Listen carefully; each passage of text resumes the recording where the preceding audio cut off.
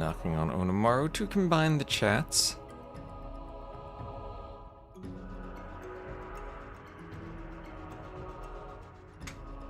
Good morning, everyone. Or wherever you are. Hello, hello, hello.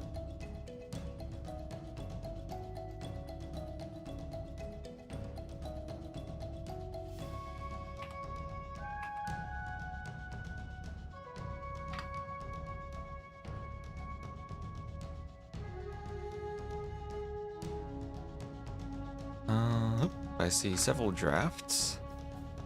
Let's grab these. Lewis picking... Ooh, okay. Oh, yes, Alive. Alive picked a good map. Hello, Zaxis. Hello, Gibson. Good morning from Austria. Good morning. We are going live. We got... Let's see, drafts over here.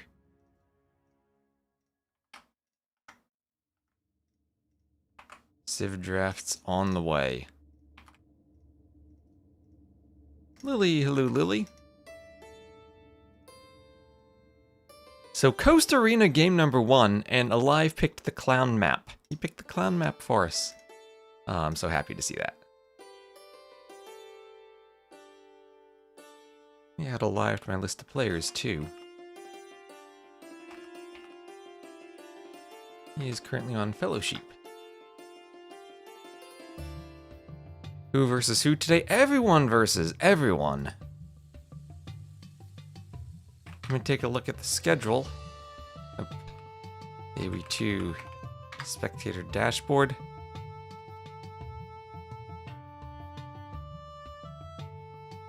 And today, we'll have Alive versus Lewis at 13 GMT if this set is short. We have Benanji versus Wide and Siscon versus Lighty. At 14 GMT, we have Nacho versus Tato, and FedEx versus Vivi, and Dennis versus Z40. At 15 GMT, we have Doubt versus Paganini. Also, Bad Koala versus Stone Please. At 16 GMT, we have Degao versus Thunderbolt. 17, we got Barles versus Warrior, Duduzu versus Twig. 17:30, Jordan versus Pela. 18, Miguel versus Valesa. This is a long day of some really good matchups. We've got 23 GMT, Jubileo versus Nikov. 22 GMT, Gali versus Ozone. I'm streaming all day. I haven't played T90 in a while. When DE first came out, I met him on the ladder. And I won. But I haven't played him since.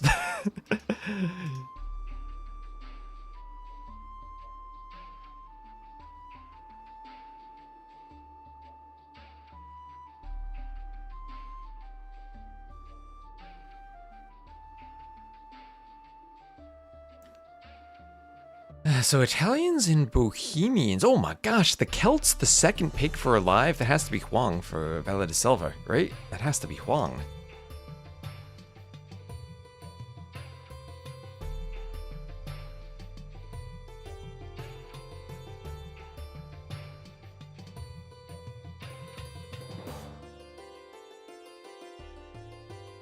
Alright, I'm looking forward to seeing the Celts.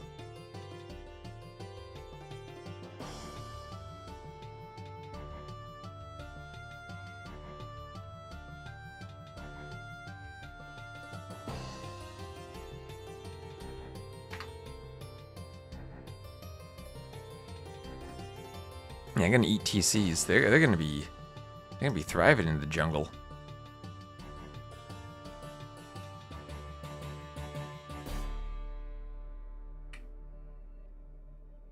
This might be a 12-hour stream today.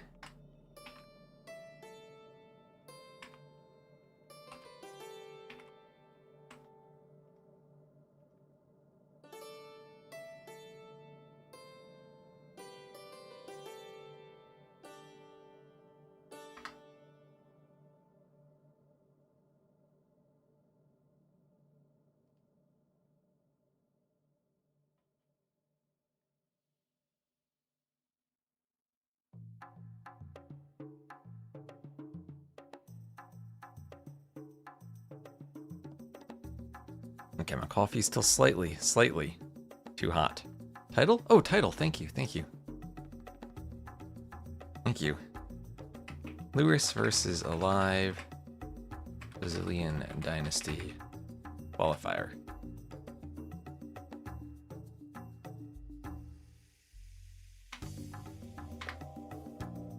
So alive right now in Fellowship. I'm used to KGB alive. Those in T90 are similarly skilled. I don't know if T90 is the GOAT. I don't know about that.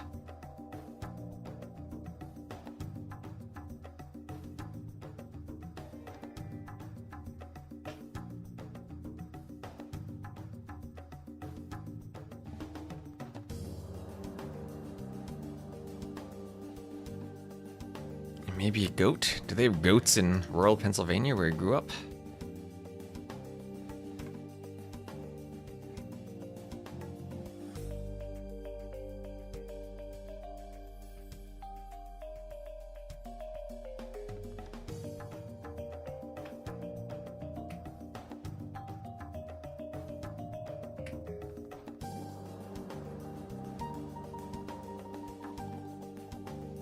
Yeah, they probably do have goats over there. I'd imagine it's more sheep territory, though.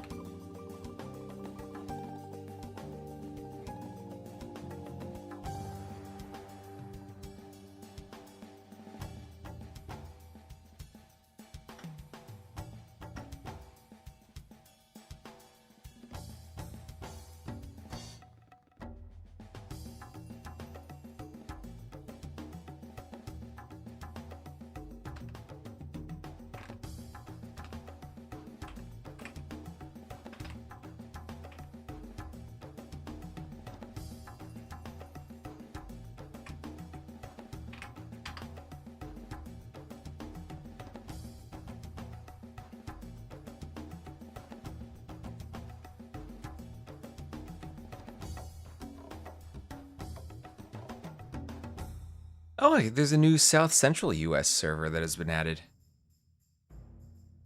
What is South Central US? Is that just the Texas server? Atlanta still feels like it would be East US. Not sure where else Azure would have servers. But lobby up, it'll be Coast Arena for game number 1.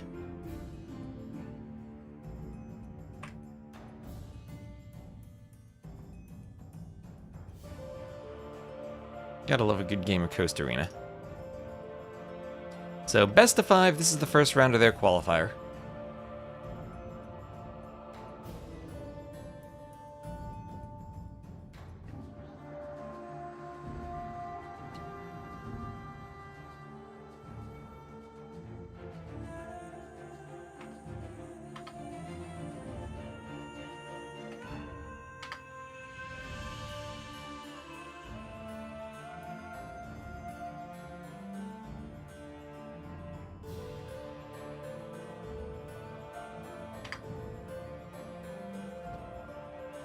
Salusis home map Seados Courageous and Lençóis Maranhenses.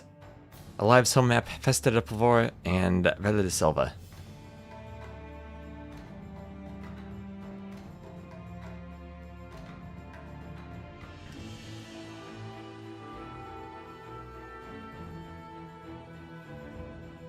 It's a Pigeon Missile. Hello, hello.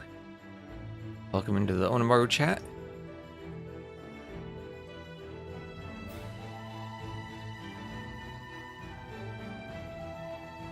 And this has to be Bohemians, right? It could be a few different civs. The Lewis. Maybe this is Italians, Bohemians. Could also see him going Koreans or Burgundians on this map.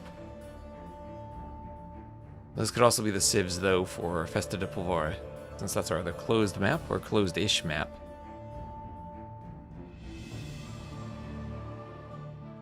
Don't know what else Alive would do here, though. Maybe he just picked 2 civs for his home maps.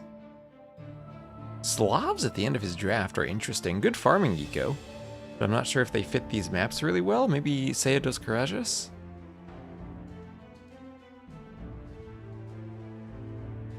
So the players have around a 400 point ELO gap. 26-17 for Lewis, 22-56 for Alive.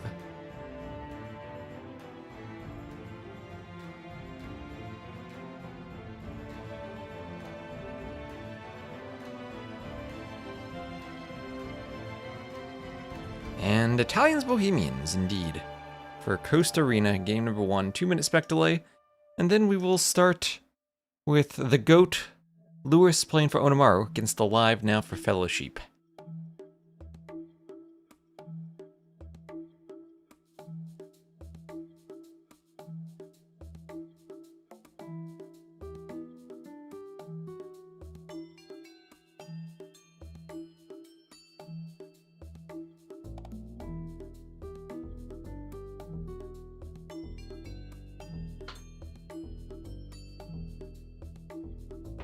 So probably an early morning set for a live.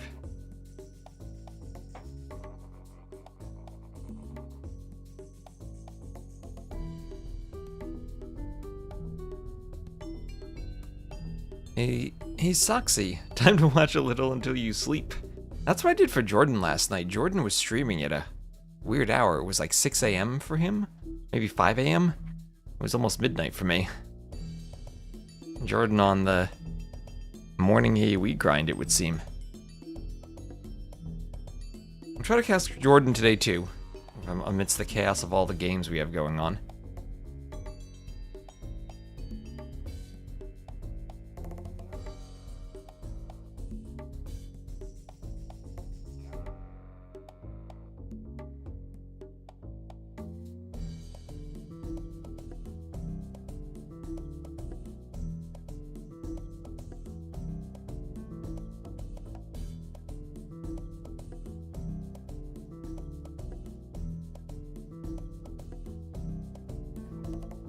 Past 2 days he started around 5 a.m. I know, it's been super early for him.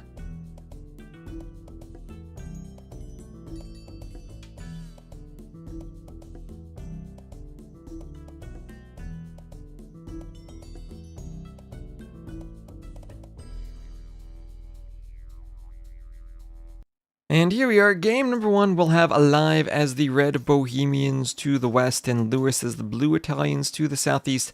And the map will be Coast Arena. Map first by the Mad Catter, readapted for TTL and now for the Brazilian Dynasty. This will be the first round of their qualifier. Lewis, who got once more 1 game away from qualifying for a LAN event in his last series against freaking Andy, got to game number 7, but couldn't quite finish off freaking Andy. We'll have a bit of a pause at the start. Paused by Alive. We don't have a bugged map. Here's his turkeys. Whenever I see a pause, I'm worried. Like, oh no, did I mess up? Is the map bugged? I don't see a chat from Alive. Let me check their Discord. Don't see any chat, just a bit of a pause. And maybe just has a hotkey or something he needs to adjust. Well, everything looks smooth so far. 0 idle TC seconds for both of them. Hello, Zuvilai? I'm assuming the 1 is an I there. But if you heard me saying the map names, you all know pronouncing things is difficult. Let's see. Don't see any chats or anything. So we're just gonna hope that this continues at some point. Alright, just making sure it's not me who's paused. And we paused in the middle of a boar lore. At least it's not while Lewis was shooting the boar. If everyone who played on the HD edition knows that pain of someone who pauses while you're shooting the boar, and you don't know whether your will respond in time when the unpause occurs.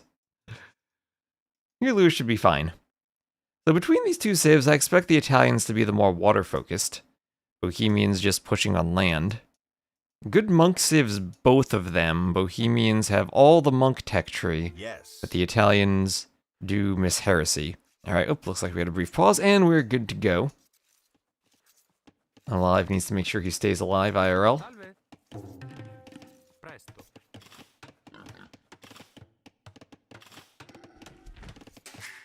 And Vor taking underneath the TC. So I'm hoping to see monk rushes, but we don't really see them all that often these days. It's mostly unique units, which the Hussite Wagons should be pretty darn good against the Italians. But a monk defense, I mean, I feel like Lewis could play this going pretty heavily for water while going for a monk defense. With Redemption monks, you can get a good defense against the Hussite wagons, and with a fish boom, go imp quickly as the Italians. Hello, sentient sloths. As Empire War starts. I've really been liking the Nineville starts. I think... Yeah, Coast Arena, obviously, it's a closed map. We'll have a bit of a Dark Age. Maybe we need Empire Wars Arena maps. I think it'd be nice to have... maybe we should do that one day, just a show match on Empire Wars clown maps. I have no idea if it'd be good or not, but we could try it out. Maybe convince Red Bull, if they're not going to go to a Nineville start, to go to a more diverse map pool. Hello, Daniel? Alive, slightly housed. So you gotta be careful on your builds. There's a bit of idle TC time there. But when you're doing fishing ships and pumping vills out of the TC, on a closed map when you might not be 100% practiced with the build, not to say Alive isn't practiced, but maybe it's just like 99% there, because this isn't a classic arena or classic islands map where you've done the map over and over and over for a decade. Can catch you by surprise when you're producing so quickly, and you forget the house. First set of the day, first set of I have no idea how many, we're going to cast lots of them. As I said, this might even be a 12+ hour stream. The set was our 12 GMT schedule, and we have our final set was scheduled for 13 GMT, so if that one goes over an hour, we might be here for a long time. Yeah, Soxy in Australia, he'll go to bed and wake up in the morning and we'll still be streaming. Hello, Ragumi.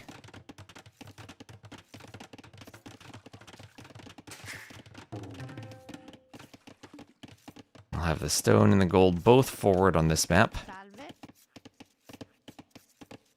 So if someone goes for a castle drop, you can scout it. If someone goes for a tower rush, you can scout it too. Although we haven't really seen tower rushes. I saw only one tower rush, and that was in combination with the landing. It was tower rush on the front, men-at-arms with the transport. So 2 docks for Lewis. And he's starting to wall up. There are 2 ways I've seen players wall their bases. One is houses along the back as a way to prevent the landing. And 2 is basically as Lewis is doing, kind of cutting the base in half, which somehow protects you from both from being pushed to the front and from being pushed to the back. When you cut your base in half, and you lose half your base, but still have the other half, you can run around the outside, and we have Lewis deleting a tile of wall. As he'll go for a dock, and as players have learned, you delete the tile that is still part of the beach terrain, so you can re-wall, if need be.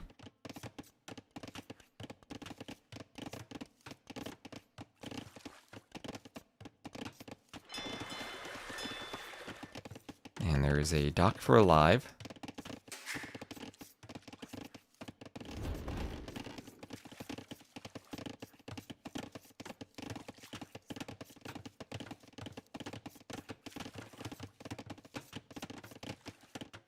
And Feudal Age first for Alive. So, somewhat fast Feudal. I don't think he can FC off of this build. But he will, after that fishing ship, be adding in hulks.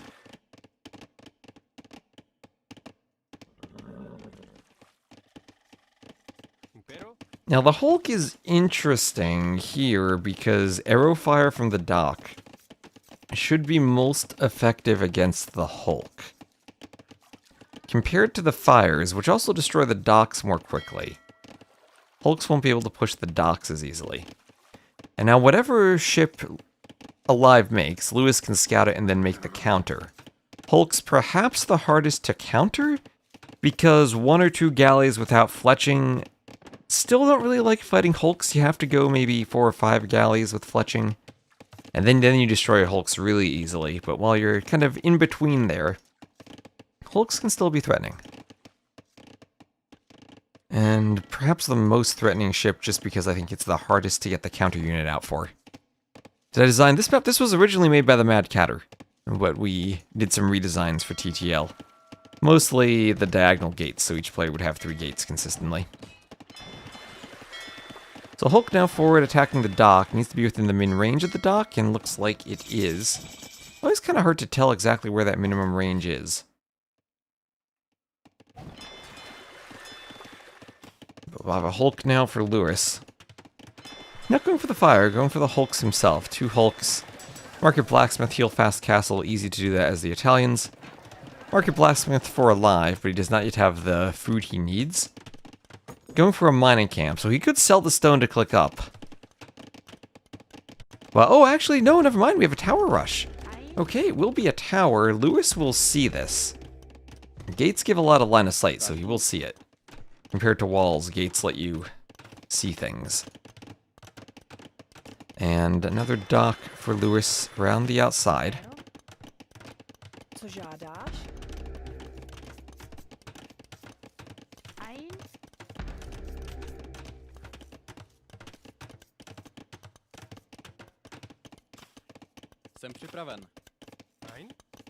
There's a tower shooting at some vills.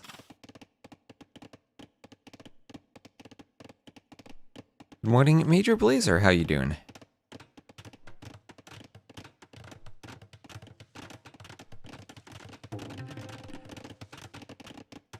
We'll have another house from Lewis. Double bit axe too.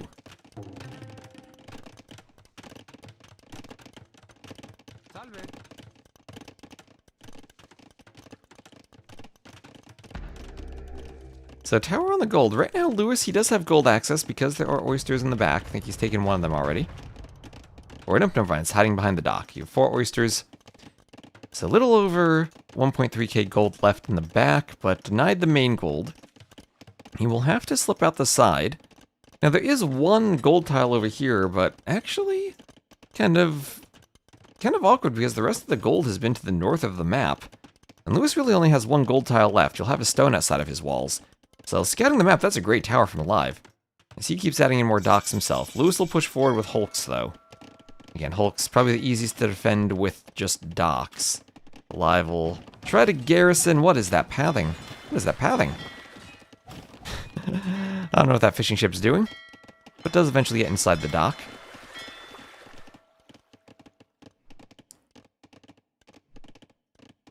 You're on your first coffee, same with me. Lewis with 6, 7 Hulks, 8 Hulks. Going pretty heavy on the water now. Medium warships for the War Hulks. And this is where getting enough war galleys out to counter the War Hulk in a spot where you can't micro them particularly well is tricky for alive. He can sail through a seawall if he wants to.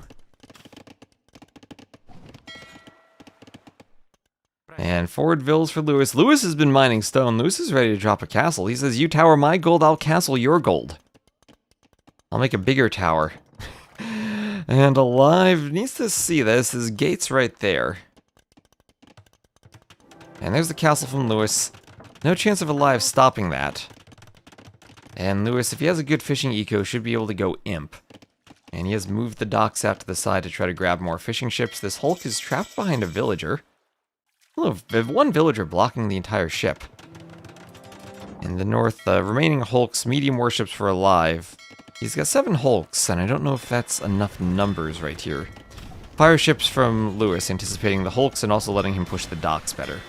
There's the fire ship. You could also think of doing careening for the armor. And pushing the docks a bit more if the fishing ships are going to defend. You can also go right between the docks, maybe puts you at risk of demos, but never see demos in this meta. Alive is dead. Fairly dead. Mining stone, and he would love to get a castle to defend, but he's going to lose all the fish. And if he loses the fish, he won't be able to go up. And I think we're seeing again how the fast feudal to harass the fish isn't particularly a strong strategy these days. There's imp for Lewis. It's so easy to defend the fish as Lewis just did. And if you're up later, you'll have an extra dock so you can recover numbers even if your opponent produces faster. And by the time they sail forward, won't be able to do too much. So here we have 11 vills forward for alive. And he'll be placing a castle by the gate. You shall not sail. Let's see. He did eventually get freed, but I think that's because the Vil... Oh no, it was a shorefish. He moved off the shorefish. Castle up for alive. So dueling castle drops, but everything that tower accomplished of keeping Lewis off of gold is thwarted by that forward castle, Lewis reclaiming gold access for himself in the middle of the map. And to boot kicking alive off of the gold. Alive might need to head into that TC.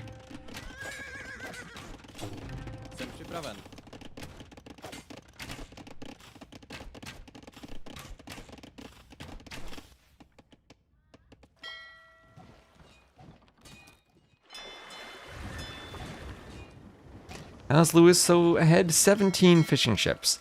17 fishing ships. And they aren't even fishing all that well, but everything for the Italians synergized here for the cheaper imp.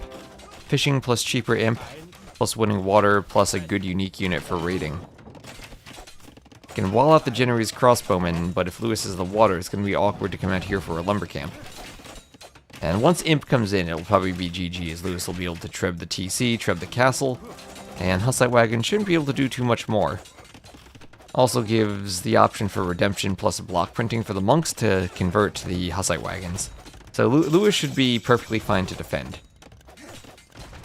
Could even do his own defensive castle as he's working on being walled. Well, no GG yet for alive. He's going to play it out. He is a monk. As long as you have a monk, you're not dead. He's picking up relics.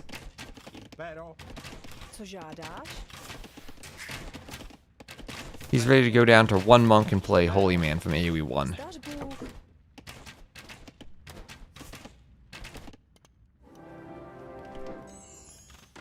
So castle for Lewis. As the Hussite Wagons... There's no way this castle's denied, is it? There's no way Lewis loses 19 Vils. Here, the Hussite Wagons aren't even attacking Vils. I'm just gonna run under the TC. Does Live see the castle? Now he sees it. Oh, his tower saw it earlier.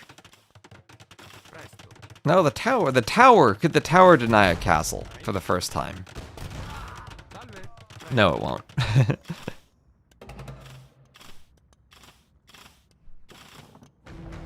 Well, castle up, Vils will go forward. Where do the Vils even go in there?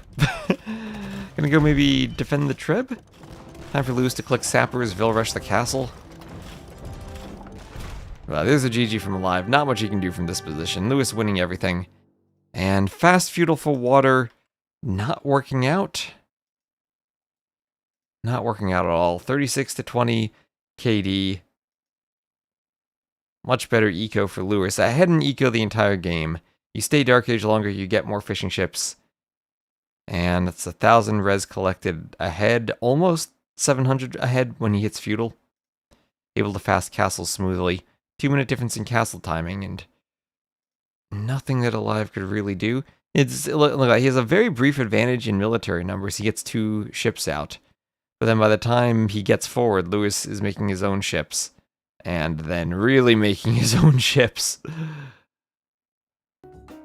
So, solid game from Lewis.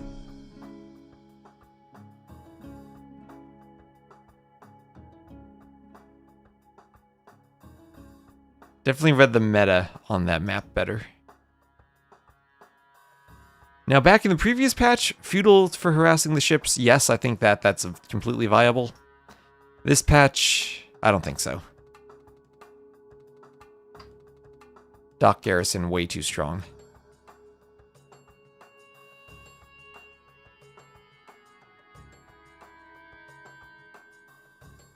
And it will be Festa de Pulvora as our next map. I'll keep the players in the same colors.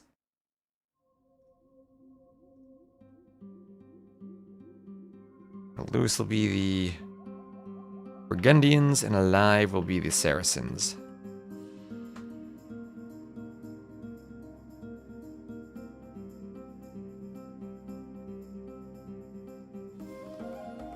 So Saracens, interesting for Alive. The accent on the strong syllable. It's a weird word. I can't like make the other syllables weak if I say pulvera. Maybe like that. That's really me dropping the final syllables.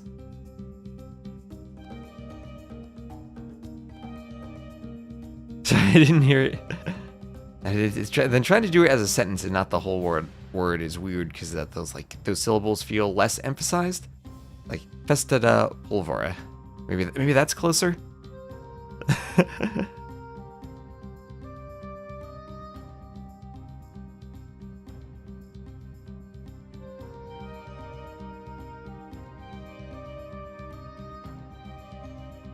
Let me... I think the commands only work in the Onimaru chat.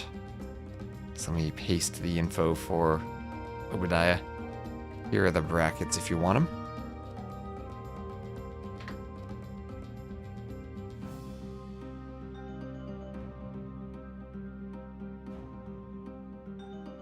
Has it gotten too large? Well, we'll see when we get a team game event. We haven't even had a team game event. So here we have Alive as the Red Saracens to the southwest, and Lewis as the Blue Burgundians to the northeast. This map, as I attempt to say, Festa da Pulvora, or Pulvora. Festa da Pulvora. There you go. We will have gunpowder kegs here. You destroy the gunpowder kegs, and the wall goes boom. Can't really wall behind it because they'll destroy re-walling. Players start with 3 groups of 3 vills for the 9 vill start. They do have a mining camp and a mill, so that every civ can click up immediately. We'll have their buildings. And the javelinas will be lured in here for Lewis over to the TC. And players like to do that. And they say, you know what, we'll delete some walls, lure in the javelinas, play a more standard game, and re-wall. Yes, okay, I think I'm getting it then. I need to practice it so that I can do it without needing to pause and think. We'll get there, we'll get there. I'm running out of map bugs to fix, hopefully, so we're getting close to the point I can spend my time practicing the names instead of fixing the maps. And look at this Rhea push, too.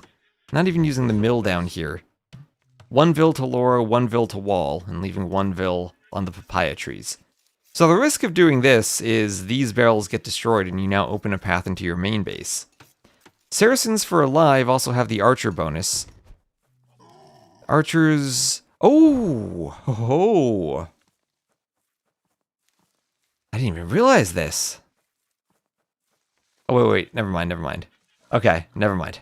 I clicked the palisade. I was thinking I clicked the barrel and it said the barrel had building armor and the Saracens would get a bonus, but no. Alright, we're gonna... Ooh, Scout needs to block the javelinas. How did that one stop? Alright, Alive, bring them back to his TC. He'll be fine. A bit late, might have to go to stragglers. Or 1 vill gonna take the capybara. Ooh, he notices, and the capybara will stay alive. Make sure the red barrel's at this gold area. And this one? They're behind it too. Does it still take 1 barrel damage? Yes, 1 damage from archers, but we decrease the HP.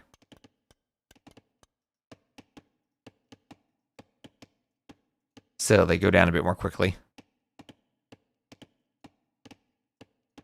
Oh, the red barrels at the gold area? The barrels themselves are red. You can... So a couple of forward barrels there. Opening up the area for Alive. 3 sets of barrels in the back. And there are barrels on the middle resources. So you send a bunch of vills there in the late game. And they might get exploded.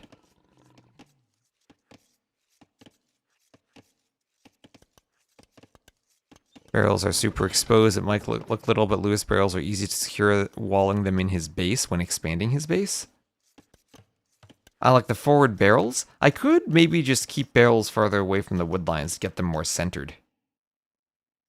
Yeah, I see what you mean. Like if, I guess if Alive wanted to delete the walls here and wall up to his base, then these barrels would still be forward.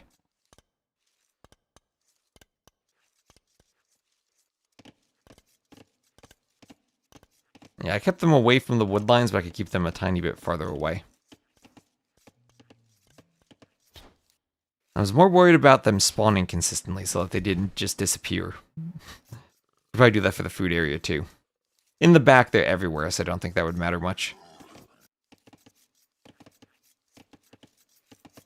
What is the barrel lore? The barrel lore is, for some reason, they added gunpowder kegs to the campaigns, and I saw they were an object when I was making the maps and realized I need to make a map with these.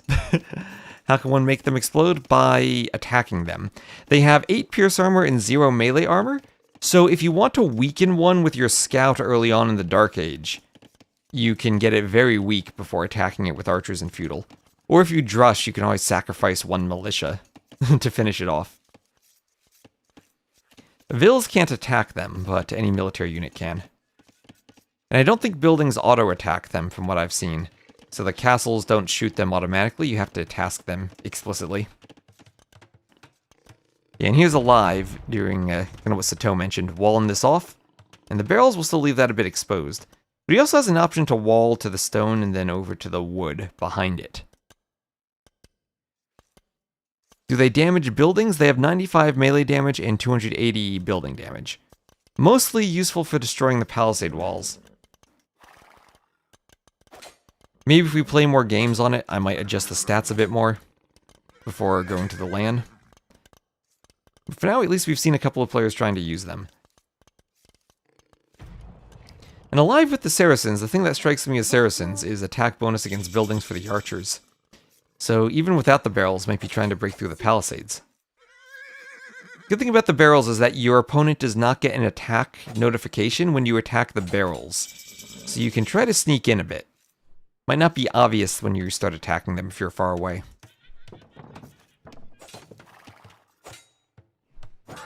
And scout win for Lewis. Scout win for Lewis, as he's trying to expand the walls a bit.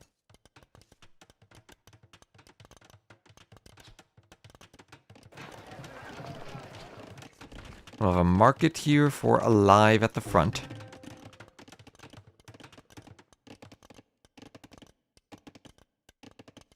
Yeah, look at the res collected, Burgundians. Eco upgrades early on, so also better farms. 1 Vil difference, and the eco is insanely good for Lewis. We'll have Castle Age for alive. He did have the more efficient market usage for sure. But Burgundians for a closed map, they're picked for closed maps for a reason. And that reason is how insanely good their economy is.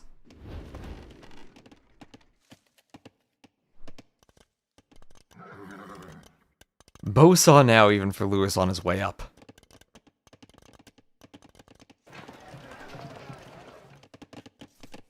The farming eco change actually, I think, benefits the Burgundians quite a bit in mid-Castle Age. If you can click crop rotation, since it applies to farms retroactively. You start booming, you can do heavy plow and then crop rotation. And here's what Sato is pointing out, that Lewis walling the base. If he walls, the barrels are going to be inside the walls. And I don't know if that's a good thing or a bad thing for him. I mean, if the barrels are destroyed, it'll open up a larger hole in the walls now. Yeah, definitely moving them, like, maybe 2 tiles to the side. And keeping the barrels, like, on this front area of the palisade might be a good change. So here come forward Vils from alive. Who created these maps? I made this one. And Lewis will scout. Oh, well, Lewis will send his Vils forward too. He's ready to counter castle. Or he would be were he in the next day. He's ready to Vil fight. He's going to delete the walls and Vil fight. Lewis saying, no, you're not sending a castle on my face. 11 to 16, so he has more Vils. Time to rush Wheelbarrow for alive so his Vils are faster. And he'll just castle the middle of the map. Says, okay, I won't get the castle forward, I'll just build it here.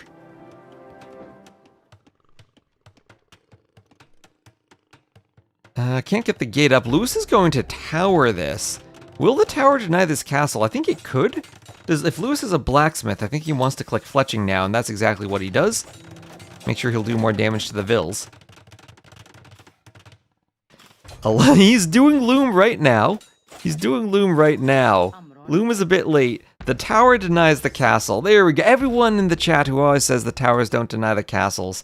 It is denied a castle. He's gonna go through the fort gate. Lewis, please chase him through. Send all your Vils inside. Don't turn around, Lewis. No, go in. All those Vils. You're this far forward. You can't turn around now. You can't just turn around.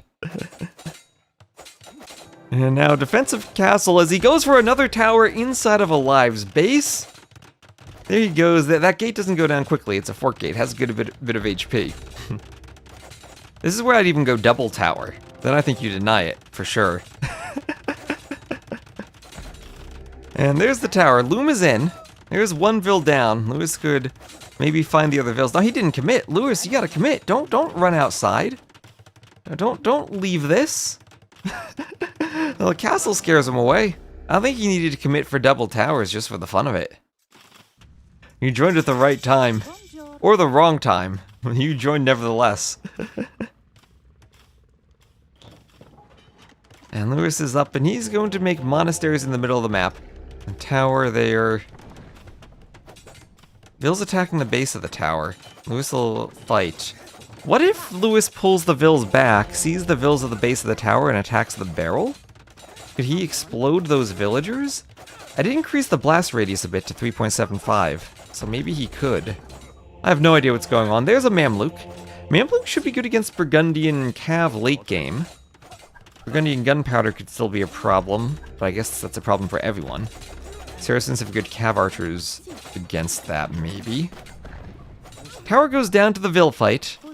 Mamluks will destroy some villagers here. It'll be a watchtower for alive. A situation, though, where the tower is directly under a monastery and Burgundians do have redemption. Maybe not a possibility with the Mamluks, but a monk could pop out of a monastery and convert the tower.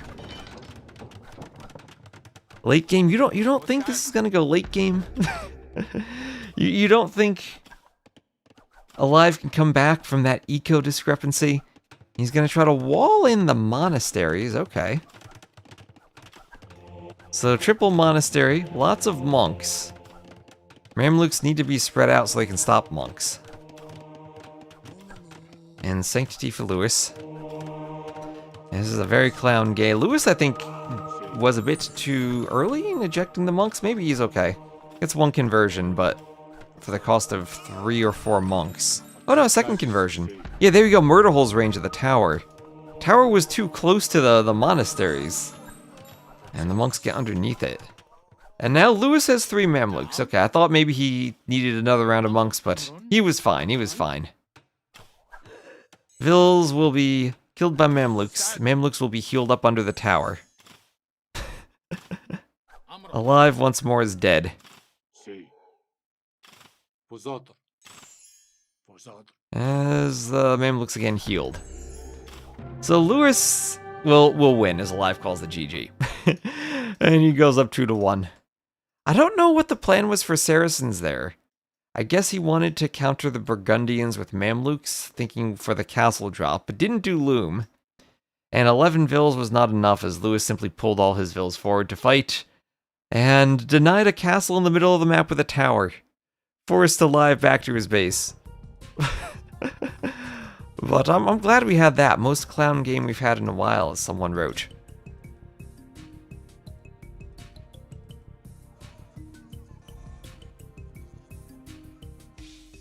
And I imagine this will be Vala de Selva as our final map. And we'll probably see Celts. Maybe Celts versus... ooh. Lots of good eco-civs in Vikings Way, Persians, and Georgians.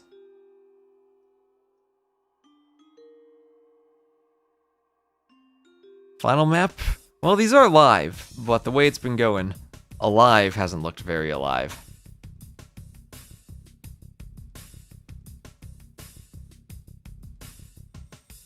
I mean, he could pull off a reverse sweep. He's not dead. He's not dead yet. Well, let's not be maybe too presumptuous.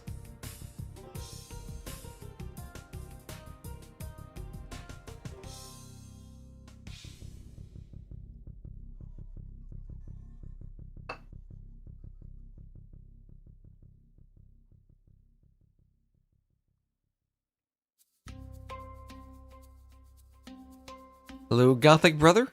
Hope you're ready to see some Goths. No Goths in this draft, though, but I have seen them played on this map before. That was Lewis played them against Andy. Goths Britons.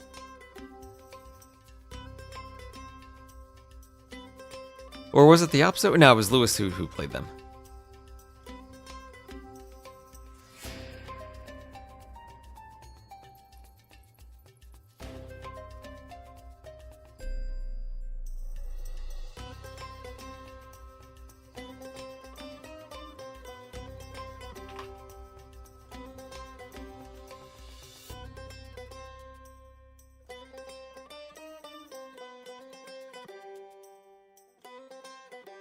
Okay, yeah, our base said admin win for picking Celts.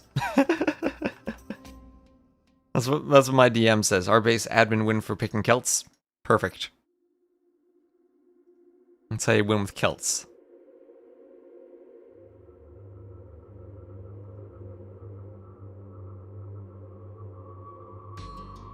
Didn't see Araucaria? I'm sure we'll see it. I'm sure we'll see it. That has been a wonderful map.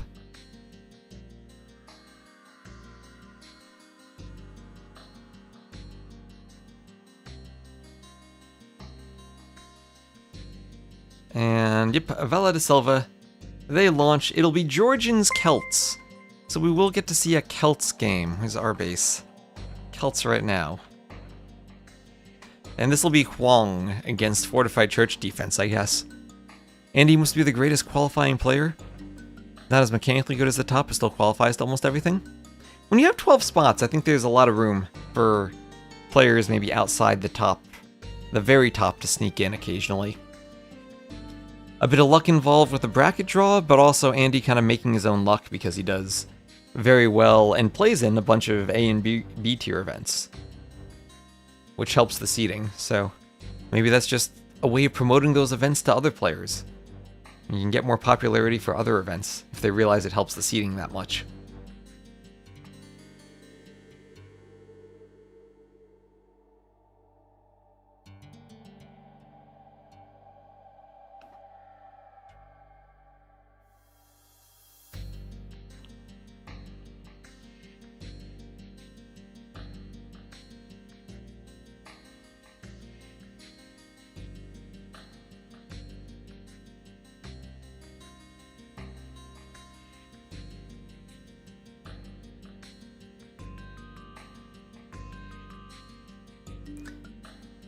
Hello, Zeba Zeba. You see Celts picked, I applaud. Well, you're going to see them played in just a moment. We have a brief spectator delay. And what I imagine is dueling fast castles where Lewis goes fortified churches with the Georgians to defend against the Mangonels. Now the question is, how is there going to be a drush? And will it be an effective drush? Will we see Celt militia? We have seen an instant barracks on this map before. And here we are, alive to the northwest as the Celts, Lewis to the southeast as the Georgians. Lewis, he has the mule cart. He can actually go take the deer in the middle. And now we have Celts. This map has been absolutely wild. And Georgians, I think they should be a good civ for it. Both the ability to take the mule cart in the middle for the deer, not just for the deer, but also because you then are free to use your scout to pick up the capybaras. So they can get the best of both worlds, taking the deer and picking up the capybaras. Other civs, it's a trade-off. Do you push the deer or do you scout? Here the Georgians can do both of them, and it won't be an instant barracks for alive. Won't be the instant barracks, it will simply be 3 villas on the lumber camp, which makes me think he's going to be aiming for that Huang FC. Instant drush might have been good for harassing the deer in the middle, stopping Lewis from taking them. But lots of capybaras being picked up by alive as he runs around with the scout. Might even steal Lewis's goose there.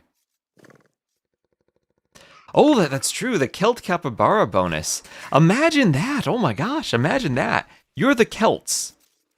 You take the deer in the middle with your villagers, spend all your time taking the deer while your opponent scouts for the capybaras, and then you're the Celts. Livestock animals within Celt unit line of sight cannot be stolen.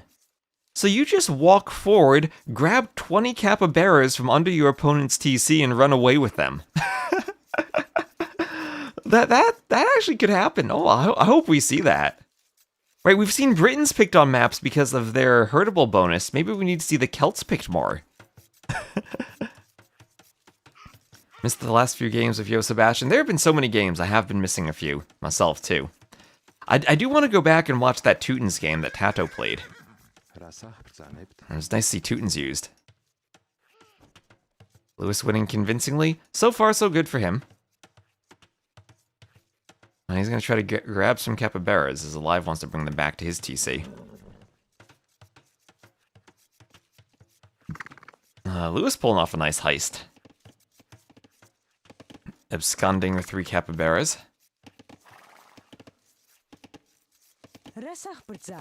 And he's going fast feudal. I don't think 18 pop will be a fast castle. We'll have actually a 20 pop feudal from Alive, so he'll be playing this not a fast castle. Okay, I was expecting fast castle on this map, but it will be feudal age for both. Having the nice deer access is good for Lewis.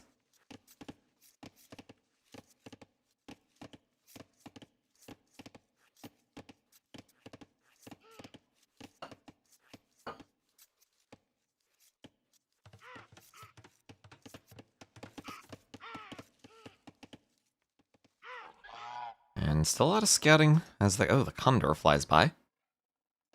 A large big box under the condor. I think some birds have circles underneath them when I click them. I don't know how Capture Age decides which is which. Maybe it's in the unit data somewhere. Does he pick Georgians? That's a good question. We should get some stats on that, some pick stats. Who likes to pick and ban which civs? And play which civs? So double bit axe and loom immediately clicked for Lewis. So he didn't have loom with forward vills on the way up to feudal. That was a big risk when the Celts have militia.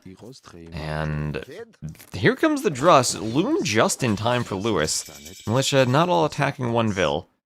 This will be maybe a bit annoying for Lewis to deal with. Men-at-Arms just clicked, not in yet.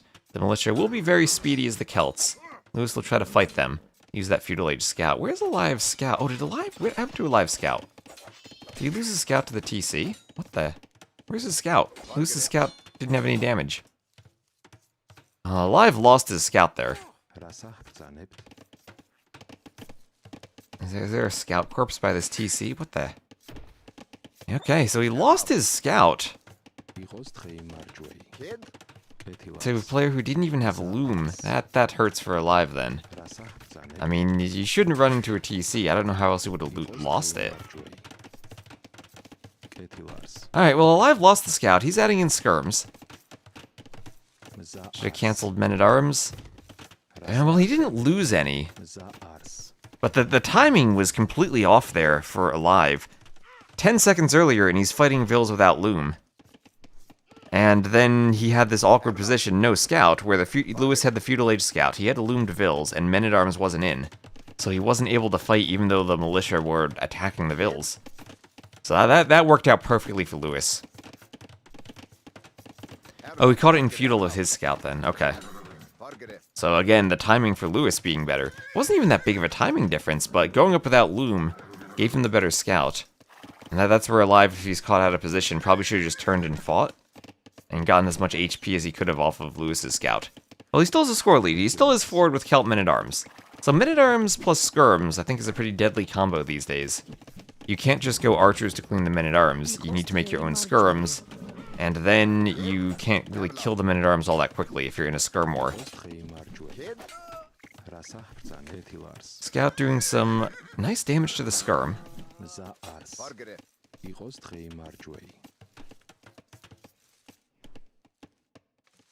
Okay, finish the scout that ran to the TC. Okay, so combo of feudal time plus TC. That might have been why he didn't do loom then, if he saw the scout that ran to the TC a bit earlier. But I mean, if there is a map where you shouldn't run into the TC, it's got to be this one. There literally is a path to the TC.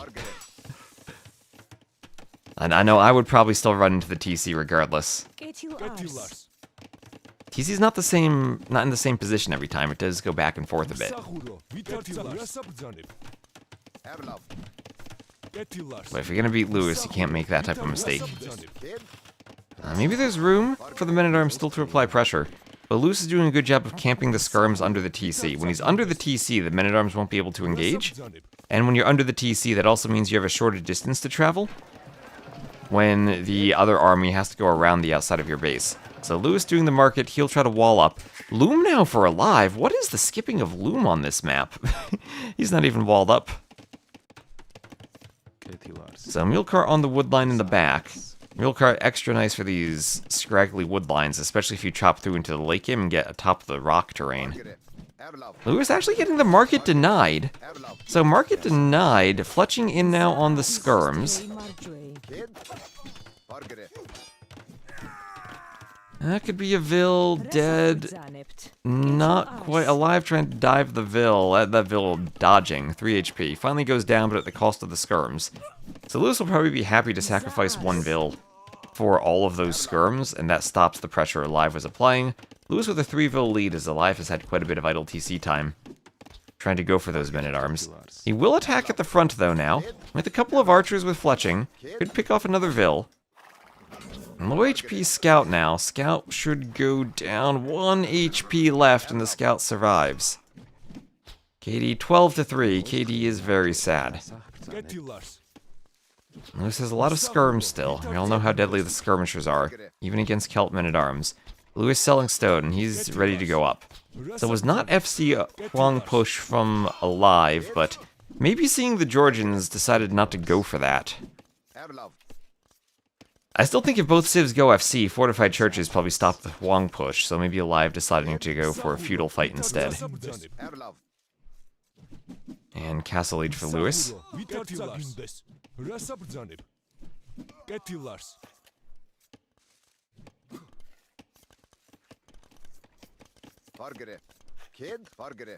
the skirms fall back from those men-at-arms.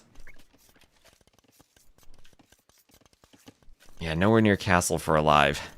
And he might just be dead. Don't know if it'll be a Castle Age GG. But the KD 13-5. He actually has more resources collected, so he has been harassing Lewis a bit.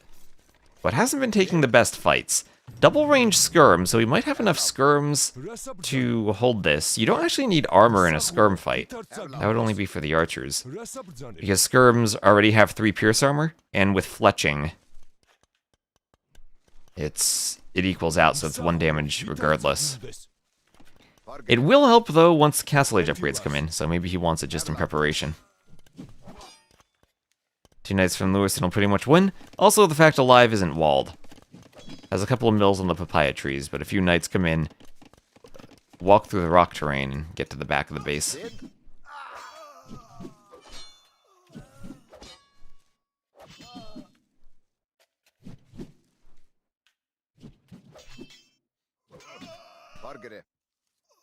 Skirms go down to the men-at-arms. We'll have Town Watch for Alive.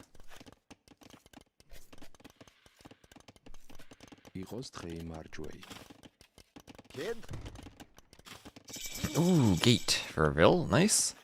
Castle Age for Lewis. Workshop going up. And there's a GG after seeing the Castle Age. So quick 3-0 for Lewis over Alive. Nothing unexpected there.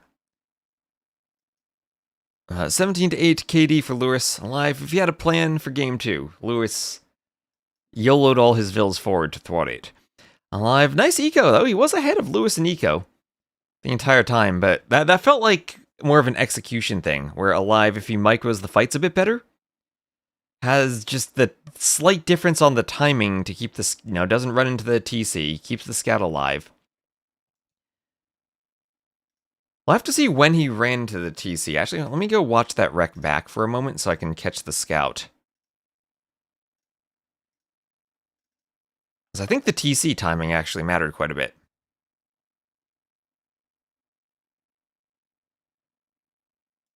So yeah, you see the fish traps right at the start. So let's just watch the scout.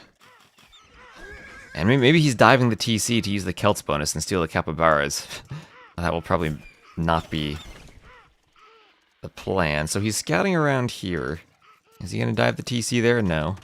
Where does he run to the TC? I want to see the timing on that, because that's actually important for Lewis's game plan.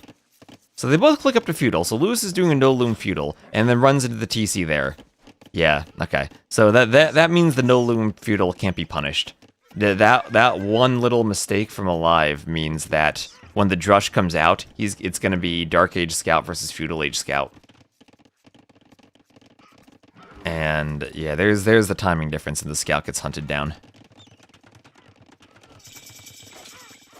So, oh yeah, he doesn't turn and fight. So I think that was also a big mistake from Alive. One, you know, you run into the TC, that happens. I think you needed to just turn and fight Lewis's scout. You do the thing, you get a hit, you run slightly, get a hit, run slightly, and kind of make sure that you're at least getting HP off of the scout. Because now, look at how effective the scout is at stopping the drush. And before Men-at-Arms comes in. And maybe it's a bit too much to say the game's over at this point. But that one little difference of scout timing completely changes the effectiveness of those Men-at-Arms. Yeah, right? And didn't think Alive would 3-0 you in 2 minutes, you do the same to me. But we can still, you can watch and you can see. The pros still make mistakes like that, right? Even if he's 2K2, 2K3, or however good he is. But Lewis will win that 3-0. Let's take a bit of a deep dive on the scout. Should have been on gold much earlier. I mean, maybe, but I think just that scout play there puts him really far behind to a point that it's hard to recover.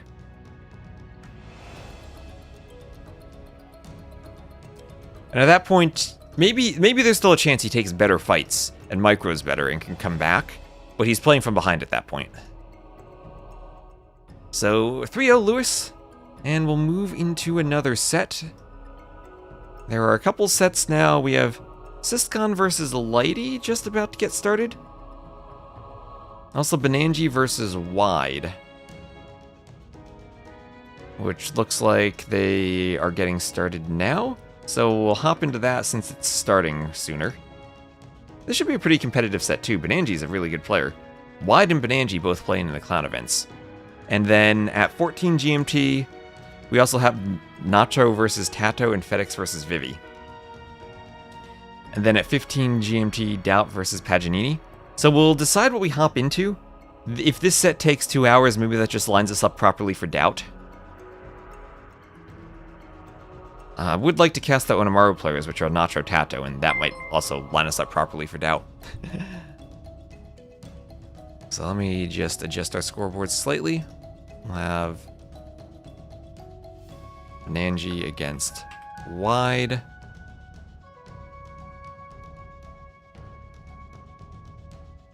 And adjust the maps.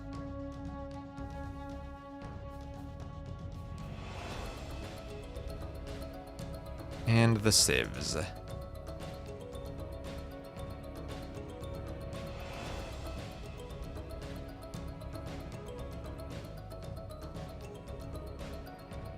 And they're in the lobby for Pantanal for game 1.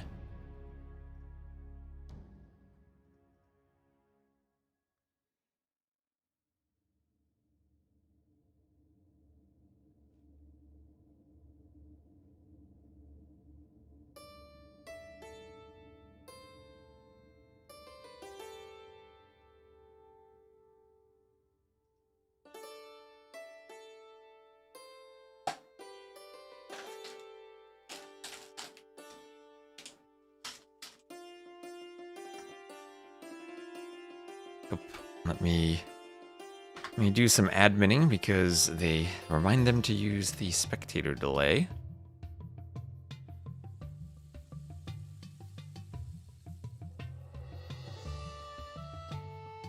Oh.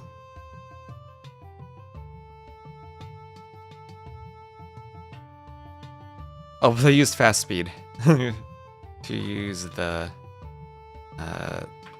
2-minute spectator delay. So they're restarting their game once because they had it accidentally on fast speed. And we'll tell you the civs though. It will be the Muisca for Benangi and the Malay for Wide.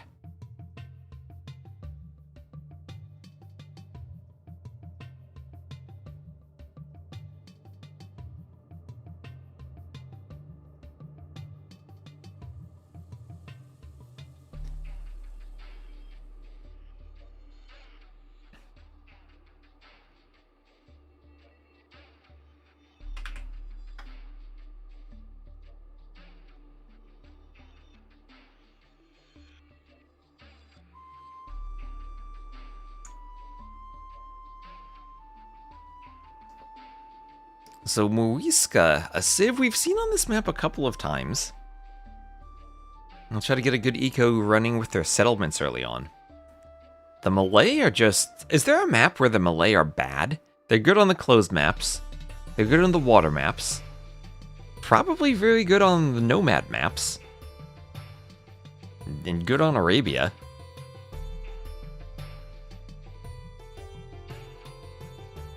Feels like they're good everywhere. Their age-up bonus applying to a wide variety of maps.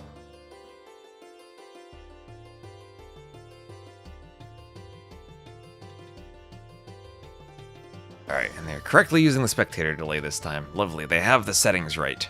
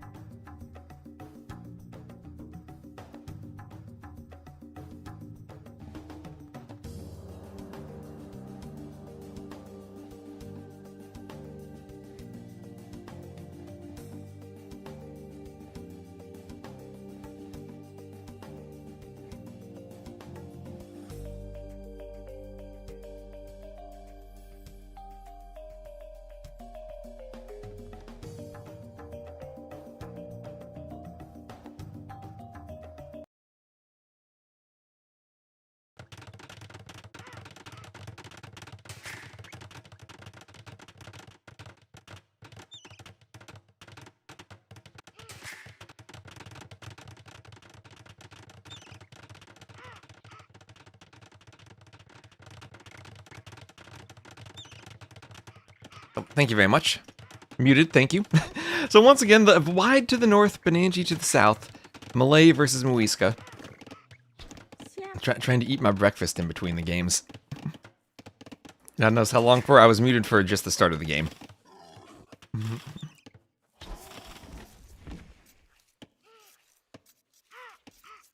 Bad at any map where Hera's against them? Maybe. Maybe that's more to do with Hera than the Civ, though. ASMR eating? No, we mute while I'm eating, so you don't hear me chewing vociferously at my protein bar. So early Loom for Benangi. Maybe just struggling a bit with the Nomad build, but he does have a Javelina under the TC. Tiny bit of idle time for both of them.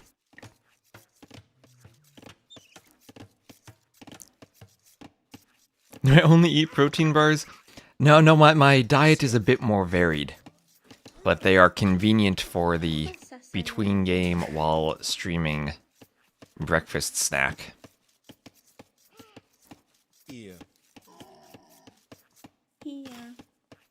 Javelina biting the villager.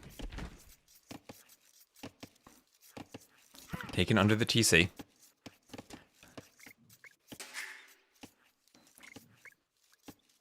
I was eating them yesterday or the day before.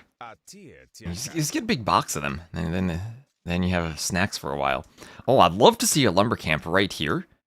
Oh, this would be a sick lumber camp spot, right among all those trees. Oh, that'd be perfect. Let's see if anyone scouts that. And I think Benangi probably goes over here where it's a bit safer. Maybe you'll find another spot for it, though. The woodlines do have a bit of a wibble to them. I tried to make the woodlines a bit interesting on the side, so it's not just a static clump of trees. I need to do that for Amazonia, too, at some point. That was the first map I made, and I spent so much effort on the bridges I kind of got fatigued ending with everything else on the map. Pathfinding makes the perfect lumber camps bad. Maybe lumber camps just make the pathfinding good. Here's a lumber camp where you have a few trees, but you'll need to go to the back of the woodline a bit. Something to keep an eye out for on this map, though, is scouting your lumber camp locations, making sure that you actually have a good thickness to the trees where you put the camp. This Ville's dead, isn't it? This Ville has to block the Javelina. Yeah, okay, he's fine. I was worried because you can't do the house tricks atop the shallows since you can't build there, so it does make luring a bit tricky. Well, I'll look at that back to the TC just fine.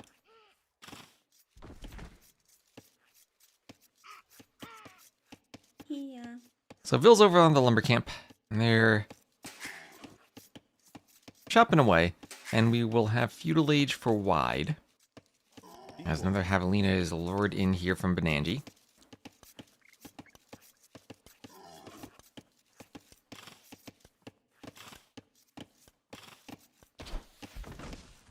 And Feudal Age on the way also from Benangi. So he will be up a bit later, probably going for an FC by the looks of it. I don't think Wide can FC, so he might be going for Feudal. We have seen Feudal pressure here on the map with archers. Can be effective at disrupting fast castles. On stone, though, the Muisca, I mean, this looks like maybe a castle drop. 3 on stone is a lot this early. I think we can see that in the economy, where Benangi might be a bit slow to go up. Oh, did I update my title? I forgot to update my stream title.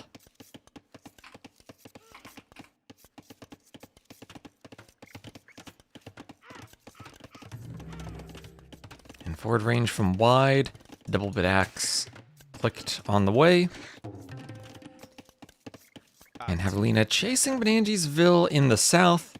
I think players have kind of realized they can find these rivers to the edge of the map and try to lure in the Javelinas from there. There's usually an extra Javelina hiding in the corner. And nicely positioned under the TC. Benangi and Wide, both players who've played quite a few of those custom clown maps we've had through a variety of tournaments. So they should be quite familiar with coming up with unique build orders or playing different types of maps. Market Blacksmith for Benangi, and he's looking to go straight to the Castle Age. Doesn't have the gold for it, maybe could sell stone. Well, advancing to the next stage costs minus 50% gold, so never mind, actually he does have the gold for it. Might still need to sell stone to buy food, though. But it looks like a pretty good fast castle from him, all things considered. As the market will go up, and we'll keep an eye on how he uses it. Because with 3 vills on stone, he's doing a tower to defend the stone miners. But this has to be a castle drop. Castle drop, though, against archers, so he won't be able to YOLO the castle forward. However, against the archers, he does have the Guetra warrior, which is a skirmisher. A unique skirmisher for countering the archers. Oh, and Wide found the TC. Once again, a unit running into a TC. There he goes, losing the archer.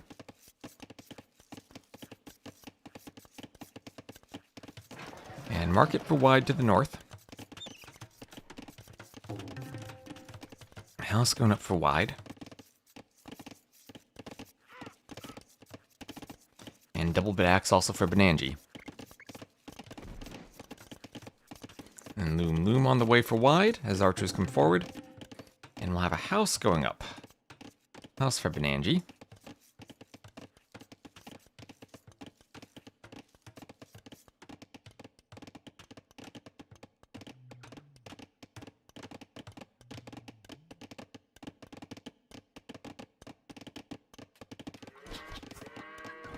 And oh, laming! The archer is laming the Rhea, is laming the hunt.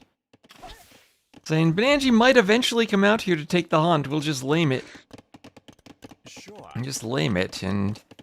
Well, if Bananji is scouted, he'll see in the fog of war the hunt getting lamed. He'll know the archers are around here. He'll know something's up.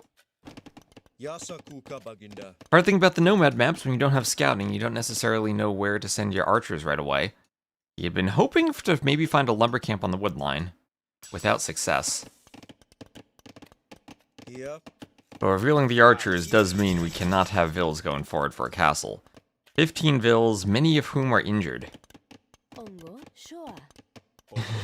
Does he have 1, 2, 3, 4, 5 injured vills, 6 injured vills? I'll have to do the castle safely at home.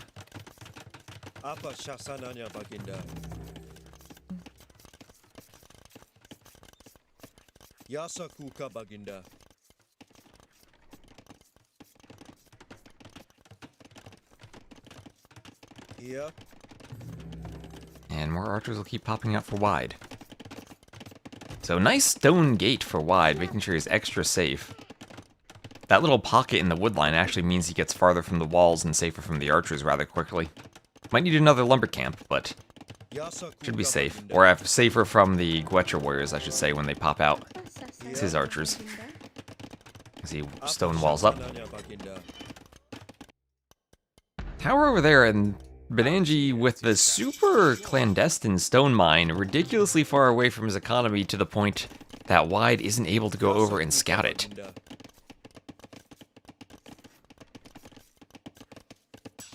And padded archer armor for Bananji, as crossbowman comes in for Wide.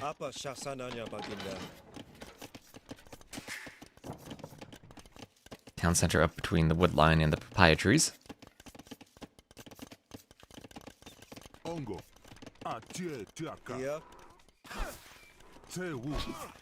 Butcher warriors fighting the archers, fighting the crossbows. But one skirm not enough, even a unique skirm. It's so speedy though, it runs away. 1.15 speed. It's like a cav archer skirm almost. I guess those exist, they're called genitors.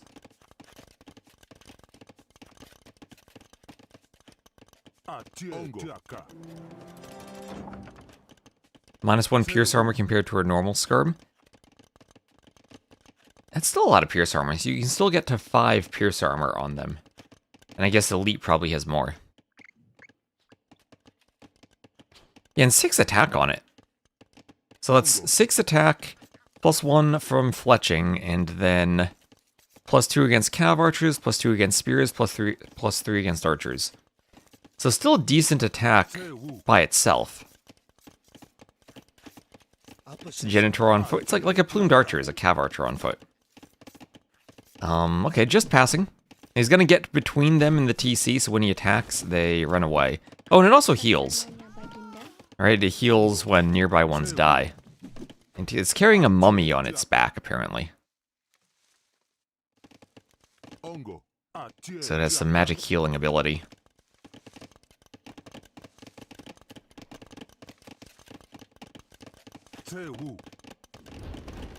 Generally strong. Well, it feels strong enough to be used as a generic unit more so than a skirm. And Wide has to be careful about over-chopping here, but he'll pull the vills back.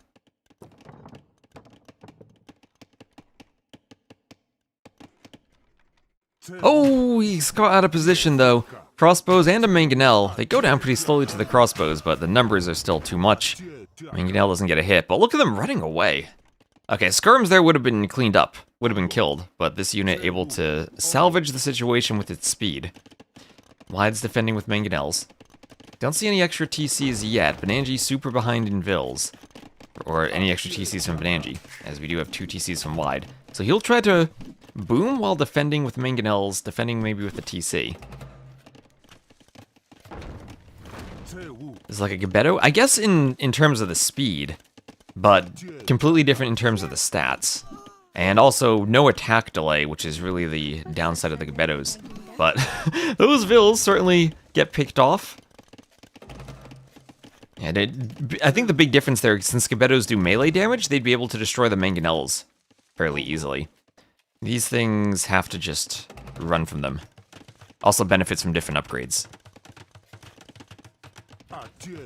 Yeah, high damage, but huge difference between melee and pierce damage and what it's effective against. Mangonel's much more threatening, since they don't get destroyed that easily. And that's going to be quite a few of them grouping up now. I'll have 13 ready to pressure Wide, but Wide so far, huge Vil lead, huge Eco lead, and is happy to keep booming.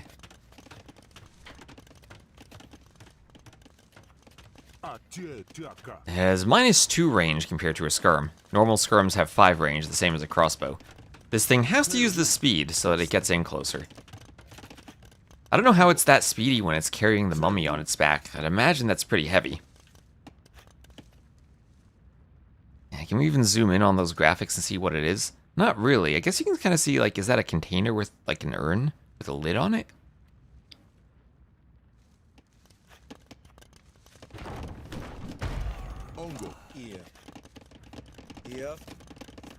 Visually, I don't think we have enough resolution on the graphics. It's a bag with skulls? That's the head? It's the head? Is it a bag with skulls? I need them to turn around again.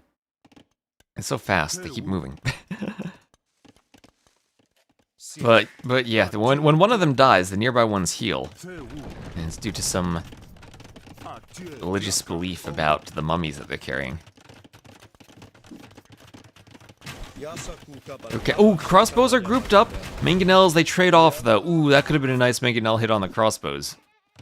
But still, crossbows defending against the skirm unit are more as an addition to combo with the Mangonels. TC gets denied from Wide, but Angie's still trying to make this unit work.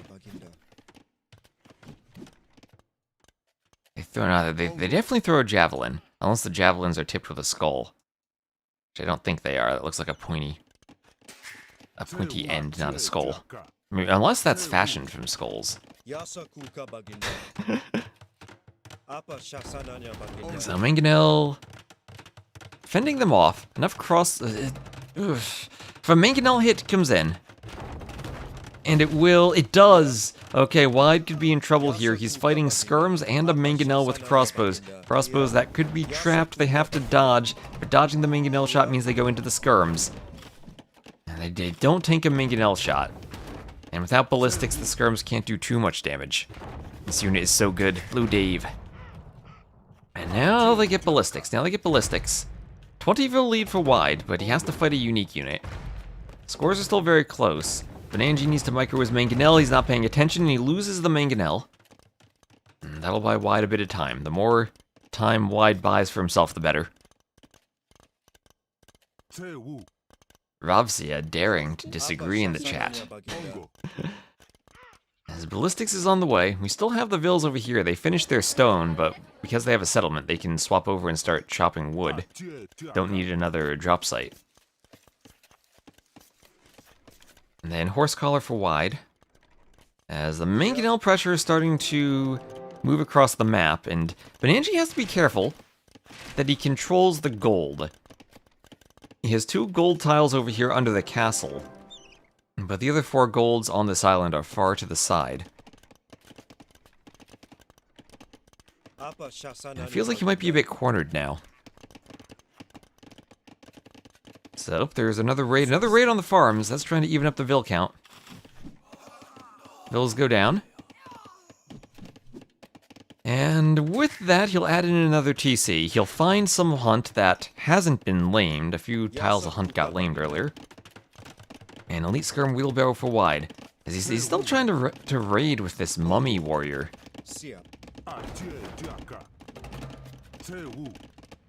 Maybe we need to make the unit a bit even, like, more gimmicky. Make it kill something, and then pick up the body as a mummy before it gets the healing ability. It would need graphics where it's not running around with a mummy on its back, though. But you have to run over, pick up a corpse before you actually get the healing ability.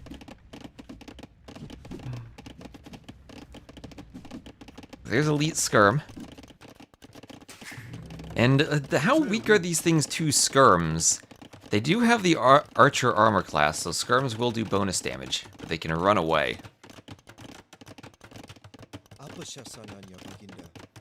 Maybe not an enemy, though. Maybe an allied unit. Like, you have to delete a unit and pick up the body, and then you can heal. Apa sasananya, Baginda? Swasti. Ongo. Siap.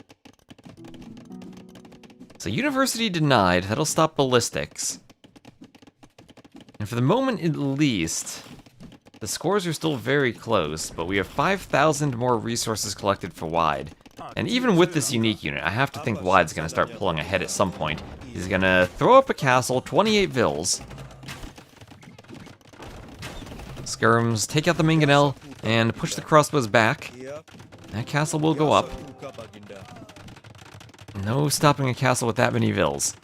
Well, the Skirms now can get into the eco and raid. With 5 pierce armor, they won't care too much about TC fire.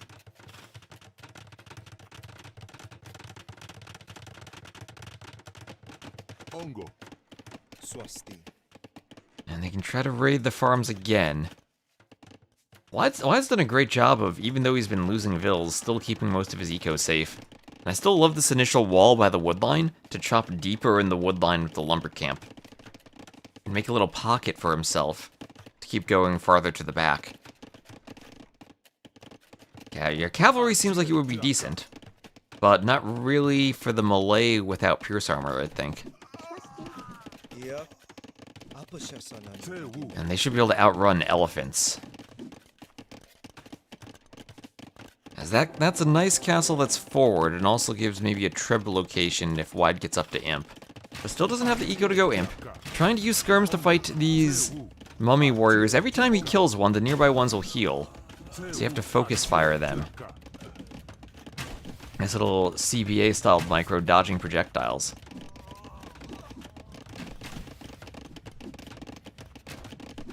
That's a 30 to 14 military.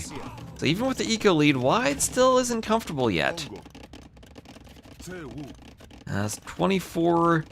If these unique unit skirms, they'll be killing more vills if they shoot, which they don't. Malay Cav would get shredded.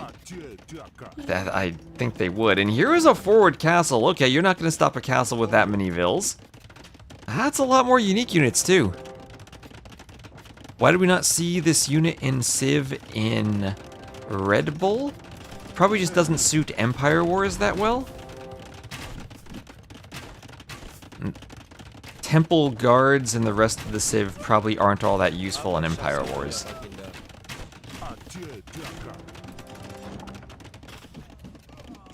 The eco setup is so different there.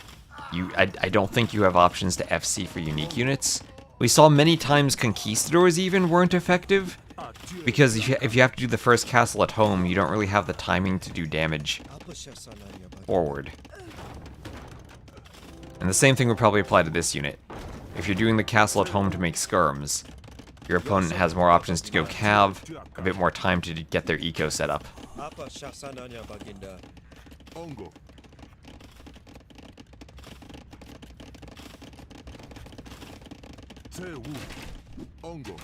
Now, running into skirms, I guess they're still effective against skirms, though, because skirms have the archer armor class, so the bonus damage that they do still will apply to the skirms. And, yeah, +3 against archers.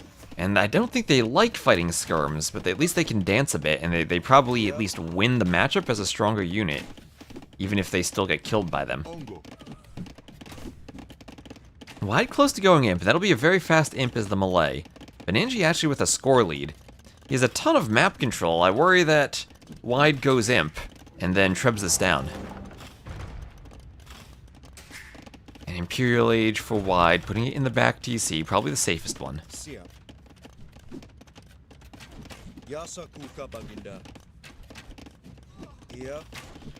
As they're still dancing a bit.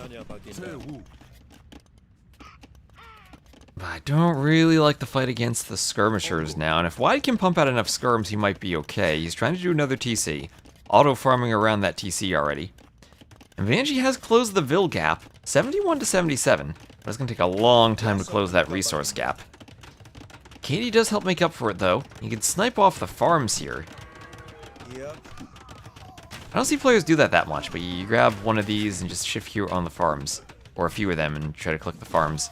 Wants to deny the TC, and this is Bananji maybe taking a Vill lead if he can raid here. He's killed 41 Vills, and he will take a villager lead. He was down by 20, maybe 30 Vills earlier, but now he's retaking the lead. No real food income for Wide. Bananji's taking a good score lead as he's also cleaning the skirms. This unit does have 50 hit points compared to 35 of his skirms, so it can tank a bit in the fight. And now he needs to destroy the farm still, but it's also time for Trebs. Trebs that can destroy a castle, and if the castles go down, so too will the unique unit. It will, however, be a ram push. I don't really like ram pushes against the melee. Free armor for the Karambits, so they can take out the rams and probably survive against the skirm unique unit a bit to do so.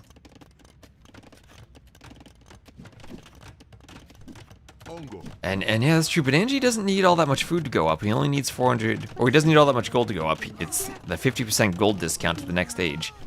More Vills going down, 81 to 72 Vills. And how effective will the Trebs be? One castle goes down, that halves the production of the unique unit. And will the rams work? Second Treb being created. Doesn't see the flags on the workshop, so Wide not aware of the ram push. Some of this army cornered by skirms. He's still at around 30 of them, but with the elite skirm, Wide's found a unit he can use to fight.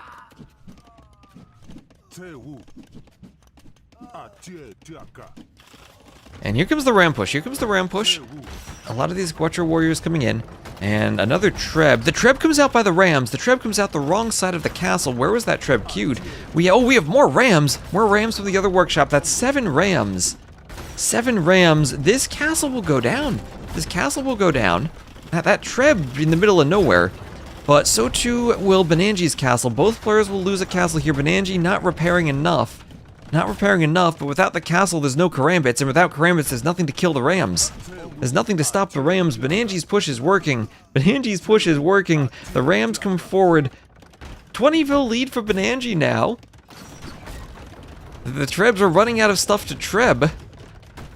What is going on here? We have a traffic jam. The rams are stuck by the gold and the house, but now they're getting to the Trebs. The Trebs didn't pack and run when White had the chance.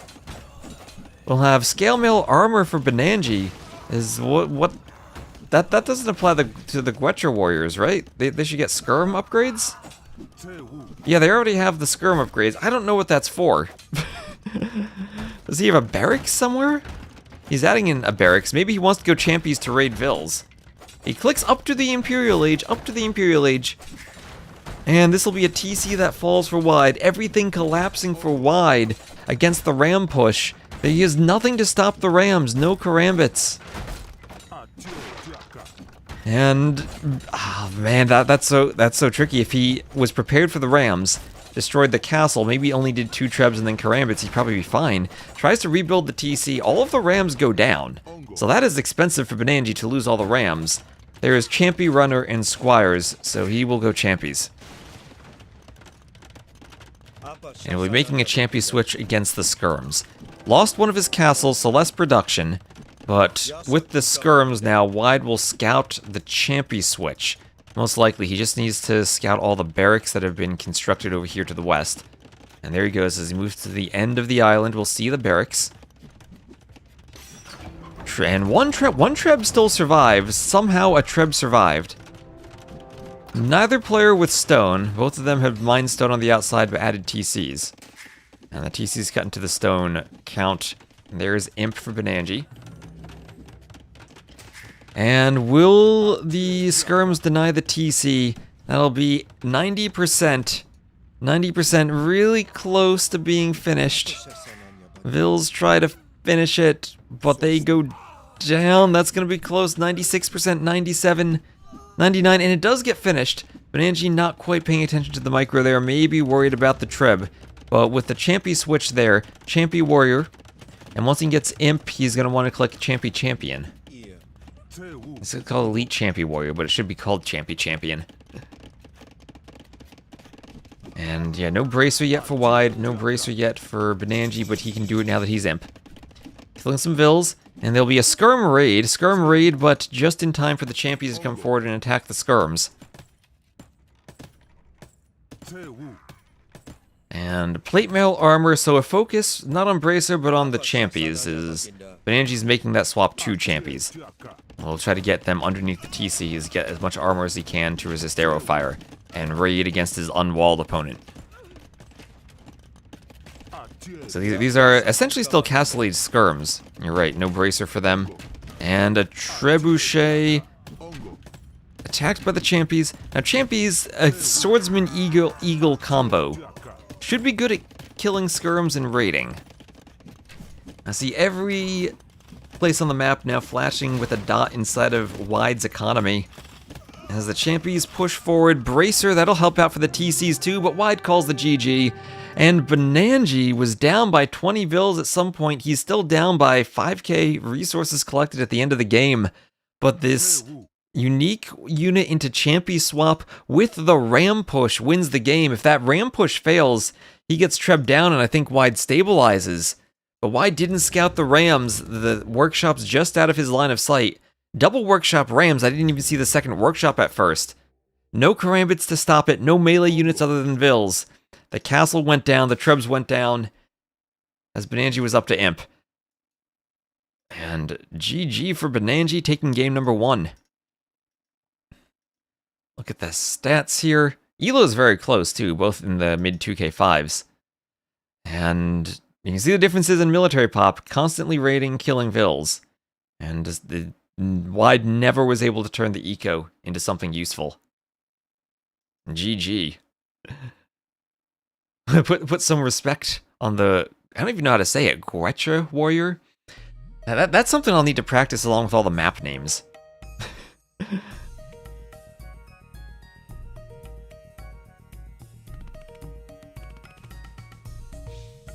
So, win number 1 for Benanji. And that was the Malay, the very first pick Civ, losing to the Muisca. The Gotcha warrior. Whose Smurf is Benanji? Benanji is Benanji. He's his own person. He's his own player. You gotta pay attention to the clown maps. Learn who Benanji is.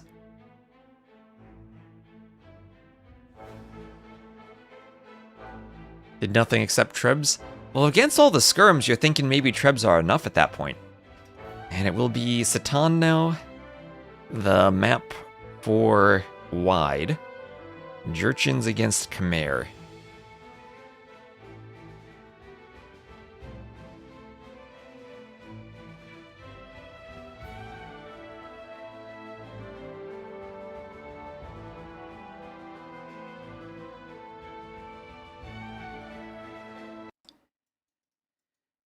And here we are, wide open spot to the right of Benanji's base, wide open spot to the left of Wide's base. Let's go, this is a very open map. With acacia trees, which will trick you into thinking you're walled. It'll be Khmer for Benanji and Jurchins for Wide. I've seen a couple different thoughts on players playing this map. I've seen it be YOLO scouts, double, even triple stables. I've seen men-at-arms, I've seen skirms. Byzantines have been quite popular on the map just for going skirms.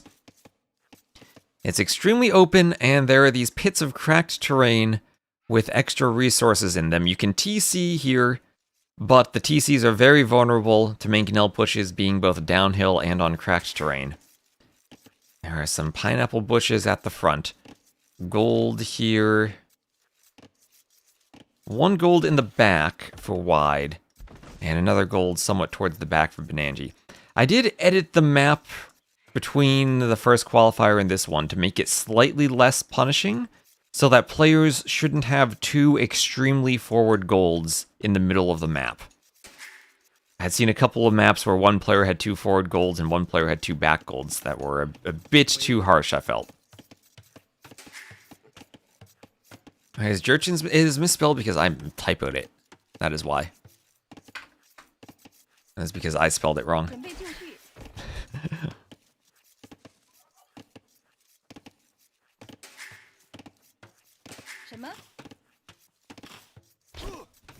Javelina taken by the Vils under the TC. And the Rhea, or the Rhea? No, another word I need to learn how to pronounce, will be pushed in. These are just deer reskins. 3 Javelinas on the map. They have a bit less food than boars usually do, only 300 compared to 340, so I gave players 3 of them. With the extra walking time to go out and hunt them, I think it's pretty comparable to those Arabia starts with 2 elephants and 800 total food. Not many villas on the pineapple bushes yet for wide. The build here for Benangi, skipping the mill, feels like the way Tata would play Khmer, and we saw Doubt do that earlier in one of the maps. You go up, you skip the barracks, you skip the mill, and you add farms. Where are those villas going? Actually, never mind. That's not going to be the build. It'll be Benangi going to gold and opening with an archery range. Or what is he doing? Is he just long distance mining gold for bloodlines? Or no, he realized, he's like, hey, I've scouted a safer gold. Let's not go to that gold. Let's go over here. I was about to say, I don't know why he's out on that gold when he's a safer one, but he realized that too. Yep, Khmer House Garrison, also very handy in this map. It can be so frustrating. You get into the Khmer base, you think, oh boy, I'm going to kill 20 vills, and then they just hop in their houses. And what is this going to be? A lumber camp? A mining camp? What are those vills doing? They don't have the wood for anything. Benangi did the range first, and it will be a mining camp. So not a scouts opening, will be an archery range opening.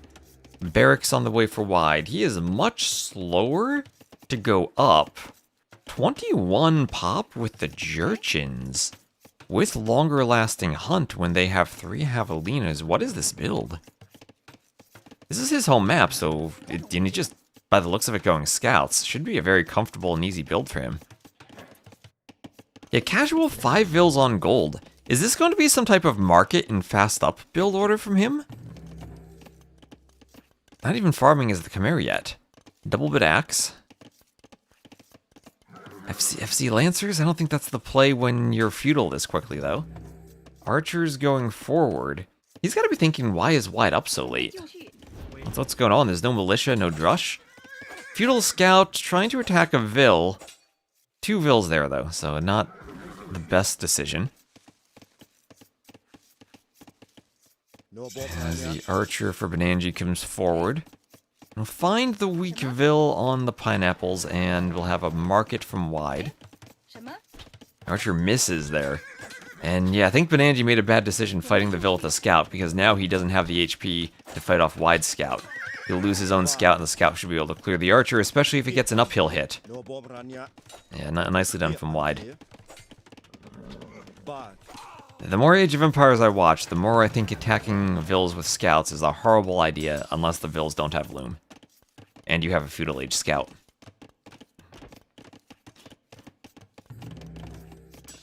So blacksmith for Benangi, and he's going to play very defensively with the archers. Use the Khmer House garrisoning. Or never mind, not going to play defensively with the archers, he's going forward. And wait a minute. This is a market from wide. What the heck is wide? FC Lancers from wide? What? FC Lancers? Well, we have seen FCs on this map before. We saw FC Bolus Riders from running. Is it Bolus Riders or Bola Warrior? What is it? I think it's Bolus Riders. And it'll be FC Steppe Lancers.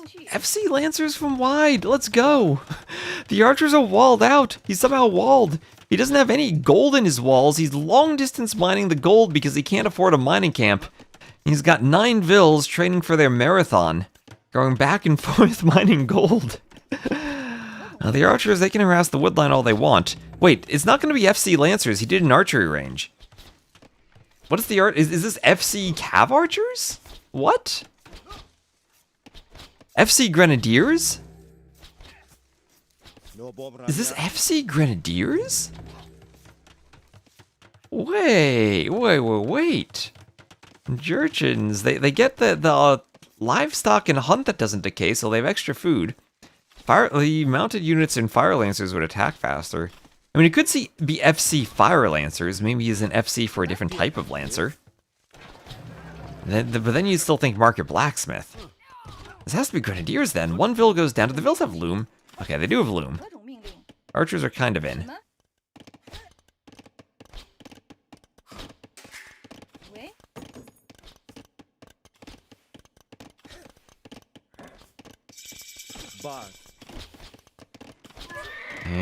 houses there for wide. Nice quick walls. Archers can't get through, and he still has some gold. Did afford the mining camp.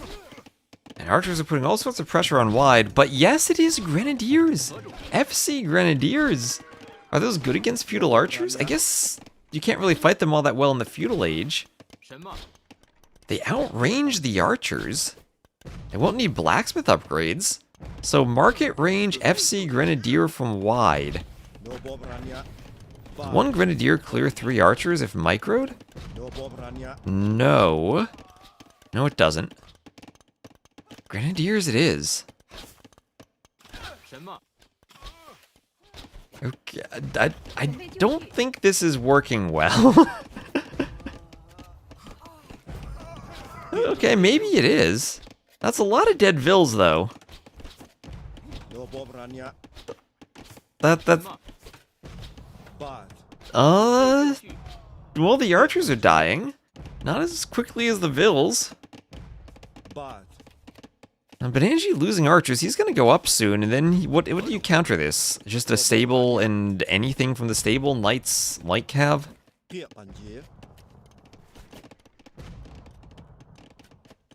I don't think he has the numbers he needs for this.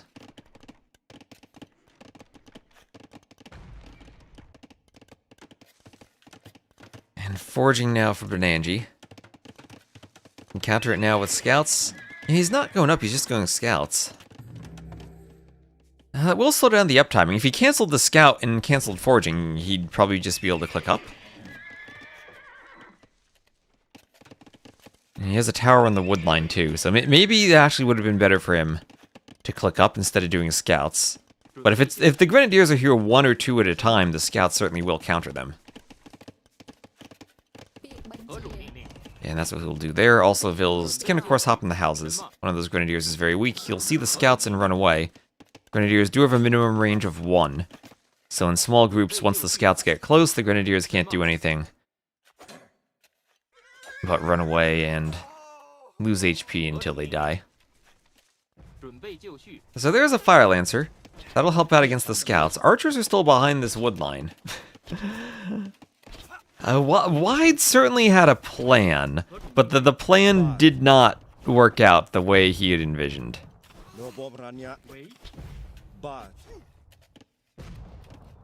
Oh, a scout getting trapped on the archer.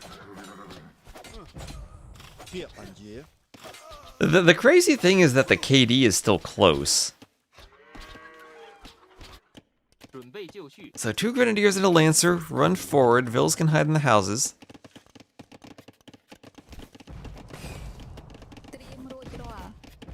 Tossing a pineapple in there, but Angie needs to run off the gold. Okay, I can run to the wood line. He has more gold he can run to.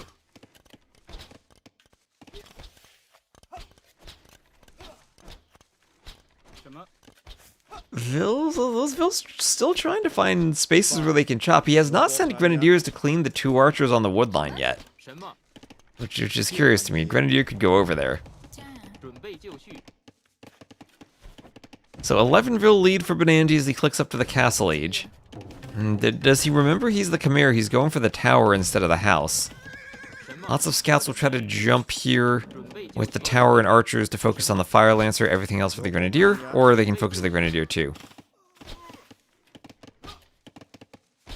And the Fire Lancer will go down. Lancers and Grenadiers forward.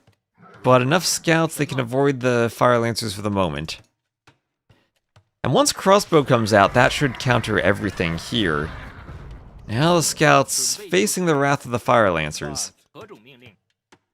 Archers will simply try to keep this away for now. 90 seconds until the next stage. They'll do armor.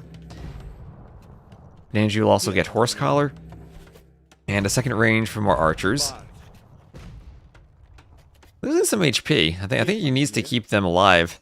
Try to amass crossbows, just garrison and defend for the moment. Or horse collar.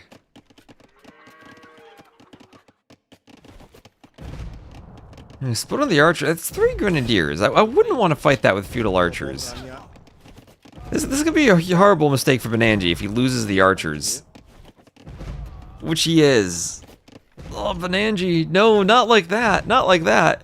There's no way you should ever lose this game, Bananji. Don't sacrifice your archers.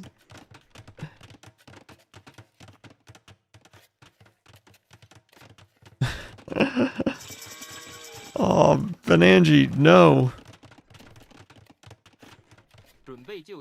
Grenadiers, Fire Lancers, Step Lancers, Rocket Carts, all for 1 civ. He has an archery range wide. He's gonna run out of that gold soon.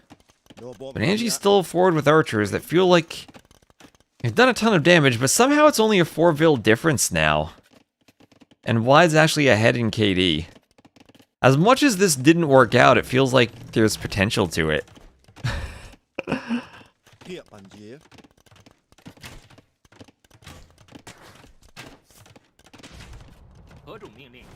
And they're fending the scouts away. Crossbows now 7 range, but Grenadiers 6 range. I believe they benefit from Siege Engineers, which is ridiculously cheap for the Jurchens. So if you want to fight crossbows, University plus Siege Engineer always is an option. And you get the range equal. Fire Lancer, if Bananji doesn't micro those scouts, will kill everything. Gets 1 scout.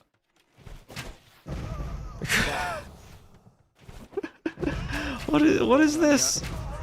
Oh, the crossbow's all dying. Bananji, no! What are we watching, chat? What is this? What? So, can Wide actually... Maybe the thing that stops Wide is he's gonna run out of gold and can't afford another mining camp. We need to go maybe into the pit for more gold, as another gold forward. What's good? I think Siege? I would have assumed crossbowmen, but I guess you need better micro, and the splash damage does make it hard to micro them. Oh, Bananji, garrison your Vil. Garrison your Vil. No. Is Wide gonna take a Vil lead soon? Bananji chopped all of the wood that was by his tower, and now had to go to another wood line.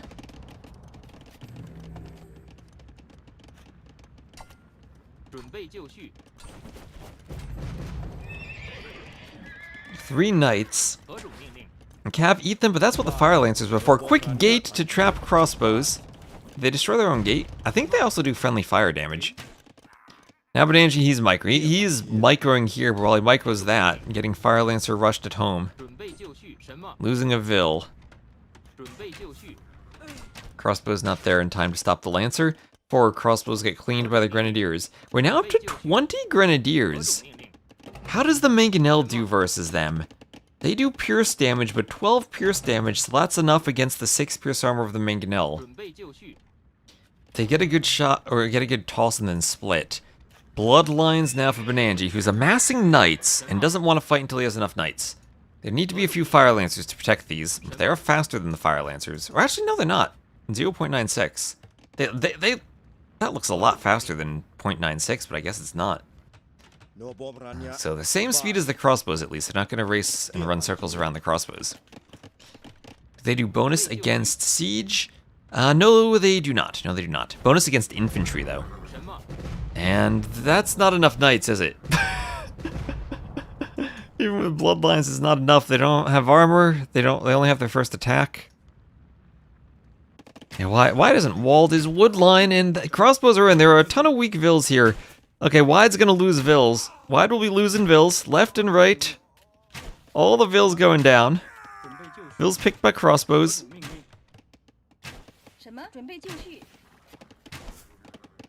Oh, Vils have to run to the TC. Cav archers come forward. And they're gonna die to the crossbows too. Swap into Cav archers? No more Grenadiers. The Grenadiers are forward. They're attacking the mining camp. I don't think they have extra bonus against buildings. Oh, they actually do. +4 against buildings. Knights finding the Vils on the gold mine. And okay, Wide went from almost tying the Vil count to being destroyed by crossbowmen and knight. Now he's down by 12 Vils. And a couple of Fire Lancers. Knights need to focus them down and then raid the Vils. Cav archers coming over to try to help, but they need to help both sides of the TC as those crossbows are still there killing more Cav archers. Wide trying to micro the Grenadiers. Okay, he could get to some vills. His knights clean up even more vills. 28-6 vill KD. Well, the Grenadiers, they'll almost destroy a knight. There is a mangonel fending them off.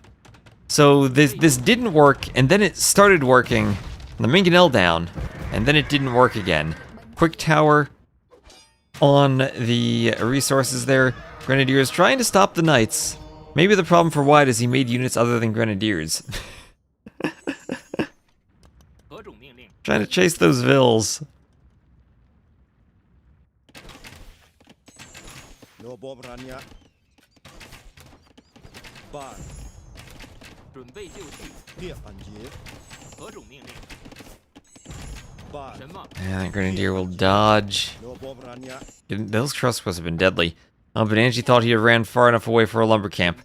White is dead. He's not going to call GG until he kills all those vills. There he goes. There he goes. Grenadier's closing in.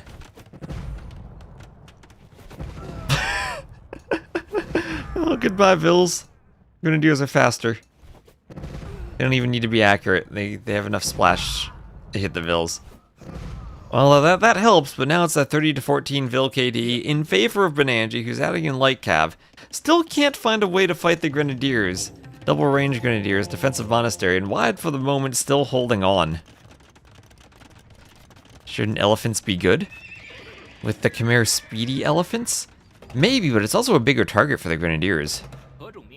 With 12 attack, they overcome armor even of elephants, so they should take elephants down fairly decently. 4K res collected difference, but also 11 Grenadiers to 6 crossbows. No bomb rania. But Angie still cannot fight the Grenadiers. There's no way Wide comes back and wins, right? And triple tower defense, is that the only defense towers?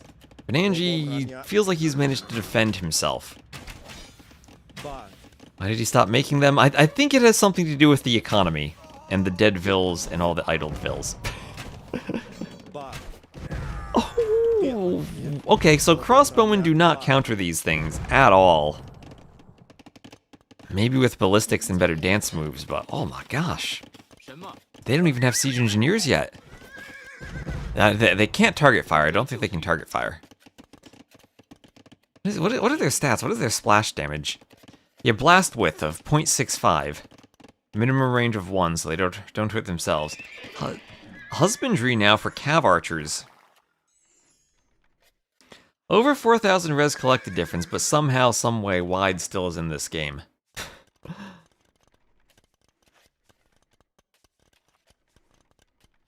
With husbandry, oh, more towers. I mean, Benangi, he's done towers everywhere. Towers literally everywhere. That's the only way he can find to defend the unit. He'll do a TC down in the pit. And these light cavalry will run over to this gold mine.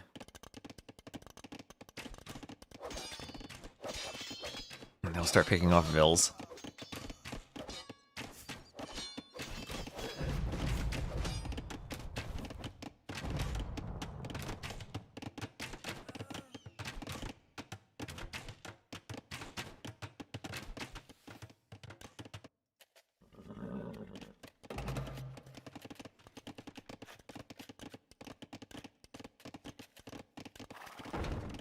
Mangonel. It's the cav or misses the cav archers. So cav archers will take the hill, try to take down the mangonel, but can't get too close to the tower, and they'll eat a hit as they run. Chased by some light cav now. We're getting to the point where Wide's doing a second TC. What is this game? What is this? CA, no fletching for the CA. He needs to click fletching. Oh, that's why they were so weak to the mangonel. You need fletching and bodkin to do 2 damage to it. Oh my gosh, what what is Wide doing? How is he still alive? Oh, that's true. He skipped the blacksmith, so he has no blacksmith for fletching. He went FC Grenadiers. Grenadiers don't need blacksmith attack upgrades. But now he doesn't have the blacksmith for fletching. I guess that is the meta in the FC Grenadier play. Yeah, the husbandry, no bloodlines, no fletching, no ballistics. There we go. He's done the blacksmith. He's doing fletching. There we go. We can maybe afford bodkin afterwards. Problem is, cav archers won't be able to raid under all the towers.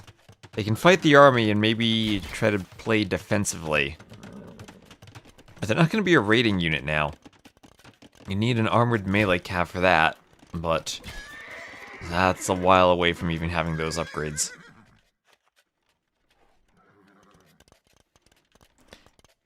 Now, is he able to make grenadiers without a blacksmith to make the grenades?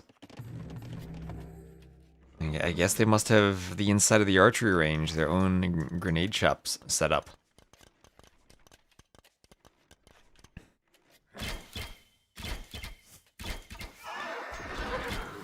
Cav here killing or cav archers, fighting the light cav, and should be effective against the light cav. Chimera scorpions coming out. How will grenadiers do against the scorpions? Scorpions have even more range for the Chimera, so maybe they'll be okay. Maybe the Scorpions will be okay. But Crossbowmen trying to sneak around, but they might just sneak around into Grenadiers. Tiap anjir.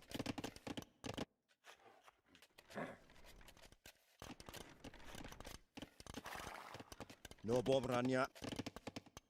Yeah, Nego, I'm thinking that Doubt starts his set at 15 GMT. So I'm thinking maybe we just do this set into Doubt. As much as Tato Nacho is fun, I don't know how competitive it's gonna be. To be fair though, is this a competitive game? It certainly is a game of all time.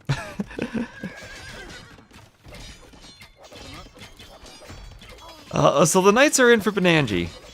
This might be 2-0 Benanji.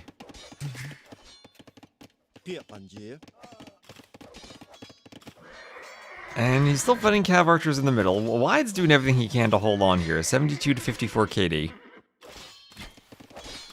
Wide'll get behind the wood line.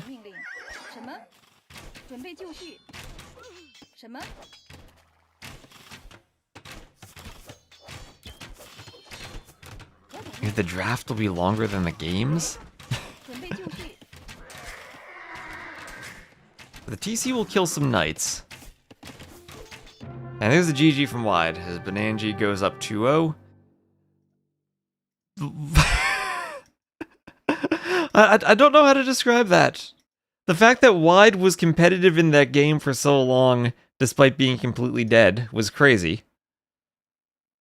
I don't think Benanji was ever at any risk of dying, but the tower defense ended up being the key for him.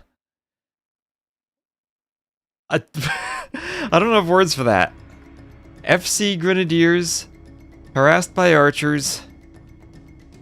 Maybe he could have done some type of tower defense earlier while going for the FC.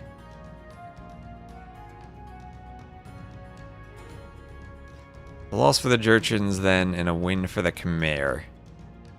So we have a few sets going on. We have... oh gosh, we have 5 sets at the same time. Benanji, Wide, Lensoismo, and Yensis, they've already started the next game. We can head there. Tato versus Nacho. Let me see, they've drafted, they haven't started yet. They haven't started their set yet.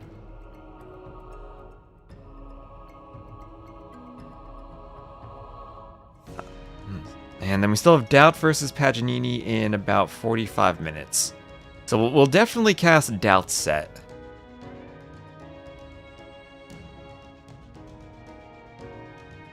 We also have FedEx Vivi going on now, and that should be pretty competitive. I think maybe what we do, we'll cast this if it's... and after this game, we'll move to Nacho Tato. Because it looks like they're still setting up their lobby. So head to Lensoismo and Yensis. We'll see how this final game plays out, and then we'll head over to Nacho Tato until we get to Doubt. Yeah, and Wide played his first 2 picks.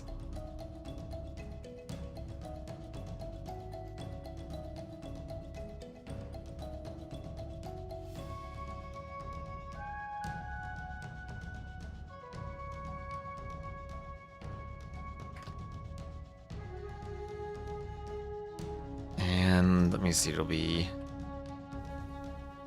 Japanese against Portuguese. As Benangi needs to be blue. And here we are at Lençóis Maranhenses. Wide will be the red Portuguese, and Benangi the blue Japanese. And again, we're also keeping our eyes out for Nacho versus Tato to start, and for then Doubt versus Paganini to start. So started off the day with Lewis over alive. And now Benangi heading straight for the coastline. Wide will be heading out there too, doing a house first. Also a map that really favors Benangi. Japanese also a really strong civ for this map. And also I think with the Japanese cav archers have good answers to the Portuguese gunpowder in the late game, if we get there.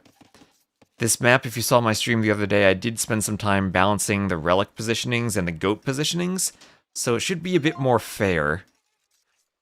Sometimes one player would have more goats in their half of the map. So that should be evened out a bit. Important to use your scout early on to grab all the goats. Gives you a longer food boost.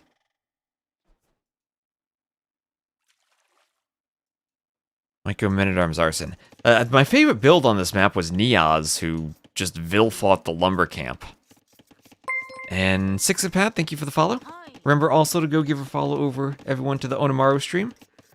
Let me see, how are we doing on followers over there? We hit over 1,600 followers on the Onamaru stream, so thanks everyone for the support there. And hope you've been enjoying the tournament. Let's see, looks like Dave's gonna go online and cast too. We'll try to keep an eye on what everyone else is casting. Okay, yeah, Dave's got Vivi FedEx going on right now.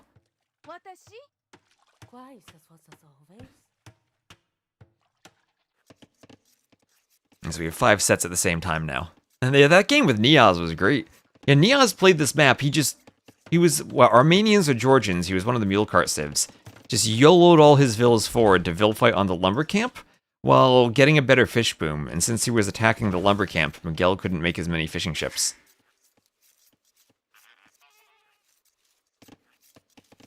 Part of me wonders if there's room to do that as the Gajurs on this map.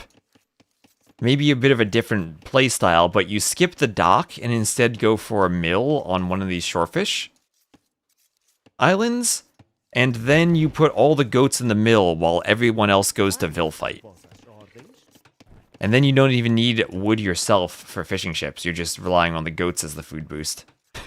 And if you can stop your opponent from making fishing ships, keep them on only 1 or 2, then it might work. I don't know, this map has given us some pretty crazy games, so wide walling up. Am I associated with Onamaru? Nope, I'm just adminning and casting and doing the maps for this tournament.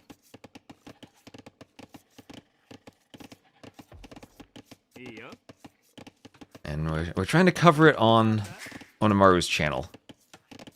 So there's Loom for Benangi's, he does the barracks, and Feudal Age also for Wide.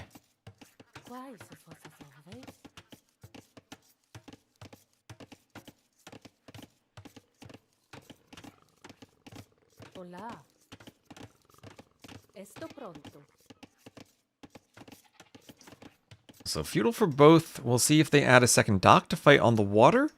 The dock can also be a bit more towards the back if you want to be more defensive. Looking at the goat counts, we have 3 extra goats for Benangi and 4 extra goats for Wide, so similar goat numbers remaining under the TC.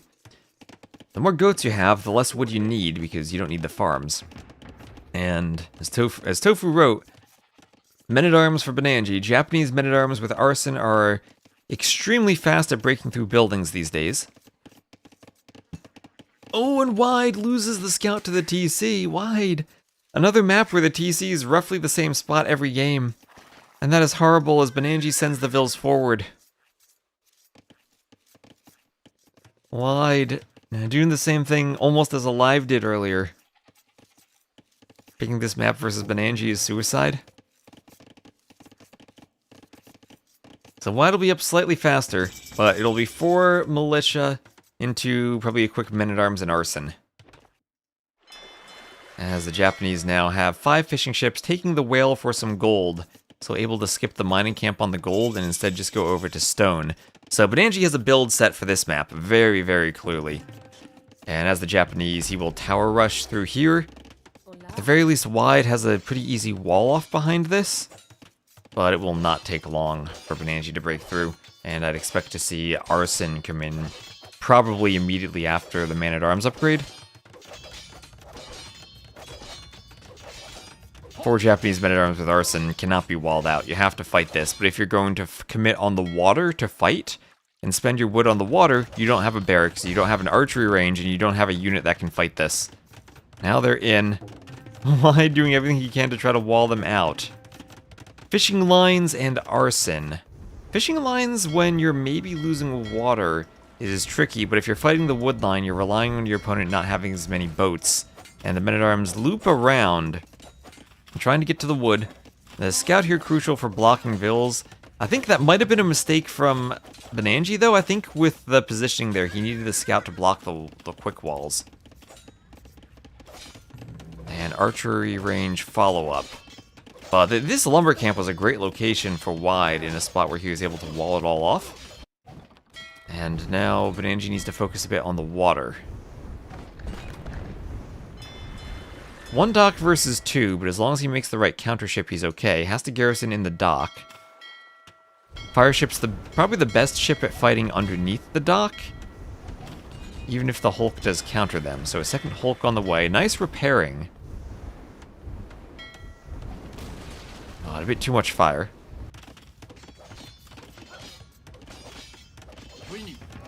And there's a barracks now for Wide. That 1 tower is saving Wide, but it'll be an archery range committed to a tower fight there, as Benanji will put the archers inside the tower and try to knock down Wide's tower.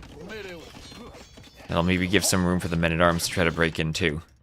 And Benanji keeps scouting around. Fletching, that tower gets shot down 100%. Remember, fletching does not actually matter in the tower war, but it will help at killing repair vills. The only thing fletching does really is give you more range to hit repair vills behind the tower and extra attack against the repair vills. It doesn't actually matter tower versus tower, as long as they can hit each other. Same thing with the hill bonus, that's irrelevant for the towers. So archery range here for Wide. Fletching is changed now though, so it doesn't reduce the number of arrows towers shoot when you get fletching. So it actually is, it's not harmful to get fletching anymore. It just doesn't help. So second dock and more Hulks now for Benanji, trying to come back on water. Lost the fishing ships, and that's maybe giving Wide a bit of a opportunity in the game. We'll have another tower rush from Benanji, as we saw him on the stone earlier, going for the other gold mine of Wide. Wide needs to repair his range as he tries to get archers. And this tower is indeed going down. The repair vill's not there in time. Let both towers range it? Oh yeah, maybe it will. I think it goes down anyway. Okay, you're right about that. Fletching, and then this tower does damage to the tower. This tower hits the repair vills.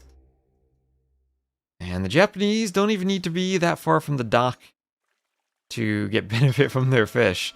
Still camping the dock, and they're okay. Second dock kind of by the whale. Floating gold is Wide, but maybe floating no more as he's off of his own gold. He's taking a whale with his fishing ships. And you're absolutely right about the fletching and the range there. There'll be a blacksmith now for Benanji, and he's probably thinking of it too, adding more archers into his tower.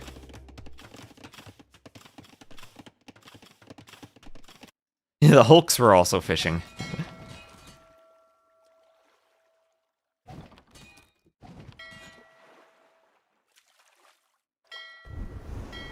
The fire galley's attacking the Hulks, and we have fletching for Benanji.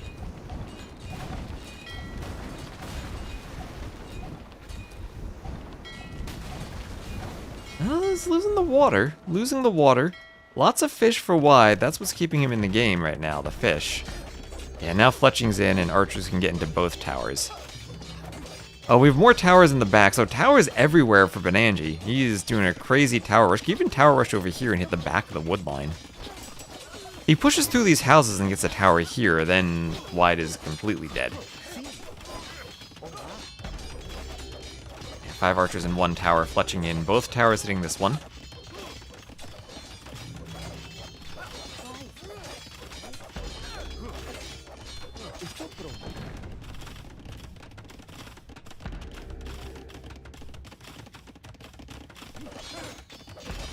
Tower on the wood line down. Now Wide has to defend with archers, but he does not have archers. He's just now doing fletching. Advantage for Benangi in this fight. Oh, look at that micro. He has the hill now. And as soon as those archers go down, all these vills are dead. Oh, great micro from Benangi. Wide is collapsing now. Oh, the vills chasing the archers, trying to fight them. Oh, this is the only thing he can do. He can try to wall the archers in. Oh, the archers are massacring the vills. He's got to hit the low HP vills here. Wide trying to quick wall the archers. The men-at-arms are going to attack the house and try to get in. There's the GG. And time to go check out Tato and Nacho as Benangi wins 3-0. There we go. I was not expecting that to be such a stomp from Benangi, but dominating the set. GG's. 3 very different maps. 3 very different builds from Wide. I thought Wide had won that first game at several points. But Japanese over Portuguese. So, alright, I think we timed that well to go check out Tato versus Nacho. Yep, in game number 1 on Pantanal. So let me just update the scoreboard, grab their drafts.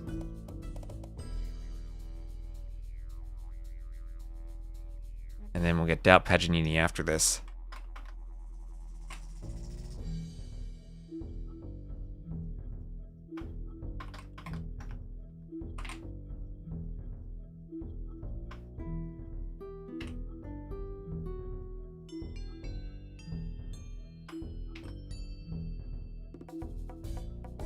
And drafts.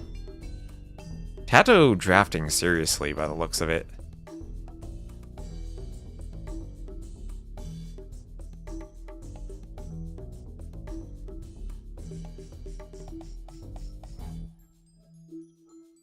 Picking the water map.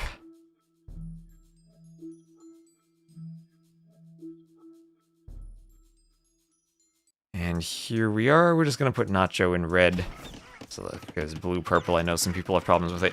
So game number 1 on Pantanal. Tato will be the blue Bengalis to the west, Nacho the red Koreans to the east. We'll have a bit of a Dark Age start for the Nomad map. And Tato with a mill on the outside. Nacho also with a mill to the south. So big elo difference. Tato's 2669, nice, against Nacho 2121. Some repetition to that elo as the players start to outpost. And there's Nacho up to the feudal age. Both of these players Onamaru players. Wait, I need to put Nacho. Nacho's from Argentina, right? I need to add him to my list of players.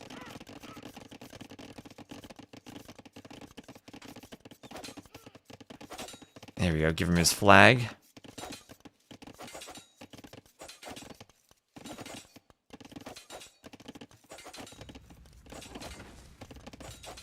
Tato will be taking the capybaras, chopping wood, and doing another forward outpost. Nacho attacking the outpost with Vills. Is it faster than shooting it with the TC? Maybe it's outside the TC range. Nacho actually will be the first player up to the castle age, and we might see dueling castle drops between these two players. This is crazy, but if Nacho goes for a castle drop, and then also buys enough stone for a guard tower, and clicks fletching, is it possible he both does a forward castle and then denies Tato's castle if he tries to do a castle himself? Tato's sending Vills to Vill fight. Nacho's getting the castle up. Nacho's getting the castle up first. How do war wagons do against Rathas? I think it's more expensive to create war wagons, and they want to be in a position where they're not fighting against the Rathas in melee mode. But in ranged mode, I think they're good. Okay, Nacho, how much stone does he have? Can he do a guard tower and deny this? YOLO Vill's back. Vill fight and do a guard tower right now. Get a war wagon out. He doesn't have the stone for the guard tower. If he has a guard tower now. See, Tato needs to wall this off. He needs to wall that off. And what is Nacho going to do? He's going to make a war wagon. I think if he reacted with a guard tower, he actually could have stopped that. It's only 10, 11 Vills from Tato. Ooh, Nacho just had a bit more stone. tower never... We saw the tower work earlier. It worked Lewis versus Alive today. Itu ya. We saw it work today. The tower works as long as you commit to it instantly. If you're indecisive, if your mind is clouded by all these fears of the tower not working, then it won't work. If you believe and you just go for the tower, it'll work.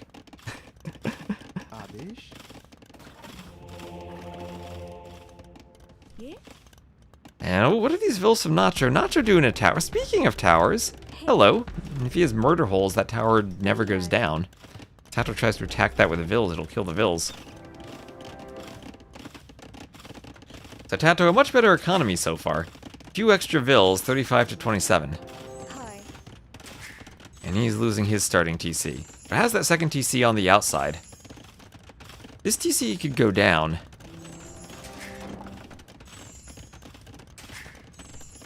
Is Tato gonna repair this? He is repairing it. So 0 on food. So Nacho does not have the eco for petards without food, leaving a capybara under his TC.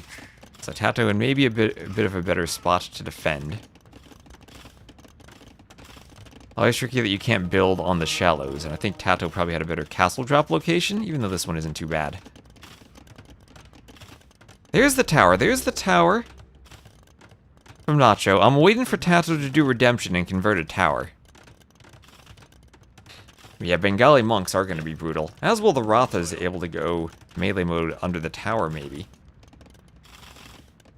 Monks usually a counter to war wagons. Less so against Rathas.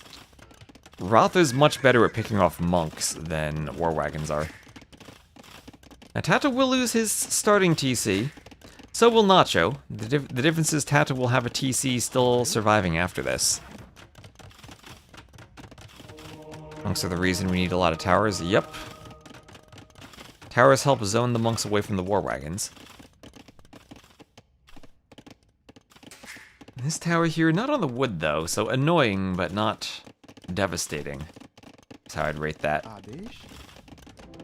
Part of me wants to see 5 petards from Nacho to destroy this TC right now, but also without food, that's not realistic.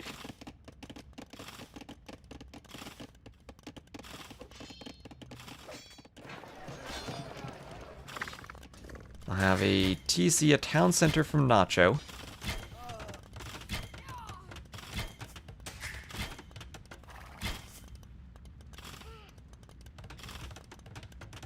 Yeah, the capybara is blocking the TC. And now we'll see that war wagon versus Ratha fight, maybe? Maybe not if Tato runs away. 7 war wagons against 4 Rathas. Tato doesn't want to engage. He'll do Sanctity for his monks, give them a bit more HP, in addition to all that Bengali armor they have. The armor that they took from the Slavs. Turned a unique tech into a civ bonus. Actually, wait a minute, now I'm thinking, could we do a civ builder, custom civ, that has both the Slav unique tech and the Bengali civ bonus, and get monks up to 6 pierce armor, and 6 melee armor? And also stack Byzantine healing and Aztec HP, and have invincible monks.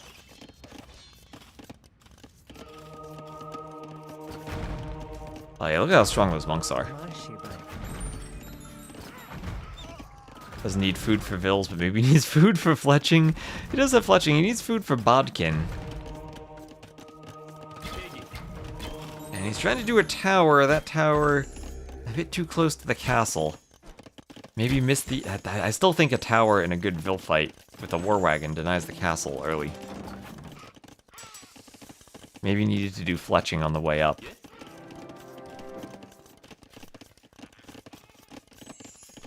But I think that's one of the keys on Pantanal. You don't have all that many Vils if you go FC castle drop, so you can Vil fight or a tower and try to stop castles.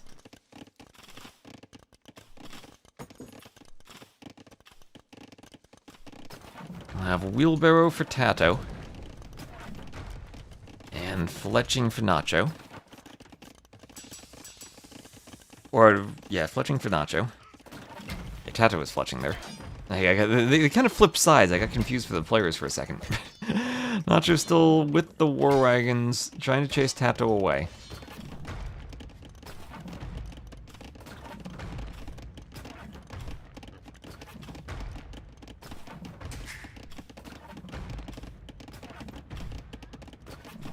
And we have 75% wheelbarrow. Wheelbarrow for Tato so his Vils will run faster.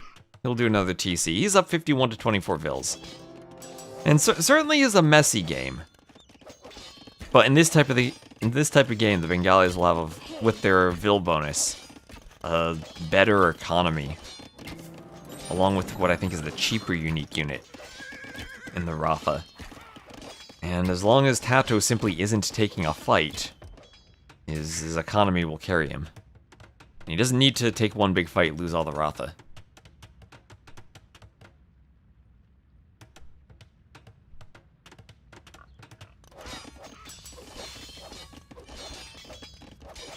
And there goes Nacho's blacksmith. Arthur will take that down, no problem, and, well, at least he's got fletching. No bodkin, but he'll need another blacksmith now. Armor now for Tato. Go melee mode and probably start diving guard towers. Another monk. Will the monk get a conversion? And almost. Oh, Bengali monk almost got the conversion. Needed to survive another bolt. And yeah, melee mode to destroy the guard tower. A lot of HP there. The war wagons might come over and try to stop this. And Tato will run away. Tato with a couple of his own war wagons now could heal them up. Now for a while, yeah, we've been streaming 2.5 hours already. Had some fun sets this morning. Bodkin for Nacho.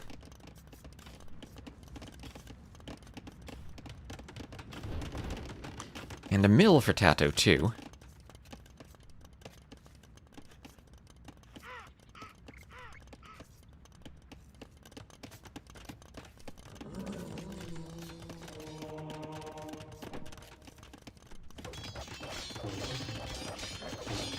As Rothas take out another house.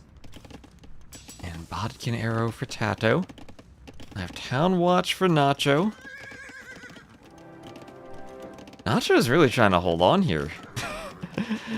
As long as he has war wagons, he's not going to call the GG. He's going to hoover around with those war wagons forever. Tato, more stone. Nacho, ooh, he might tower again. He's thinking, no, Tato's out there, let's tower. Maybe that's what he'll think when he sees the mining. He might just run his Vils into the TC fire. Gets away, gets away. Yeah, nice Vil count, 73 to 31.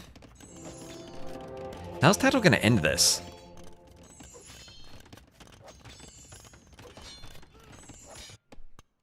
As the war wagons for oh, war wagons could find a TC.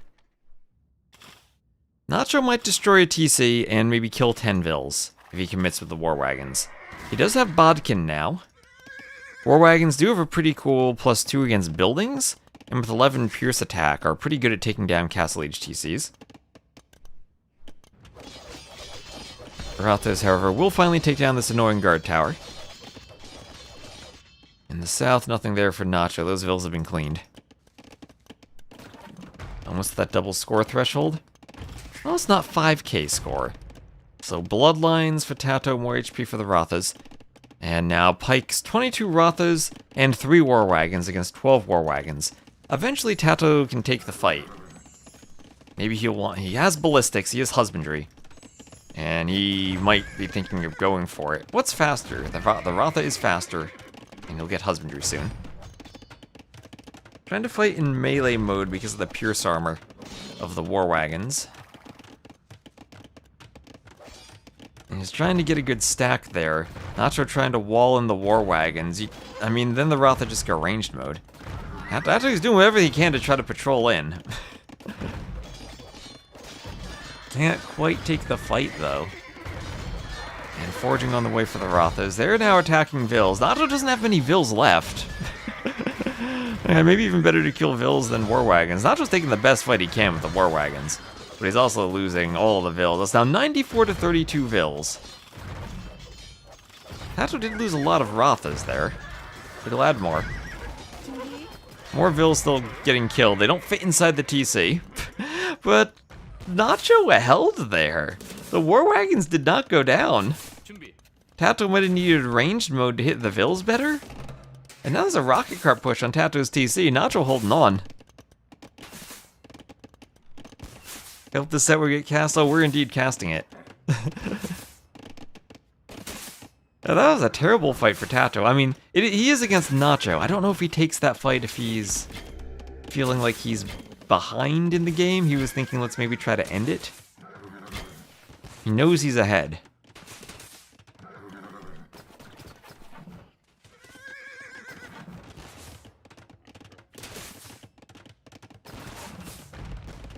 Oh man, as he wants maybe to take out another Vil. Vil goes down. Brothers need to go into melee mode to attack. There they go, there they go. And they'll attack organ guns. Organs go down. Vils go down to the Rothas. So Nacho down 27 Vils to 116. And he's going to call the GG. Tato will win game number 1. Kind of expected. But entertaining nevertheless. I think Nacho had an option with that tower early on. I think he could have denied the castle. Bengali's OP. Bengali's extra OP.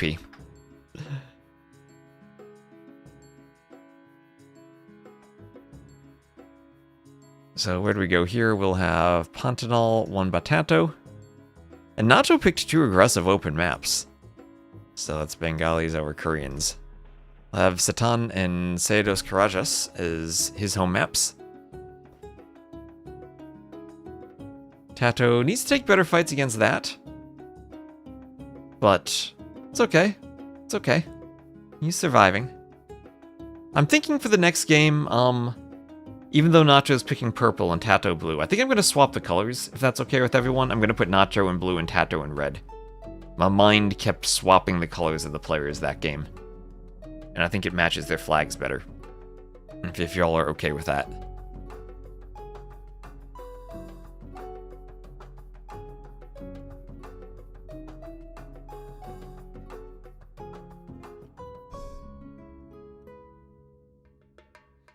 Not seeing any objections to that. I'm seeing some Doritos too.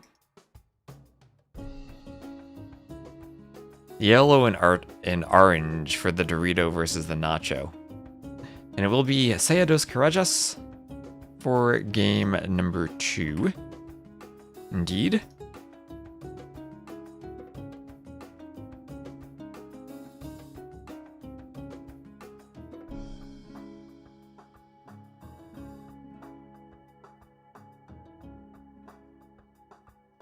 Tato gotta be red? Okay, I'm gonna addictive me giving his approval in the chat.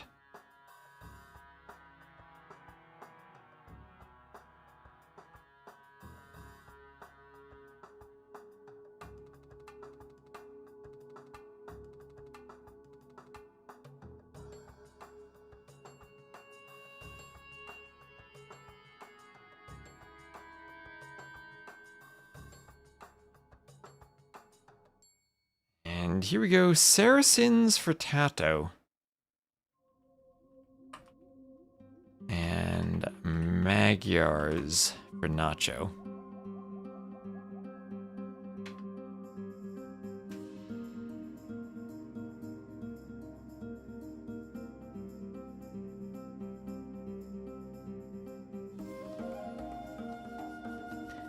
So Saracens, I mean, they're a very Tato civ. But also with Mamluk should be a decent counter to whatever the Magyars do, although potentially recurve bow cav archers could outrange them? The Mamluks ever close the distance and fight, they will win quite heartily.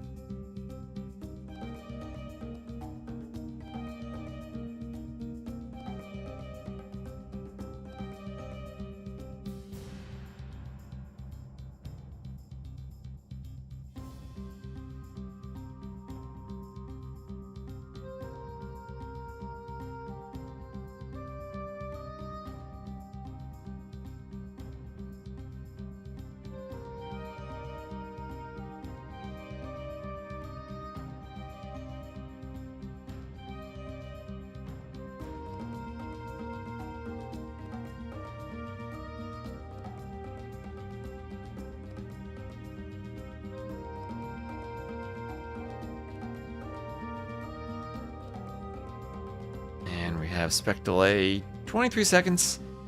So I imagine Nacho plays this with scouts. They are a bit farther apart on this map. So it gives you a bit of a room to go for a scouts opening, although aggressive men-at-arms could also be a play. Free foraging will apply to them just as well.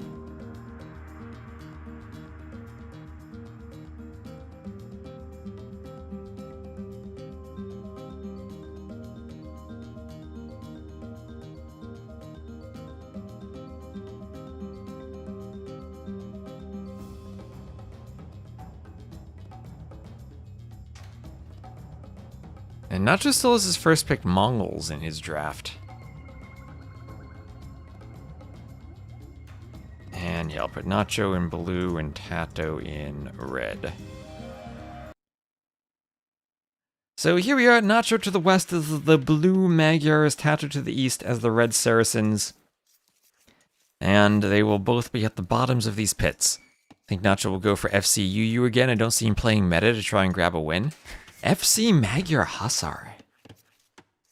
That should be countered by FC Camels or FC Mamluk from Tato, but I still think this should be a Scouts War. Scouts War into Cav Archer versus Camel does feel like it could work okay.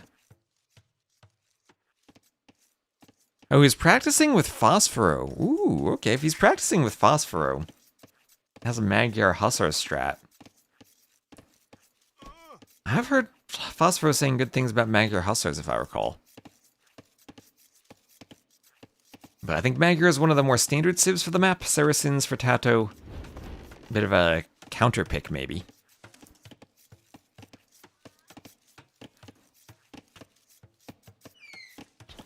So we do also have Doubt Set starting. We'll hop into Doubt Set right after this one. And that should start drafting in around 10 minutes, so we'll see how long this set lasts. I'll see if Nacho can put up a fight.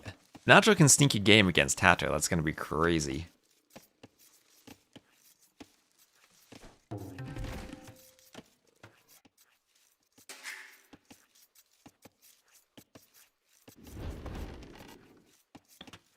So mill for Tato, that'll be on the fruit bushes.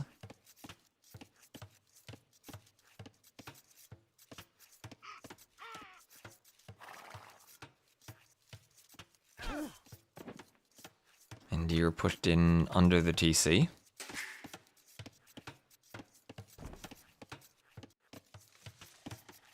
Wall's going up for Nacho, going to the edge. He actually has a really nice wall off.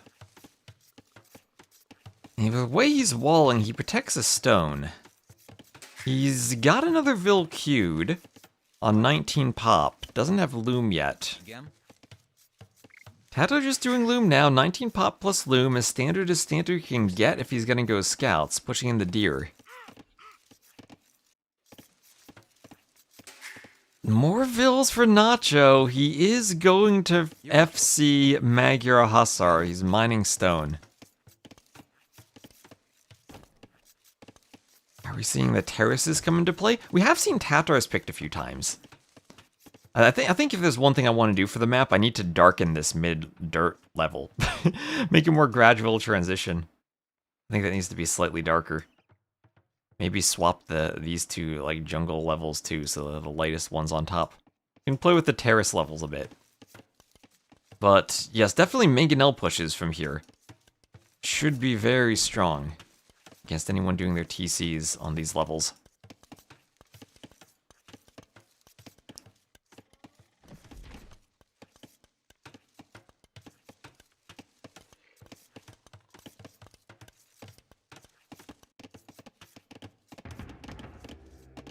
There's another barracks from Tato. And Tato is sending a forward Vil. Is this Vil simply going to do a very forward stable?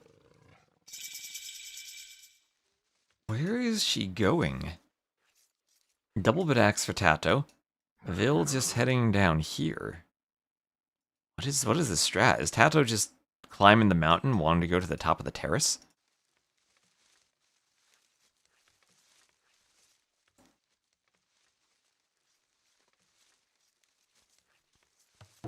Doing a house in the middle of nowhere, because why not?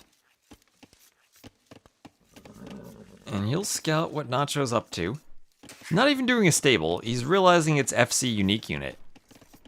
So he might just Saracen market his way up, and then go camels. So Saracen should be a great civ for countering this.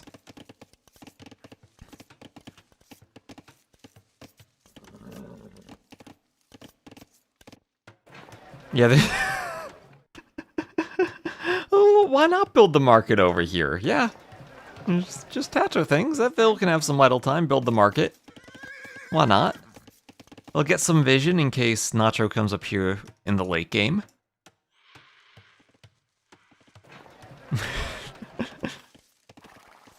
Well, that is a market.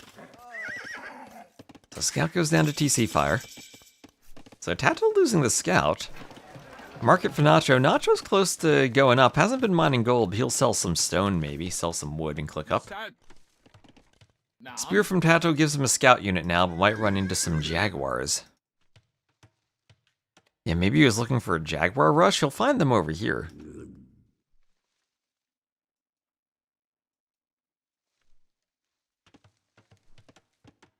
Yep, Magyar is going for fast castle. Not no scouts for them. It's a market and a blacksmith, and Nacho will have to sell some resources for gold. Selling stone. I guess he doesn't need wood anymore, so he might as well sell that. Yeah, selling 100 stone and 100 wood, he's up to the castle age. Oh, Jaguar going for the spear. Jaguar gets the kill on Tato's spear. And Tato actually lost the scout, now lost the spear, so both of his units dead. He will be walling himself up in the back, about to click up himself, has the Saracen market and the blacksmith, so he can use the market to go up. And to sell some wood again. Jaguar Warrior or the Warrior Jaguar? Well, now Tato's left a full HP Jaguar by Nacho's mill. Nacho does have Loom, so it shouldn't be an issue. But he's going for the Jaguar rush, slightly, ever so slightly. Nacho, not gonna feel what it's like to have that Milmano economy, though. It's just gonna be one Jaguar. I still don't know what Tato's doing with the market down here. Doesn't have town watch, so not like it gives him a ton of line of sight. But, okay. Just wants a market. And Tato playing Aztecs with the Jaguar Warrior.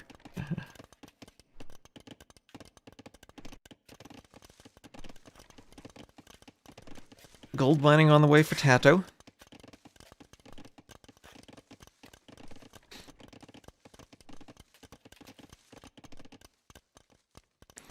And Castle Age gold mining for Nacho.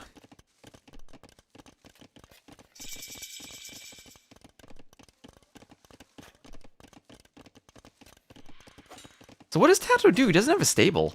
He's on stone, so I guess this is going to be Mamluks. And I just feel Mamluk should be the hard counter to Magyar Hussars.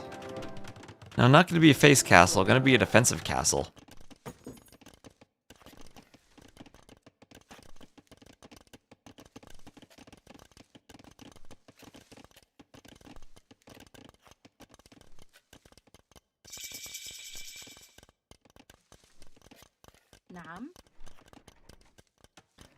What looks AoE 1 about it?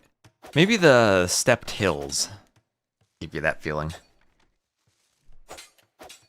AoE 1 didn't really have many random maps. So Tato has the stone for a castle. Where will he place it? Right by his TC. You didn't know the map had chicken? Oh my gosh. Chicken castle? Well, forward Vils. I guess Magyar Hussar and potentially a workshop, but Nacho sees the castle and is like, nope. Let's go back. No forward castle. Let Tato do his castle.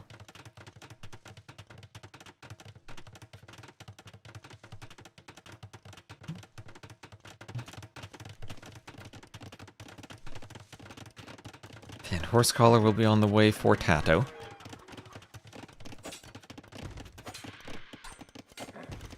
Hussar attacking the palisade wall, as is the scout.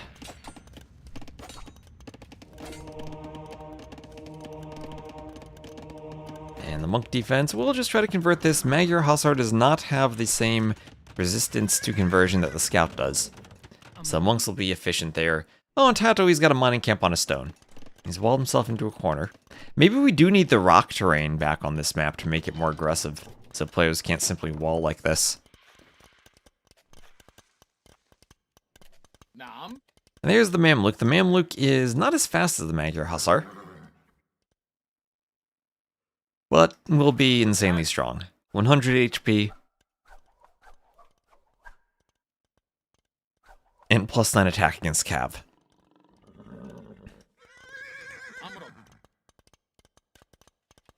Nice and clean aside from the random market. The random market is just on the hill. Saying, I'm the Saracens, the market deserves a special spot.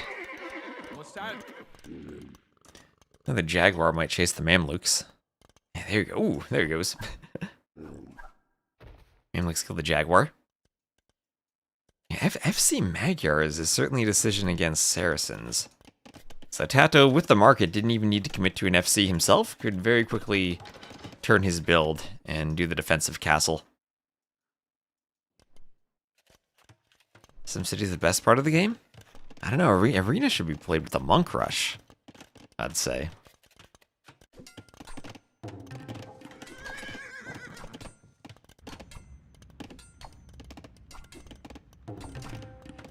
No one expects their opponent to play right into their strengths.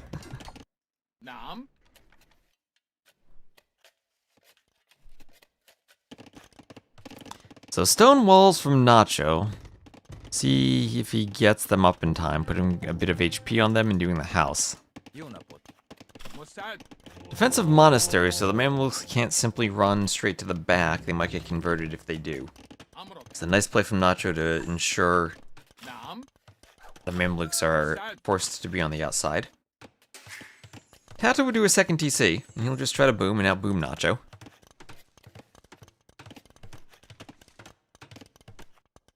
Really good, just not versus Saracens. I do think that Magyar Hussars are really good.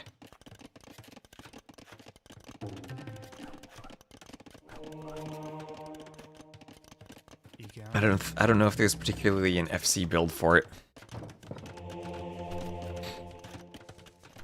So 3 TCs now for Tato, and he will boom.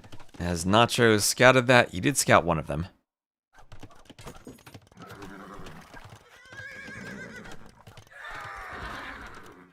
Your Hussar's going down to the Mamluks. Yeah, checked at the back. Woodline went to the edge. Well, he must be very scared of Tato breaking in, right? He's trying to make a swap for Cav Archers. But then it's Cav Archer versus Mamluk, a unit that still counters the Cav Archers. But that matchup at least depends on micro. With perfect micro, the Cav Archers still win against the Mamluks. It is difficult to micro that perfectly, though, against a unit with so much more HP, with more speed, and also with such a high attack bonus. A fast castle to make Magyar Hussars realize they would die to Mamluks and swap to Cav Archers. So Nachos had to make a unit swap. And now Tato with 3 TCs will be out booming him. There's universities, he wants ballistics before engaging against the Mamluks. Very small attack delay for the Mamluks.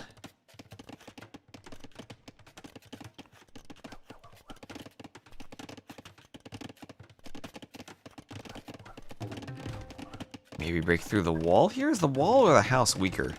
They should definitely go through the house because they do melee damage. And the house has 1 melee armor. His ballistics for Nacho. And where is Cav Archers? Still amassed in the ranges. Not too many Cav Archers yet. And he's going to want ballistics to defend as the Mamluks will break through the wall. Tato will probably see them soon. Yes, he does.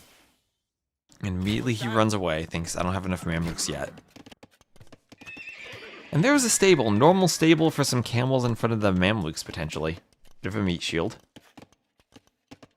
Yeah, and Tato's collecting relics. 3 relics now. And the relics should be fairly evenly balanced on the map. And, oop, there's Jaguar. Another Jaguar attacking Tato. And he'll find the relic.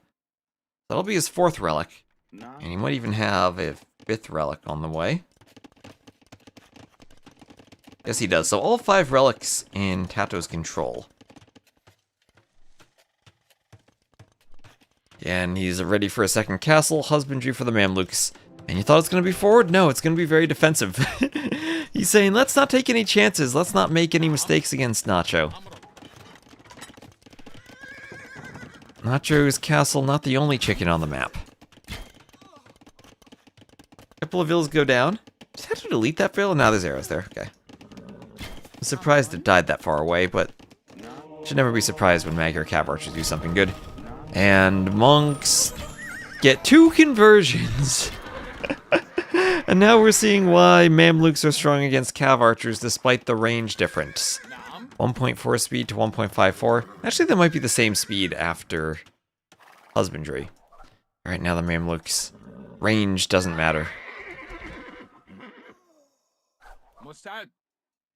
Not even like the Mamluks have pure sword, they just have such a high attack. And 4th relic is in. Tato will be picking up the 5th relic. He'll also be adding in an extra TC, 4th TC. And there's that 5th relic just about to be garrisoned. Simply can't push the castle. 3rd range for Nacho. And I guess Cav Archers still are the best option that the Magyars have against the Saracens. Magyars do have Arbalests. Maybe Arbalests even could have been the play.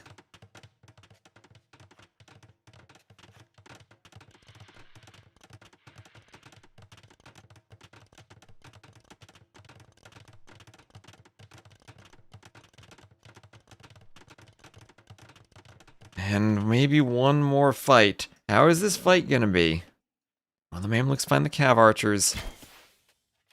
Still on the top of the hill, trying to run forward and engage. Back and forth a bit. We'll have Bloodlines for Tato. He might wait for Bloodlines before fighting. 120 HP against 50 HP. Nacho hasn't clicked Bloodlines himself. Does he have Husbandry? He does have Husbandry at least. But no Bloodlines. Needs the next stable upgrade.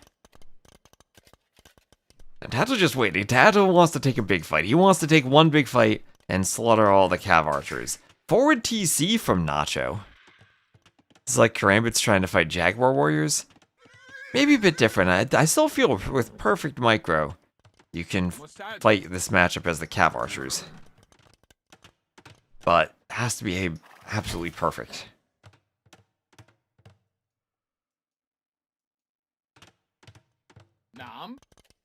You have to use the range, thumb ring on the way, so they shoot faster. You don't want to be stuck in that long wind-up animation that Cav Archers can do. Yeah, Nacho really does need Bloodlines. Now he's going to run into Tato's base, TCs and castles everywhere. Mamluks chasing him from behind. At least he swapped out of the Magyar Hussars. Fair enough. A couple of reinforcing Cav Archers. Mamluks almost get there.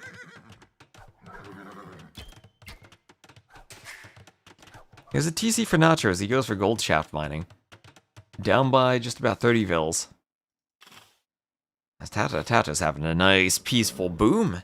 Tato playing Age of Empires the fun way, just booming. Booming up into Mamluks. Nacho doing what he can not to get trapped. Tato trying to trap him. Tato will have Nacho at the mercy of his walls now.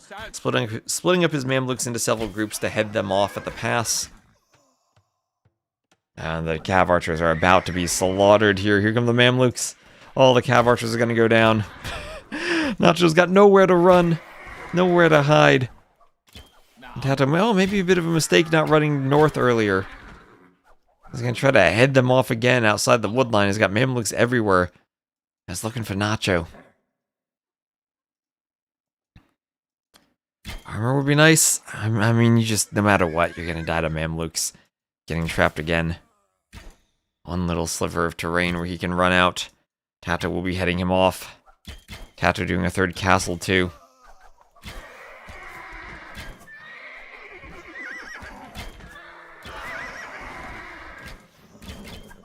Oh, the Cav Archers. Handcart for Nacho, who is on a second TC, but nowhere near boomed like Tato is. And there's everything finally trapped in the corner and going down. You can see just how hard it is to micro Mamluks when they don't have ballistics, but Tato finally gets the distance closed, and 2 Cav Archers survive to tell the tale. They will survive to explain the slaughter at the hands of the Mamluks. Elite Skirm, Handcart, Elite Skirm, I think now have a small attack bonus against Mamluks again. That was removed for some reason. But I think really important that it does get added, that it has been added back to them. Cav Archers now thinking let's trap the Mamluks. Who's trapped in with whom? Tato flank formation to close. Same speed. Here comes some skirms, but Mamluks will kill skirms. Skirms can damage Mamluks now, but the Mamluks still kill them. There's a Vil down.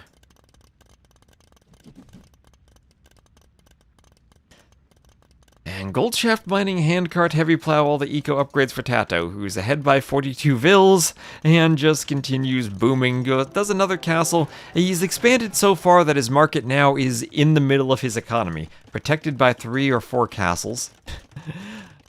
Doesn't want to lose that precious Saracen's market, as leather archer armor is in for Nacho, getting armor for the Cav Archers. Tato clicks up to the Imperial Age. Nacho isn't too far away. I'm sure he'd love to get Bracer Chemistry and Recurve Bow. Skirm bonus against Mamluk is +2 against Mamluks. +2. What's that? And 0 Mamluk armor there, so 2 extra attack.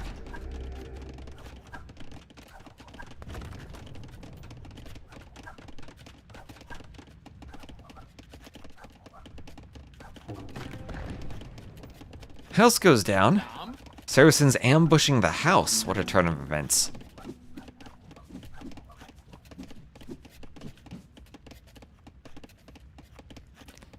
So, Imperial Age for Nacho.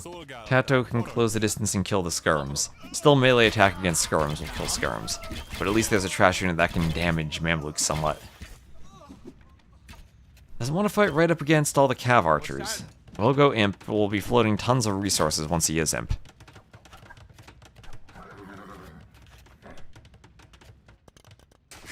Now we're just waiting for another big fight. Nacho, why is Imp in this TC? Don't we learn from Leary? Don't hit select all TCs and spam your Imperial Age hotkey. Pick the TC where Imp should go. Like this TC in the back, already surrounded by farms, thinning wood line. So you don't need more Vils there.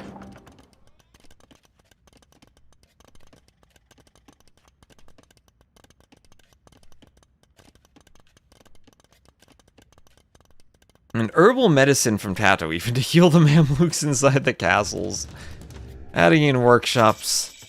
Maybe he could go for counterweight siege onagers. Has all the resources he could ever want in his stockpile. And click all the techs, all the units, already clicking them. Hoardings, armor, elite Mamluk conscription, and he still has 1.5k food and wood.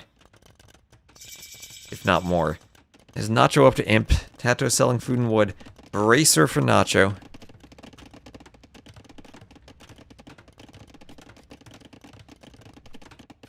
And Tato forward with his castle, and he's doing onager, siege engineers. He might go siege onager. He just might go siege onager. Has to remember to do counterweights then. Plus 15% attack for the Mangonel line. And elite Mamluks will be on the way. Are they all in castles? They're all healing in castles.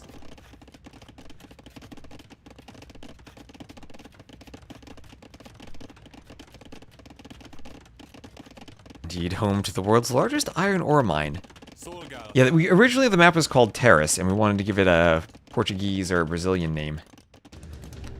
So we just looked for spots in Brazil, and this spot came up as looking similar to the map, so went with the name. Yep, the Tato's playing the campaigns, right? Healing Mamluks in the castles. Now we can see the new Elite Mamluk graphics. Look pretty cool. A bit of a cape flowing on. I don't know, a cape, but a different, What's that? like flaps in the breeze as they ride over their armor. I guess it's more like a full robe than a cape. Oh, he's onagering the forest so that he can move the onagers more easily. Counterweights siege onagers. Is this Rage Forest?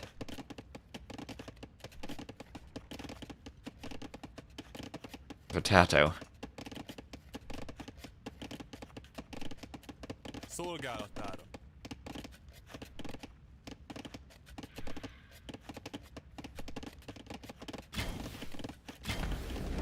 Igen.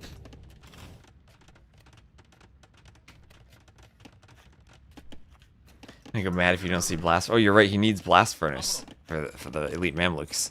Parancs. Ah, not Nacho. He's got to take a fight eventually, and he's gonna get slaughtered when he does. Tato up by 16,000 resources collected. Mamluks destroying outposts. 2-man saw and a blast furnace, both on the way for Tato.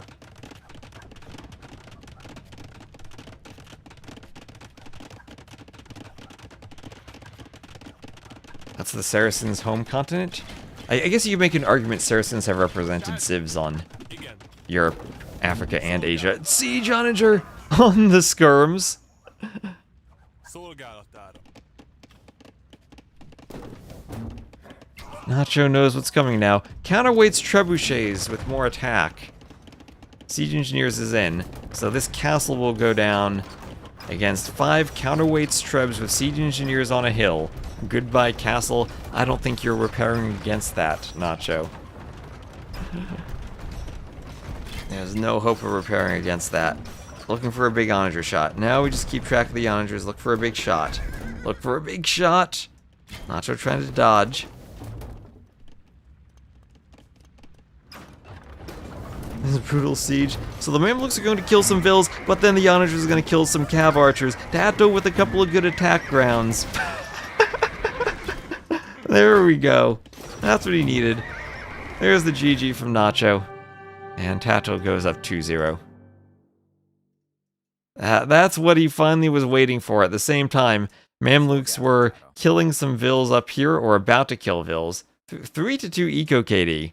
Well, that is exactly what he finally wanted to get. Tato with the huge onager shot. Nacho was at 200 population a moment ago. Now he's down under 160. And we gotta look at the graph to see... Where did that happen? Oh, look, remember when Nacho had 60 military population?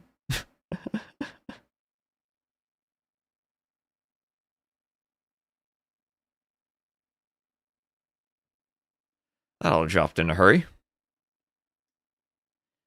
How many kills on the onager? It went from 60 down to 17. No, down to 11. So I'm going to put that as 49 kills on the onagers.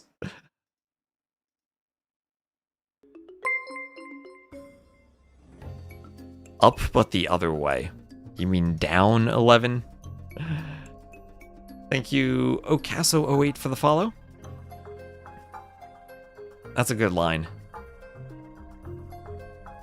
Line on the graph. The best line I ever saw though was that Thames game where the Goths had 230 military and took one fight, and the other population collapsed.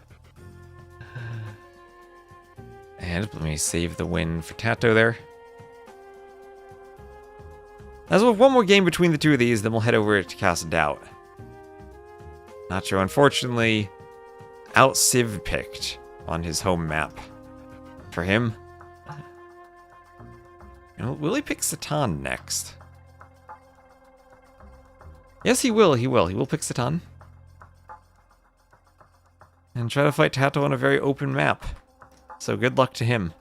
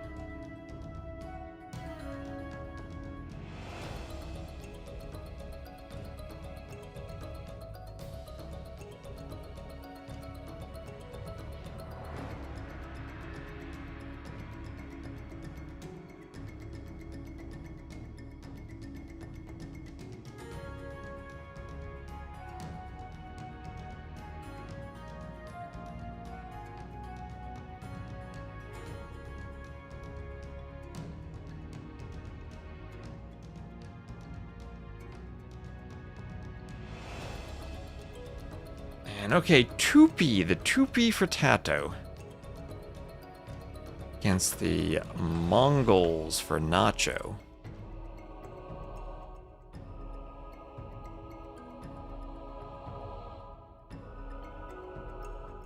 So I've not seen the Tupi really played all that much on this map. The Mongols seem like a standard pick. FC Step Lancers, maybe. Could be Blackwood Archers here.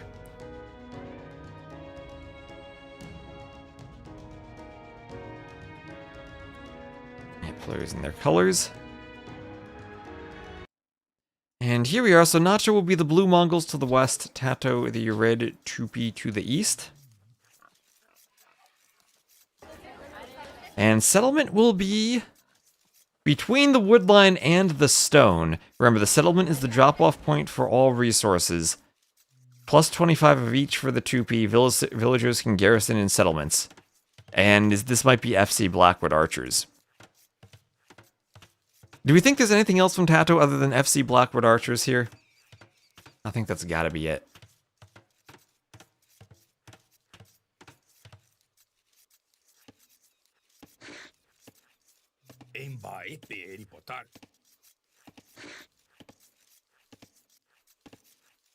As the ray gets pushed in.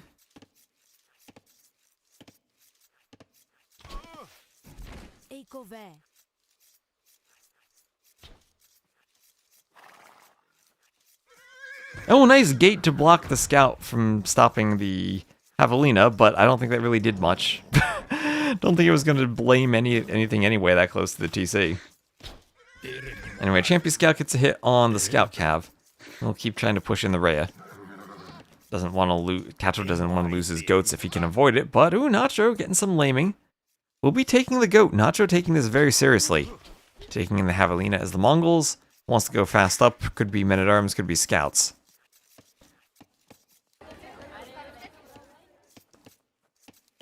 I'm curious, will we see FC Blackwood Archer, though, from Tato? Blackwood Archers are crazy good. Oh, not going for the double Rhea push. Not going for the T90 strat. We cast the T90 last night. He was going for the double deer pushes every game. Tato feeling like he doesn't need to show off the same way, maybe.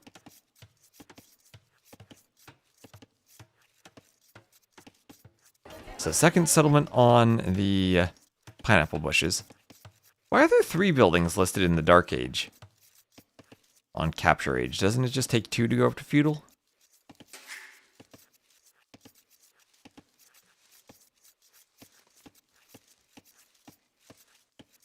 Now I'm curious. And why it's the second build, like the outside buildings highlighted for Tato.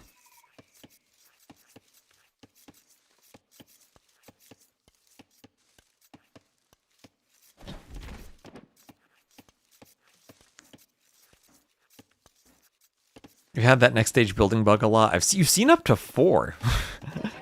Okay. It's just a bug then.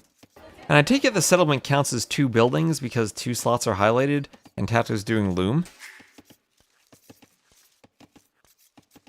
Third is the TC. Well, I mean, there's still a darkened one. What's that? Yeah, there's the stone. 21 Vils plus loom, and this is 21 pop phosphor with stone. Well, it seems clear that 2 settlements do count.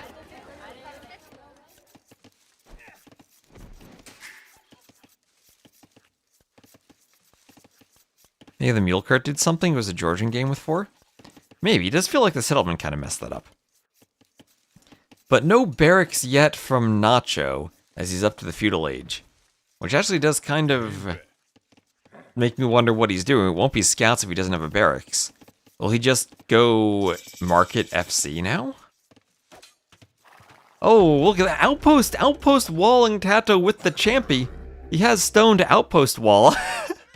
And he saves the Champy with an outpost wall. On cracked terrain of all places, too, so the scout will have extra attack. He's just showing off now. Gets away, tries to get maybe to the hill. Oh, tries it again. Can't get it again. Nacho wants to block it. He'll kill the champy. He'll kill the champy. Oh, no, he won't. No, he won't. Tato just showing off, saying, you know what, let's get off of the cracked terrain. Do it on level ground, on normal rock. That was destroyed, though, and he loses the champy. Didn't build it enough. Alright, showing off, lost a lot of stone there. Market blacksmith for him, he's ready to go up. Champy's like, this never used to happen to me pre-nerf. Well, pre-nerf, he'd just be champy rushed. Yeah, so Nacho, he's just going to turn Mongols into a fast castle. Will this be FC Forward Workshop Scorpions against Blackwood Archers?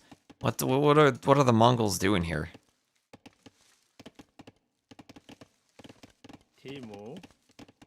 Just mangonels? Maybe it's a workshop. There's a barracks, maybe one stable, one workshop. That's a lot of wood that Nacho doesn't have yet, but 14 vills on wood. Double stable lancers, I don't think he could afford on food with only 4 on food. He doesn't really have all the wood he needs to add in farms if he wants to do forward buildings in the next minute.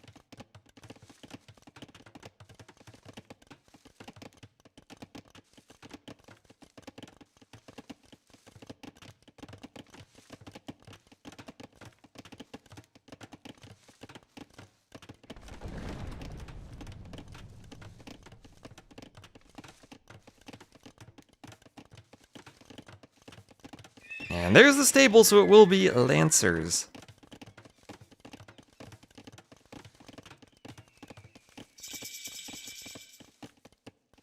Will be lancers.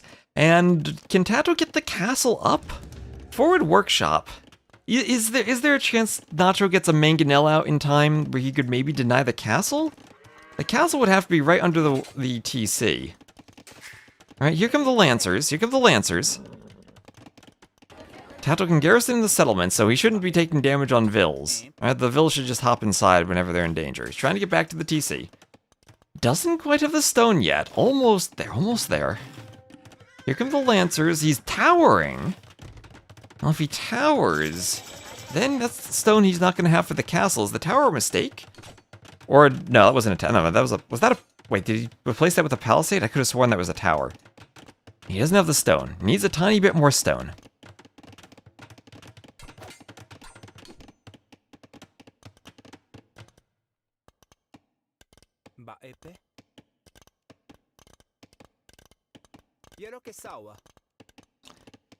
Alright, where's the castle? And then he needs fletching, he needs upgrades for the archers. Is this just so YOLO that there's a chance Nacho wins the game? Does Nacho have a chance here? Does he have a chance? Tato trying to do palisades. Step Lancer. Can't push through. The Mangonel not in the right position, though, to deny the castle. If the Mangonel were here, that castle might actually have been denied. Mangonel, he almost had what he needed. He delayed the castle enough. But now it's going to be Blackwood Archers. The castle is between the wood and the gold. And Tato has phosphored his way to a castle and unique unit. A unique unit that probably doesn't want to fight Mangonels. Tato might also lose the TC. Like, he could end up 0 TC gaming here.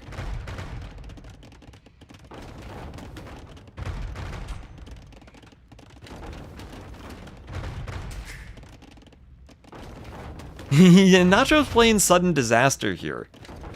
Might try to destroy the TC.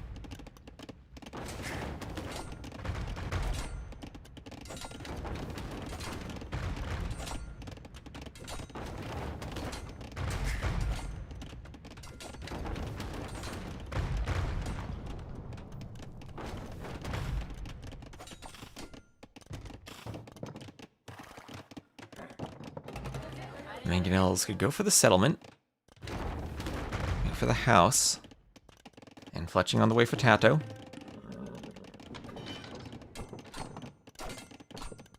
Yeah, no, he does have a blacksmith. Blacksmith there, fletching. You know, he doesn't have many of our Blackwood Archers yet. He only has 2 of them. Nacho with the 500 score lead. He has 600 more resources collected. He has the Mangonels for fighting the Blackwood Archers. Settlements here for Tato. All he has for the woodlines. He has to wall up to defend from the mangonels and the step lancers. How many archers can he get? How many can he afford? He's not pumping them out. I mean, this unit can't be that expensive, right? I mean, Nacho could do this. Nacho could do this. The mangonels finding ways to hit the vills on the wood line, now on the gold. No TC, 0 on food. Oh, do they cost food? I thought it was wood and gold. What do they actually cost? Does Capture Age tell us that? Let's see, oh, Lancer out there could hit vills. That could hit vills.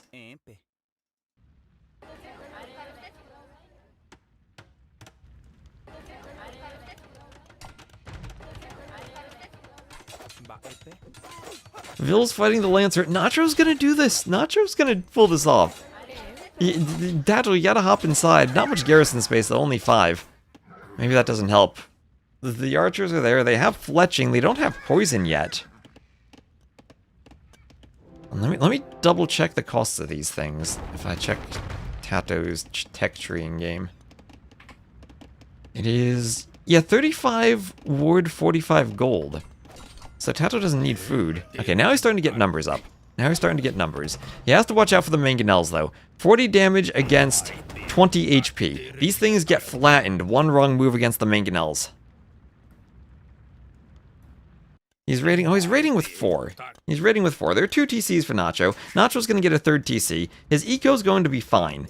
Does he need eco against this, though? 24 vills to 19. 14 military to 8. Tato just needs to maybe hold until he gets more archers, but that's going to let Nacho get more eco. If the mangonels get one hit anywhere, Tato loses the army. Bodkin, he somehow can afford Bodkin. Tato 0 TC gaming here. Still trying to raid. Still trying to raid. Maybe find vills here and there on farms he can pick. On the gold mine, there's a weak vill there. He's doing what he can to keep everything alive. And now that he doesn't... Yeah, now since he doesn't have the TC, he doesn't need food, so he could afford Bodkin. Vills have to... Ooh, Vill goes down. Okay. Those Vills are valuable. He can't replace them. 18 Vills. Mangonels will survive. 6 attack against 6 pierce armor, so Mangonels take 1 damage. These archers here trying to pick weak Vills. Vills hopping to the TC. Tato has to be on stand ground so he doesn't run into the TC.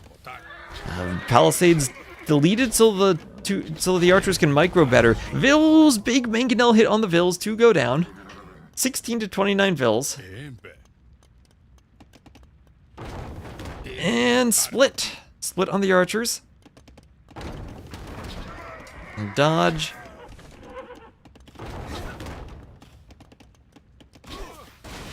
Mangonel's attacking the crossbows. Crossbows kill a mangonel. Another mangonel goes down. The mangonels are destroyed. Can Tato do this with the archers? Pushing the steppies away. He's still attacking. Nacho's eco is completely idled. He's got some fills on wood over there. But he's cleared Nacho's army. Nacho trying for another mangonel. Nacho doesn't have any military left at all. Oh my gosh, what is this? What is this?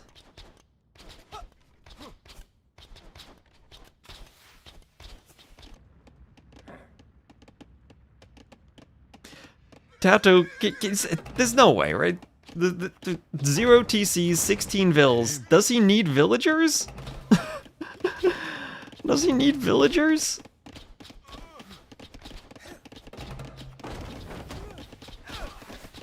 Oh, the mangonel needs to be repaired, but Tato can go for the step lancers then. 1 mangonel shot completely changes everything. Like 1 mangonel shot flattens all the archers. Should Tato do a TC at some point? Like, I don't even, what if you do as Tato here? Do you just keep making more archers? Do you need a forward vill and a workshop? Maybe he needs a workshop.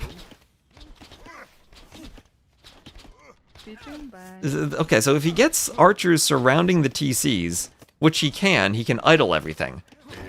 So he's got 26 of them. You get like maybe 5 around each TC, and then the rest to micro the mangonel. 1 on stone, 1 on stone. He can make a TC eventually. He's killing more vills. The Vill KD is 10 to 9. Roughly even. More archers forward.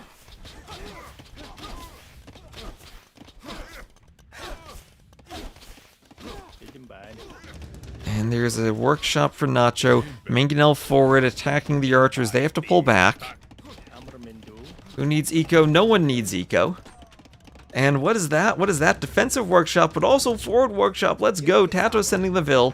Will Nacho see it? He might not even scout the Vil going forward. He's doing everything he can to repair Tato. Dodges somehow. Somehow dodges. Here's the question. Is the workshop the right call for Tato, though? Because Mangonel versus Mangonel, maybe he gets killed by a Steppy or out-microed. Maybe Ballistics actually could have been the better pick. Then he could kill Vils more reliably.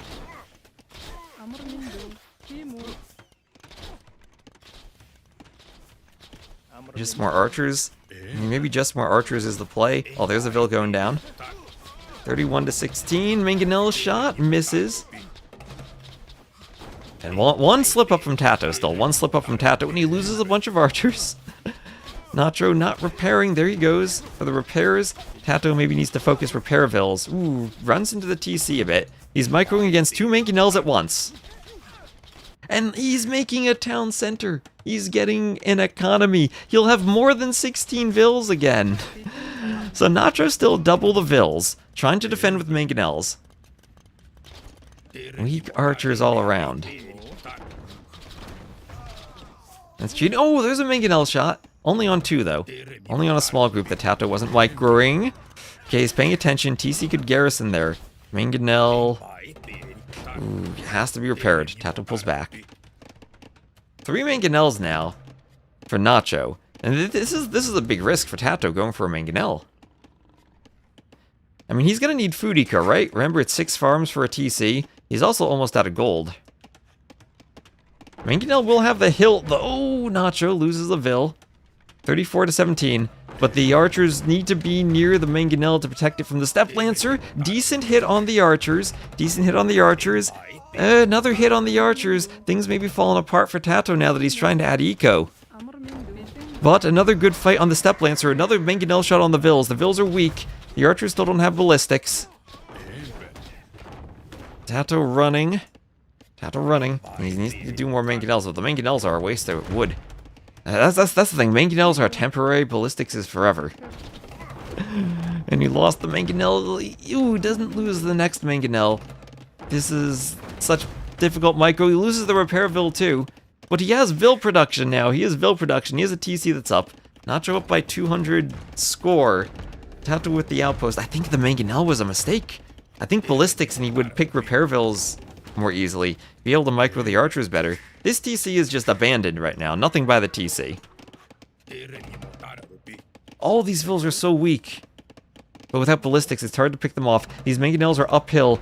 Can Tato get the shot off? No, he micros back into it. The Mangonel micro has betrayed Tato. He's lost 3 Mangonels so far. And when you only have 18 Vils, you can't afford to lose Mangonels like that. You can add a couple more farms for Vils, though. On the wood line, the archer's pushing.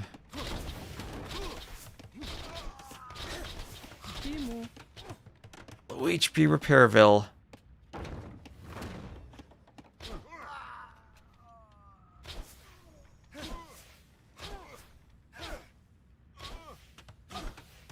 Oh, repair Vil's here by the Mangonel. Mangonel gets a good shot.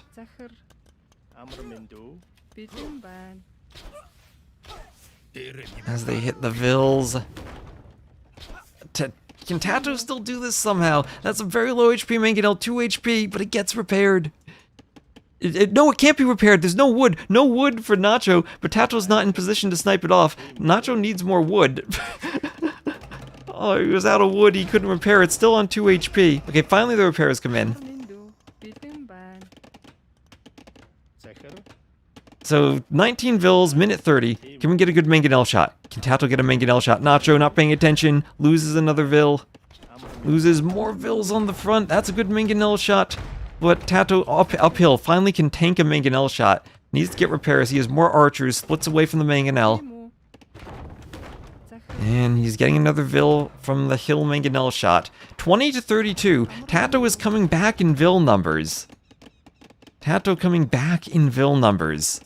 Hello, Twissy.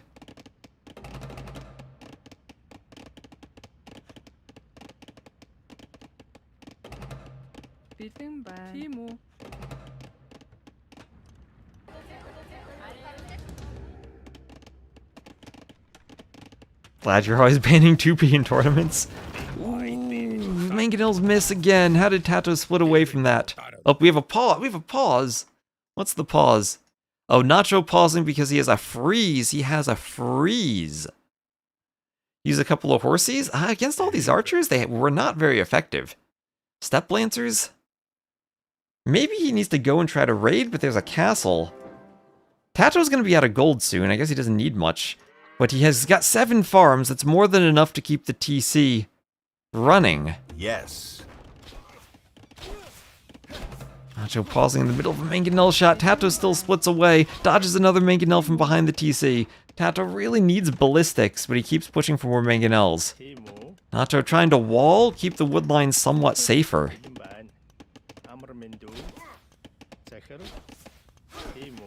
Oh, ballistics is so needed.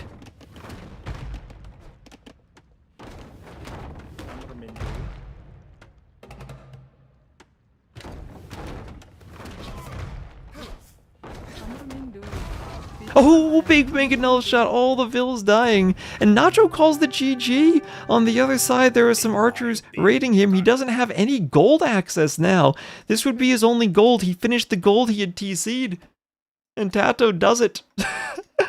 Tato up 3-0. What was that?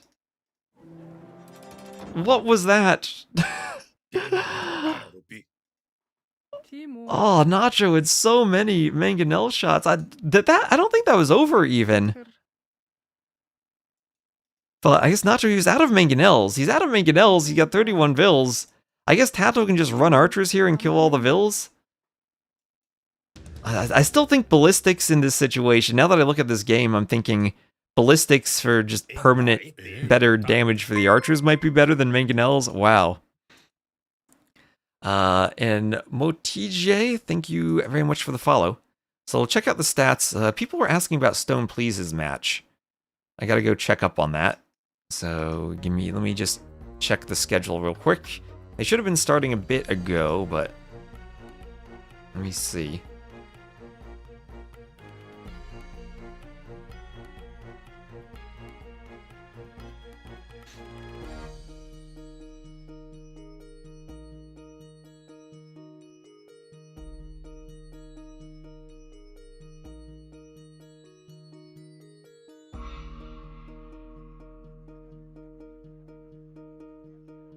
Let's see. So you doubt Paganini's beginning, or they're already into their set. Where is this Stone Please set though?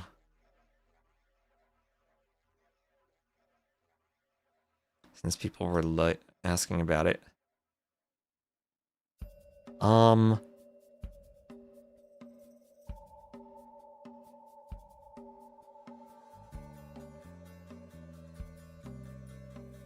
Oh, that was a schedule that hadn't been updated. Oh, actually, I need to update the schedule.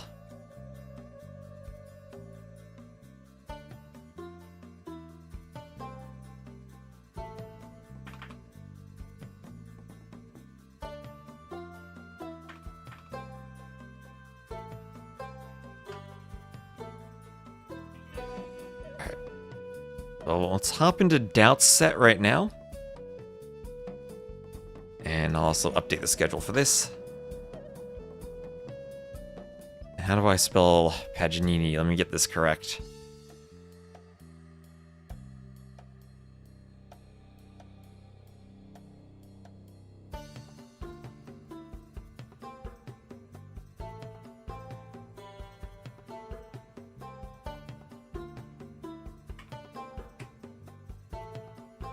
There we go, and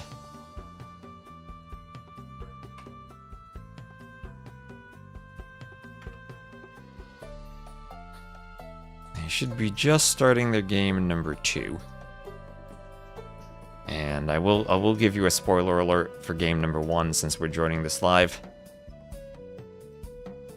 Doubt did win game number 1.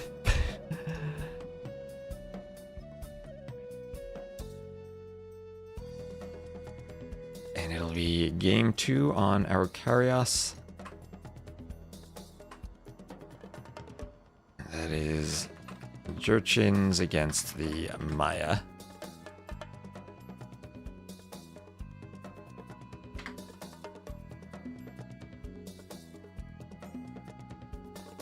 And joining that.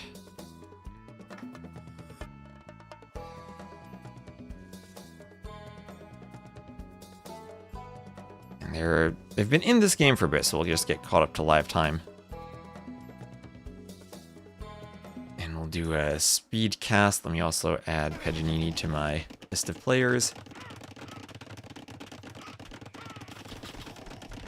Do we know what PNLN is for a team?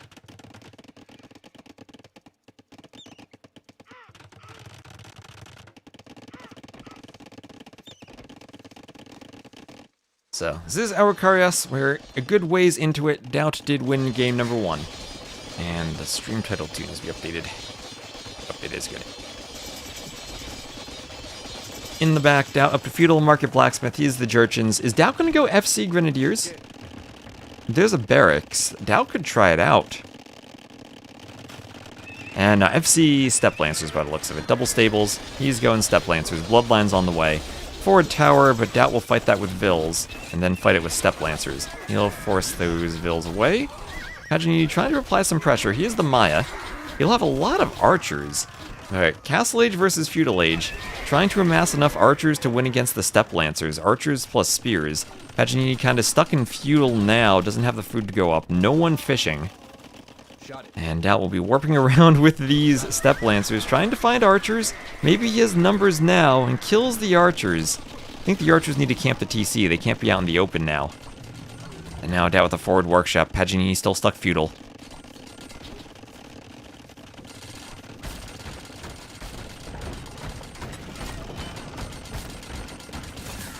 Using the market, he clicks up.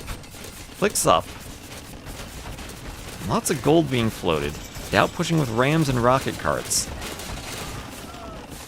And pikemen now, but they by the time they fight, they die.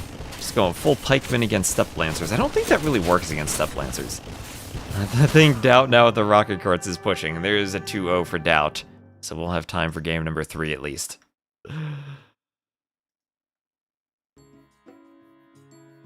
Alright, open, let me grab their drafts. Those are the drafts from Tato's set.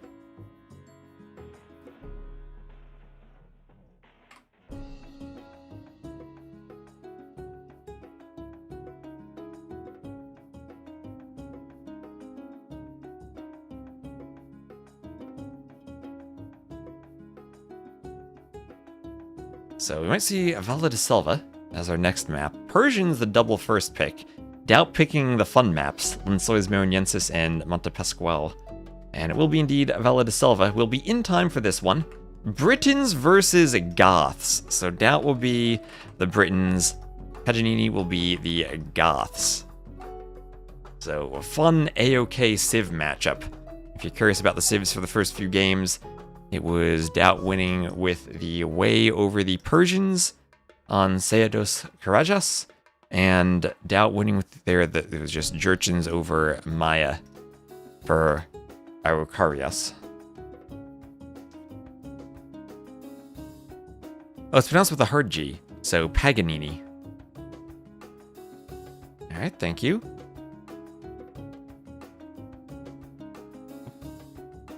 Let me leave Capture Age.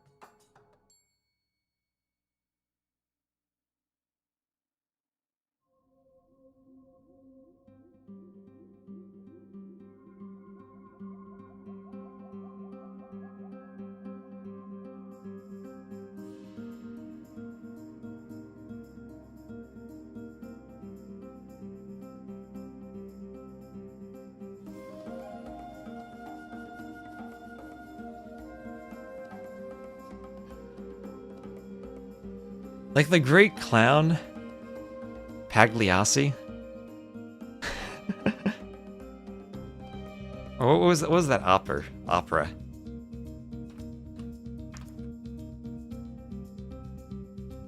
Yeah, that's is that Pagliassi? Yeah, Pagliassi.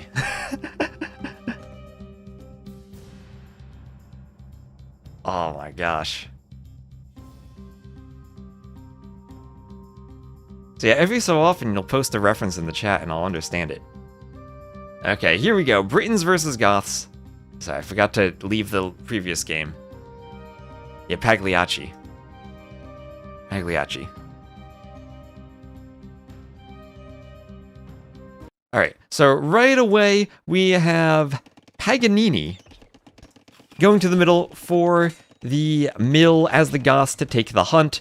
Doubt scouting around, finding the capybaras. Britons versus Goth, Age of Kings civs. This is what I like to see. Classic civs, none of these new Fire Lancer, Grenadier, War Chariot things. We got good old AOK, AoE 2 units. And let's be honest, this is less than a 200 point ELO difference. Not that Doubt's ladder ELO really indicates his skill in tournaments, but there's a chance here. You get to Huskarls against the Britons. That can be scary. Nothing but semi-obscure references.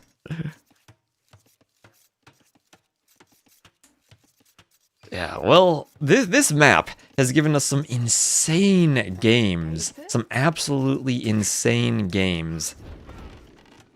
And if there's a map you're going to try to pull an upset on, maybe this is it. Doubt will open with the barracks. You can do some early drushes here, and particularly against the Vils in the middle. Oh, maybe this will just be an early feudal age for men-at-arms.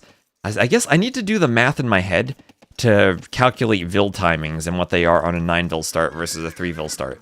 So I feel like a 4-minute click up to feudal age with the barracks is still early, but I guess with the timing differences it makes sense. Remember, the Goths will have their hunt last longer. What's their bonus now? Hunt lasts 20% longer. So kind of like the Maya, but specifically for hunt. And they'll get a ton of food from those deer. While also, the fact that we have the mill in the middle, just like I was talking about the Georgians earlier going for the mule cart. The mule in the middle with the early loom for the Goths. They can do something similar. Early loom so the Vils aren't going to be threatened. They can take the hunt, while also using their scout to grab the capybaras. And so far, it feels like Paganini actually may have grabbed a few more capybaras than Doubt has. Even forward, Doubt just not finding them. I mean, if there's one player who won't have good luck with scouting, it's Doubt. Looks like he kind of looped around and scouted the same spot a couple of times. But it'll be 4 militia into men-at-arms. The Britons do have arson. They have a fully upgraded swordsman line. And that will come in handy against the Goths. One of the counters to the Goths is champions, because the Goths have champions in numbers, but not the best champions. They missed the final armor upgrade, so if you have lots of your own swordsmen, you can actually win a fight. And archery range for Doubt, too. So Britons, swordsmen, and archers. The UI is flipped. Oh, sorry, the UI is flipped. Let me fix that. I need to hit save. You need to hit save there. Yeah. There we go. Ready. Thank you, thank you. And then we'll have Vils ready to fight the scout. They can't get the wall up. The scout attacks the Vils. The men-at-arms chase the Vils. Vils are going to go down to the men-at-arms. Mandatum. How many Vils are lost here? 1 Vil can Doubt block with the scout. They're close to the TC. TC kills the scout. So trading a Vil for a scout, okay. But now wood might be an issue, as Paganini has only 3 Vils on the lumber camp remaining, and they'll have to go and repair the house against the Britons. Doubt invested into arson already, so those will be scary men-at-arms. They are downhill maybe from the house, though. And double bit axe for Paganini, as he goes for a stable, and he'll be opening scouts, as he still does have a good bit of food. Mandatum. All the food on the map, he's not going to need farms. And in all honesty, needing to abandon the lumber camp won't be all that bad. Feels like actually what he needs to do is repair the house, get 3 or 4 scouts, and then just go forward, since Doubt is open. You can force Doubt to small wall, maybe pick a Vil, then turn around and clean the army. You're not going to need the farms, and losing the wood line won't be too bad if you're playing scouts and feudal now. You can hold on, wait until you recover, run the vills to the TC. This is the problem running the vills to the TC, though. Now the men-at-arms not attacking the wood line can come back and attack the scouts. And he will need maybe 4 scouts before jumping the spear. But if the spear is near the men-at-arms, he can't take a fight at all. So now he has to think about going forward because he can't fight in the back of his base. And is in the long run maybe in a more difficult position for wood. Adding in the blacksmith now, maybe he wants forging. Did I miss something? We missed the first 2 games because we joined it midway through. This started right after Tato versus Nacho, so we joined midway through. Ready. Tato played a game where he boomed to get counterweight siege onagers, and that took a bit of time. And then played a 0 TC game.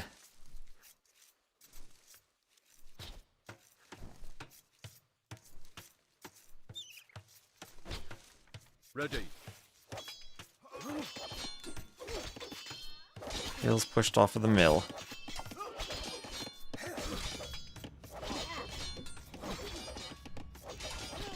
Archer's pushing the vills back.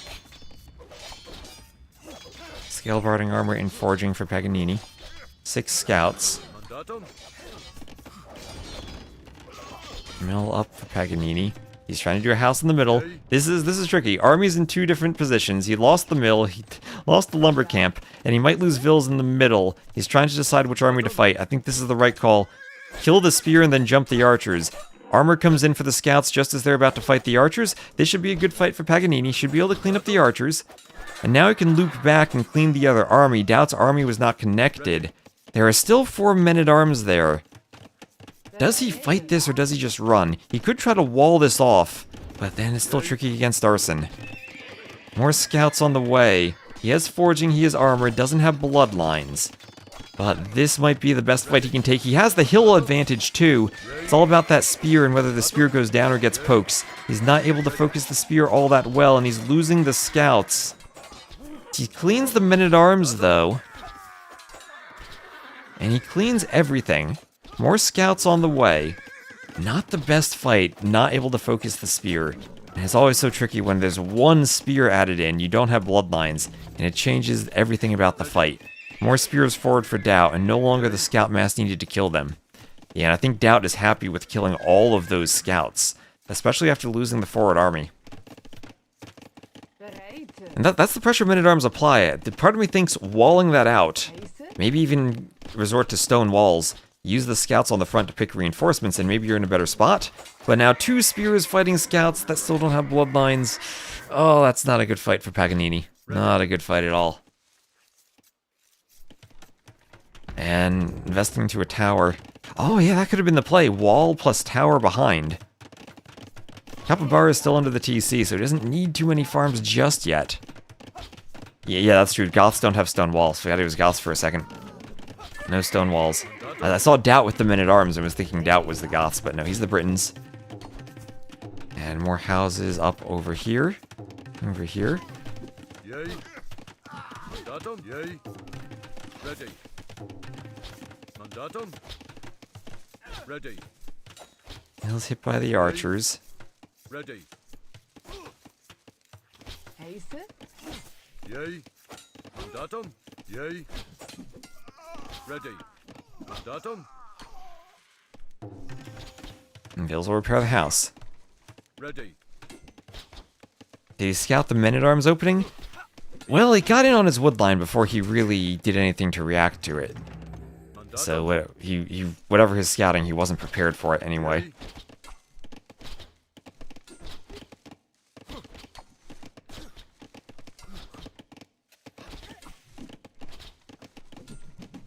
Mandatum. And there's 2 saves. Well, the Goths were the OG, don't have stone wall save. Have to be super aggressive.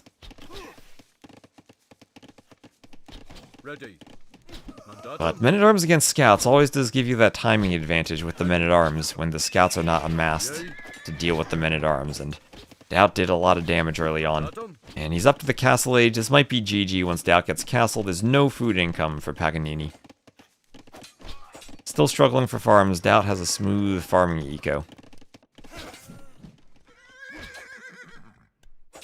Ready. Can't wait for T90 to attempt to play this map and place farms on all the rock terrain. Glad we're not the only ones dying to Men-at-Arms aggression, even at 2k2. That's why it's a strat. And I feel that Men-at-Arms skirms, or Men-at-Arms with some type of archer follow-up, whatever the follow-up is really strong these days. And with how quickly they go through buildings with arson. Feudal Age arson, Mandatum. especially if you're a good civ like the Japanese who attack faster, it is amazing. Ready. Yay. But yeah, I mean, options, going Men-at-Arms himself, doing the defensive tower, Mandatum. different ways he could have played it. Grayton. Ready. Mandatum. Having more walls earlier so the Men-at-Arms from Doubt didn't get to the wood line. Mandatum. Lots of different things you can do on this map. Mandatum.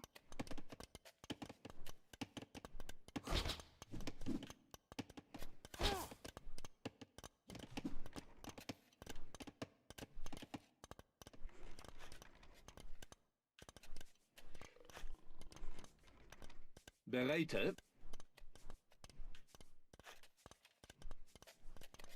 Yay. Crossbows are kind of out in the open, though.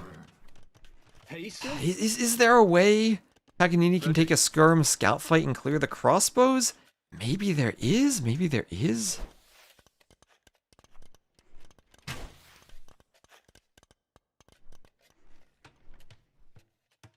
Why did he pick Goths? Well, Goths are pretty smooth for scouts. They get fully upgraded scouts with a hunt bonus.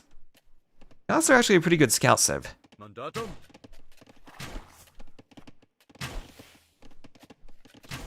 They'll get fully upgraded knights and light cav in the Castle Age too. It's not until the Imperial Age when their cav actually falls off. So he will have to run against the Briton crossbows, though. We'll have to run away from that wood line. Maybe try to use the tower. He has a second lumber camp. Yeah. Skirms in the middle, coming around, but now Briton crossbows with range can deal with that. But this is what he was waiting for. Skirms and scouts together. Crossbows can't micro against the scouts when the skirms are chasing them. But the crossbows are strong enough, maybe they just win the fight anyway. They're running into the tower. They all do get cleaned.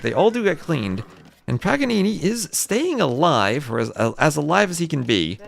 Down by 2,000 resources. Doubt moving in with more crossbows. Didn't scout the clandestine lumber camp in the middle of the map. And he's ready to start picking off more vills. Well, Paganini had a vill lead before that, and now he says he can't finish the crossbows off. There's the GG. And Doubt will win the set. Probably as expected, but 3-0. Paganini put up a bit of a fight that game. Ultimately, Doubt's Men-at-Arms micro a bit too strong. The pressure too much early on. Even someone 2k2 can still be caught off guard by a very smooth and efficient Dark Age like Doubt has. Skirm's OP. Skirm's OP. Not enough. Yeah, the forward hunt bonus it's just like the Maya bonus, but only for hunt. They get a bit more time to leave the vills out there collecting.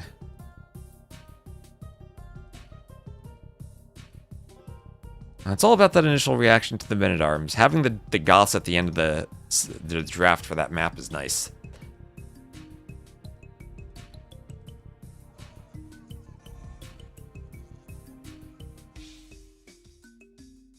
So I think Thunderbolt versus Degao might be our next set. And then, depending on how long that takes, we'll get into Jordan versus Pela or Valessa versus Miguel at 17:30 or 18 GMT. So let me update some scoreboard stuff now. This will be... Who's actually the higher seed here? Is it Thunderbolt or Degao?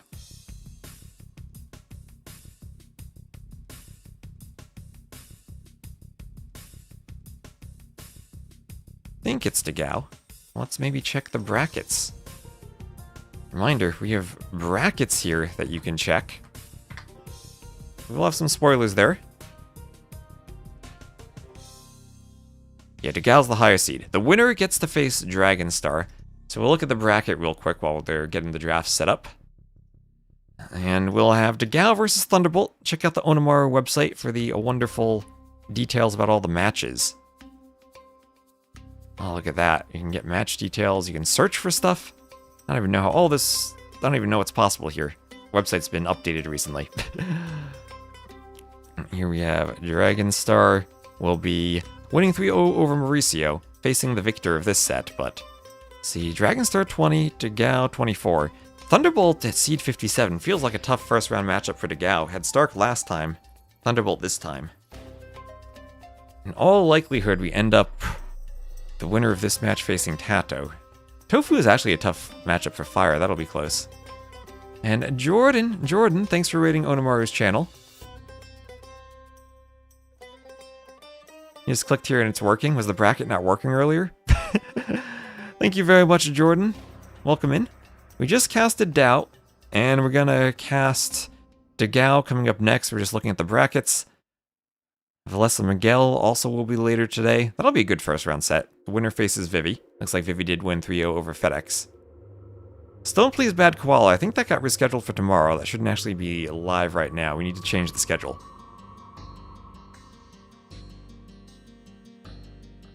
Wait, can you control F5, refresh the page? What are we refreshing? What are we clicking here? This looks like it's working. I wasn't clicking anything. I wasn't clicking anything. Ah, okay. That's what it is. Yeah, that's the set we saw earlier. You get details about the set when you click. Let's see if we have a soft dismiss. We do. Ooh, nice.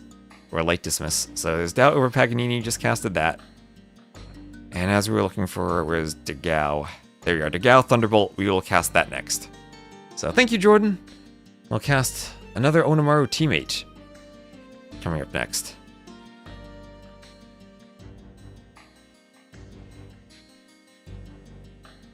Let me find... Yeah, so Degao against Thunderbolt X. And they should start drafting in a moment.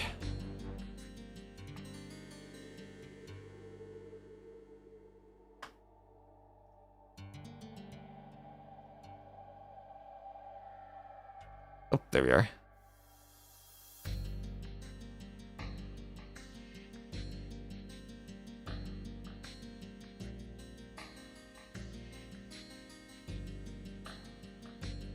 Hello, Jeep. Hello, Jeep.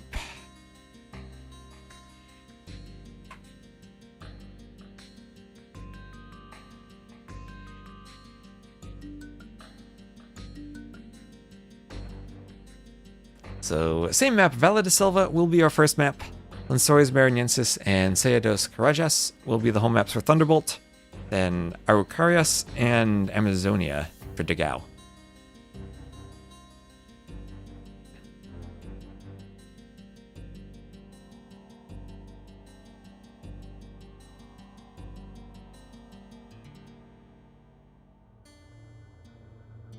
So Civ Draft starting. I'm going to, while they Civ Draft, take a brief break myself. Make sure that I have enough coffee to keep going today. And I'll be right back.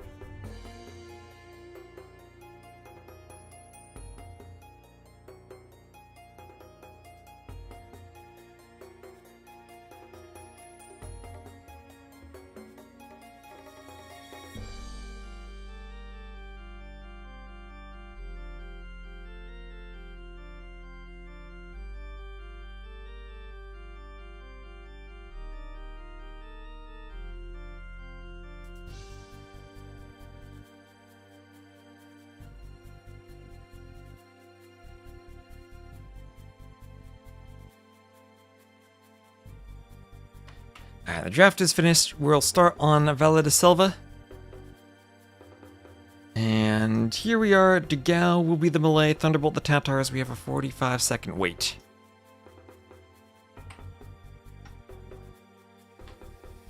So the Malay because they're good on every single map, I think. The Tatars because they're going to have a great sheep bonus for this one. If it comes into play, there is a 90-minute time limit, but maybe on this map we don't have to worry about that.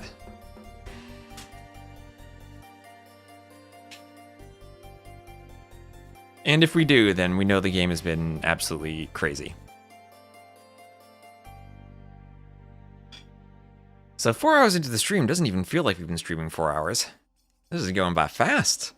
As I said, we might have over 12 hours worth of games today.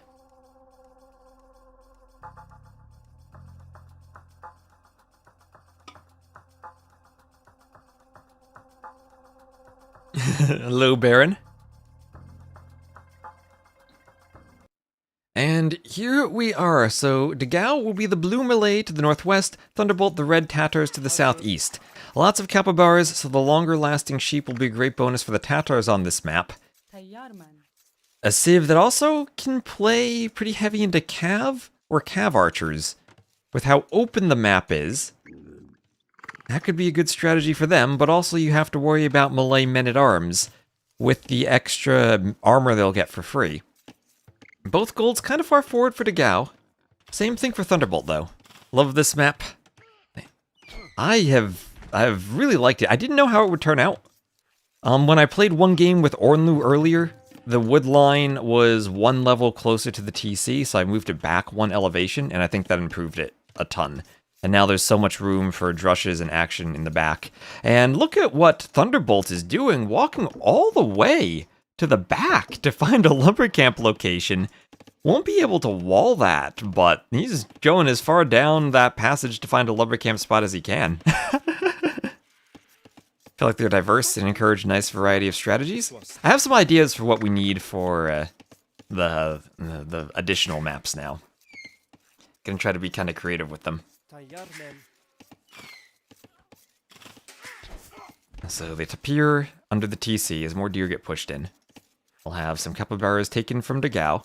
And again, we're seeing the downside of pushing the deer. You're not scouting for capybaras. Degao's coming over to this side of the map, taking capybaras that would be closer to Thunderbolt. More forest. Everyone keeps asking for forest nothing in the map pool. I mean, we have a 90-minute time limit. That literally might just be chop wood for a score victory. I don't even know if we can finish the map in time. Oh my gosh, that's actually an idea. Force nothing score victory. Yeah, you give it like a short timer, like 20 minutes. See who can chop the most trees. Which civ gets the highest score. If we need to kill some time in between games at the LAN, that's what we can do. Speedrun to two-man saw. So Loom for Thunderbolt. 19 pop with Loom. Looks like he's going to do a fairly standard uptiming. Degao, as the Malay, will be going for the delay. He'll be up a bit later. Pushing in a deer himself, but only after collecting several capybaras. That's 10 capybaras he has under the TC. Compared to 3 plus a goose, so only 4 for Thunderbolt.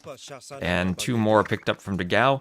I do like how the militia are used to scout for capybaras while drushing. Kind of an interesting build where you scout one half of the map, then the other half is scout plus militia to try to find capybaras. So Degao, he opens Malay Drush. The only downside to the Drush is you won't be getting your extra armor until you're up. And this lumber camp position, I don't know if this is good or bad, because all the vills are atop the rock terrain now, as the scout goes to the rear. And they won't be able to wall themselves, but Degao, now he's got to be thinking, where's the lumber camp? Did he go up the passage? He'll head down there. And now barracks at the front, Thunderbolt with 3 militia of his own. He saw that. He saw the Vill. He had to. He can wait, though, for the armor. But no, men-at-arms here for Thunderbolt. Mining camp for Degao. And he's in the back. He's finding the Vills. And like I said, this might be a bad spot for Thunderbolt if he can't wall the Vills on the rock terrain. If he'd done the lumber camp here, it'd be closer and he could wall it. And he's just chasing the militia with 5 vills, at the same time trying to get to the papaya trees. Dagao will wall that. And the militia will find a vill on the papaya trees themselves. That vill gonna go back to the TC. Militia not fighting until they get their armor. Dagao not managing to wall himself fully as the men-at-arms get in. He will be walling his lumber camp. Doing the thing you can do, walling here, actually walling all the way to the TC, using half of the rock terrain as the walled area. But the scout will dive in. Men-at-arms tried to get through, and Dagao needs to send more vills to wall and to fight the scouts.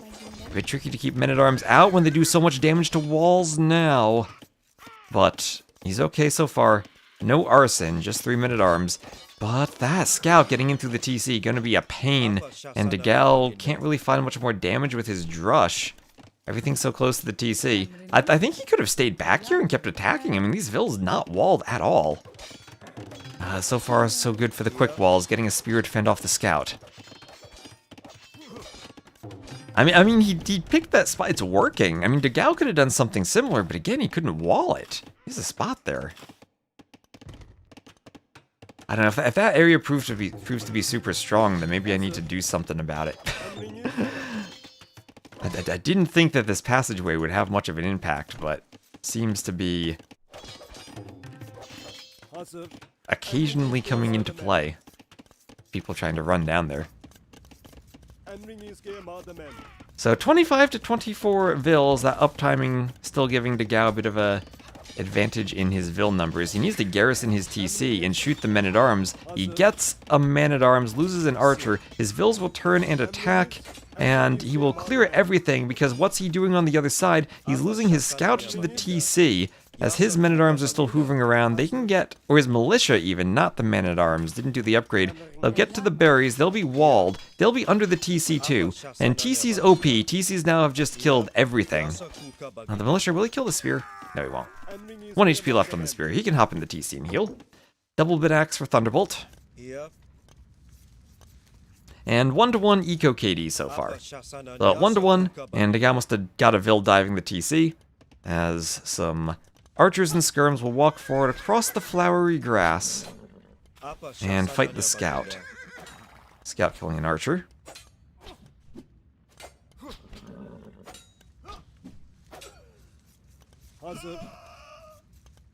Scout and spear both go down.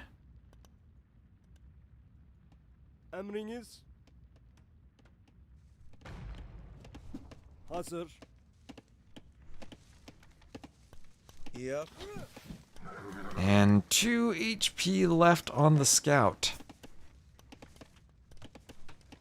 I mean, I still think I like Malay more than Tatars. But the opening didn't go as well for Dagao as I think it could have. Malay versus Tatars is in a men-at-arms opening. I usually think that the Malay is a bit of a better civ for that.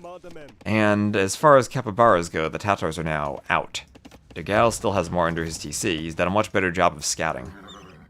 Maybe Thunderbolt could pick up some more. There are still more capybaras over there.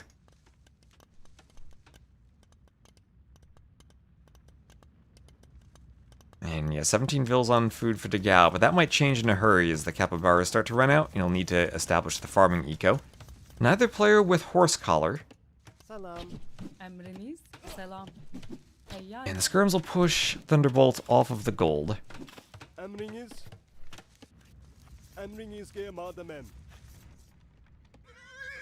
2 HP on the scout from Thunderbolt. And we'll have a market and some walls going up for Dagao. At the front, the skirm's still hoovering around, find some vills on the papaya trees. And they'll start taking down the vills. House deleted as the vills have to run into the skirm, so not going to get a kill there. And Thunderbolt will return safely to the town center, send that vill to life on a farm. A dangerous farm, though, at the front. Don't want to swap him for a higher HP vill. His gold's still not walled in. Dagao selling stone and buying food.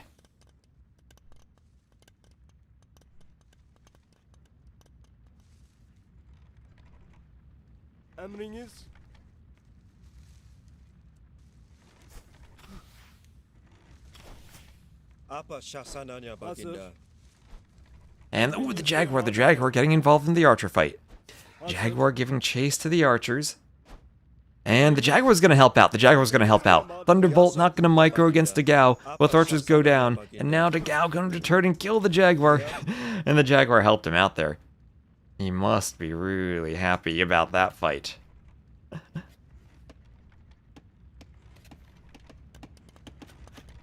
And Castle Age plus gold mining for Dagao. Yasa kuka Selam. baginda. Emriniz. Go Jaguar. Only Cats TTV. Helal mi? Rooting for the Jaguar. Melee timing always an issue. Thunderbolt not gonna click up. He's doing a stable. And Dagao's investment into the capybaras and the farms has let him get up faster. Skirms, though, harassing his vills. Skirms could even dive the TC now. That could cause a problem if they get to the back, which they could because of the rock terrain. If they had armor, then maybe they'd think about diving. Dagao with archers can't do much about that, but he'll fall back to the TC and try to do crossbowmen. He's up to the Castle Age, has to protect his vills. Crossbow's on the way forward. He's not worried about the skirms diving his vills, it looks like. GG, you are Dagao? MBL was the Viper. Other people are Dagao. What's the world coming to these days? Sasananya Baginda. Siege Workshop for Dagao now to defend against the skirms. And nice play from him. So his decision is defend with Mangonel Scorpion. Attack with crossbowmen. Walls up for Thunderbolt. Has to be walled against the crossbows. And now he's going to try to do damage with the skirms while the crossbows are forward. And if there's an opportunity maybe to dive the TC, this could be it. He now has armor, but that's against Bodkin, though. And Ville's on the gold. Dagao doesn't have much gold income, but as soon as the Mangonel pops out, that's a 2 HP scout. Anything picking off the scout will be nice. The skirms tank a Mangonel shot. And that might be it for Thunderbolt. Scores are still very close. But I think the actual game situation is heavily favoring Dagao now. The skirm's coming back, but they won't be able to clean up those crossbows. The tower doesn't go up. Thunderbolt, desperate for a market, has to sell wood to make farms, but you do not have much farming space on this map. He's trying to do more lumber camps. It's awkward to place lumber camps. There's rock terrain back here. And now the skirms, they're trying to jump the crossbows. This is his last chance for a fight. If the crossbows win this, then it's over. And it might be over anyway. Taking a decent fight. Kind of thinning the crossbow numbers, but thinning is not what he really wants now. It looks like the scout and everything else at the front was cleared too during that fight. And defend from that for the moment. Well, Dagao already up by 4 vills and in the Castle Age. 0 food because Castle Age is clicked for Thunderbolt. And he's going to try to hold with that tower until he gets up and can do Elite Skirm. And he'll want Elite Skirm before he can defend. Dagao can do whatever he wants. Did sell the stone already, so he'll need to collect more for the TCs. Hello, Elevid. And we'll have a huge vill lead as it'll be another 5 to 6 villagers worth of TC time going up to the Castle Age. Crossbowmen take out a vill.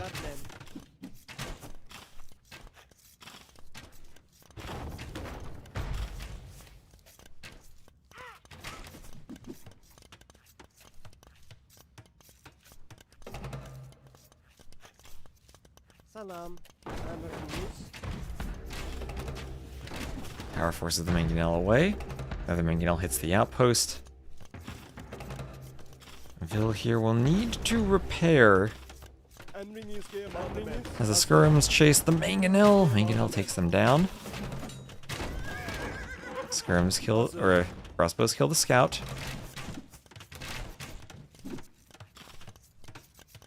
That's armor and Castle Age for Thunderbolt.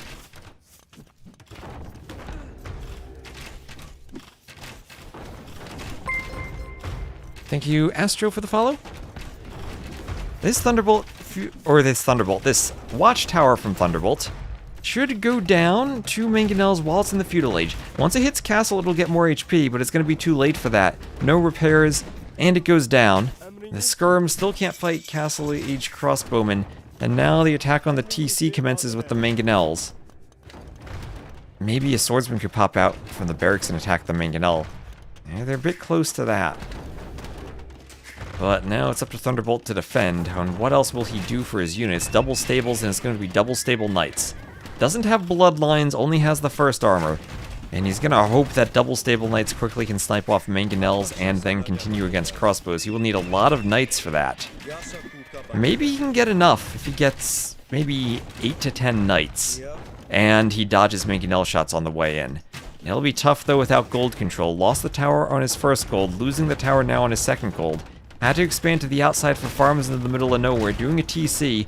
3 knights, I don't think that's enough. I think he needs to wait longer. The mangonels will fall back to the crossbowmen, and they'll try for an attack round. I think they get a nice hit there. And the knights now, no bloodlines, only 1 armor. They will be slaughtered by the crossbowmen. Ooh, Thunderbolt went too early there. He didn't want to lose the tower, but I think he still went too early. And there's the GG.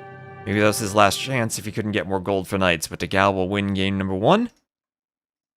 Nice play by the Malay. Weird, still a weird lumber camp location from Thunderbolt at the start, and I think Dagao probably could have punished that a bit more, but he didn't need to. Wins the game anyway, 37 to 19 kills. Better eco as the Malay. GG.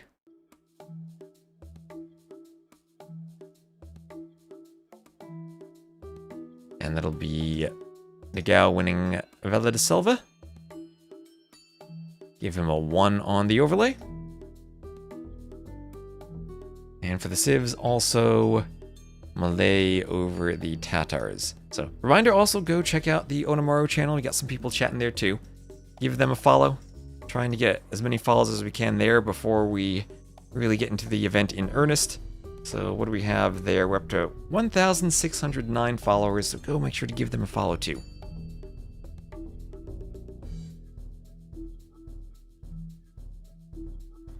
And Saya dos Karajas, our next map. Whenever I watch Dagao, they get into the next games very, very quickly. It'll be Vietnamese against the Maya. Civ matchup where I think I heavily favor the Vietnamese these days. I'll have another 30 seconds, then we'll pop into that.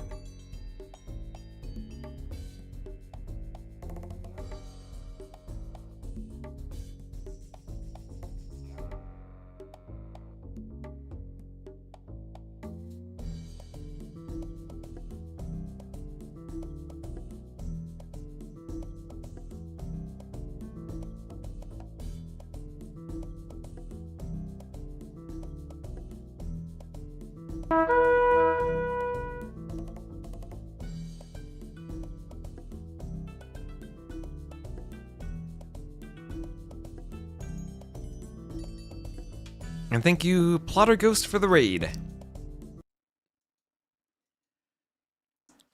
So Dagao will be the blue Vietnamese to the northwest, Thunderbolt, and the red Maya to the southeast.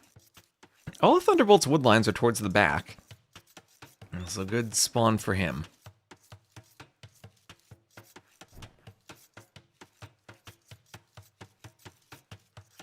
Plotter the goat.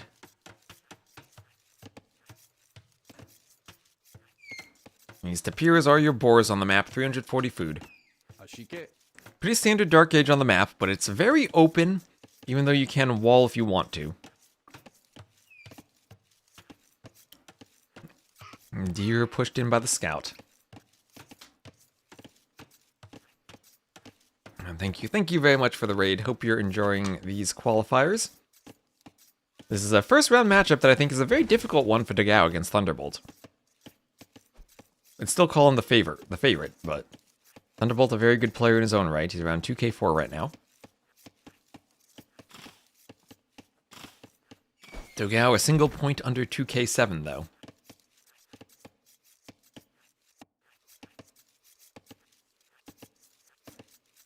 And Eagle pushing in more deer to the TC will have a mining camp.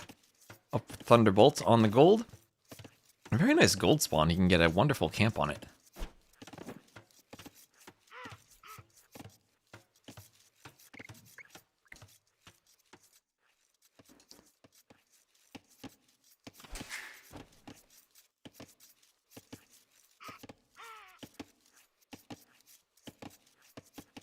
And that'll be Loom for Thunderbolt. And 19 pop looks like you'll go up. Late loom for the Maya. On the 9-vil start, they can skip loom immediately. And same population, but a vil later for Dagao. So good eco at the start for the Maya. Not seeing an early barracks, so no aggressive men-at-arms, but skipping the mill. So should have the wood for a barracks soon. Still using the eagle to push in the deer, so hasn't moved out to scout. Remember, once you get to the feudal age, the Vietnamese scout will be a bit better. Players are somewhat far apart. So even though the map is pretty open and they're downhill, they are fairly far apart. And we have seen attempts for fast castles on this map. I still think feudal play is the way to go. Whether it's men-at-arms or scouts, you're downhill. And it's hard to defend when you're downhill. So I still am very tempted, though. I think that... I'm still not sure about removing the rock terrain or not. I know Ornlu's not a fan of the unwallable rock terrain, but I'm thinking of adding that back for the land event. I'll have to talk to the players and see what they feel once we get the players for the land set up. I know some of them didn't like it early on. Felt it was hard to put the lumber camp there. And I know this is still a very aggressive map, but maybe we can make it even more aggressive. How far behind is spectate mode here? It's just a 2-minute spectator delay. Yeah, that's all. Shot it. So both players up to feudal archery range as another eagle scout is trained for Thunderbolt. He'll open with the eagle, but take a... Oh, okay, they don't fight. They do fight, okay. Walked past each other for a moment, then turned to fight. It was a bit of an awkward moment there for Thunderbolt running into Dagao's scout, because the scout is better than the eagle in the feudal age. Maybe there's room for the eagle to try to run for a hill. And now Dagao, since he's faster, will run away. You're an eagle scout, too.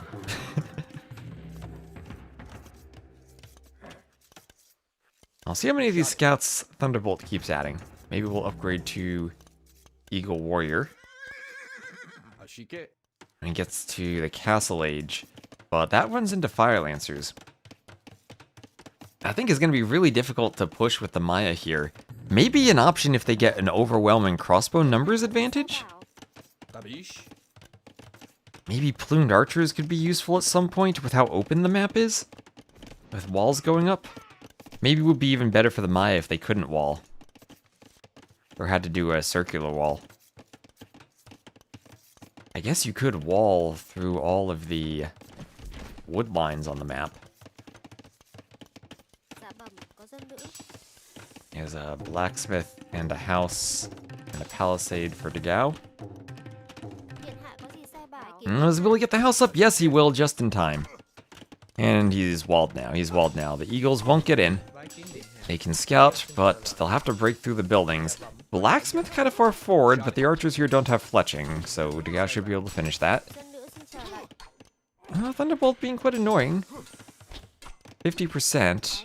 Dagao needs his own archers, and he'll be fine. Can't do fletching, of course, because he doesn't have the blacksmith, as fletching is clicked first for Thunderbolt. Oh, the Jaguars! Jaguars coming! Didn't kill an archer, though. Low HP archer. Survives the Jaguars. There are some predators on this map you gotta be careful about. As you venture over the terraces. More houses for Dagao. And fletching for Dagao too.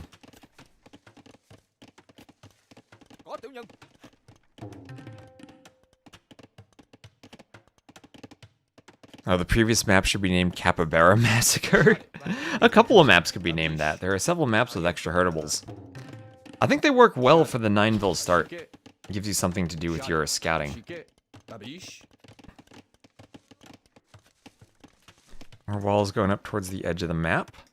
I see Thunderbolt fully walling. Dagao fully walling. So players turning the map into the wall, basically. Do-it-yourself walling.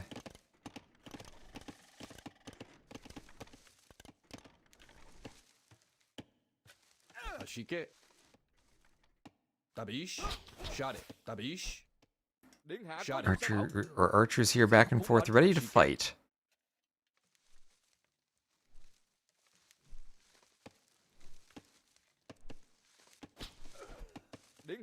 Astigo has to turn for a moment.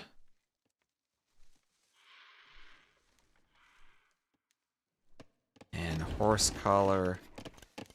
Now click for Degao.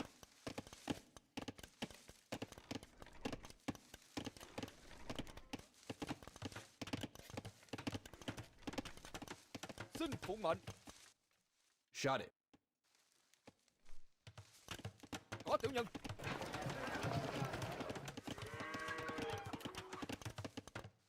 Ashike.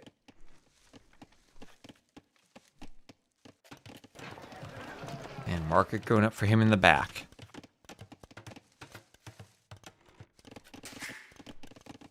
Shot it. So second range for Thunderbolt, amassing archers. And I think this is probably the best opportunity for the Maya against the Vietnamese. Try to get to the Castle Age, two maybe 3 range crossbow, and push with a numbers advantage. But you need the numbers advantage, and right now Degao has the better archers since they have more HP as the Vietnamese. And if he fights with a hill advantage, that's going to be rough for Thunderbolt to deal with. Thunderbolt might have to fall back from the berries. I don't know if he can take an Eagle plus Archer fight here. The Vietnamese archers are just so good. And he's losing a couple of numbers there. Oh, and this is a good fight for Degao. He has the timing on the fight. He can even turn and fight the Eagles, especially with the hill bonus, since they don't have armor. Eagles going down. And Degao able to keep pushing. More archers being amassed for Thunderbolt. But it just missed the timing there. Up faster has a 40-second window, but doesn't have the archers together at the time he needs. Eagle goes down, we'll have Castle Age still faster, but he doesn't have triple barracks Eagles ready to go. House up for Thunderbolt as the archers come forward. And he'll force that Vil to turn away for a moment. And he'll have padded archer armor and Castle Age both for Degao. Shot it. Archers all going down.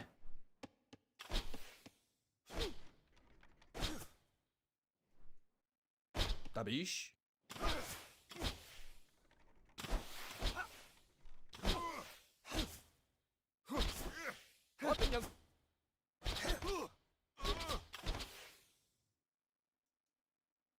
Shot it. Xin phụng mệnh. Ashike.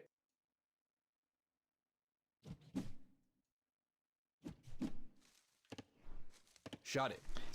And there is Castle Age for Thunderbolt. Thunderbolt up to the Castle Age. Tabish. And can he get crossbow? He can't quite afford it. There he goes. Has to use the market to rebalance the eco. And Degao saying, you know what? I've done my job. I've kept the army of Thunderbolt in his base. I'm almost Castle Age. I can fall back. And I'll have everything I need to get to Elite Skirm. So basically the opposite of that was what Thunderbolt was hoping for.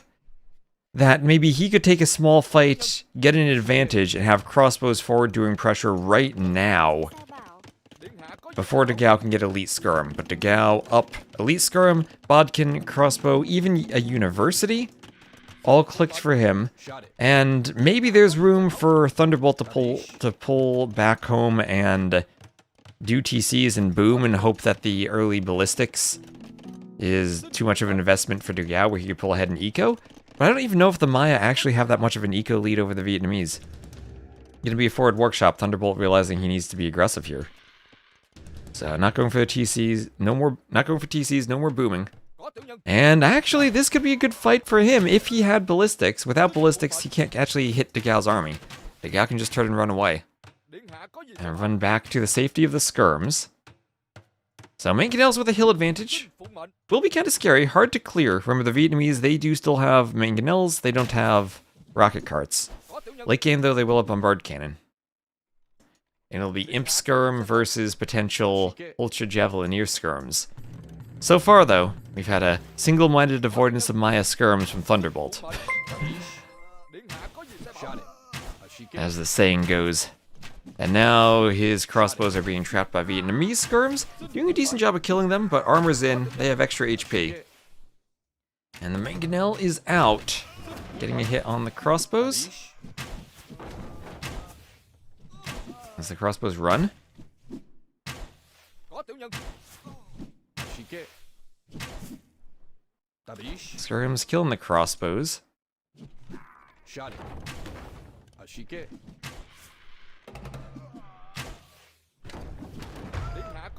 Mangonel hits the crossbow. And they dodge again.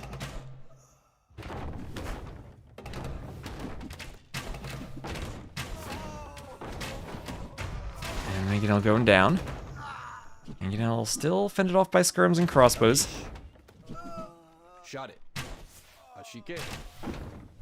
As the crossbows and skirms have to dodge, Mangonel down. Ooh, what is that? The gal couldn't figure out where to split there. The elevation confused him as much as it confused me. And this lumber camp, almost finished for Thunderbolt. Now, res collected now, Degao really far ahead, and it is crazy to see a save with an eco that much better than the Maya. And I mean, there's a bit of harassment on the berries, but that's about it. And lots of nice splits from Degao. Heavy plow for Degao too.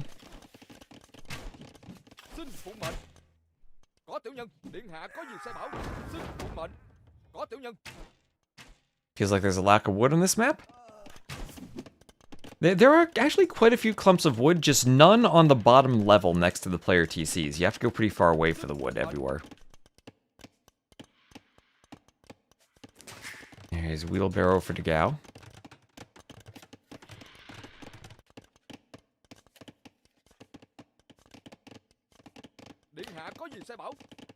His army could break through the palisade, but he has to watch out for the Mangonel. Still wants to have the hill bonus, and still no ballistics for Thunderbolt.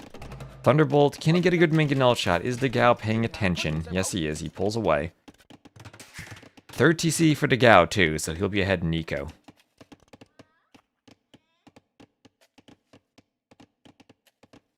Shot it. Ashike. Tabish.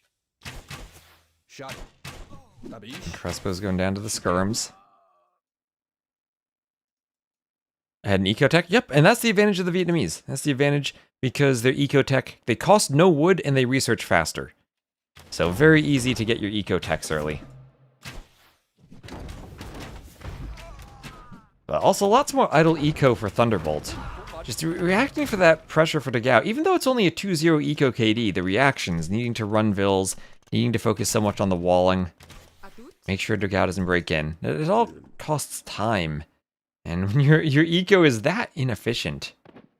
37 minutes of idle eco compared to 7. You're falling behind in res. Third TC now, but he's behind in booming for that TC. Degao remembering Hera taking down archers. You just remember, if you have archers, Mangonels don't counter them anymore. You just gotta micro and split.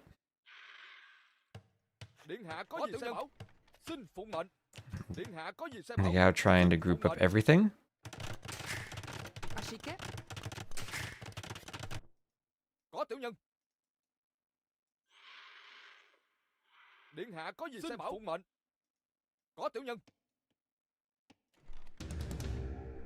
Shot it.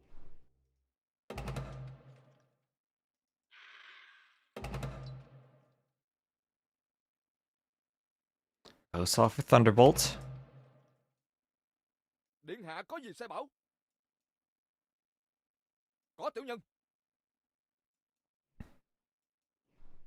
Everyone feels like Hera until they get rocked in the face. Monk wants to come heal.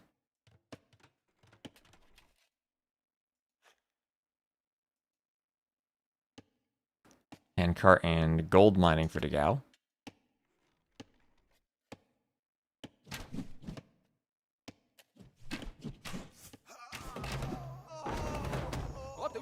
Oh, how did he dodge that? He goes right underneath the Mangonel shot. Splits again.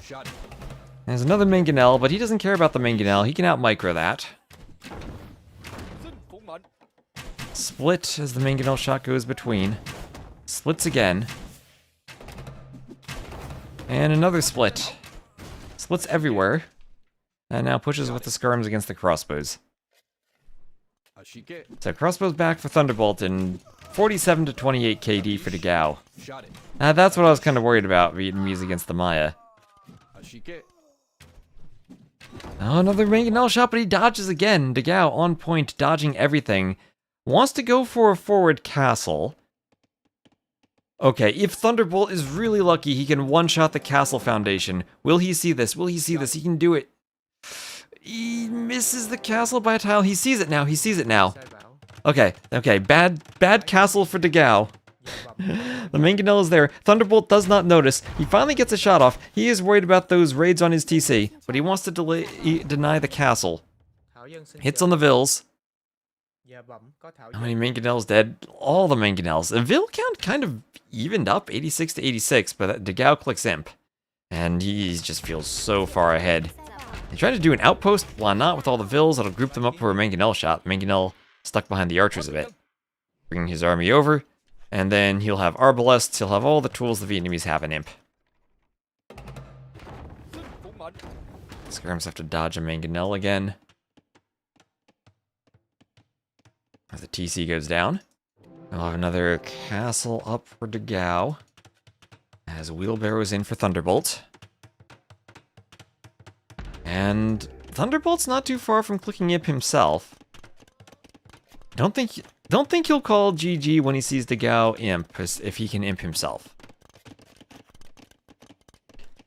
They can micro it down with nothing but skirms. That's all they need these days.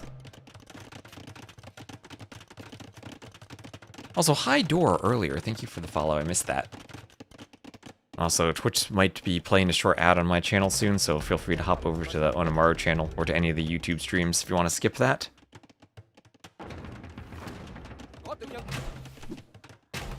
So, skirm. Ooh, that mangonel. Not hitting anything to get. Ooh, one extra bit of micro, but it's fine. He dodges.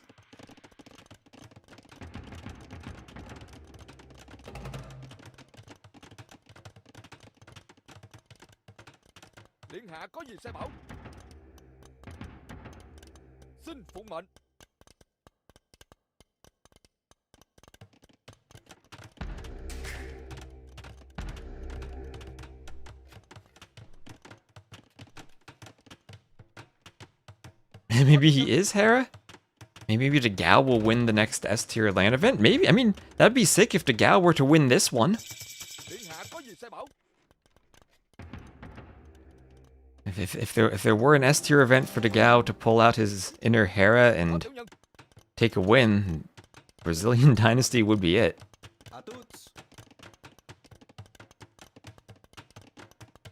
Vil from Thunderbolt forward.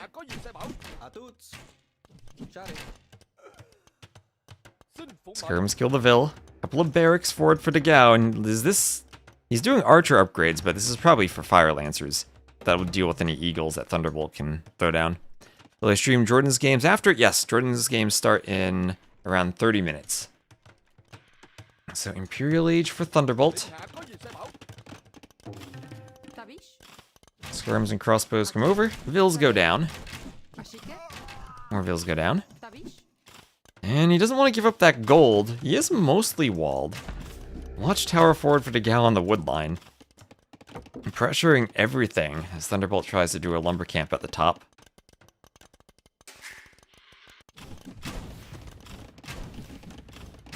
And Skirms pushing through the palisade wall. Defensive castle for Thunderbolt quickly thrown up as the crossbows and Skirms come forward. And is this a doubt castle? Does this go up? Does this go up? Degao could kill another 13 Vils here. That castle at 60%. I don't think that goes up. Degao, if he micros here, he kills everything. 74%. The Vils are fleeing. And the castle is stopped at 75%. We have plate mail armor as Fire Lancers will be the swap for Degao. He's got about a 20 Vil lead. He's trebling the TC. And the Fire Lancers will stop the mangonels at the front. Mangonels against the Lancers. Lancers tank the double mangonel shot. Even the Lancers splitting against the mangonels. Degao has been dodging every single mangonel shot this game. The unfinished castle, even now trebbed, has some imp skirms still stand by it in case Vills come back. And come back they do. And those Vills are all low on HP, and there is a GG from Thunderbolt. Said Degao, he will take this game, and he'll go up 2-0. Nice play from Degao. If I can click the stats button, there we go. 79 to 33 KD for Degao. Economy, much better eco. And GG there for slower castle age, but it didn't matter. Thunderbolt, you could tell he was close to the build he wanted, but that fight on the way up to the castle age was not what he wanted. Didn't have his army all together, and got punished for it. So GG, that's 2-0 for Degao. And as I said, Degao does like to get right into the next game very quickly. And it'll be Lensois Mariniensis for the next game. So Thunderbolt losing on Seados Courageous. And that was the Maya against the Vietnamese, and probably the Civ matchup Degao wanted. And the next Civ matchup will be a Japanese mirror. So Japanese mirror.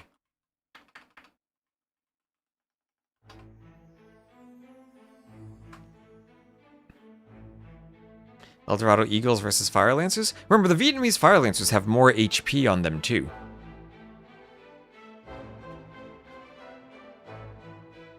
Haven't played for years since Armenians' Georgians expansion. What's the state of the newer civilizations?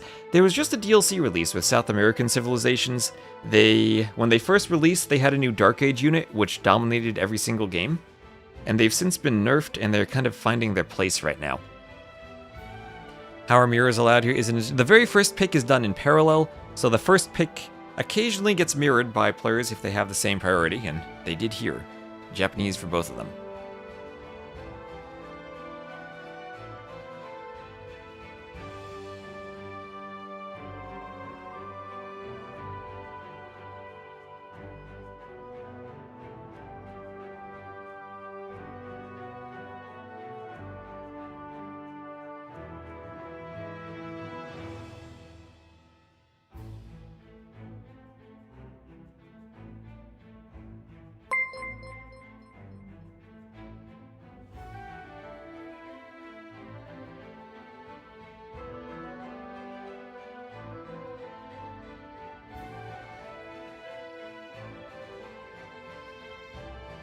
Crazy that it's been that long?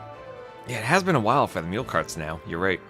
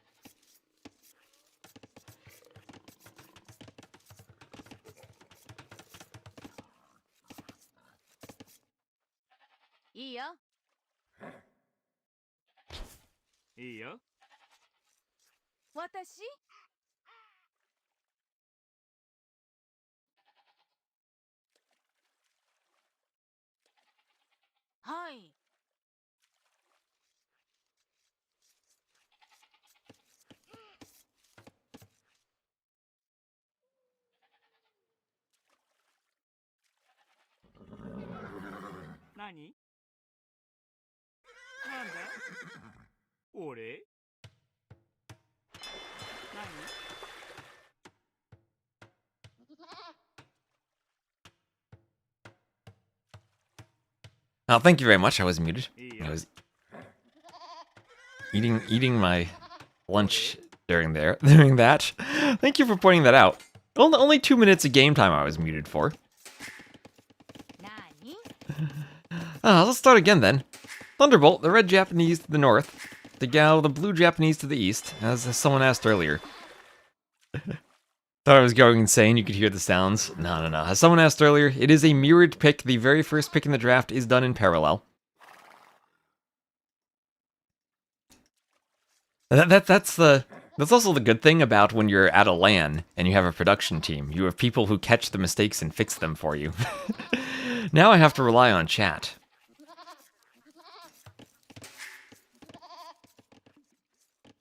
Thank you, Chiber, for using your Prime sub. Barbarossa, I have some unfortunate news for you. You see, it is I who should be Holy Roman Emperor. Kneel before the lion. Oh, look at all these goats. The big goat migration. Killing a goat. Thunderbolt, the lamer. Laming Degao's goats. What's the map's name? Are you trying to get me to say Lensois Mariniensis again? That is, I think I've got that name down. Of all the maps, I think that's the one I've gotten the best. And Long Pete, thank you for the sub, as we also have a scout fight here. And Thunderbolt will get back. Try to use the hill. Lots of hills for scout fights here. Highwaymen preying on helpless travelers. What has become of our homeland? What's the map name too, superhero? As it'll be a nice peaceful dark age now of fishing before the action begins. The whale's a bit far away from the docks this time. Maybe that's something I should look at making more consistent in the future. The distance of whales from the shoreline could make them a bit closer. This is the one of the first maps I've ever used whales on, so I wasn't sure exactly what to do with them. So barracks up for Degao, as he is up to the feudal age. And loom for Thunderbolt. That pronunciation feels good, well done. Thank you. Now I just need to get to that level with all the maps. Safe gold for Degao in the back. Safe gold for Thunderbolt too. Also the option to take whales. But ooh, he might dock this pond and take the shorefish. As he's doing a barracks too. So as usual, players walling up the wood lines, adding in the barracks, and both up to feudal.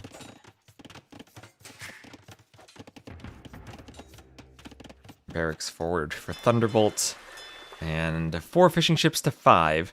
So earlier militia for Degao, a bit more of an eco for Thunderbolt.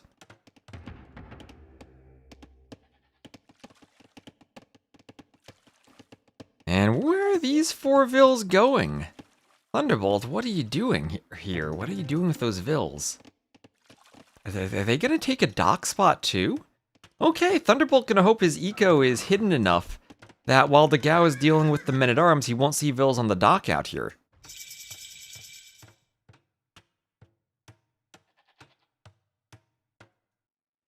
Alright, he needs to do the dock, doesn't quite have the wood. And Thunderbolt will lose the scout in that fight. So Degao keeping the scout alive is great because he might be able to scout that dock out there. And actually it'll just be a mill. Well, it makes sense for the Japanese to do the mill too, they are cheaper. So it will be mills on both of those lakes.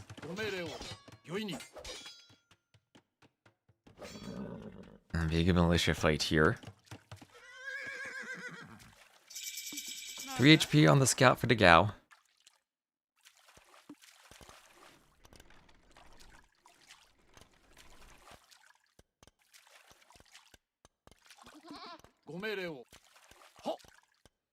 And men-at-arms plus double bit axe for Thunderbolt.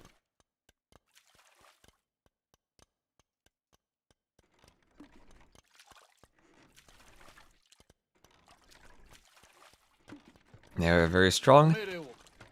Whenever there's water or hybrid terrain in a map, you're going to see Japanese. In other settings, they're really not as strong. So it's very map pool dependent on whether you pick Japanese or not. And I don't think they're so good that they're auto wins against the other hybrid map civs.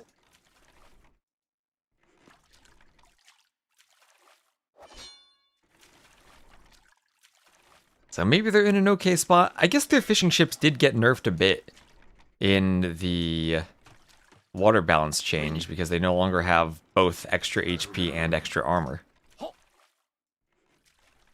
But galleys themselves are so bad at sniping fishing ships now. Maybe that's just a buff to them anyway.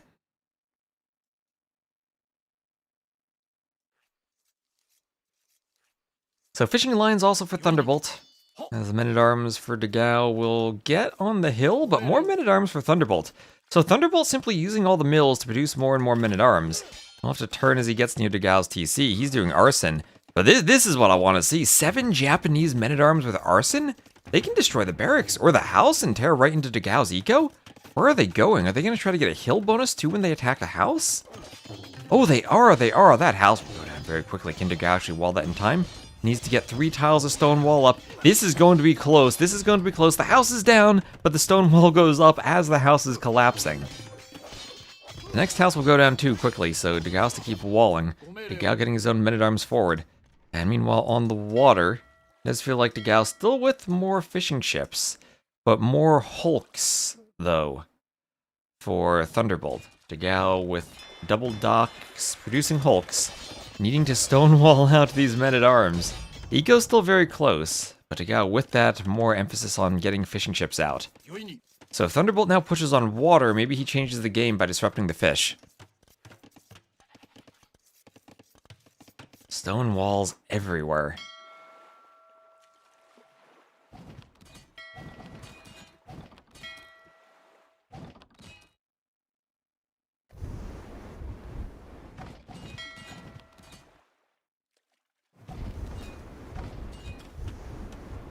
And fishing ships just hop in the dock.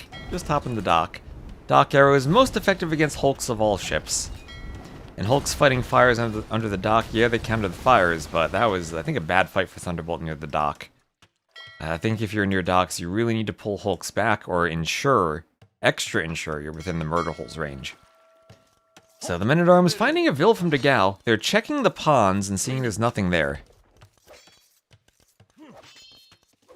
And Thunderbolt ahead in res collected. I kind of have a feeling Degao's ahead because of water, but water that he's not actually winning. Or head and score. Because of all the fish. And I think that fire goes down, and now all of a sudden these fish are vulnerable to the hulks. There's still Japanese fishing ships, and the hulks are just, they're in range of the dock. Thunderbolt can't keep fighting under the docks. Meanwhile, Degao's starting to get into Thunderbolt's eco, but he's running into archers that don't have fletching yet. Got in with men-at-arms, but now he should be cleaned up. 1-0 eco KD in favor of Thunderbolt with all the fighting.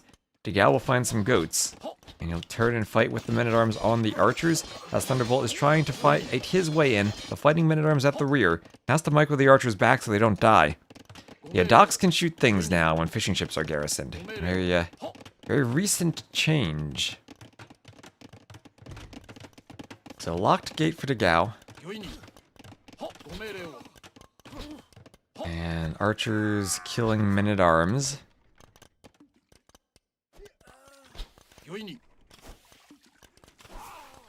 Men-at-arms all going down. That's actually pretty good shots, especially against hulks. Okay, Thunderbolt is just going to YOLO in through the TC. Didn't realize it, did a dance move stutter step. And we'll try to get out, won't be walled in, and maybe doesn't kill a Vil. Probably should have just kept going there. And double ranges for Degao as he throws up a market and thinks about clicking up. And nope, Malay still have harbors. Harbors just now shoot even more arrows when fishing ships are garrisoned. Malay still indeed have harbors. Oh boy, yes. So it feels like Degao stabilizing with hulks on the water. You know, it's not the highest level because it's not 10 skirms versus 10 skirms. There are definitely skirm-heavy maps in the map pool, but I think we've had a nice mixture of feudal compositions for these maps. Castle Age for Degao. He'll be up first. Thunderbolt's still a bit away.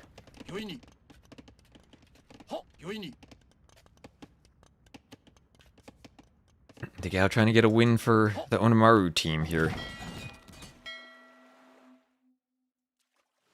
Is Japanese the favorite save in the mirror? I think the Japanese will win, but I also think they'll lose. Unless we have some type of Ruben Andre situation. Or no, we can't even have that. There's a time limit. There's a time limit, and we're guaranteed a win. If they're exactly tied at the time limit, whoever's the host will win.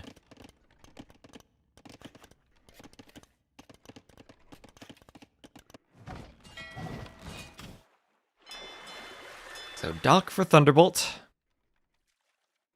And Castle Age Horsecollar both on the way.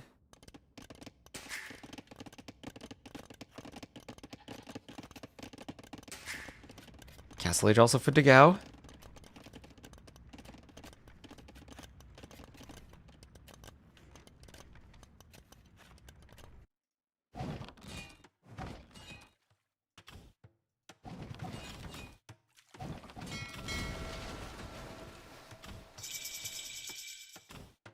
And 90 seconds away from Thunderbolt. What time? The score's at 90 minutes. 90-minute score victory. So 15 minutes longer than what we had at Red Bull. Medium warships for Dagao.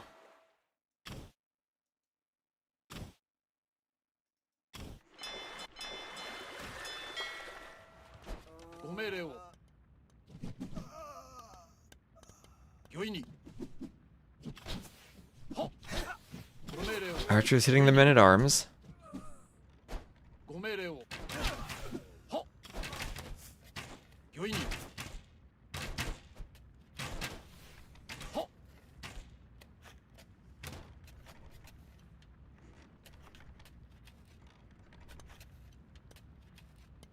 And Dagao may be struggling a bit for gold. He's mined the gold that was in his base and has to move out now.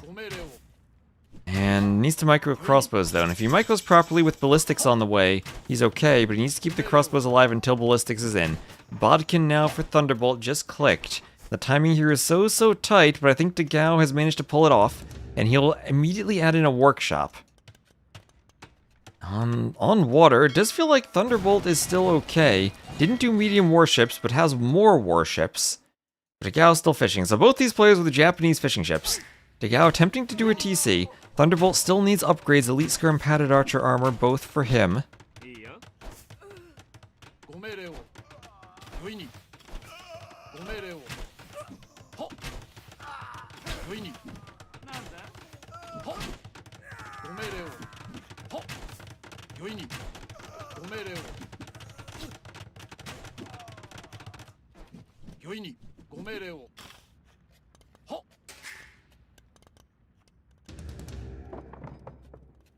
And forward workshop from Thunderbolt.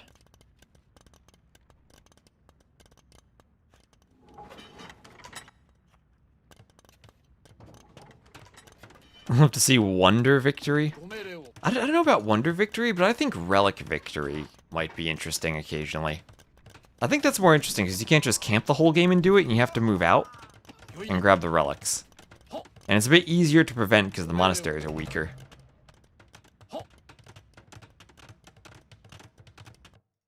So lots of things happening on the water. Hulks attacking fishing ships. More Hulks on the other side attacking here for Dagao, trying to defend himself against the other Hulks. We've still not seen any galleys or war galleys. Even with a Bodkin, a couple of war galleys from Dagao might be nice. You can kind of camp the docks a bit and destroy the Hulks. And he is still struggling against the numbers of Hulks that Thunderbolt has. 63 to 60. Or eco units. Very close eco units. This is definitely the best game Thunderbolt has played this set. He's getting his second TC up. And still we have the mirror, the Japanese mirror, that is going for skirms and mangonels. On this map we might even see cav archers, but I guess it's kind of hard to get the timing for them when you're investing so much onto the water and the skirms are cheaper.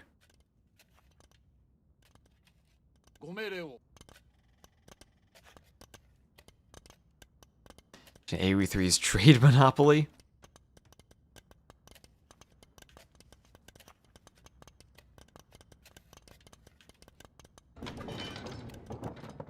It's like reverse high tides.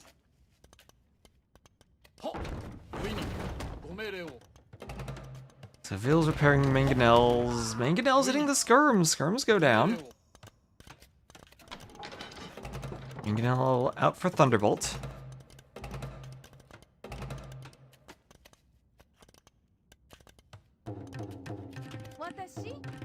Or how's that's low HP Vil gets mangonelled in the face. Mangonelled in the face. Now visually, it can rotate in all 4 directions too. So maybe in some directions you'll think, oh, it looks like high tides. Vil's going down. Mangonel on the hill for Degao. That's some micro there to tank the TC arrows, get the Mangonel shot, and get out just in time to survive, and still have the hill bonus against the TC. Lots of skirms from Thunderbolt. We'll have a TC up as well.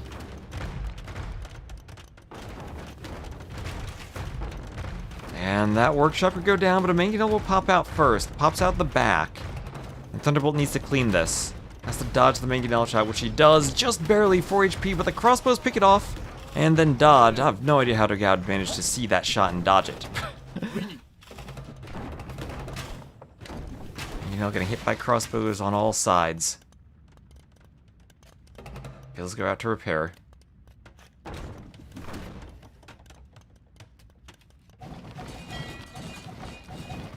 And okay, Hulk fight on the water. Oh, this makes me miss Galley Micro so much. What is this? What has Age of Empires become? Oh, it makes me miss AOC Galley Micro. What was that? Let's see, Thunderbolt wins. I can go for the fish. Okay, 4 Mangonel. Okay, Degao, you got me worried with them grouped up like that. Thunderbolt, can you get 1 Mangonel shot right in the middle of that? You have a nice hill there. Oh, ooh, he's downhill. Okay, oh, he gets it. I was gonna say, sometimes I feel like the more Mangonels you have, the more you have to lose. Thunderbolt manages to avoid the shot there, get a shot off, and goes down.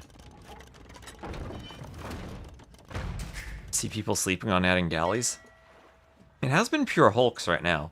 Even though Degao's no more Navy, I mean, he's taken all of the fish. Pretty soon the water will be completely fished out. There'll be no more fish in the sea. The wheelbarrow for Degao. Mangonel's attacking the TC. Nice shot on the Vil. And Degao pulling ahead in Vils, as he does have a good eco advantage in that he's the one applying the pressure and not taking pressure. 97 to 83. Vil difference. Another Mangonel gets the uphill hit this time. Thunderbolt attacking the Mangonel in the pond. The TC so close to getting a Mangonel. 1 HP. 1 HP is all you need. Repairville goes down, but the Mangonel survives. That Mangonel dodges, gets a nice... Ooh, not a nice hit. 2 HP of a hit. And that could be... Ooh, okay, Degao looking for a castle. Little hill where he's going to place the castle foundation. That's risky. Can Thunderbolt one-hit this? Thunderbolt, if you get a good Mangonel shot here, you one-hit the castle foundation. There, see it? Shoot, shoot, shoot. Oh, Degao deletes it. Degao is like, nope, not with the Mangonel there. Gonna wait for the Mangonel to go down. Then he'll do the castle. A bit safer. Adding a bit of chicken to the map. Defensive castle from Thunderbolt, but with Degao up to Imp and Thunderbolt only 9 on food, he will not be up. And the pressure on this TC where he wanted farms has been great. Just adding farms now to the back, and even though Degao lost all the fish, by the time he's lost it, he's already up by 27 or almost 28k to 26k res collected. And he's trying to deny the castle with Mangonels. Nice shot on the Vils. That Mangonel pops out of the workshop for Thunderbolt, but perhaps just in time to die to the castle. And Degao will try to deny the castle. More shots on the Vils, just delaying it with the Mangonels, doing whatever he can. Oh, and the Vils can't really find a spot to make the castle. Or they can. Okay, just finishes, but once Degao's up. He's even going with Long Swordsman now. He's ready for Imp. He's ready for Imp, looking very, very rough for Thunderbolt. Mangonel out of the workshop. And goes down to the castle again. He goes down to the castle again.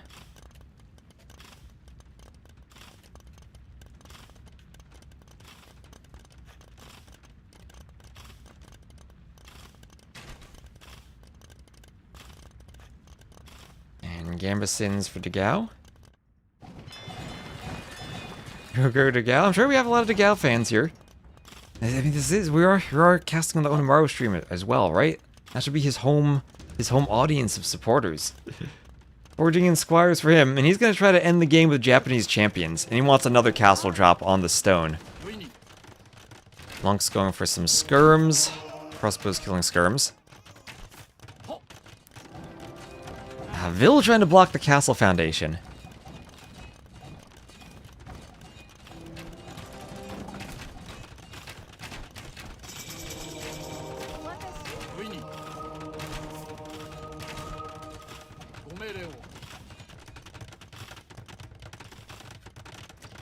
Two-handed swordsman and plate mail armor all for Dagao. And his monk might... Ooh, monk can dodge the tower. No ballistics. Ballistics not in yet. The monk gets the relic and dodges. Oh, almost. He tried to get out with the relic. Doesn't work. Dagao also the national favorite for the Brazilian Cup. Yeah, I think Dagao probably #1 player in Brazil right now. So if there's one player to make it to the LAN from Brazil, it would be Dagao.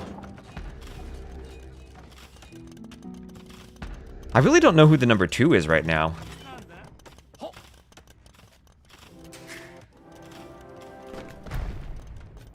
But I do feel like Dagao's probably a bit ahead. Did make it to a land as recently as NAC.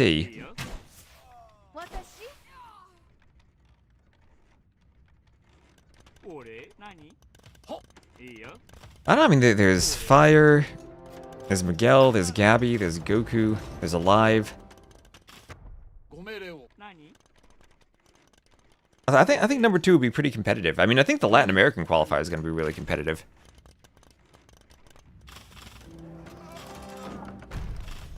That's the thing. I feel like some of the old Brazilian players, as we get the GG from Thunderbolt and Dagao takes the win, maybe aren't quite at the level they were a few years ago. I feel like there have been a lot of new players, like a lot of young players from Argentina, like Lucho or Prisma coming up, who might be competitive in the Latin American qualifier. Yeah, Sebastian too. Yeah, and then Stark, bruh too. Yeah, that's right. We got a whole bunch of players. Yeah, Miguel Fire, Goku Alive, Riot all retired. But Dagao will take that win 3-0 over Thunderbolt. And get a win for Onimaru, as we'll have yet another Onimaru player coming up next. We'll have Jordan. He'll be playing in about 7 minutes, they should be starting. So, Thunderbolt, 0-3 to Dagao. Not as difficult as Dagao's first round set that was a 3-2 against Stark. But Thunderbolt's still a very good opponent for the first round. So next up, we will have Jordan. Let me see where his scheduling chat is so I can grab the drafts. And GG's for Dagao. It'll be Jordan versus Levi, 17:30 GMT, so starting in... What's that going to be? A good 5 minutes. So Jordan, the unretired player. You're right, the unretired player. So let me just get this scoreboard set up. This will be Jordan. What's Levi / Pela most known for? What name should I lose? What name should I lose? Yeah, use. There we go. To lose, use Pela or Levi. I'm open to options for the scoreboard and the Twitch title.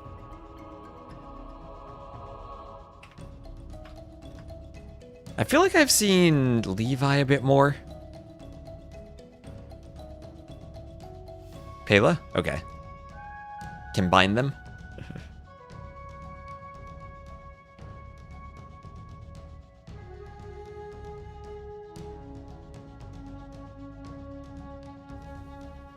Pela / Levi? I can leave both? Now we gotta pick one. We gotta pick one.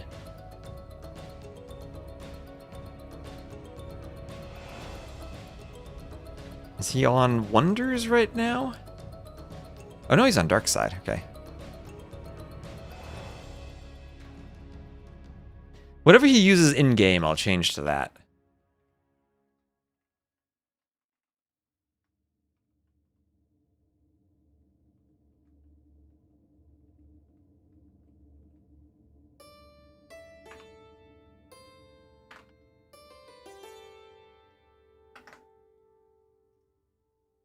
Now, Darkseid uses a capital E at the end of their name.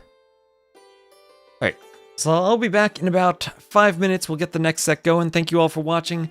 Again, make sure that you give a follow to the Onamaru channel too. Try to get some support for the Onamaru channel before we get the land. That's where it'll be broadcast this July. We have 1,616 followers. Give them a follow. Did Dogao Thunderbolt end already? Yes, it just ended. You can go back in the VOD and check it out if you want to see it. So make sure to go give some support to the Onamaru channel.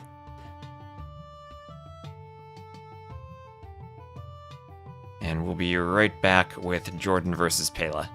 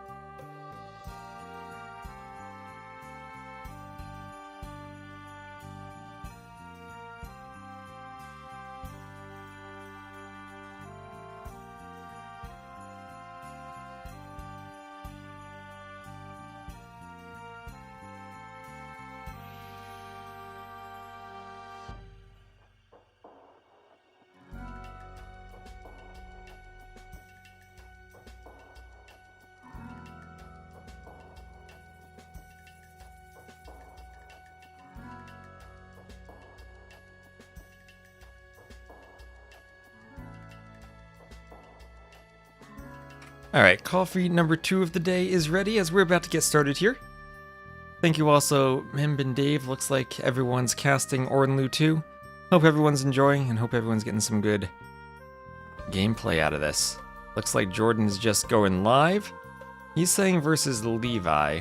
I'm genuinely not sure which player name Levi's most known by. He used Levi himself, so I'll say Levi in my title and on my scoreboard.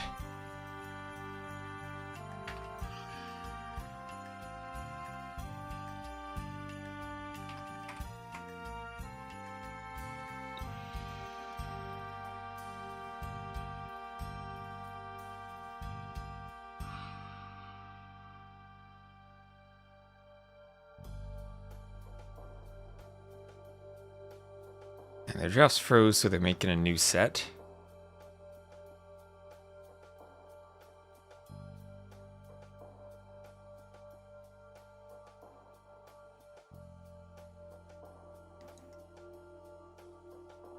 And Civ drafts commencing. So for those of you not familiar, Levi is an Argentinian player, also known as Pela. I'm still not sure which name he's known by more. But pretty high-level player, plays with Darkside. And will, of course, be eligible for the Latin American qualifier should he not qualify right now.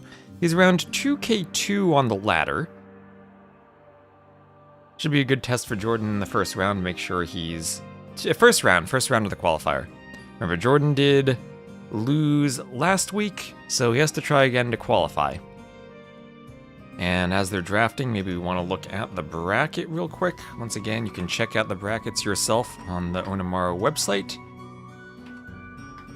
And we'll take a look at his bracket. It's bracket B. This will be Barl's Warrior also going on. Barl's lost to Stone Please last time. And Doubt almost lost to Stone Please, but Doubt ultimately ran into the Viper. Here, Jordan against Levi would then face Classic Pro and potentially Barles. On the other side of the bracket is Doubt. Sorakuma 2. Ozone Gali. But to be honest, this is a really good bracket for Doubt. I remember seeing him beat Barles in Stronghold Frenzy. Doubt Jordan could probably go either way. So for Doubt or Jordan to qualify as a player to this LAN, this is probably a really good shot for both of them. Barles still highest seed, maybe the favorite, but I'm not actually sure between Barles, Jordan, Doubt, Sorakuma, who the favorite's going to be. I think I'd favorite all of them over Classic Pro, but Classic Pro actually a higher seed than Jordan. And Jordan, I know, had been seeded a bit low because of his poor KOTD results, but I think probably he's a bit underseeded, even at number 22.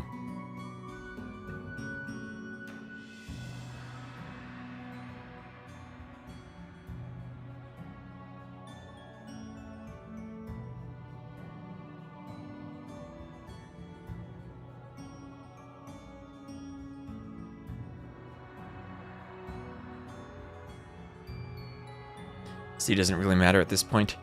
Well, it matters for your bracket positioning. It matters for the bracket positioning, which does matter quite a bit.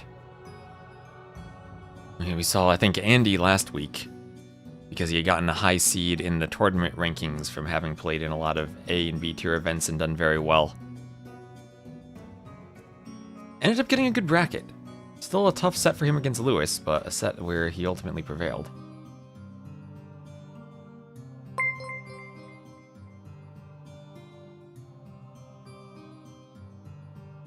And thank you, Udyu, for the follow.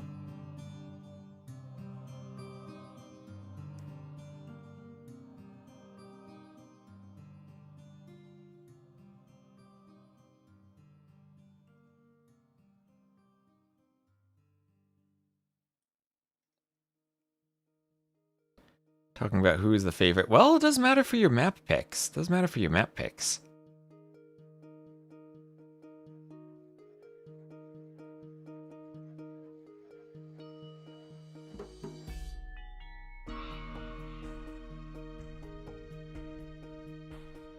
Hello, Rodney Falk.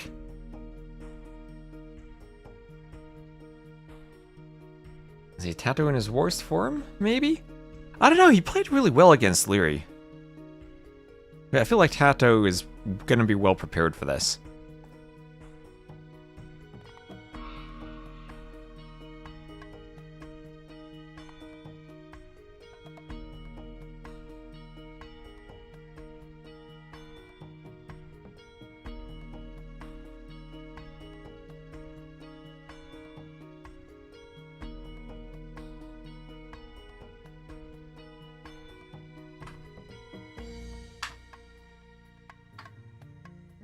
And let's just see, is the draft's just about finishing? Arcarius will be our first map.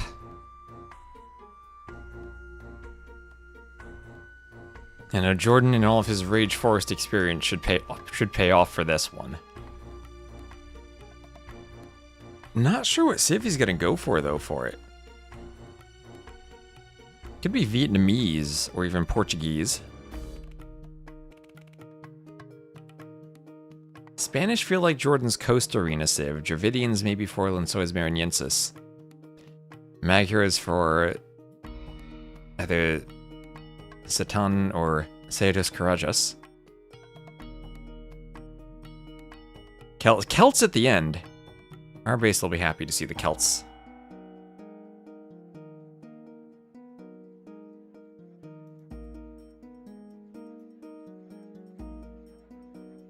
Trying to get the admin win from our bases, Jordan.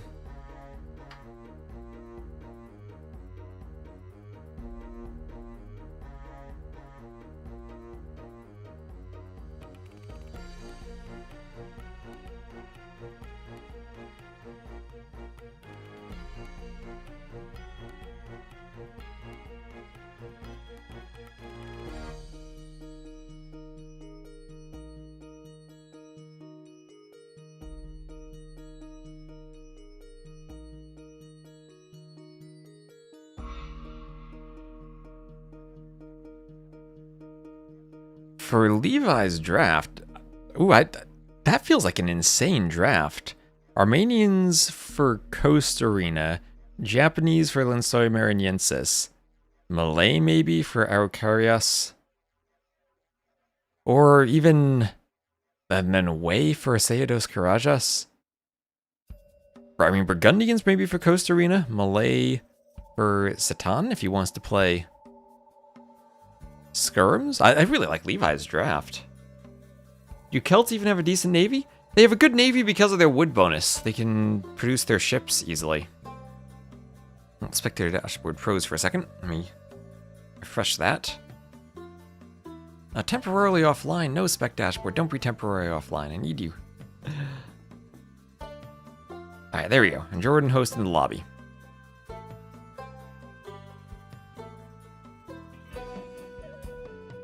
Pronunciation became good. All right, I'm trying. I had another listen to Gabby's recordings of the names the other day, and I tried to improve.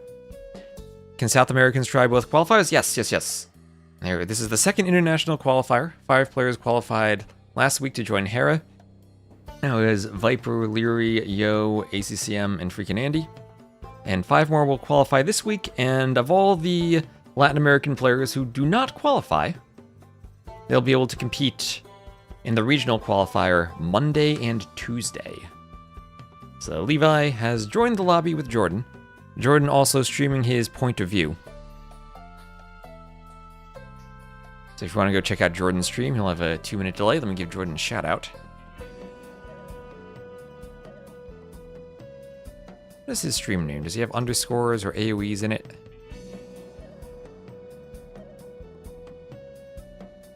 I guess he does have an underscore.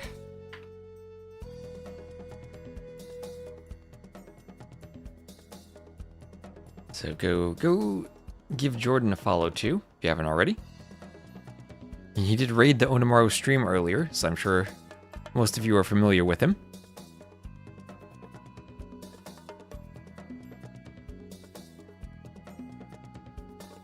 Most importantly, from my point of view, I haven't actually seen a bugged map yet today.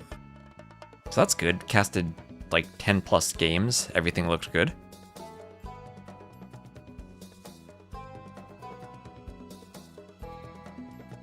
Okay, so we're launching. Pela picked purple.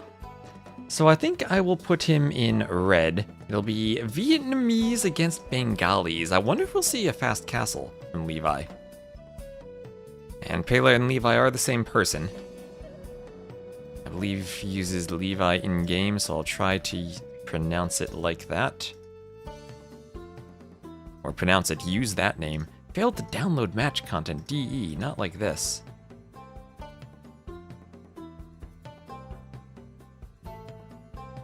And yeah, he uses Levi in-game. So we'll do Jordan against Levi. He'll be Vietnamese against Bengalis. This map will get started right away.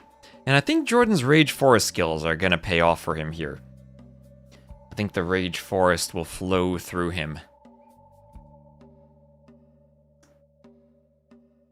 I don't recognize Levi as all that common of a Rage Forest player, and I think this is a very Rage Forest-esque 1v1 map. I really like the way it's turned out, and it's given us some interesting games with lots of strategies. You can dock, you can avoid the dock, you can lure the javelinas, you can skip them, you can go forward, you can boom, you can try to wall the passages. I don't know if there's a meta, I don't know what civs are the best. Saracens for Lewis the other day, I think, were a great pick for the archer bonus. And Andy got punished for going for the fish boom. I think the fish boom is, in many cases, just a trap, and you put yourself behind too much trying to go for it. Needing to defend the fish. Needing to invest resources into fishing ships that lead to getting forwarded. So here we are. Game number 1 of Jordan's second attempt to qualify. He will be the blue Vietnamese to the north, and Levi will be the red Bengalis to the south. Levi, his elo higher than what the dashboard told me. 2446. I thought he was higher than the 2K2 I saw. So 2K4 against Jordan, who's 2K6, 2678 right now. And 2 vills forward for Levi. Loom on the way, Jordan doing loom, and Levi struggling a bit. But he'll get the javelinas. Only 1 for Jordan. He's already doing house foundations and doing Rage Forest stuff. He's focusing mostly on winning the scout fight, though. So 2-1 right off the bat. Advantage for Levi. If I'm Levi, I'm not bothering to try to stop that vill. I just want to protect the scout, but it's close. It's close. Jordan can block the javelina with his scout. Yeah, he took an extra hit there. Ideally, you block the villager because the javelina does more damage than your scout does. If I really want it to be Rage Forest-esque, the tunnels need to be narrower. No, that's not the point. That's not the point. I just wanted it to be kind of a themed kind of like that, but also its own thing. I wanted it to be its own thing, but I tried to use some Rage Forest gameplay aspects to make it interesting.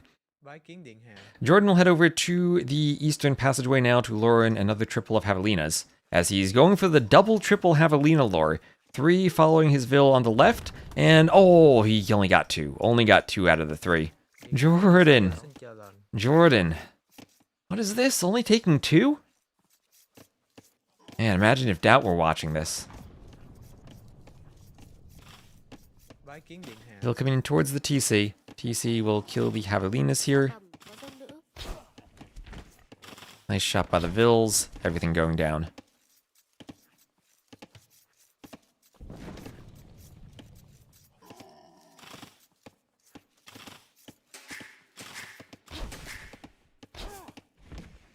And all the javelinas under the TC. What does Jordan have now?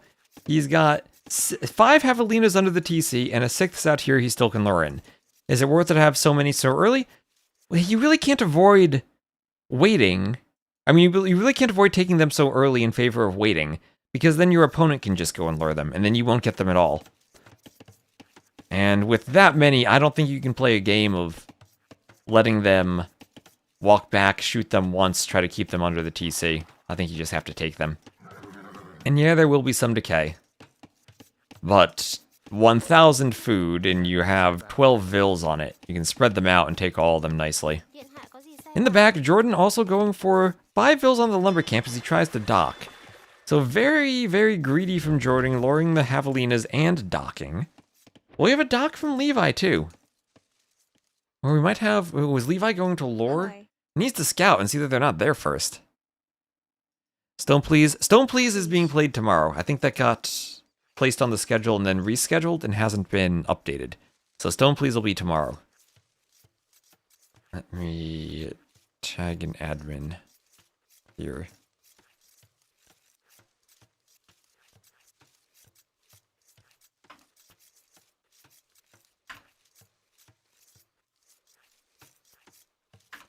Let me just tag someone if they can do that while I'm streaming. What happened to Jordan's scout? Someone asked me about Stone Please, and I tagged an admin. I didn't see what happened to Jordan's scout. Probably lost the scout fight.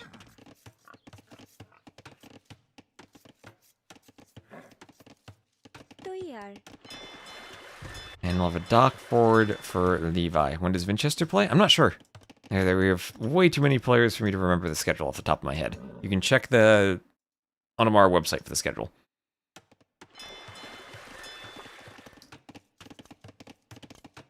So, Feudal Age will be here in about 30 seconds for the Levi. And a barracks for Jordan, as Levi has gone for the forward dock. Okay, that Ville didn't find any javelinas, but she found a dock location. Found a dock location. That'll be Feudal Age now for Jordan. And Hulks for Levi.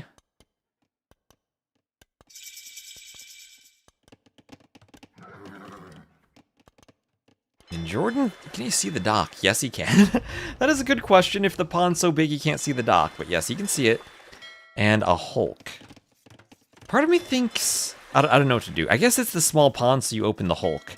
They are more vulnerable to dock fire than fires would be. I guess you just have to go Hulks, because otherwise you just do a Hulk and clear up the fire. So, archery range for Jordan, but his fish boom is denied, and that's why I kind of don't like the fish boom from what I've seen. I think it's too greedy. I think you can go for a late fish boom. The early fish boom is greedy. And no garrison in the dock for Levi. He will opt to repair. Is it better to repair or to garrison? I don't know. Jordan does have more fishing ships nearby. Levi will be doing a Hulk. Is it worth it to do one fishing ship just to garrison in the dock? There's probably a metagame needing to be developed around these pond fights, as the Hulks from Levi are attempting to be under the dock of Jordan. Scout here, hit by the archer. And I think he loses the scout, Levi. Yeah, and some archers will be able to clean the Hulks. The archer 1 HP, well, that's all you need, you outrange the Hulk. And with such low pierce armor, only 1 pierce armor, land units, archers, even skirmishers clean up Hulks fairly well. Forward Ville could be in trouble too. But so far, Jordan defending and not fish booming, which is, I think, exactly what Levi wants to see. Hard to keep repairing when the Hulks have been pushed into a corner and outnumbered. Now, that one fishing ship for Jordan has to be extremely useful against the Hulks in this fight. And it feels like Jordan's taking the advantage there. But meanwhile, more villagers, as we had a bit of idle time for Levi, but he's the Bengalis to make up for it. And he'll be walling himself in, walling his gold out, as a few farms go up around the TC.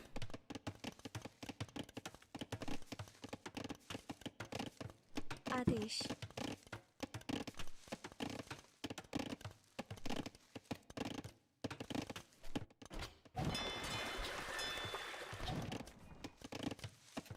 Hi. Hey. Hey. More farms around the TC here for Levi. So, Jordan stabilized. Stopped the forward on the dock, and now he can add in some fishing ships of his own. Adding in the fishing ships as Levi finishes the wall over here.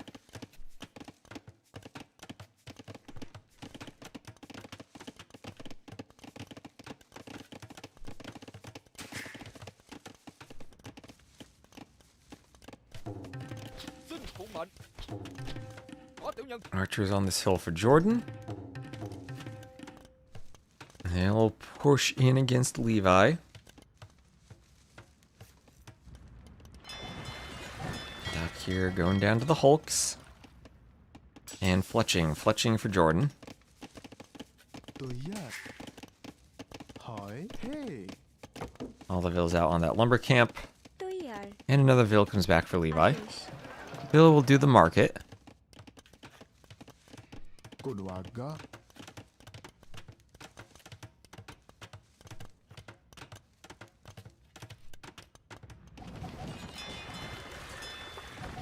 And that dock will go down. But Jordan had to invest into a couple more hulks to win the water. And Levi could go for his own fish boom now if he wanted to. He has his pond. And kind of crazy how they've both walled this. How they're both on only one side. And it's like opposite sides. That's like a cool... Look at this mini-map we have here. Jordan walling on one side, Levi on the other. I think I might just lagged capture age to all heck by zooming out that far. And Jordan trying to push in with archers now. He will be walled out by the time they get there. Wheelbarrow for Jordan. And defensive archers for Levi. So he's still defending, doesn't have fletching yet. Jordan does. Res collected a bit ahead for Jordan. तो यार Now that he's got the fishing ships working. 3 of them on that pond, but Castle Age clicked first for Levi. Double ranges, and no stone being collected for him. He did sell the stone to go up. So it won't be a quick castle into Ratha's. Jordan with a few archers. Part of me would be tempted, and this is also seeing that the difference in Castle Age timing, to YOLO a castle forward for Levi. But that's something you do if you know you're up faster. Drop it on Jordan's face. And Jordan walling up to the left. Now, showing how you can use the passages as walls. Has to hope there's no hole in between the houses on these hills. Also, walled the relic on the other side. So Levi still has access to all 5 of the relics.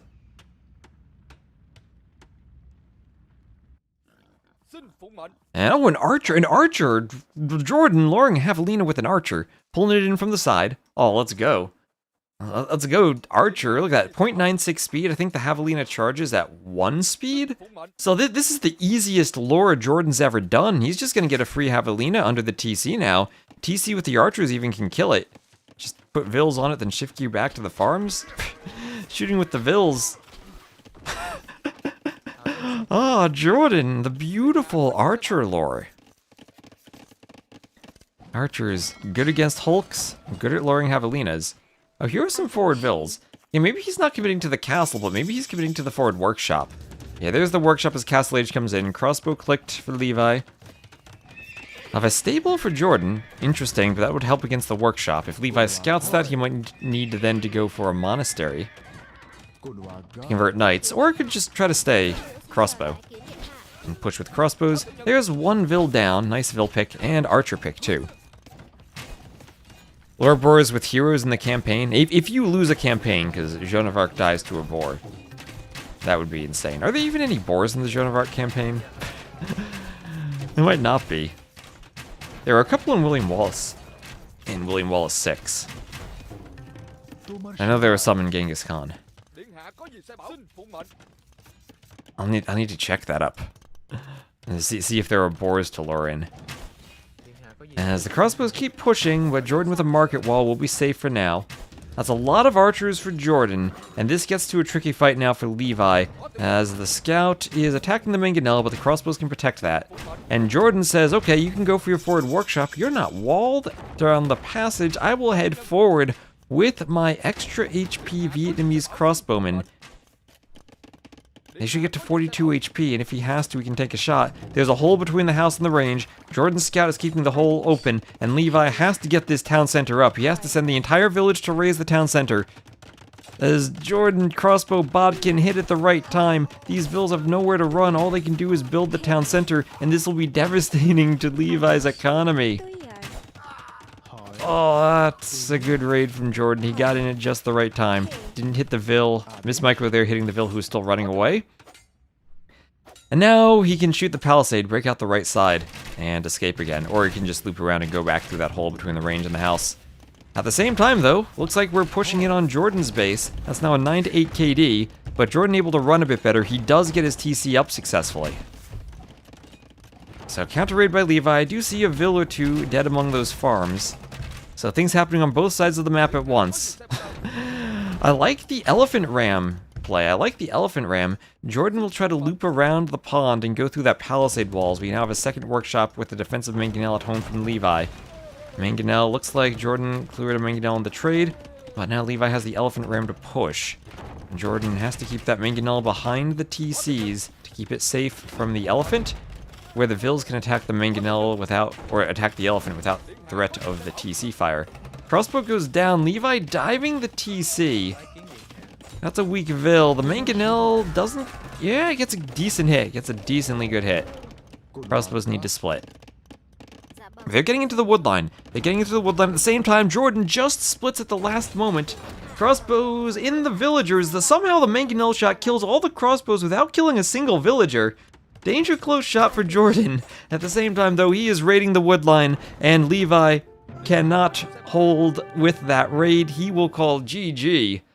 And with a crazy sequence of events, Levi throws his crossbows under the TCs, doesn't get enough value from them, and Jordan takes game number 1. Nicely done from Levi, I have to say, to harass the fishing ships there. But Jordan constantly had more archer production. Was able to amass the archers while fighting on the pond. And holds on, gets a beautiful raid. They both raided each other at the same time, and Jordan, his micro was a bit better, got a better trade. And he'll take that 1-0 lead. As Levi now will pick the map for game 2. As a win for Jordan. For the Civs, that was Vietnamese over the Bengalis. So very last pick Civ, but Bengali's still probably good for that map. Yeah, 44 Vils each, but Army in the Woodline. Army in the Woodline will do it. And again, Jordan is streaming his point of view. If you want to see the micro from his point of view, you can go check out Jordan. Trying to advance farther through the ranks of Onimaru players for this LAN.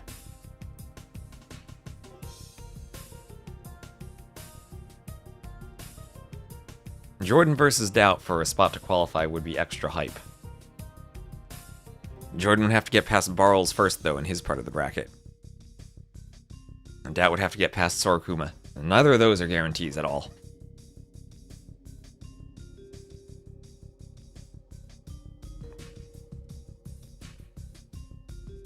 And it'll be Coast Arena for game number 2. Spanish for Jordan and Armenians for Levi.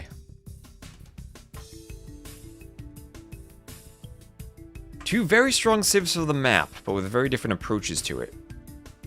Jordan to beat Barles? I think I would favor Barles, but I'd say Barles 60-40. I think Jordan has a good chance, but I think Barles is still the favorite. Who knows, though? Maybe Jordan practices with Stone Please. Both of them being Germans.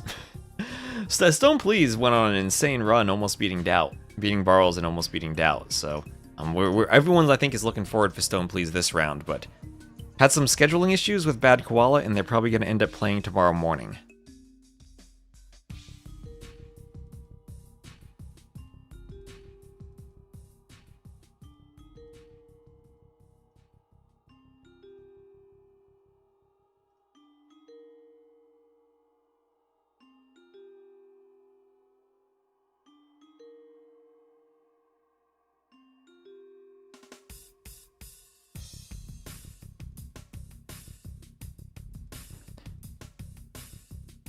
And just about loading into Coast Arena. Game number 2. Everyone's mind at some point, Stone Please did beat Doubt. Man, that Coast Arena game when Doubt was 0 TCs, that was amazing. And let me get the colors set up. And here we are, Coast Arena. Levi will be the Red Armenians to the west, Jordan the Blue Spanish to the northeast. Immediately Jordan lures in his boar. What's the music? Everything I have on the Between Game playlist is from AoE 2, Age of Mythology, or the AoE 1 DE soundtrack. Ooh, bit of a speed up there. Let's make sure we're at ×1 speed. AoE 1 DE, they definitely put the most effort into the soundtracks of all the remasters.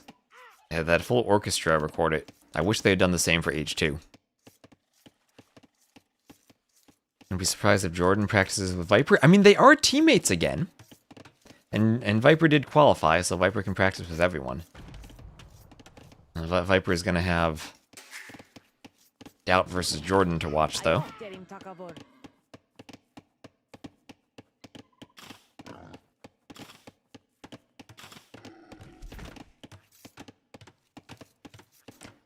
So, Boar Lord a bit later for Levi than it was for Jordan.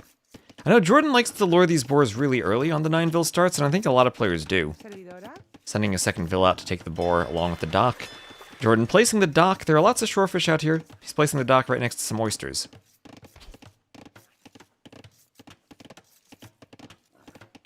Presta. See? And Jordan will lure in that boar.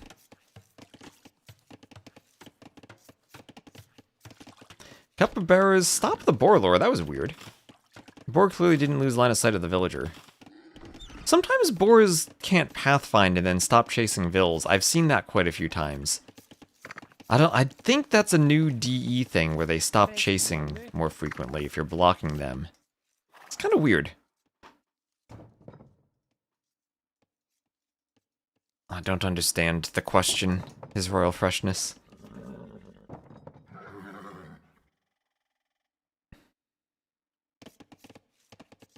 So second boar lord in for Levi a bit later. 3 shorefish fills normal on this map.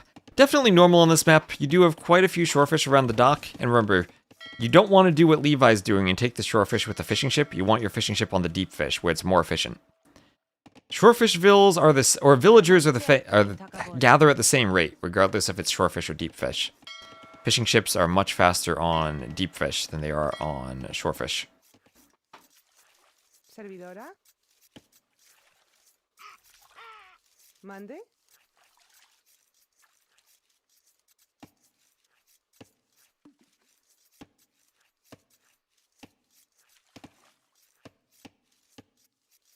Servidora.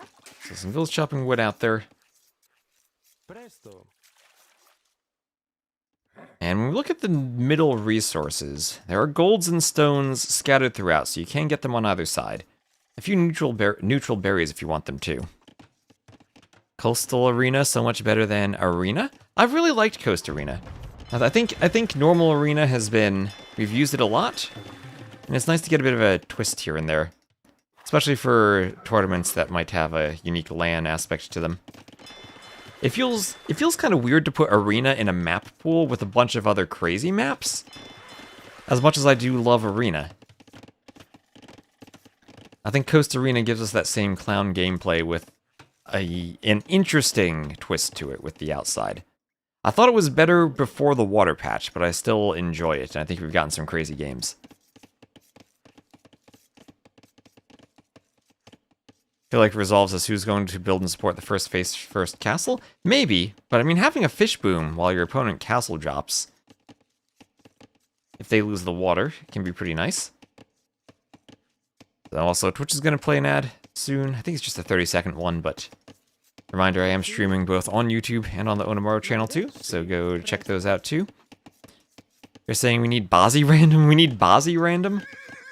If we get Bozzy random at a LAN, I don't know if the players are going to play in the LAN again. They might all just quit AoE too.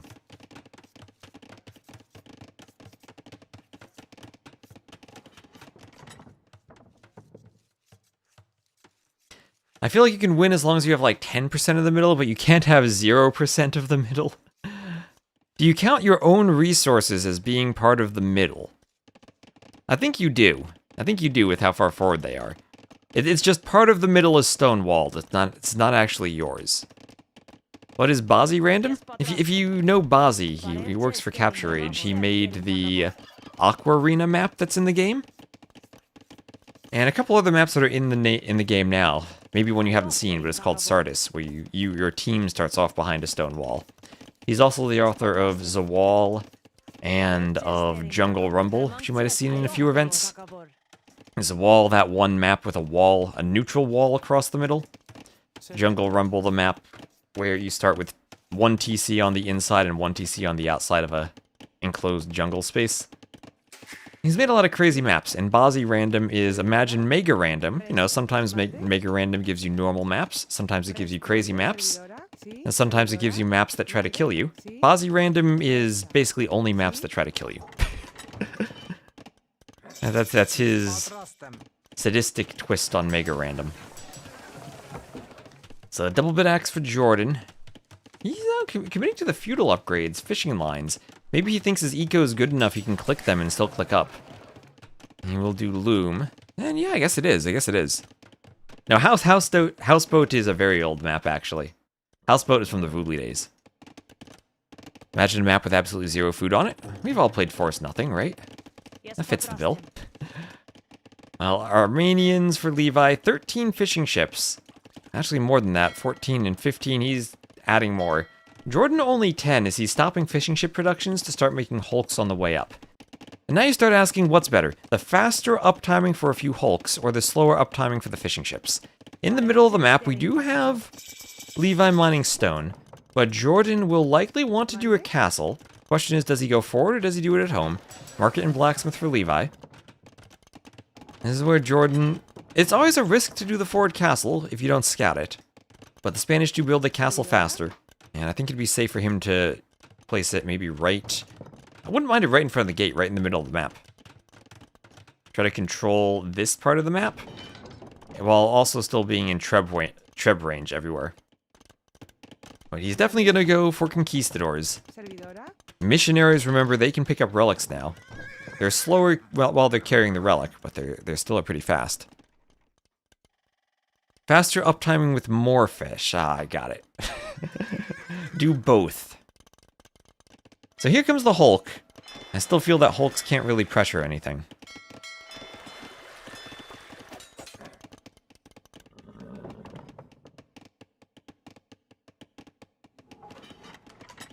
As there go the Vills from Jordan. And he will probably do the castle right there, right in the middle. That's where the Vills are headed. Levi will scout that. Jordan doesn't want to be scouted. He's trying to avoid being scouted. But there come the Vills. He is seen. 1 second away from being up. And castle drop time. Levi 90 seconds slower. Won't be in a position to stop it. Part of me has felt that on this map, the forward castles aren't all that effective because you can run out to the middle. But that's also very civ dependent because with conquistadors, someone's not going to run out to the middle all that well. So Hulk's pushing back for Levi. Medium warships clicked for Jordan. You have a ton of eco on this map to go for the fish boom and the castle drop at the same time. There is the monastery for Jordan, and if there's one civ that doesn't mind needing to run, it's the Armenians or maybe the Georgians with the mule carts. They can run the mule carts too. You like the castle closer to the side to cut off that side? I think if you cut off one side fully, then your opponent just goes to the other side. I think being able to cut off both sides is the way to go. From all the castle drops I've seen. So it will be now a castle drop from Levi. 14 fishing ships to 10. Res collected still very close. Levi's hope would be that with more fish, he can go imp faster. But Jordan now may be attacking the... Oh, okay, Levi. Losing the fishing ships and is just going to call GG against Jordan. As the Conquistador is out, the wall's going down. He doesn't think he'll get the castle up against the Conquistador. So yeah, castle is perfect, denies both golds. And so what Levi is seeing here is Jordan has just finished medium warships, and with the war hulks, he's going to lose on the water because of the uptiming. So a bit of a slower uptiming, but can't hold on the water, and he's also castle dropped.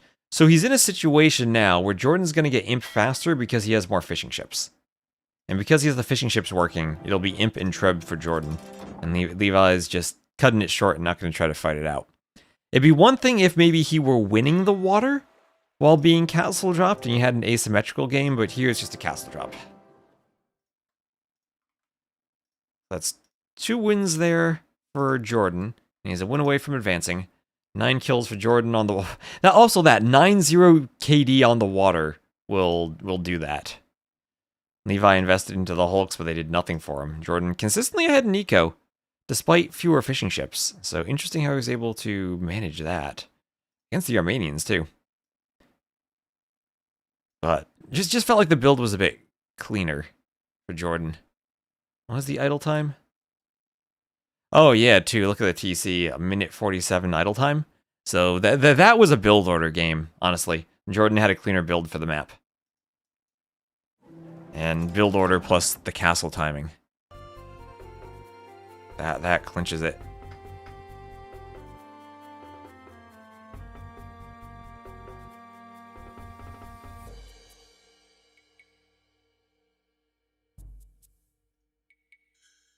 So we'll see what map Levi picks next. That was his first pick to Armenians too against the Spanish. I'm still questioning how I feel about Armenians on that map. And thank you, Smurf, Sweet for the son, sub. I shall avenge thee.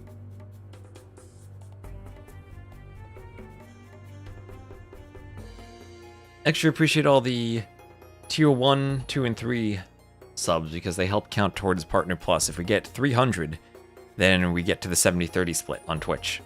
And that does help us out quite a bit. And better than 60-40. would nerf the conch, let the rest of the Civ shine? Well, they buffed the conch. They buffed the conch. So it won't be Lensois Moniensis. It will be Sea dos Corajas as the Civ, as the map now, picked by Pele, picking one of Jordan's home maps. And Jordan will pick the Celts. He will pick the Celts against the Way. Let me send that to our base. So, can Jordan win with the Celts? Celts time, everyone. Celts time for Jordan. Oh, I'd love seeing the Celts. Is this an FC on the map? FC Huang?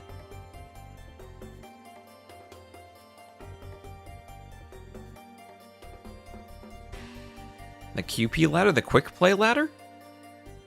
It's another thing you can click on from the main menu to play with a hidden elo instead of a displayed elo. I don't think it's used all that much. Get Levi in his color. And load in. So here we have Levi to the north as the red Way, Jordan to the south as the blue Celts on Sea dos Corajas. And immediately Jordan lures in that tapir, pushing the deer too. One game in 2021. It was added at the same time, I think, or around the same time as Battle Royale. It's on that extra menu they added to the main menu and then never did anything with. It's that weird AoE 2 worked on over many years by many different developers and managers and published by Microsoft with different producers. That's how the menu came to be. Here we have quick play, ranked, lobby, and different queues that are all split up. And it makes no sense with different menu systems. But it's there. It's there. And if you want to play Battle Royale, I don't know if anyone still uses it for Battle Royale. So, Celts here, and what does Jordan do other than FC Huang on this map? He's not going for an instant barracks early drush, which with the spacing of the wood lines, I wouldn't be too surprised to see. But doesn't look like it's the plan for him. Pretty nice wood lines in the back of the base for Levi. Jordan actually wouldn't have a bad wall himself if he uses his wood lines and goes to the edge. But I guess there's a big open spot over here. Yeah, and now they can't justify the rework anymore, so they're stuck with it. So deer pushed in here from Jordan.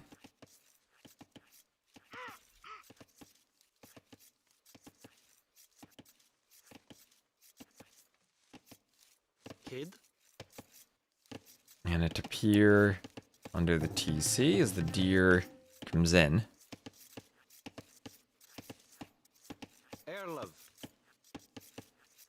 And, oh, very nicely pushed from Jordan. Dow could learn a thing or two here. And there's Loom, so 19 pop with Loom feels like just a normal barracks men-at-arms opening then from Jordan. No Huang, no fast castle. Just a standard game as Celts. Faster moving men-at-arms.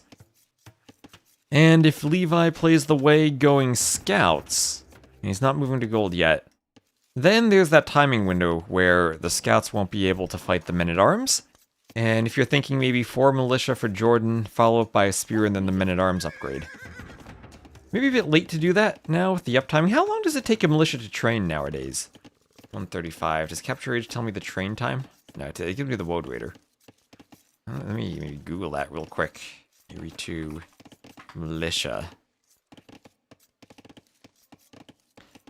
21 seconds. So you make 3 of them in a minute, or a minute 3. So in a minute 24, you make 4. So yeah, more than enough time to make 4 of them all up to feudal, and then you click men-at-arms right away. What does the bracket look like? Can Jordan actually make it to the LAN? The other contenders in Jordan's bracket would be Classic Pro and Barles on his side of the bracket, and Doubt and Sorakuma on the opposite side of the bracket. And definitely a possibility for Jordan to make it. I still think Barles probably the favorite out of there, but Jordan and Doubt fighting for the final spot would be epic.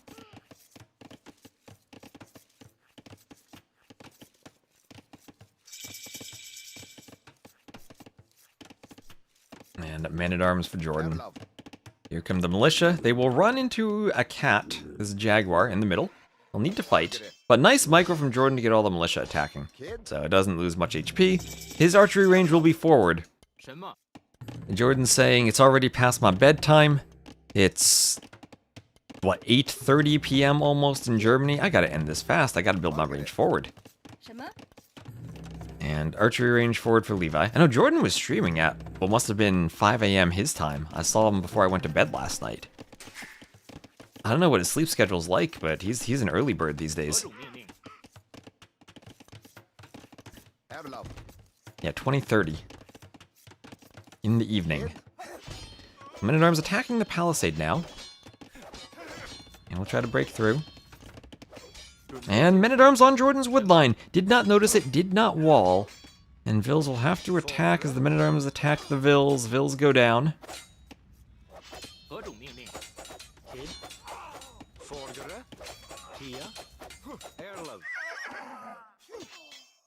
Vils attack the scout.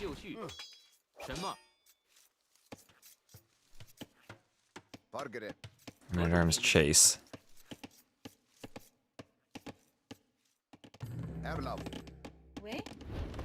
And forward mill for Levi now. And preamp, thank you very much for the follow. Men-at-arms still hoovering around. Jordan has to wall the lumber cap. That is his only wood line too.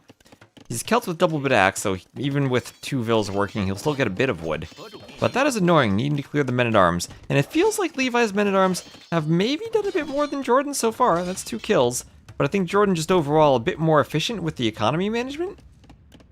The way have not gotten a single eco upgrade. And there's a forward tower for Jordan. Defensive tower from Levi, but with all those Vils, it feels like he's panicking now.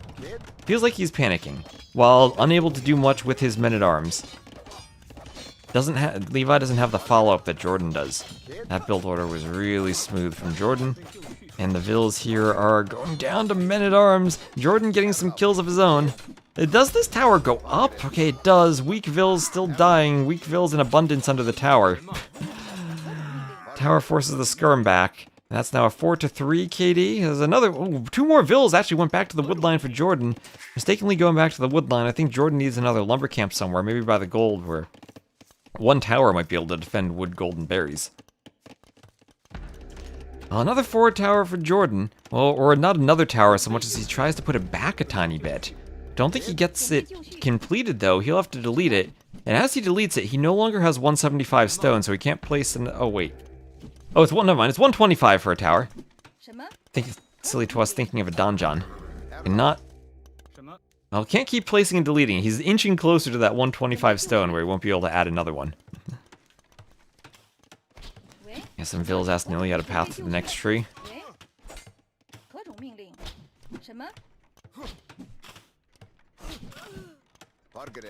So Vil killed by the archers and the skirms.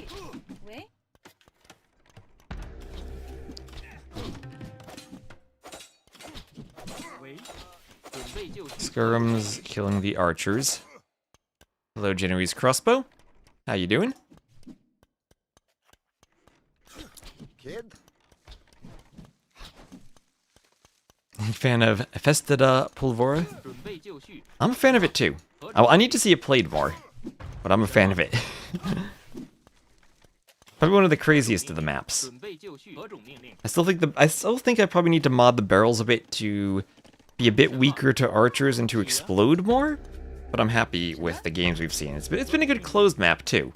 It feels like the barrels are kind of striking the balance between 准备 being unique while not being too gimmicky, which is a tricky line to cross. So here, archers are just gonna fight the Vills who rush forward. Levi sending everything forward. Sending everything. Jordan losing most of his archers, but the men-at-arms is still there. And the tower goes down. Vills fighting. That's now a 5-4 KD of Vills in favor of Jordan. But look at the idle TC time for Levi. He hasn't had the berries, he hasn't had food income, he's struggling to farm. That's now 23 to 32 Vills in favor of Jordan. Jordan dominating this game. He just needs to hold on and let the eco do its work. 准备就绪， Jordan mined more stone now. Has 3 Vills on stone.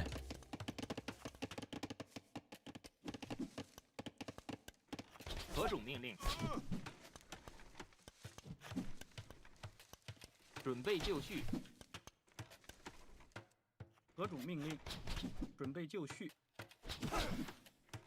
何种命令？喂，什么？ This will be Vills attacking the tower. 什么？何种命令？什么？ Skirms killing archers, killing other skirms. Men-at-arms going down.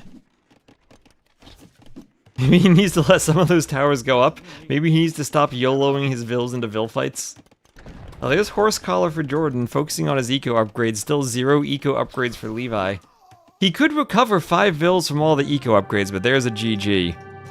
Yeah, Jordan just kept placing tower foundations, getting Levi to run forward and fight, but the Vills never took a good fight. Ah, man, that felt like Levi got off to a good start with his men-at-arms, but didn't react to Jordan all that well. He took the forward gold. I mean, Levi could have taken this gold and been fine, and then wouldn't have had all the pressure in one place. Always a tricky decision, though, whether you go for 准备就绪， eco in one place and one tower to try to defend everything, or you split it up so you take less damage. But Jordan wins 3-0. Congrats to Jordan. Tower Foundation. Jordan just figured out that the most dangerous thing in the feudal age is not the tower, but the Tower Foundation. 15 to 13 KD.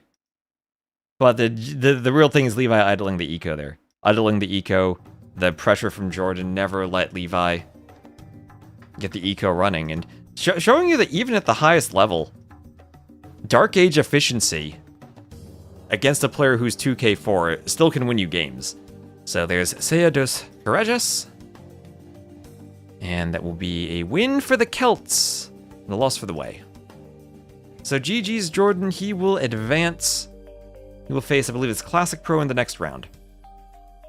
So what else is going on right now? We have Valessa versus Miguel, who did not activate spectators for game number 1.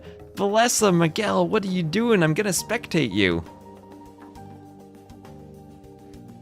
What is this?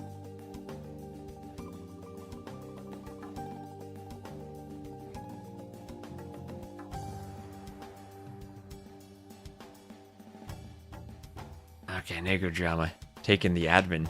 It is Valessa versus Miguel time. Let's try to spectate this. Let me update my title and everything. Grab the drafts. And update the scoreboard.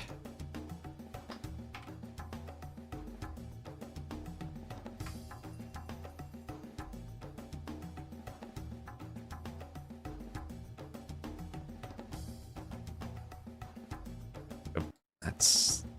I can press the right buttons.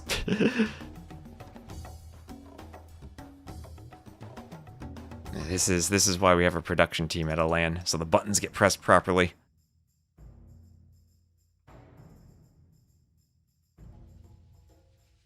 Alright, so Sea dos Courageous was our first map. I don't know if they won it or not, or if they're finished.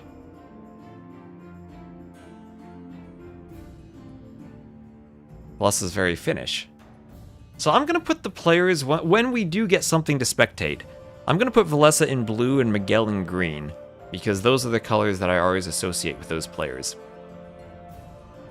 Valesa is playing as red, and Miguel is playing as blue, which, doing blue for Valesa and green for Miguel matches their flags better.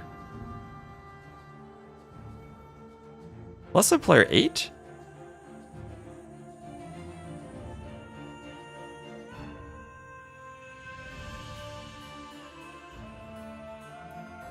Alright, well, we're just gonna hang around and wait for them. We'll get to game number 2. Player 5. No, the max is player 5. I always imagine Finland is... Valesa is blue, Zupi Ravalis is green, the max is cyan, and Rubenstock is gray. We can do white on Capture Age. I don't think that's a good idea, but we could do it.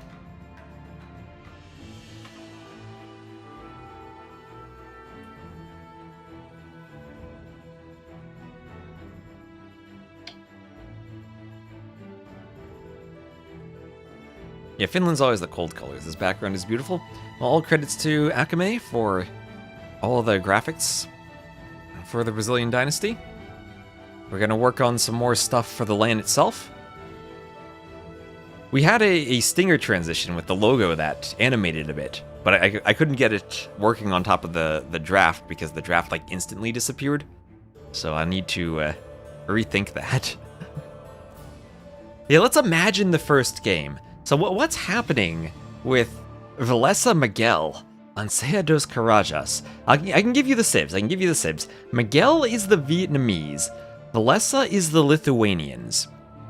So Miguel, he'll know exactly where Valesa is. Not that it's hard to find him on this map. But let's imagine Miguel. This is the Brazil land. He's got a strat planned. He has a strategy. He wants to qualify. So he's going to go for a super early drush. Valesa, he could do that as Lithuanians, but he's just going to play standard. He's going to play standard, and he's going to do everything that Valesa does. As soon as he gets any hint of the drush, he's going to palisade everything. So Miguel wandering around with a couple militia. Let's say it's a 2 militia drush. Valesa just goes up. He was maybe thinking of scouts, but now he's going to plop down the range. Can't really get to the gold because of the drush, so he'll add some skirms. Miguel will go up, he'll go skirms too. So skirm more, faster moving skirms for the Lithuanians, more HP for the Vietnamese. Extended feudal, they both go skirms. Miguel, he's a player who likes to add scouts. So he'll maybe add in a scout. I've seen him go double, triple stable scouts before. It's an open map. He'll add in a stable, he'll add scouts. And Valesa eventually... No, he's not going to have holes. Valesa, he's not a player with holes in his palisades. But the pressure is forward on Valesa. He's defending downhill, using the skirms under the TC. But he'll try to go up to the castle age. Miguel will be forward with scouts.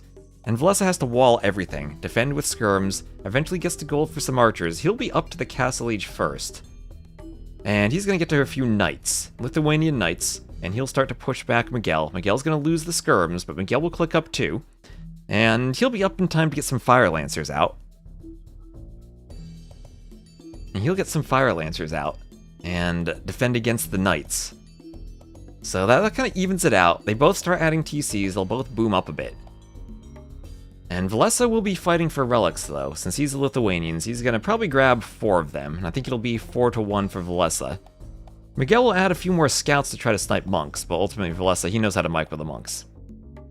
Probably make a few spears to defend them, he'll be okay. Siege tower? No, I don't see a siege tower. Neither of these players scream siege tower. So then they'll go up to Imp, and Valesa will have the relics, and maybe a slight timing advantage, I think. But Miguel, he'll probably have added a 4th TC, he likes to boom. So 4th TC for Miguel. 3 for Valesa, they'll both go up, and as you might imagine, it'll be a skirm war. Faster moving skirms for Valesa, but Imp skirm for Miguel. And Miguel will add in Fire Lancers. He'll have the earlier push. And he'll be pushing out, but Valesa slowly but surely adding in those upgrades for the Lechai. Adding in those upgrades, getting Elite Lechai. He has 4 relics, and he's going to have full Lechai now. He has 3 castles. And he's going to send all those Lechai forward. He will kill all of the Fire Lancers and clean it up. And eventually he'll win game 1. Push Miguel with those Lechai. And we'll have Valesa up 1-0. So I don't know if that actually happened. Miguel uploaded the rec. We can speed run the rec to see what happened. How close are we? How close are we to getting this right? No, they made the first game private. So we couldn't spectate it. Miguel just uploaded the rec. So let's see this. This will be Lithuanians against Vietnamese. We'll get to the game. We'll get live time for the next game, but we'll just speed up ×8. We'll watch the rec, and we'll see what happens. What actually happens? What actually happens? And Lornius, thank you for the follow. AoE audiobook version. So what's gonna happen? Okay, just a standard game. No drush. Miguel, where's the drush? You're Vietnamese. Go for the drush. Go for the lame. Anyway, it looks like it'll be a scouts war then. Stable.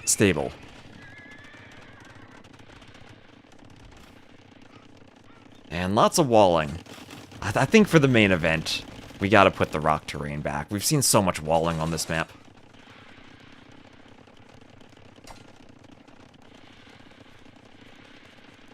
Bit of a boom fest. Yeah, I'm waiting to see skirms everywhere. So, what do we have here? Scouts and spears, archers from Valesa. No archers from Miguel. He's just walling up. Armor for the scouts. That weird animal noise. Is it the jaguars, maybe?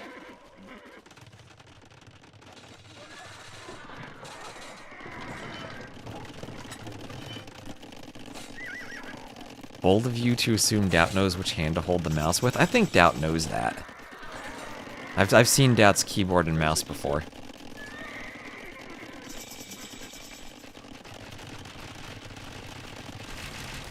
So crossbows for Valesa. He's pushing Miguel, who's trying to go cav archers then. Vietnamese cav archers.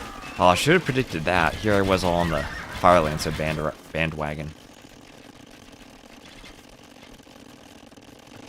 Ballistics for Miguel, and he's going for the forward workshop. Doubt played with a joystick. I mean, Doubt is such a legend at Age of Empires. The keyboard and the mouse just kind of float in front of him. And he manages to play the game. So, good mangonel push from Miguel. Have Valesa holding. And how's the relic situation? No relics yet. Forward monastery for Miguel. He's still playing cav archers. Good KD from Miguel. Better res collected too. Look at Miguel here. He's dominating with the cav archers. Vils go forward for the castle.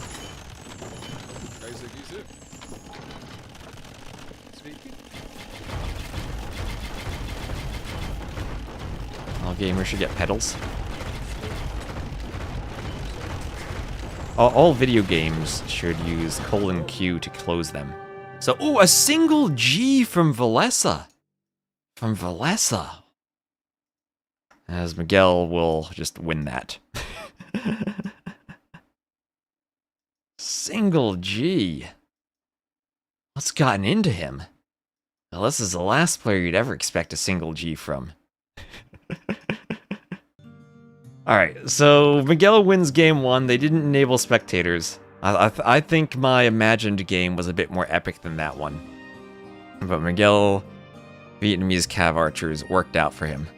And that's Lithuanians' last pick, losing to the Vietnamese. So let's get into an actual live game. Hopefully they enabled spectators now. And see what map. It'll be Pantanal. So we didn't miss much as they're building their TCs at the start. And it'll be Chinese for Miguel, and Huns for Valesa. So Miguel has to get down to business to defeat Valesa on this map to get a 2-0 lead.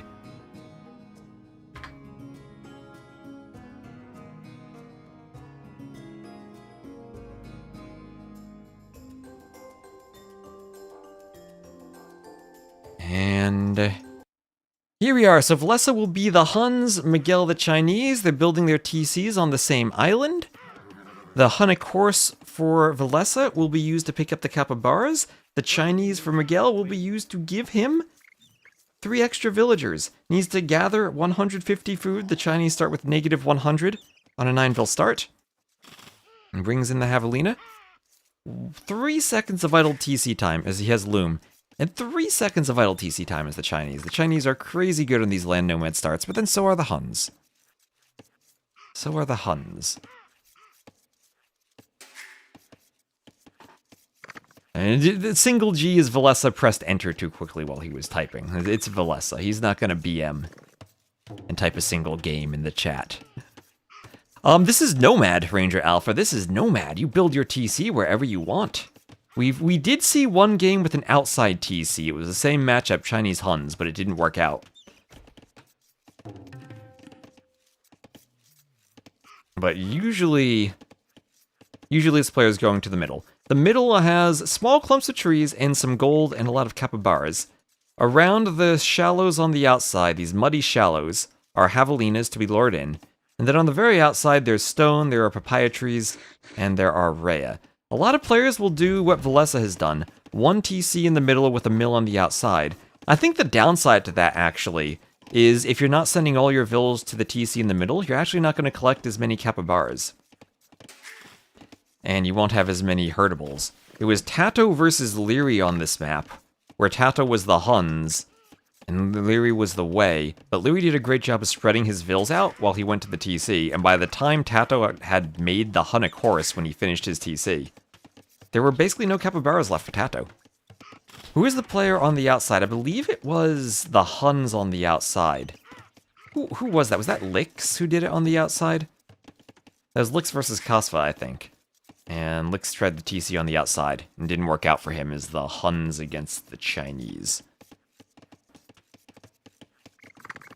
So capybara's coming in for Valessa. Valessa wants to grab as many as he can. Gotta be careful with the Hunnic horse. Only 50 HP, and it has a very low line of sight. You have to be extra careful about not running into the enemy TC. And if you're scouting on the outside, then you're not finding any of the capybaras. So I don't know what the best scouting pattern is, but Valessa up to the feudal age, he clicks up first. We'll have 500 food for Miguel, he'll click up as soon as that lumber camp's finished. And look at that, 8 seconds of idle time for the Chinese. Only 1 for Valessa, but having that many vills gathering food, especially with javelinas, wonderful for your vill production. So we also have our Onimaru player, Miguel. Both of these players, probably not at the peaks of their careers right now. Not at the level they were a few years ago. Valessa was maybe even pushing top 4, beating Viper in events. Miguel I most know as a team game player. Lots of 2v2s with Degao. Lots of 4v4s with Brazil and Nations Cup. But also a 1v1 player who's probably best known as a boomer. Probably best known as a boomer, but he's been around for a long time. Good water map player, too. In Onimaru, so trying to qualify. And even if he gets knocked out in this bracket, he will still be eligible for the Latin American qualifier. And Finland, no slouch in the team game department, too. That was the LAN in China a few years ago in Nations Cup. Finland versus Brazil. SY probably hoping that a Chinese team would make it there. But it was Finland versus Brazil B. With Brazil winning. Everyone in the game is known for being boomers. That's the fun way to play, right? Booming. So another archery range for Valessa as the spear comes forward for Miguel.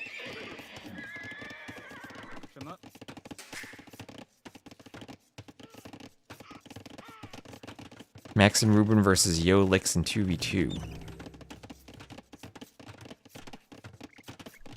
Yeah, Finland came in, I believe, 3rd last Nations Cup. We got Canada 2nd and China 1st.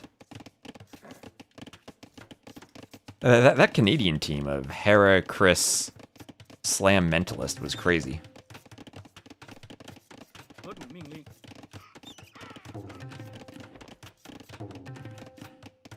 think Chris can still play at such a high level after all these years is insane. That his pocket migration games going demos as the Chinese back when they had extra HP were amazing.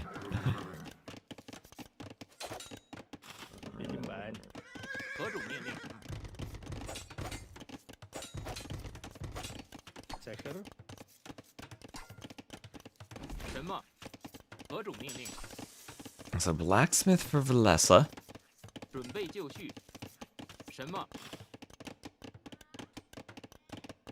TC hits the spear. Spear has to run away. Here's a blacksmith. On the outside, still a mill for Valessa. He's got a spear out there. As Miguel going scouts, and this is feeling like a standard game. Scouts and archers and feudal? What is this? This is also the type of game that seemed like Miguel won in game number 1.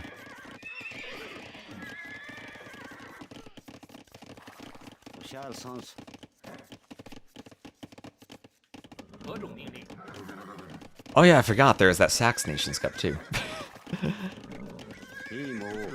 That Sax Arabia tournament was great. Nations Cup kinda didn't really have the full Nations Cup feel. Nations Cup's a tournament that needs all of the teams. It needs 13 Argentinian teams signing up for it. So scouts hitting the Vills. The Vills to dance around a bit, and a couple of spears force the scouts away.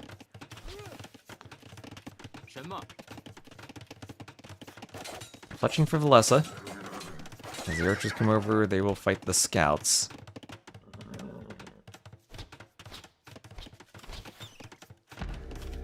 Scouts have to run away. We'll have a tower up for Valessa.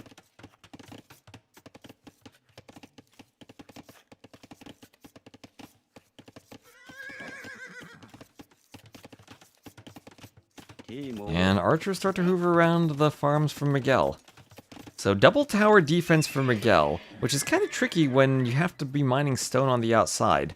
There are his stone miners over on the side. Bit of an awkward mining camp directly adjacent to the stone.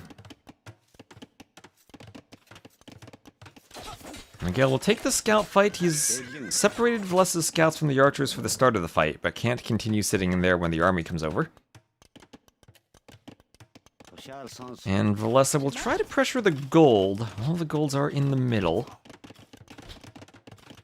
At first for this map I was worried that all the golds in the middle might be too much without gold on the outside, but I think it's worked out very well. The middle is large enough that you're not completely denied of gold, even if you focus on the outside more. So scouts from Miguel wanting to attack the tower.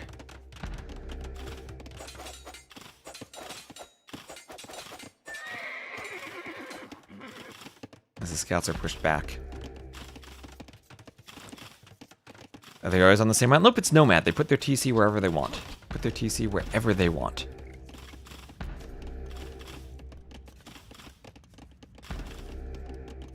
Double towers here. Part of me was thinking to make this a lumber camp start with standard resources, and then you'd have to chop trees while and you'd have a bit of time to decide where the TC goes. Like old school land Nomad, but with a 9-ville start. So spear poking the scouts. Scouts run away. And towers will be fighting now in the middle.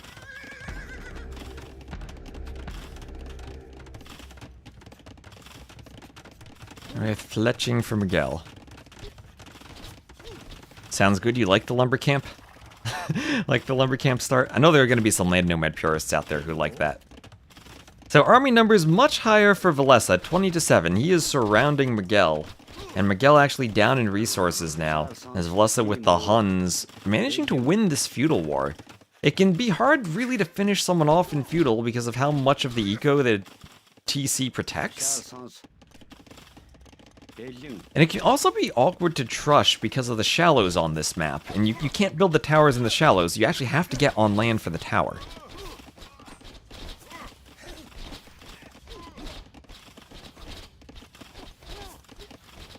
And forging for Miguel.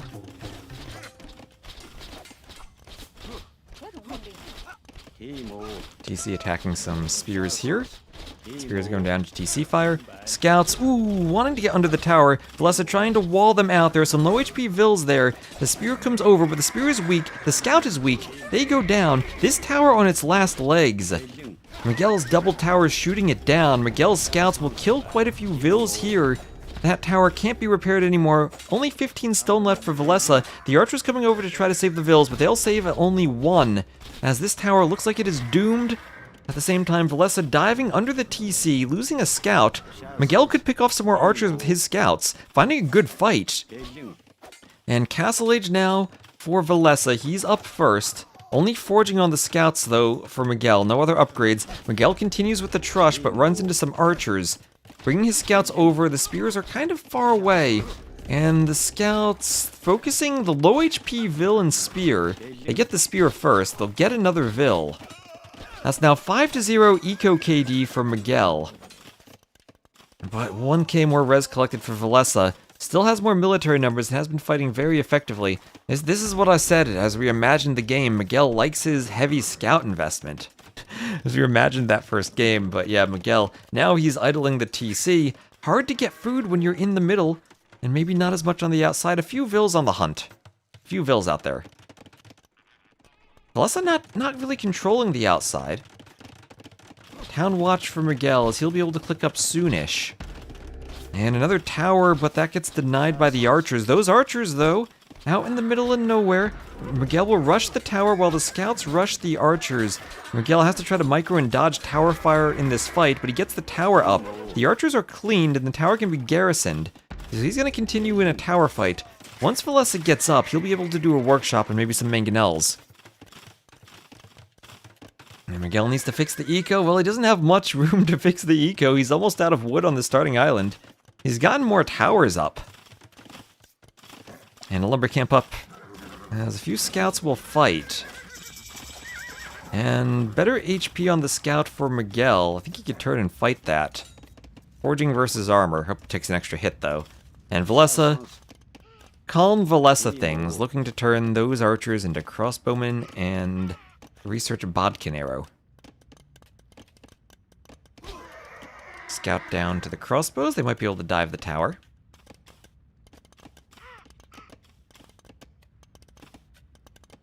Scale barding armor and bloodlines both for Miguel.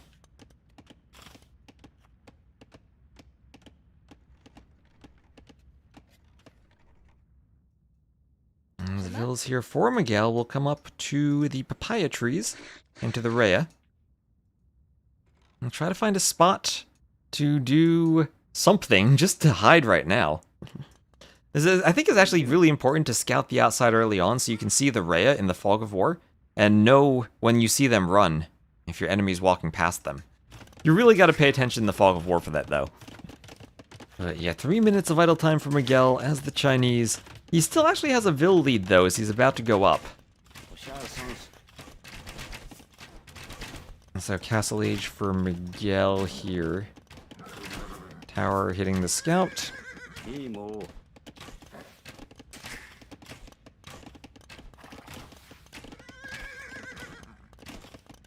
The scout runs away. Palisades and houses up as the tower. Could be camped by crossbows. Valessa going to make the run. There's a knight on the other side. Vil's going down. This is looking kind of brutal for Miguel as he can't really get a foothold going for his economy. Still down by 1k res collected, but it's only a 5 Vil difference. He has no presence on the outside though, and the knight will make it hard for him to get out there. And remember, no more camels for the Chinese.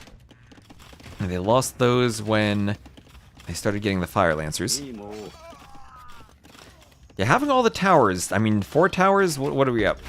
You have 5 towers. The 5 towers, the Lord of the Rings sequel everyone wanted. Defending Miguel's eco. Good against the crossbows, less good against the knights.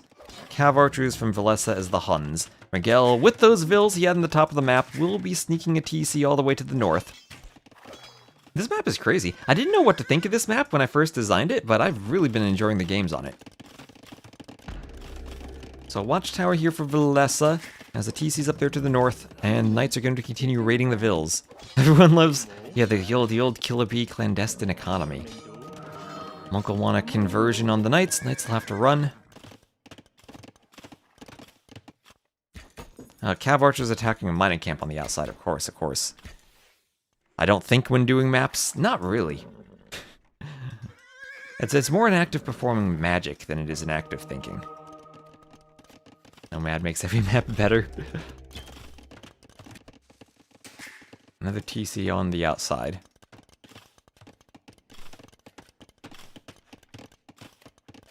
Who named it? It was more of Pantanal's an area of Brazil that I tried to design a map around. And I kind of designed this. This is one of the later maps I designed, and we needed a nomad map. That's basically how it came to be. I just image searched for images of the region, saw lots of rivers running through wetlands, and plopped this down. Added a few rivers, some muddy shallows. This is one of the quicker rough drafts of maps I made. Rename it to Clandestine.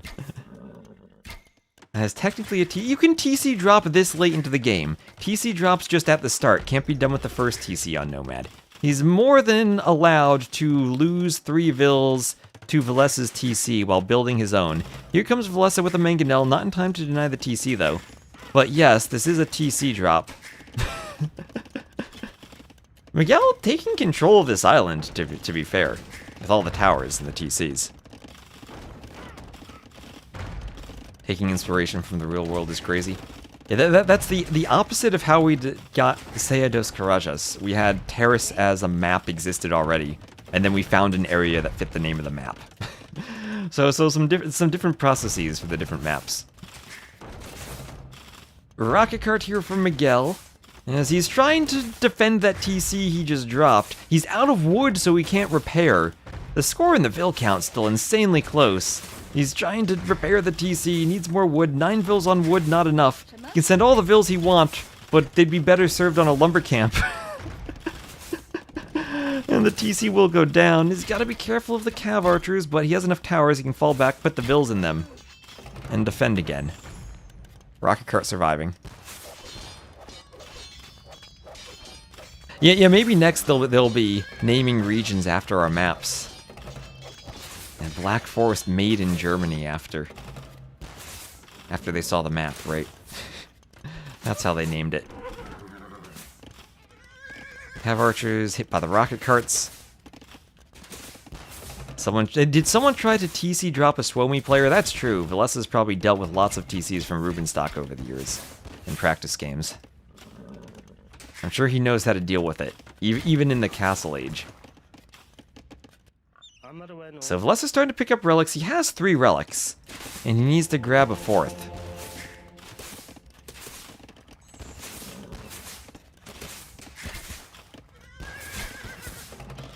Rocket cart hitting some Cav archers. As the Mangonel just misses the rocket cart. Mangonel 3 HP on its last legs. Knights will charge in and attack a monk. Mangonel gets a nice shot. And the Vils all hoovering around here, dying to the knights under the tower. As the Mangonel comes forward. That TC could go down too. Miguel just about to control this island. At the same time though, Miguel struggling for the outside as Valesa's getting out there.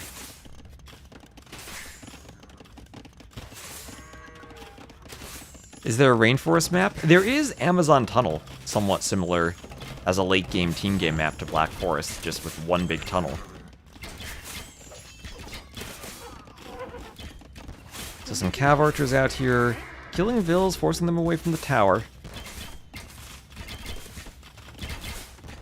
Mangonel hitting the Cav archers, or a rocket cart rather.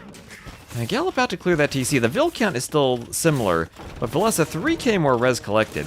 I feel like Miguel's had to spend more time idling his eco, and yeah, he has around 1 hour.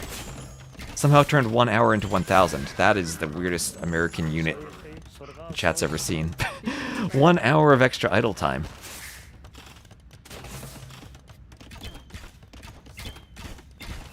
As long as Valesa doesn't throw. You never know when he's going to run his Cav archers into rocket carts. Nice repairs from Miguel, a couple of good attack grounds. But Bloodlines is in, so they have enough HP to survive. Don't know if that knight will actually get a kill here. There are 3 towers attacking the knight. It only has 1 armor. The towers only have fletching. Oh, Miguel really needs Bodkin, but he will call the GG, and Valesa will tie it up 1-1. Oh man, I've really enjoyed this map. That felt great. 47-37 KD. Miguel even the better KD, but a lot of those kills probably came from towers because he didn't have as many units. So 3k more res collected for Valesa. Miguel and Valesa now finding themselves in a tied set 1-1. As that was even the first home map for Valesa.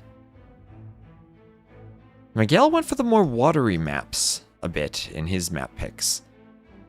That was his first pick of the Chinese. Valesa also has the Chinese super high up on his draft.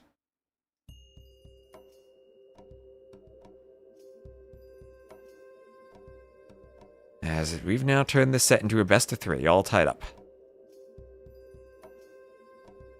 And it looks like Amazonia will be the next map. So Miguel will be the Georgians, Valesa the Portuguese.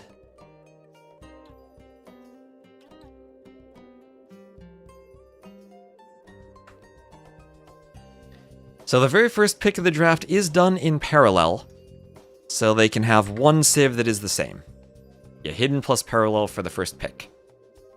And YouTube asking map scripting in C? No, map scripting is its own language. I'll copy and paste the link if you want to see the guide to it. Let's see if I can copy and paste from chat.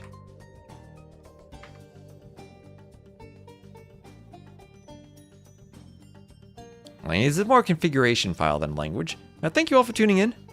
Glad to have you around, and we'll get into Amazonia now, the map with the bridges. Oh, is anyone casting MBL's match? I don't know right now, because MBL is in a pretty big ELO mismatch. You can check on Twitch and see if anyone else is casting it. We have a lot of simultaneous matches again today.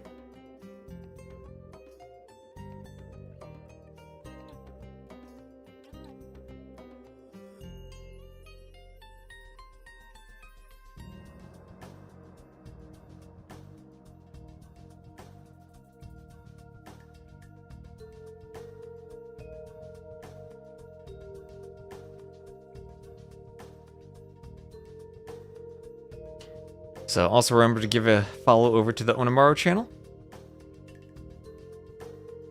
They are the hosts of this LAN, and have gobbled up every single AoE 2 player in existence onto their roster.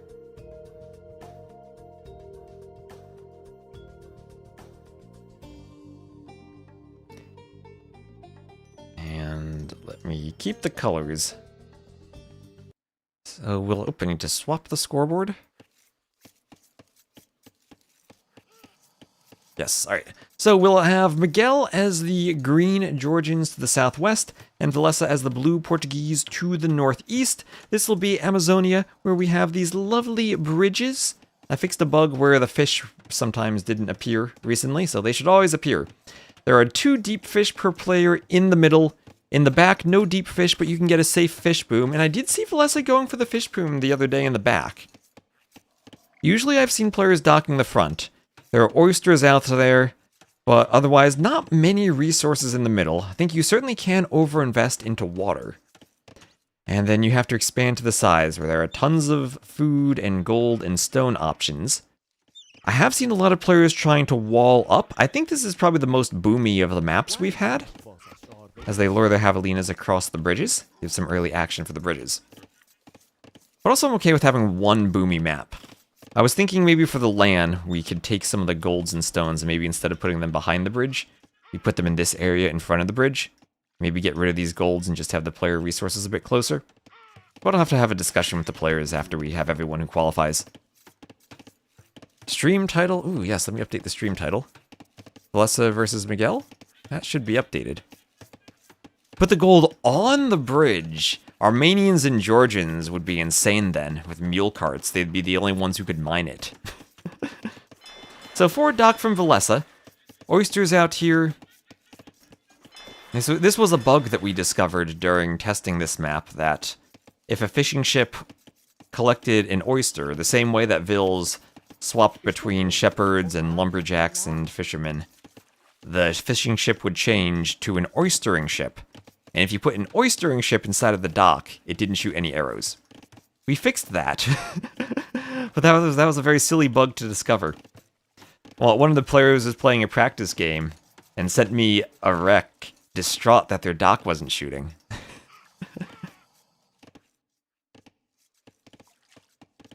Want to see people use the backwater to Omega Fish Boom, but you get it? Yeah, I want to see that. I think the backwater also gives a nice ability, if you need to transport ship back and forth. In case your front is lost, the bridges stop ships from getting to the back. Ramps you have to mine through? Maybe in the future we get a map with destructible bridges. I think there's a way to do that in map scripting, using dead objects.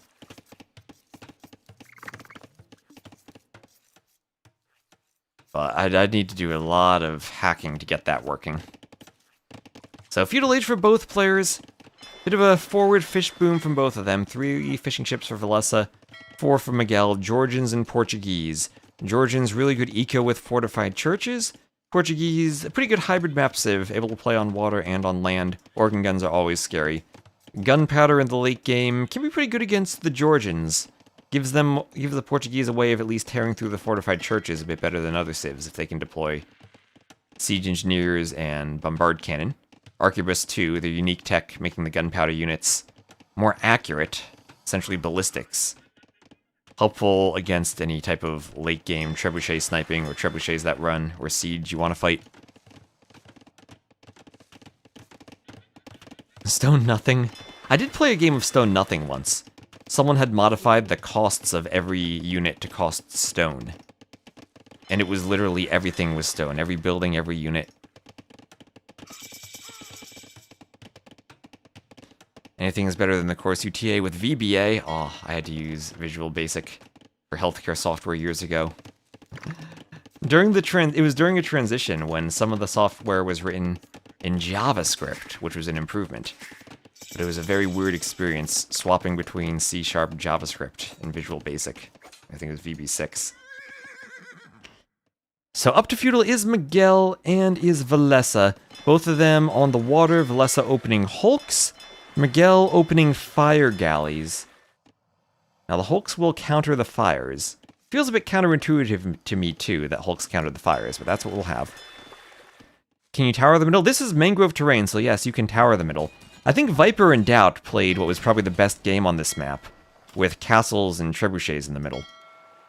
So hulks there for Valessa attacking the fishing ships, but they hop right in the dock. Fires the best ships underneath docks, but also countered by hulks. And you do need quite a few galleys to fight the hulks. So it feels like the hulk opening, Miguel garrisons in time. Now, repelled by fires is Valessa shifting to fires. There are lots of Kaimans in the middle of this map.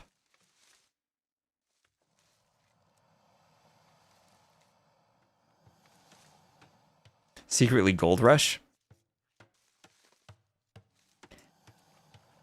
Gold Rush, but kind of with a water theme, somehow. It definitely feels like it's its own thing, kind of unique with map concepts.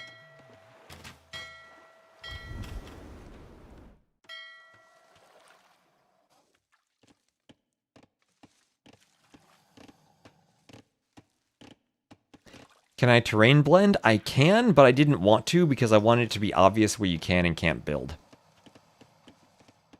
That's always a decision of, do you make it clear what the terrain is, or do you make it look prettier? And I generally err on the side of making it obvious for gameplay purposes. What is the total stone count? Each corner has 2 groups of 3. So 6 times 4 is 24 total tiles of stone. And each tile itself has 350 stone. Age of Cubes agrees. That's why we're casting Valessa. Does Valessa still use the cube mod? Or was he ever a cube mod user, or was that just the other Finns?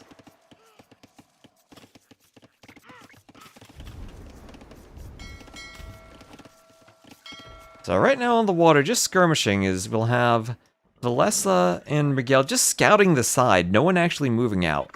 Also some neutral capybaras you can capture, so we have seen Britons on this map too. But right now they're just playing it like a pure water map. Valessa managed to get a good number of galleys out. I still think galleys overall are the best ship, and both players trying to get the swap over. But it does take a while until you get fletching. Miguel has it, Valessa just will be about to finish it. His collected still exactly the same. Remember, these Portuguese warships will have a gold discount and will have a bit more HP.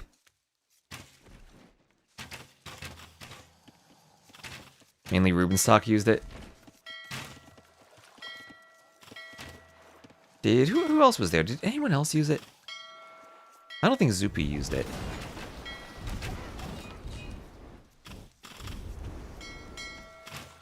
Well, Valessa getting pushed back underneath his docks is a fishing ship's garrison for him.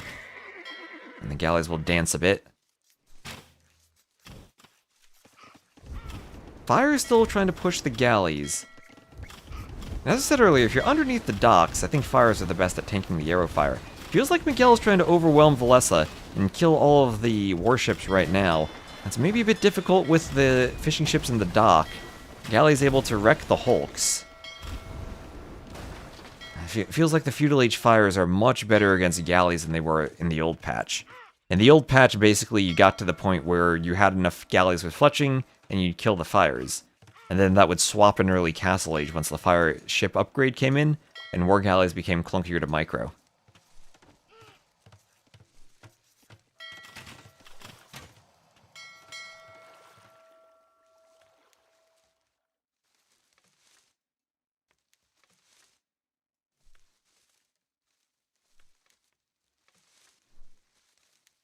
And Valessa now, finally, players moving out to the sides. Miguel sending his mule cart over, he's doing a market. Valessa up to the Castle Age, Miguel shouldn't be too far behind. Might need to sell the stone, though. Resources still similar, but if you're focusing on winning the water, then you always have to worry about over-investing. Especially if you're fighting under enemy docks. I mean, you're constantly taking more damage, but if you're still winning, that probably means you're investing more. Especially against the Portuguese, nice use of the fire galleys here from Miguel, and feels like he's going to get the cleanup he's been looking for. Valessa's galleys all will go down. If he finishes them off, that is. It feels like ships are just so tough to destroy now, maybe a bit less fragile than they were in the past. Or maybe that's just galleys not quite having the damage output with the different bonus attacks. 121 HP for the Portuguese. And there's Miguel up too. He'll be a minute slower. He's adding in horse collar because he'll need some farms. And managing the eco on this map, I think, is going to be very tricky. Because you need to manage the starting island, which doesn't have much resource on it, so you're probably going farms, versus the back dock potential for shorefish, versus the front dock with a couple of deep fish, but then that runs out very quickly. And then you head to the sides where there are papaya trees and guanacos. But I always felt like it's awkward if you're not adding farms slowly, because you might try to take the faster food sources in the hunt, but then you still need to make that harsh transition once they run out, and you don't want to have a bunch of idle vills. So enough fires to destroy docks for Miguel, as he has won the water. Did anyone see demos? Nope, demos don't really have a place anymore. They have a separate upgrade from all of the ships. Well, if the capybara is just looking on, watching the docks go down, they're cheering on the fire, saying, "Go, fire ships, go! Go, destroy that dock!" We're not fans of those baskets that are knocked over with all the apples. So medium warships and wheelbarrow both in for Valessa. Castle Age here for Miguel. A separate upgrade plus nerfed damage plus changed cost. Valessa running across the bridge. Olá. Esto pronto. And town center for Valessa.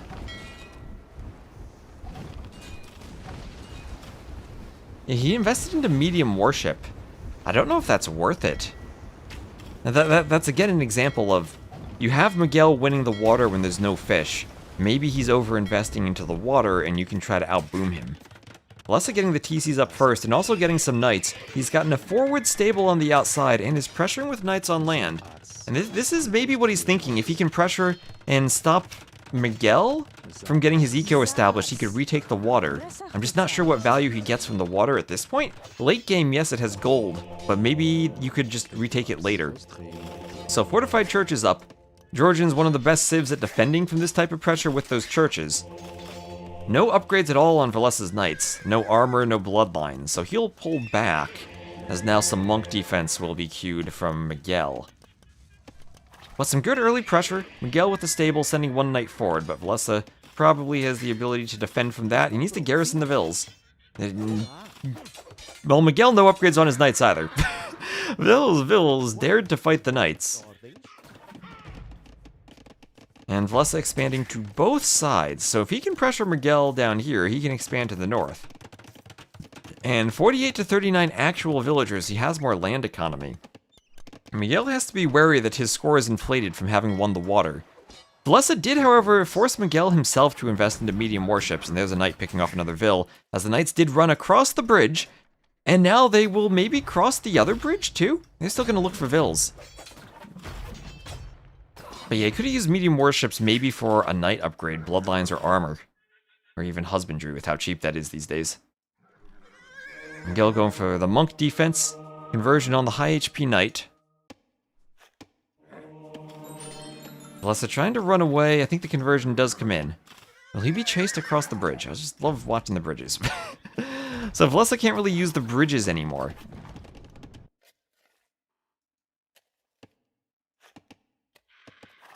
And the knights will run across the bridge again and get back across.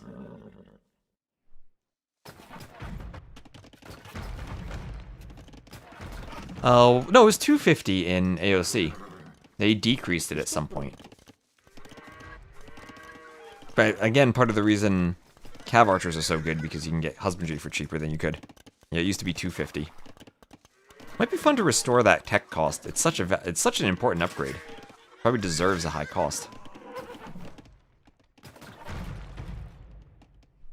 So now we have the light cav for Vlessa. He'll be trying to stop Miguel from picking up relics. He did see the church, so he knows monks are the choice for Miguel. And no sanctity on that monk, so it won't get a lucky conversion. Scout does manage to pick it off. Nice Teutonic Knight dance emote. Bill's here attacked by the war galleys. Bowsaw for Miguel.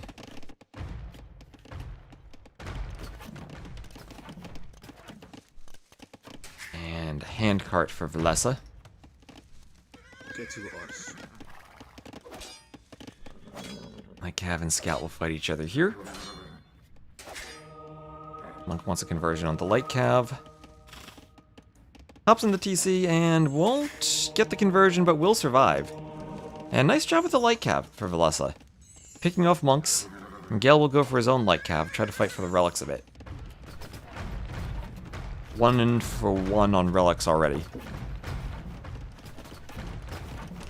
Isn't their conversion target if it goes out the monk line of sight? Honestly, monk mechanics are so technical.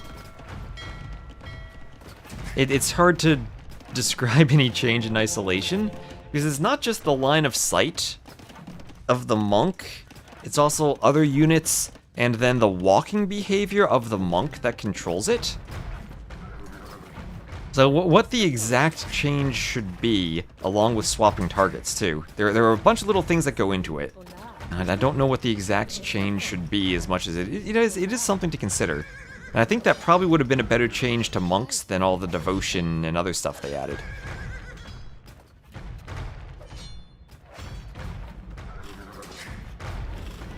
You know what percent? Well, it is random. It is random.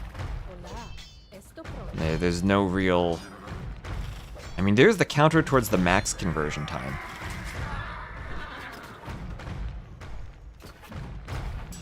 Scale Barding Armor for Vlessa. Yes, he's gonna redock. But it's not like the monk just converts for long enough and then it's converted. There is randomness for every second or so that the monk has a chance at a conversion like that one. Yeah, I have an old YouTube video that goes into depth on that. Satellita amortisaita.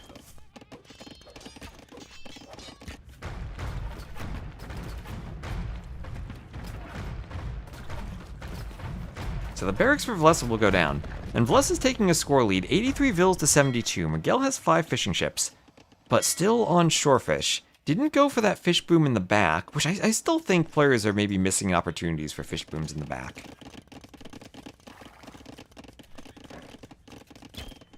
Or for some transport ships in the back, maybe. As we'll have more relics for Miguel. Is that going to fit? He needs to ungarrison a vill from that church. I don't think the relic fits. Oh yeah, the monk can't drop it off. There's no more room. He needs to eject the mule cart. As more upgrades, including Imperial Age for Vlesa. Why do you decide on booming on one side? I think it's just easier to defend if you're on one side. There are enough resources here between the papaya trees and different food sources, you can get away with it. Probably the most limited resource is gold, but if you're focusing on one side, you can force gold over on the other side. It does give Vlesa the option maybe to come forward, wall off the bridge, and go for a map control victory. The same thing we saw Doubt do against Viper in that, what was it, Georgians versus Britons game. Where Viper felt like he was ahead the entire game, but only had one of the corners, and couldn't quite match the eco of Doubt when he was struggling for gold.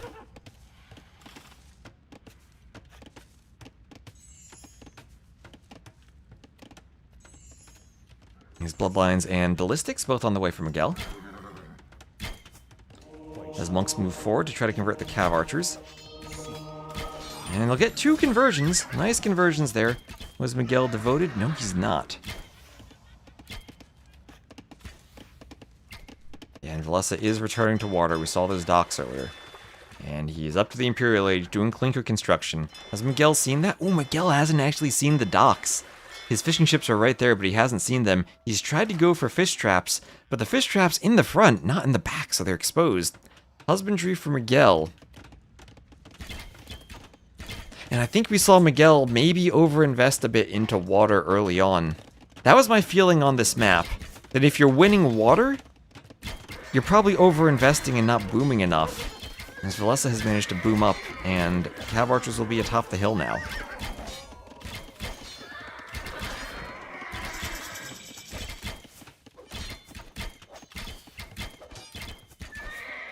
And Thumbring, Bracer, Chemistry, all the Archer upgrades for Vlesa, as he's going to probably start going for Arbs rather than Cav Archers. The Portuguese don't get heavy Cav Archer, no Parthian. So it'll be a move towards Arbalest for him. Remember, he's on 103 vills, but that's not all that much, and could even think about a Fitoria now. I wouldn't mind that all that much, 1 or 2 Fitorias, but it would eat into the castle stone he'd need. Can you put fishing ships in a siege tower? No, you cannot. No, you cannot.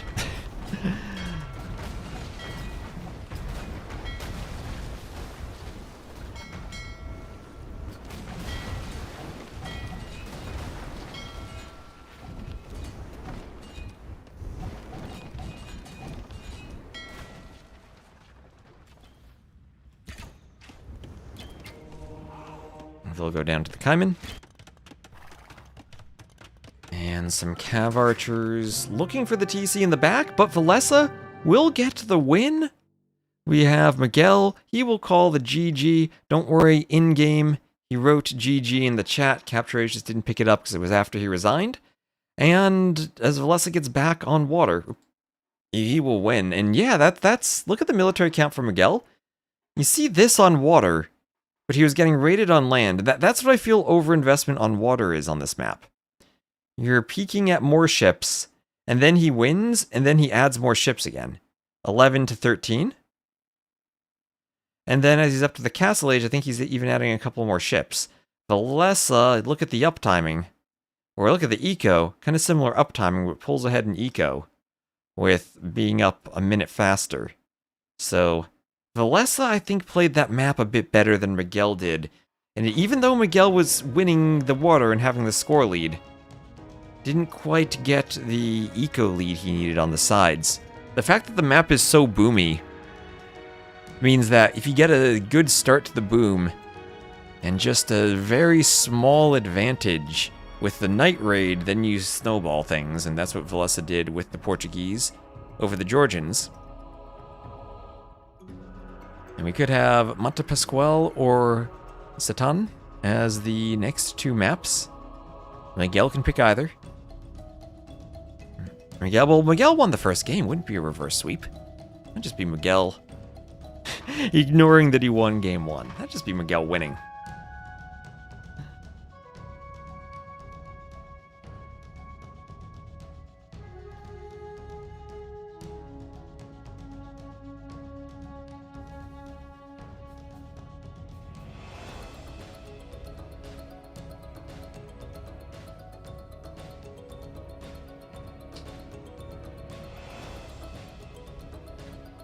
That'd simply be Miguel winning.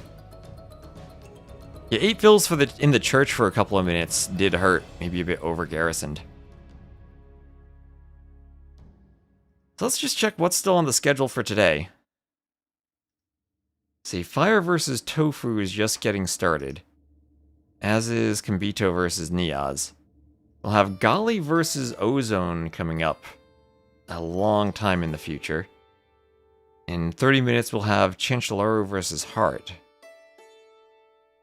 And we'll also have Jubileu versus Nikov at 23 GMT in 3.5 hours.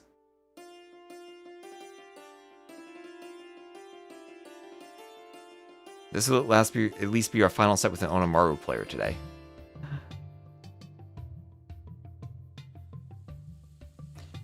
Insta-Church solves everything.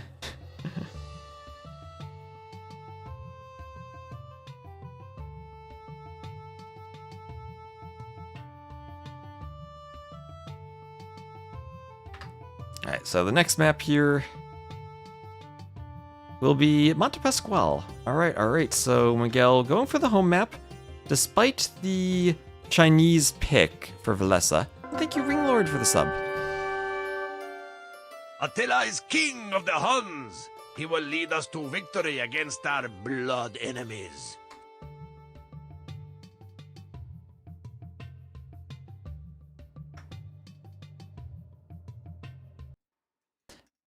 And 3 villagers garrisoned in a church for 3 minutes should become a monk. Okay. Oh, yes, yes. Oh, both players going to the middle. Valessa to the middle as the Chinese, he's to the south. Miguel to the middle as the Armenians, he's to the north. They're both going to the middle. They're doing it. I've seen both players on the islands before. I've seen one on an island and one in the middle. This is the first time I've seen both in the middle. We've seen different approaches to the map this entire time. I did modify it slightly so that the forests are more consistent on the beach, easier to get your TC up, perhaps. We're not going to have those big blank spaces like Sato had. Now you can transport the sheep, you can dock the starting island and then go to the middle as both of the players did. You can dock to the back if you want more access to the whales, maybe dock to the front if you want more fish. Each player will have a whale, but the whale will be to the back. Alright, yes, both going to the middle. Let's go. Miguel trying to force a game number 5. There you go. Double Javelina lore. Let's go. Miguel, no loom. He'll take one more hit. I think he gets this. He should be okay. Can shoot the TC now. Can garrison. Do whatever he wants. Just don't lose the Vil. He's fine. And let's take a look up here. We do have a hill with tons and tons of jaguars on it.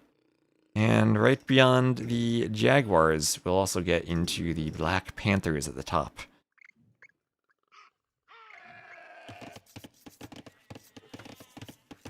So, YouTube saying Insta-Church solves everything. Well, maybe we could get Insta-Church here again from Miguel.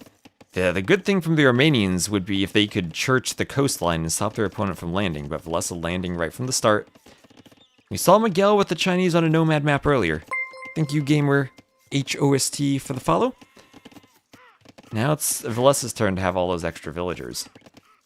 Miguel had and res collected slightly so far. And And we'll have a mule cart and a couple of villas in the transport for Miguel. Whales on the beach. Beached whales. Beached whales. Everyone always likes seeing the beached whales. I think they surprise people. The new graphical assets that are added a while ago. 准备就绪。 So Valessa luring in some javelinas too. There are some javelinas in the wood you can bring into the TC. Taken by the vills. Castle drop. I mean, is this a race to the castle age to castle drop? Wait, I think you want a castle drop maybe towards the land more to make it harder to get to the inside. What's the point of the neutral market on Michi? So you can trade with it. I don't know why it's there on the 1v1 map. Michi was originally a custom map, so whoever added it to DE decided to add the neutral market. But it's for trade. Why do you... I think that's just a bug for the Nomad start on Dark Age. Maybe it counts the town center? Well, will we get a... I mean, we have two buildings, obviously. You start with the lumber camp. You build the dock. Maybe starting with the lumber camp bugs it? Wait, why is there no lumber camp here for Miguel? Did Miguel delete his lumber camp? Did he have a trap? Wait, what? Why does Miguel not have a lumber camp? Oh, it's a mule cart. Never mind. He starts with a mule cart and he transported it. Okay, okay. He's Armenians. I was scared my map was bugged for a second. No, okay. Everything's good. Everything's good. Just transported the mule cart. I don't gotta go write a bug report for myself. So transporting a ville, you could find another island for a dock or just do a dock out here. Do they get settlements? I believe they do. Or actually they have their own lumber camp graphics. The South American civs actually have graphics for all of the buildings. I think only the mills are replaced by settlements. Lumber camps and mining camps I think they get as normal buildings if you place them. So both players will be working towards the middle. I'm excited to see this because it's the first time, as I said, that we see both players on the land. So another javelina being lured in from Miguel. Res collected are still very close. And that Ville difference won't matter as much if you have all the fishing ships too on this map. When Yo played the Chinese, he tried to do the instant TC and get as much advantage from the Villes as he could.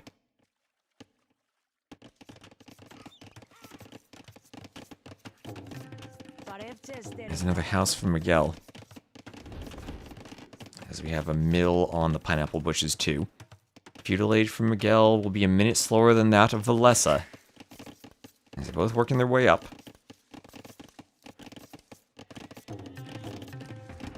And a barracks for Valessa. Barracks forward.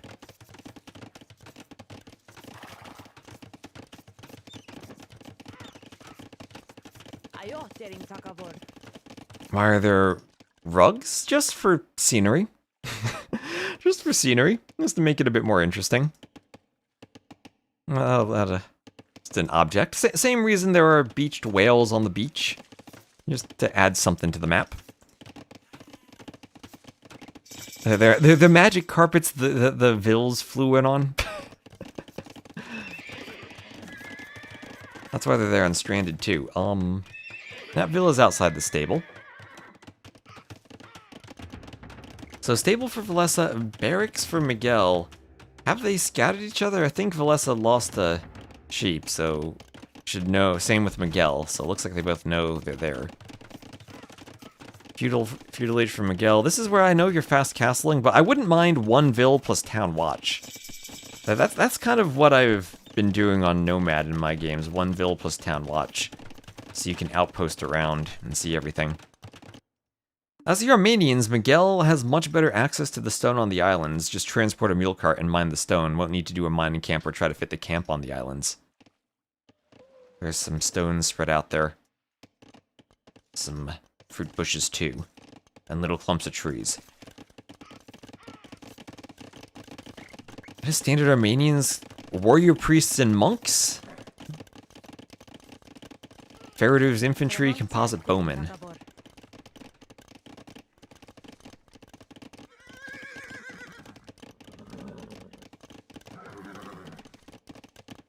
These fishing lines from Miguel.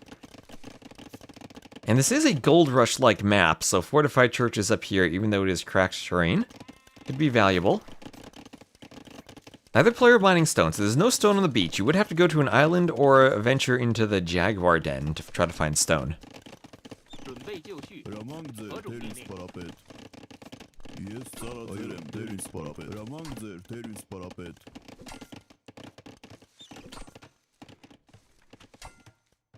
So Forging and Castle Age both clicked for Valessa. Same for Miguel. Is this going to be a Spear Monk war? Is that what happens? The 5 relics on the beach should be pretty evenly balanced, but because Miguel TC'd the middle rather than the side like Valessa, he'll have the advantage in grabbing relics, since he should get 3 to 2. Yeah, Valessa has 2, Miguel should get the 3rd, and then the 2 kind of far away but on his side. Valessa back there with scouts ready to look for monks.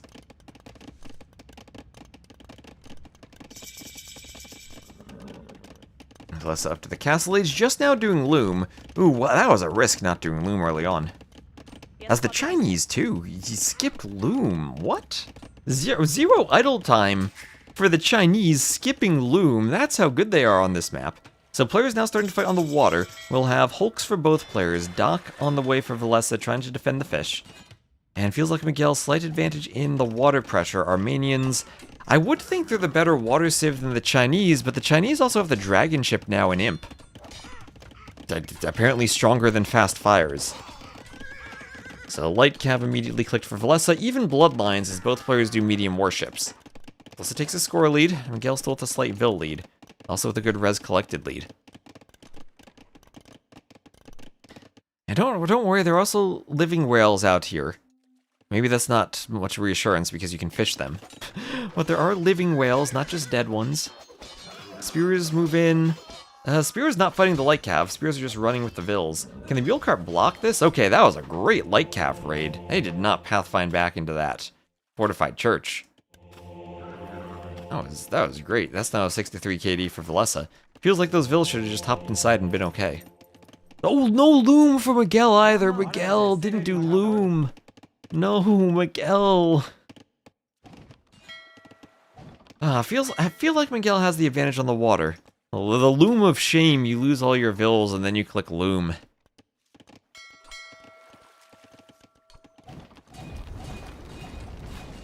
So fire is taking down the fishing ships. That's what we miss with Empire Wars. Everyone gets Loom automatically in Empire Wars since you start in Feudal and it's a Dark Age tech. Good old 9 starts mean we have these Loomless situations. There's Town Watch for Valessa.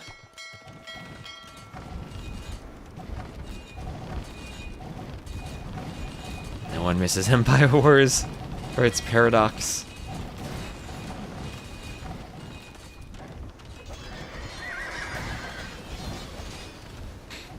So Spear forward for Valessa. And feels like Valessa maybe a light cav advantage, but Miguel has a good water advantage. And probably matters much more on this map than it does on Amazonia. Transport ship out to this island too, in case he ever wants to do a mule cart and start mining stone. And Valessa's still kind of trapped here. That was probably a good fight for him with light cav against scouts. Adding in wheelbarrow, and adding in a second TC. So Valessa's starting to move towards the mountain. Wants to head over there, but still has to be careful of the jaguars. Losing the fish. I think Miguel might need a few fires if he really wants to push into the docks.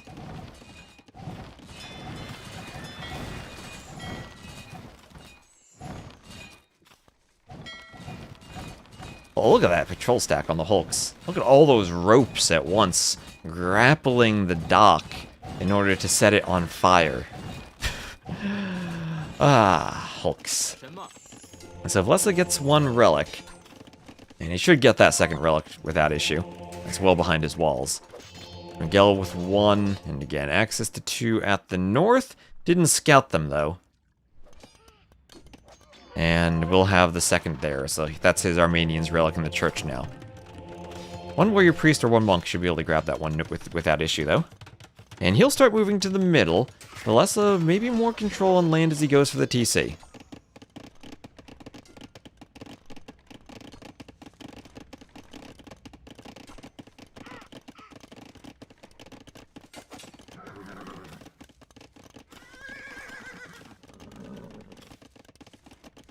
And the spear is poking the light cav.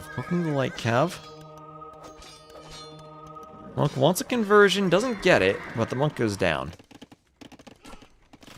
And Miguel pushing with light cav. We'll have some more war hulks. chasing Valesa's Warhulks back. And Miguel gets his second TC up too. Now, I feel that Miguel winning the water is in a good position now. And the Chinese, they do have Fire Lancers, but Armenians with Feriders have a good champion line to counter Fire Lancers.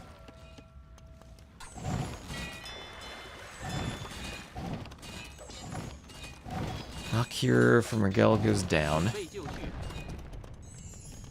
喂，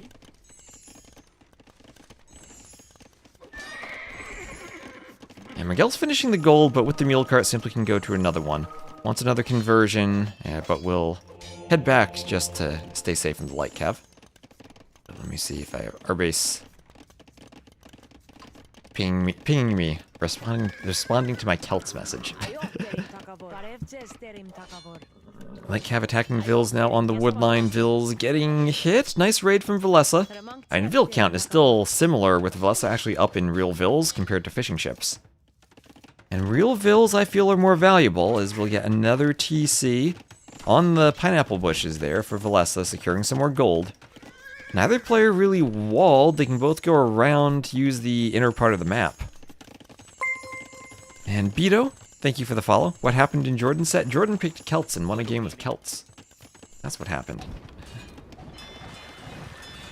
So Doc here, going down to the Warhulks. And Sanctity for Valesa. 什么？ Yeah, Paradox. A fan of the Celts. Fan of the Celts IRL.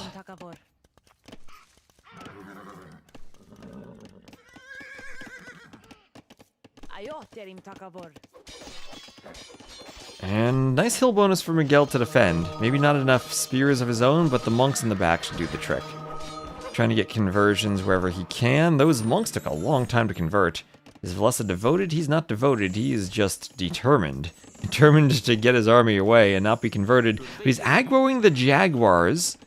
A couple of Jaguars chasing the first spear.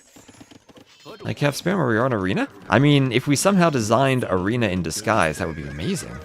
I mean, Arena's the best map, we all know that. Spear, it's a poke. And Vil killed by the light cav. Bazi random wall, that's a good one. So Warhulks around the island. We'll get to the wood line here, not galleys, but Valesa still took a couple of vills that'll probably be cleaned up. Also, Miguel has access to gold now since he won the water. 4 whales that have been untouched so far.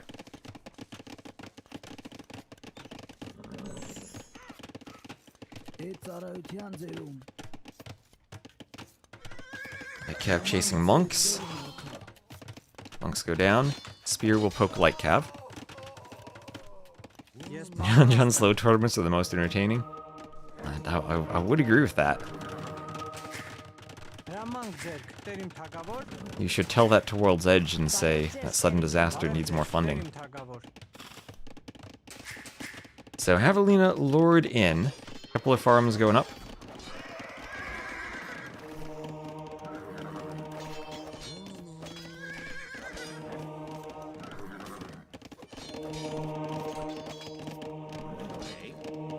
Monks go for conversions on the light cav.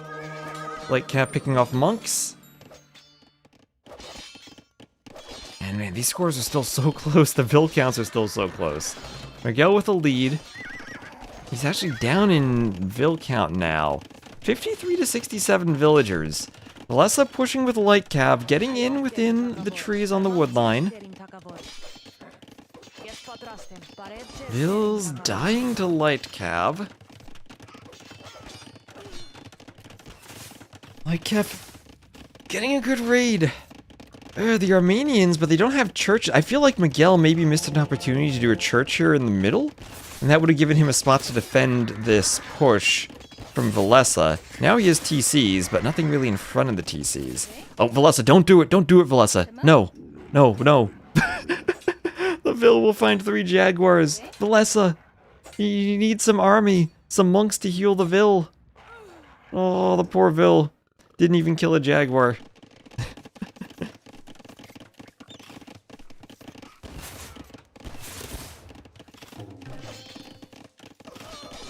Last night you fell asleep to me casting Lewis. It's only been 7.5 hours of a stream. We got a ways to go. Rocket Kurt's killing some vills.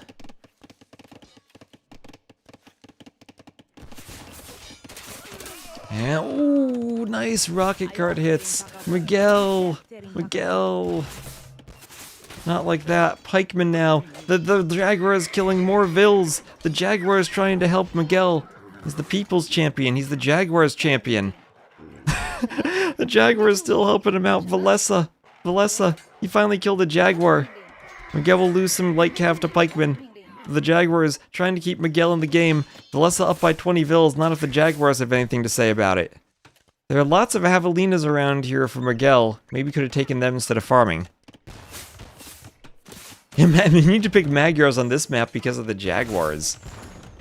That's what you could do. You could pick the Magyars and then do your first TC up here. Fight off the Jaguars with your vills. Valessa, no, don't. Where are you going, Valessa? No, don't send another vill to her death. Oh no, double teamed by Jaguars again. I think he kills one. Or I think she kills one.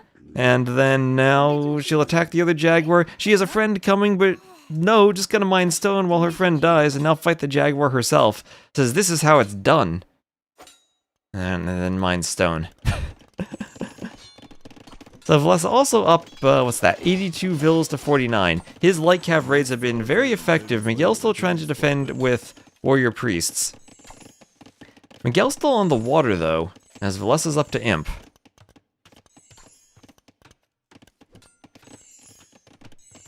Yeah, that's Eco KD. Miguel has 19 kills, Valessa has 24 deaths.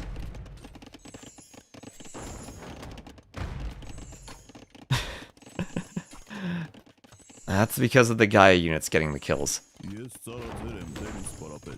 Like Cav want to pick off another Mangonel. Miguel there to repair. And Imperial Age. I think Imperial Age wins this for Valessa. Miguel's nowhere close and I don't really see a way up for him. Warrior Priest's dying to the Rocket Cart as the Light Cav and the Pikemen will come in for a fight. Rocket Cart kills all the Warrior Priests. Yellows for the house, too. Chain guarding armor for Valessa as Imperial Age comes in.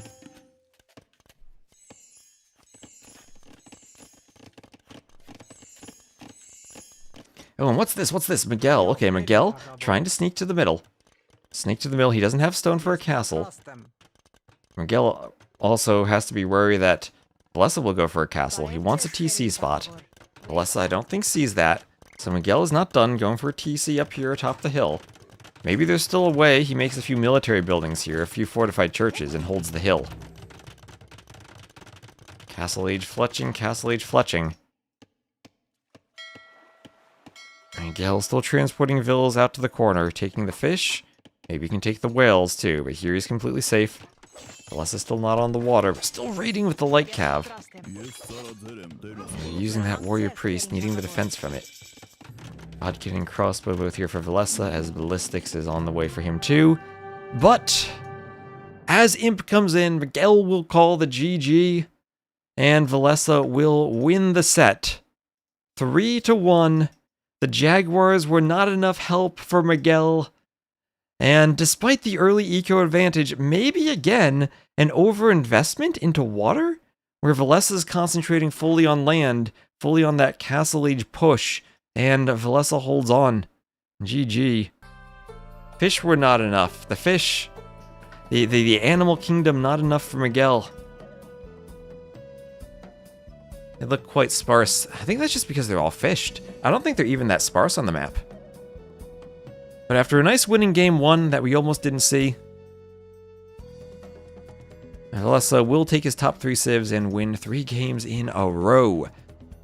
So congrats to Valessa. There are, let's see. There's one set going on right now, that Old Time versus Sebastian. That looks like it's just about wrapping up though.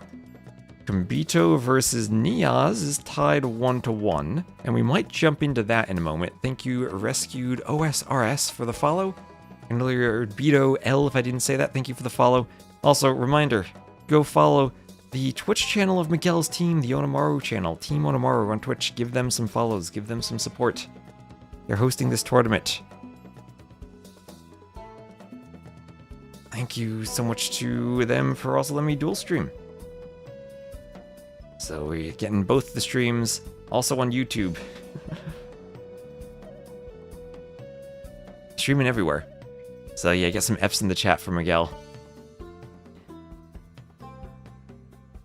So how about we go to Kumbito Niaz? There's also a set about to start, Chanchalaru versus Hart. Chanchalaru is not a player who has a profile, so I think Hart will probably be a heavy favorite there. So we got 2 more sets later on. In about 2 hours, we have Gali versus Ozone. And then 23 GMT, Jubileo versus Nikov.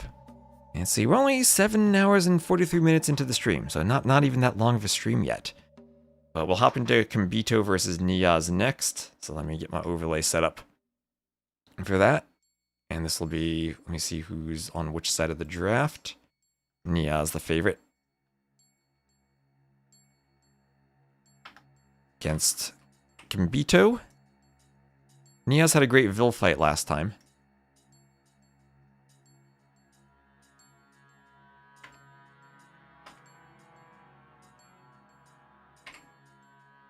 Let me double check that both of these players are on my scoreboard. Niaz definitely is. Yep, they are. Lovely. Game number 3 will be Fernando de Noronha. First time I think I've casted that map today. Oh, I hope we get to see Festa Pulver. And draft setup.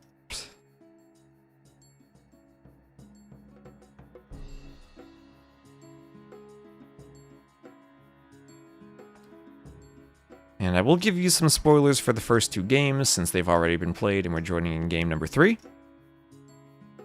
So game number 1, Valle de Selva, was won by Kumbito. Pulling a nice upset there. And the civs there were Romans over the Tupi. Ooh, haven't seen the Tupi much, but maybe an FC Blackwood Archer that didn't work out. And then game 2 was Koreans for Niaz over the Wu.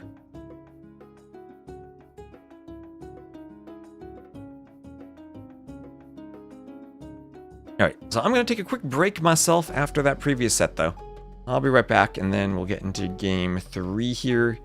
And looks like Kumbito's rejoining the lobby, so we got a minute anyway.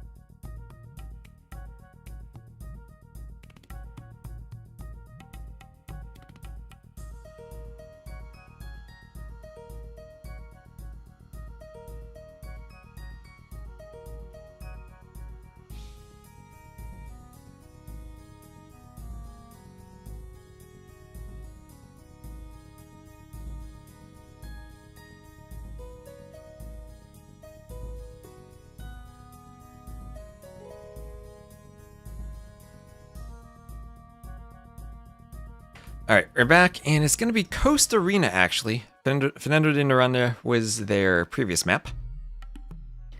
And let me load in. Here we go. Gambito in the red, Niaz in the blue. Here we go. Is Mod Center broken? Can't edit? I haven't tried today, Paradox. Doesn't surprise me if sometimes that happens. If it still doesn't work later, message me again and I'll have someone look into it. I'll probably try uploading a mod. I have a couple of small updates for the map pool tonight. So, welcome back everyone. We will have Niaz as the blue Vikings to the north, Gambito as the red Italians to the south. Tied 1-1. Gambito did win the first game, probably Roman Scorpions against Blackwood Archers. Tato played an amazing Blackwood Archer game where he had 0 TCs and 16 Vils, and won against someone with 3 TCs, although it was only 31 Vils with 3 TCs, maybe 32. Oh, and the Crocs is here. Hello, how you doing? Vikings? I've not seen Vikings on Coast Arena. They're not really a clown civ. The Italians certainly are. The Italians have been dominant on this map, able to go for forward castles, fast imps. Niaz feels like he's going to play FC longboats, win the water, and then maybe go straight to imp with fish, but that can be hard to do a castle if you lose your stone. So what does Niaz do here? I'm not entirely certain. But let's see. I'm interested. I like the different civ pick. Elo is also very close between these two players now, 2493 to 2470. Fast feudal for Gambito. The players also, they have the diplomacy menu. They either forgot to pick lock teams or did something weird in the lobby. So we can tell that they are allied with each other. or not allied with each other. Score is, 1-1. Thank you. Thank you very much. Forgot to set the score. 1-1. So joining this for game number 3. Then we got 2 more sets coming up in about, I think, 2 hours. We'll have Ozone Gali and then Nikov set potentially after that. Maybe one day we'll see Teutons here. Not on a water map, I'm afraid. Although Crenellation's castles can be silly on water maps.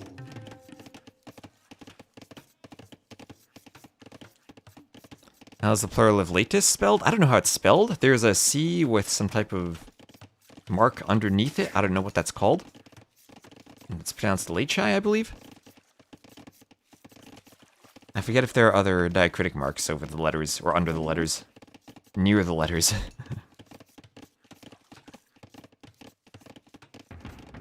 So barracks for Niaz, too.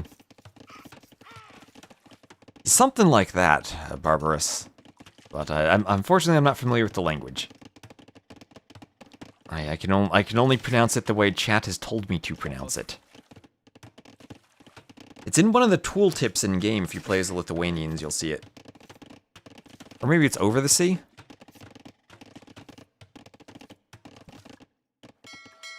So Galley opening from Gambito. Usually we've been seeing players open hulks on this map. He's opening galleys. A couple of fires should be able to defend the fish for Niaz. But this could also be a reaction to longboats. You probably don't want to be opening hulks against the Vikings who can go longboats. Longboats demolish hulks. They're still good against fires and galleys, I think, but they absolutely demolish hulks.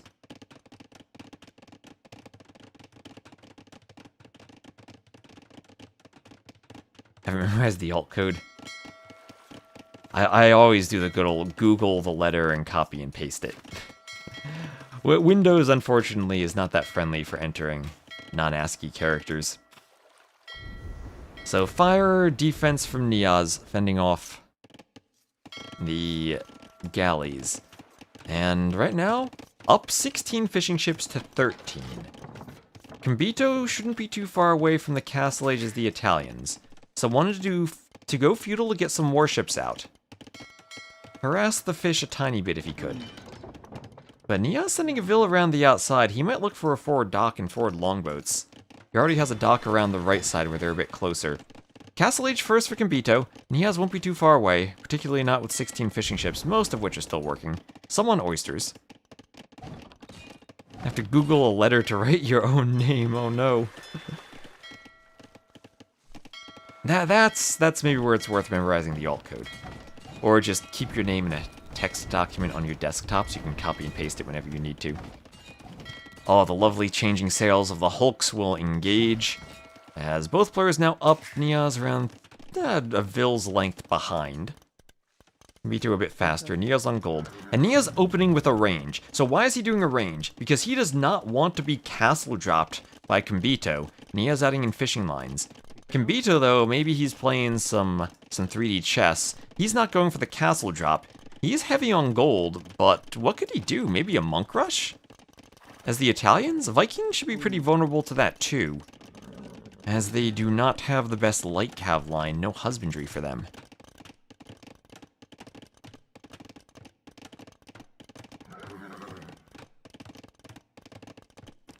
And fletching for Niaz. So fletching with archers. And you know what this could be? If he sees there's no castle drop? Because he sees his... Oh, he didn't scout the stone, actually. He didn't scout there's nothing on the stone. This could be siege towers. This could be a siege tower. Crossbows. This could be siege towers. Chat, do you want to see a siege tower? I know I do. I want to see something interesting now for Coast Arena with the siege tower. Here is Castle Age fishing... Oh, not fishing lines. Medium warships for Gambito. Don't know if he's using hotkeys for the text, but medium warships... Against a Vikings player who's making more hulks instead of longboats, I would have thought immediately this is longboats. Particularly seeing all the galleys. Ram can also hop through because of the diagonal walls. That's true. That's true. I think you might be able to tower hop too. I did force the gate. If this were diagonally on the side of the gate instead of the tile back, then you could tower hop there. I know diagonal walls and hopping is a thing. So, archers are found. It will be a monk for Gambito. Gambito's still fighting on water. We have medium warships and the first longboat out for Niaz, who's hoping longboats will help him win. And I'm still trying to figure out how you fight longboats on the water. I've not found an answer to that. Oh yeah, tower hopping 100% is still in the game.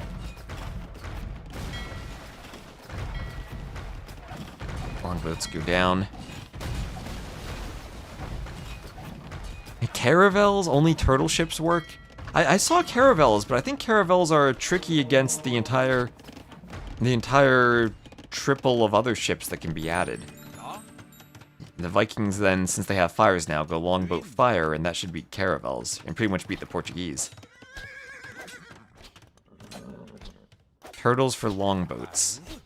That's the answer. Well, we don't have Koreans here, we have Italians. What do the Italians do? Feels that war galley is the only real option, but then the Vikings player adds fires now. It's definitely not hulks. War galley is what he's trying to amass. Maybe you need a couple of hulks to deal with fires? There's careening for Gambito for armor. He'll try to destroy a dock. Niaz still fishing over on the western side, as he's trying to move in with the war hulks in the south. Now what upgrades do the Italians get? Yes, they do get siphons and incendiaries. They get the full dock tech tree, and they also have the 25% discount for dock and university techs. So they're still very good at researching all of the techs. I don't know if all of the techs, though, help against longboats. Are siphons fire ships the answer? Maybe not with all the hulks. It feels like whatever the answer is to longboats, the Vikings also now have an answer to that.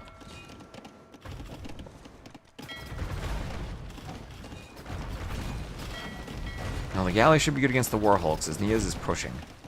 He has now 18 fishing ships to 10, and a 43 to 38 Vil lead too. So we've seen the Italians dominating on this map, maybe Niaz with the answer in the Vikings, able to not just afford the archers, but also a second TC. Ballistics now for Gambito for the war galleys. He's trying to move out with monks. Somehow there is neither a conversion or an archer shot there. And a forward workshop for Niaz. Now the Vikings don't have the best siege workshop. I still have the hope. Still have the hope that we do have a siege tower. Look at everything that Nias has added. 2 rows of units almost. Kambito basically just war galleys. Deleted gate for a siege workshop. The monk wants a conversion on a Vil. Could maybe swap to the scout after charging for a bit. Oh, Nias, worried about a conversion on the scout, just deletes the scout. Did not want an insta. Did not want to gift Kambito with a scout. But because of that, he'll have to run? Now, Italians will have better monks, no question about that. Will monks be enough? You get Sanctity, can probably convert the archers. Atonement, Redemption, lots of options. Vikings, do they get fast fire? No, they don't get fast fire. Maybe in the Imperial Age, then you might have an option to fight the longboats, but looking at the res in their stockpiles, Niaz is much closer to Imp. And he's around 1.5k, almost 2k more resources collected ahead of Kambito. And I think that's all thanks to those extra fishing ships he's had. My feeling for this map is that water dominates in the new meta as long as you don't die on land, and maybe water plus crossbow, being able to delay and invest less on water knowing you get to longboats as the Vikings could be the key.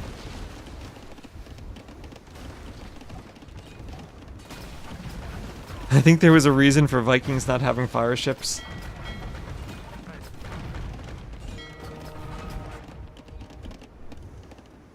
I mean, Italians here on the water just look almost...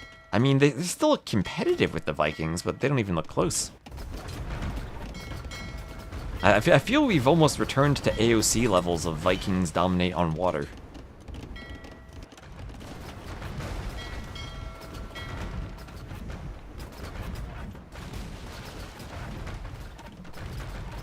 Yeah, also free wheelbarrow and handcart. So speedy Vils in the middle of the map, that's useful for doing outposts and whatnot. Still, okay, the Vils are on the stone. Kambito saying, I need outposts to see if anything threatens my stone. Also needs town watch for the outposts. He has here great outpost, he sees everything going on.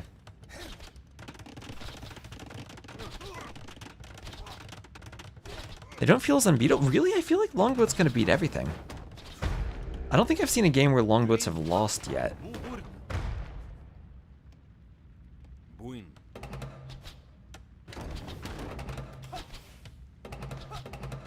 Kambito trying to push back Niaz with the Mangan. Oh, can he get a good shot somewhere? The monk, the archers, anywhere. Gets the monk. But Imp clicked for Niaz. Even as the Italians, Kambito's nowhere close. He loses his monk. Does not have anywhere near the stone he needs for a castle. I think Niaz just needs to castle here and he's won the game. Maybe the Mangonels win the game too. Oh, loses the Mangonel. Okay, well maybe some life for Kambito if he can win Mangonel fights. Take down archers. Bills need to repair. Another nice Mangonel shot. He gets a Mangonel shot from his workshop. Okay, maybe there's a bit of life in him. Maybe he has some life, but he's not going to win against the Trebor against someone in Imp.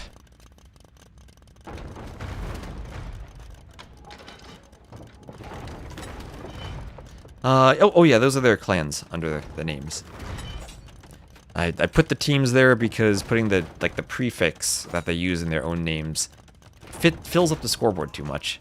And Capture Age had been not rendering the names fully. So old school for Niaz, OS Plus, and Uxmal for Kambito. I do wonder how Uxmal decided on the UX apostrophe, using the apostrophe as a separator instead of a bar, or a space, or an underscore, or a dash. And, ooh, nice hit on the Vil. So 3 Mangonels in the middle for Kambito. Scores are still close. Kambito's booming away on land now. And he's still down in Vils, 49 to 64, as we've had the boom for a while now for Niaz. Niaz will do what looks like a safe castle for him, as he's enjoying 3 relics and some Mangonel micro.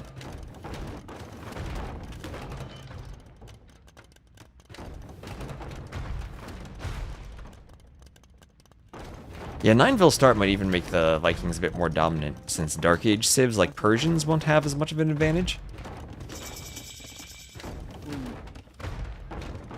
And they still can lose water in Feudal.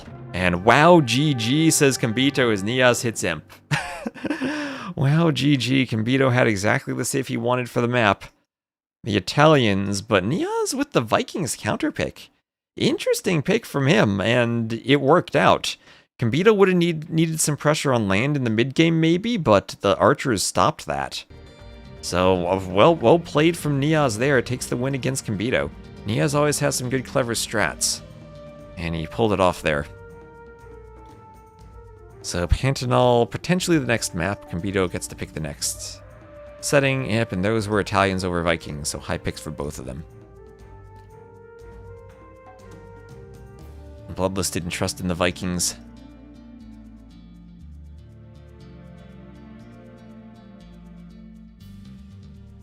Always gotta trust in the Vikings. The more I see water maps that are not small ponds, the more I think Vikings are OP. UX trademark. Registered trademark symbol. They aren't good, they're great.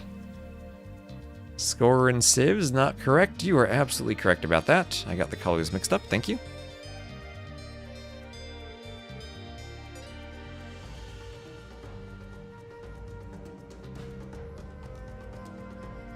Italians are so good, I can't believe it.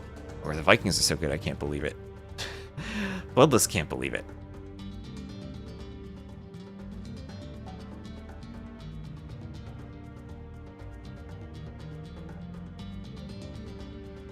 And in the lobby, both players in the lobby need to pick the map.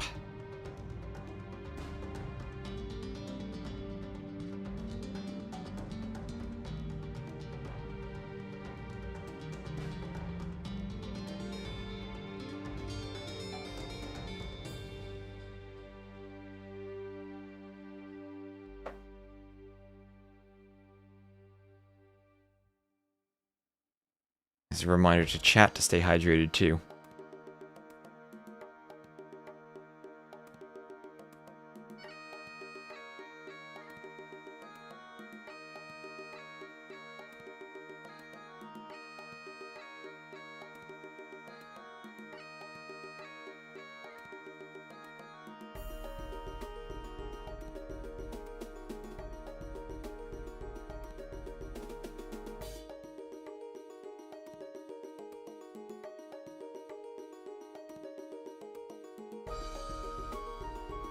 Basically, Korean is the best, but can be rivaled only by Vikings on water maps.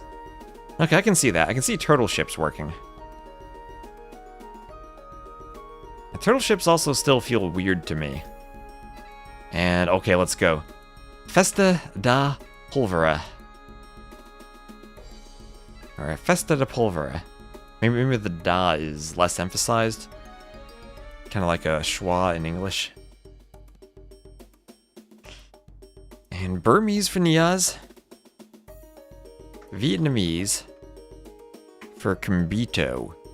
Burmese certainly, I think, more suited to the map.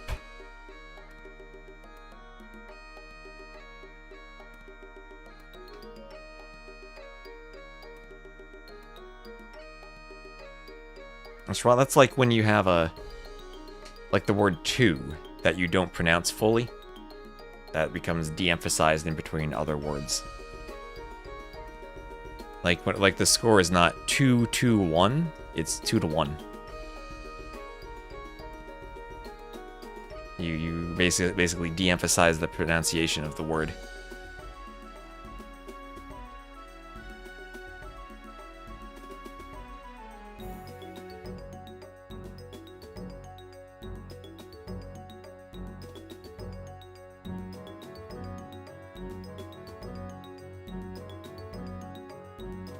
So Burmese, Vietnamese are civ picks. Monks, potentially. Maybe a Rambai? Getting English lessons from your AoE 2 streamer? Yes. Lucy Pig. I'm getting Portuguese lessons from my chat.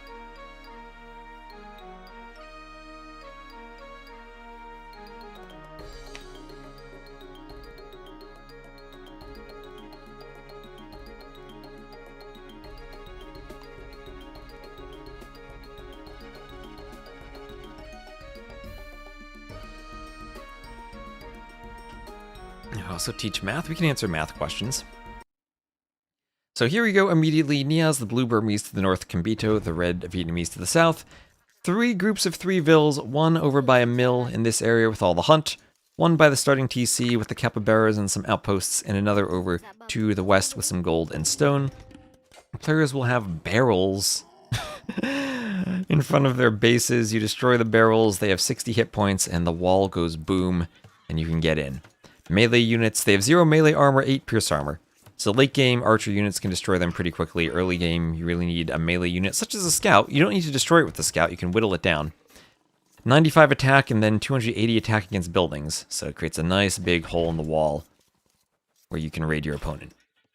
This map is a fever dream. That it really is.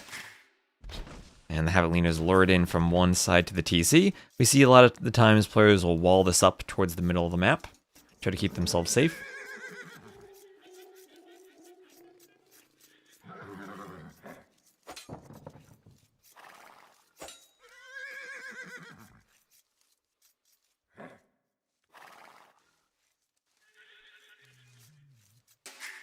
Até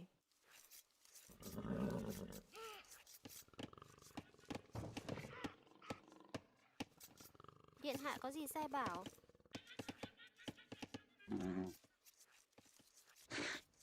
I love that. Rhea pushed in from Niaz. He's going to push that all the way to his TC from one base to the other as he lures in another Javelina. But players are certainly getting creative on how they deal with these areas, and how they push the hunt to the TC. You have to get barrels with barrels. Yeah, this is the map for barrels. Although they are called kegs instead of barrels. See a nice little fire icon out there. This is Arabia, minute 5? Not really. It's more, it plays more like a closed map. I mean, you do have lots of walls everywhere. We have seen some good men-at-arms rushes. And I think Andy had the best strat that I had seen with the barrels is you weaken a barrel in the Dark Age so that when you want to destroy it later, you can. What is the blast radius? So the blast radius, by default, is 3.25. I increased it to 3.75, which for reference, the blast width there is, compared to a heavy demo, 3.25 to 3.75. So whether it's a blast width or a blast radius, I'm not actually sure. Both terms are used in the game data for the same value. Thank you, Opti, for the follow. And obviously width and radius, if width could mean radius or diameter. I'm not sure which is which. I think it's just radius and it's 3 tiles, 3 and 3/4 tiles from each side. I'm not entirely sure about that. This map is something else, yes. 3 maps, 3 groups of circular walls. At least it's pretty unique.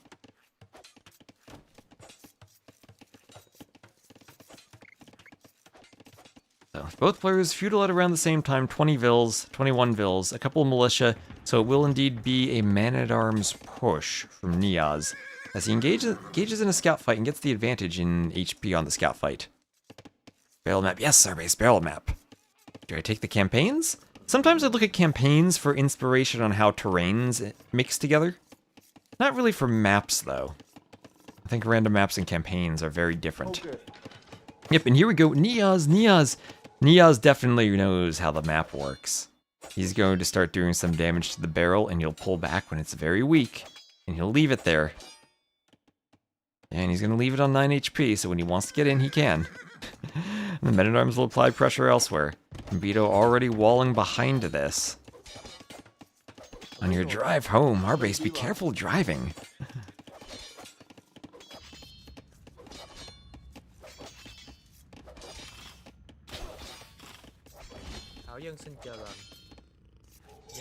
So, Javelina lured in. No, was that Javelina?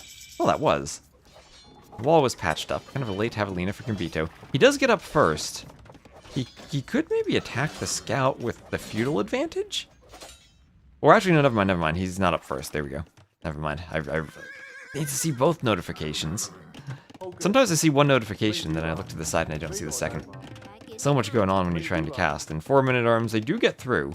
As the men-at-arms upgrade comes in, upgrading the militia to the more powerful men-at-arms, Niaz picks off the scout from Gambito.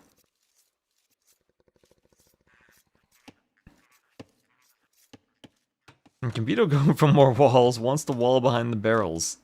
There are no barrels at the front of the main base, but there are at the back. See, you could potentially. Try to slip around the back for some pressure. I do think Fast Castle is the way to play the map, but maybe I just need to play it more. Niaz again weakening that barrel for when he wants to destroy it later. Base layout looks like it's out of a Dungeon Keeper scenario. I never played Dungeon Keeper. But I'll take your word for it. So Ville's repairing there. Niaz, Burmese, remember they get extra attack. They don't have arson yet. And they can stack forging with their extra attack. And so they'll just try to attack palisades. Convito needs to wall behind this. And Niaz will connect all of his bases with some more walls, and he will be walled everywhere on the inside. And we'll have fletching here, fletching for Niaz.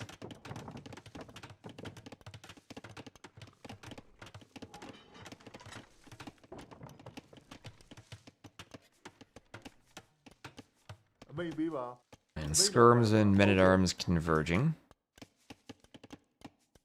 So, army grouping up. We'll have... I think the blacksmith survives a barrel attack. Oh, the barrel had been weakened, but the wall around it doesn't. So, Kabita will make a spot where he can go through.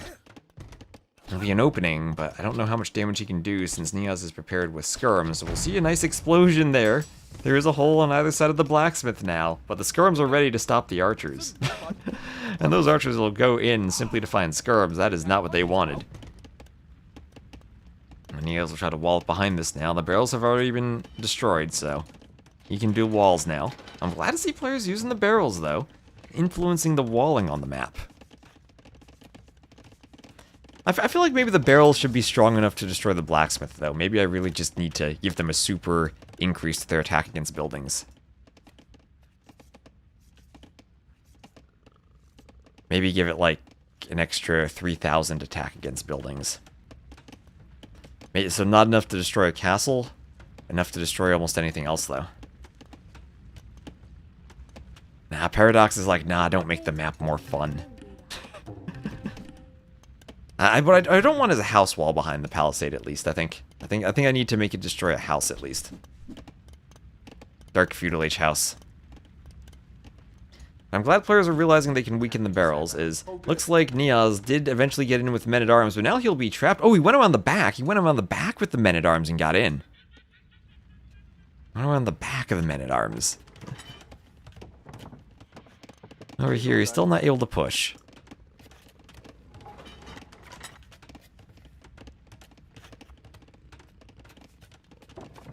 I don't think players have really used the barrels to their fullest yet in the mid-game. My other thought was decrease them to have maybe 5 pierce armor so crossbows do 2 damage to them. And then you can snipe off barrels more in the mid-game if you see Ville's mining, and it wouldn't affect Feudal. Yeah, but Neo's definitely, he likes this. He's destroyed the barrels on the... Oh, he's destroyed the barrels in the back, too. And he's gonna get in. He didn't even need to do that. This was open. Convito left it open. And he'll be through. He'll be through. Nothing on the other side.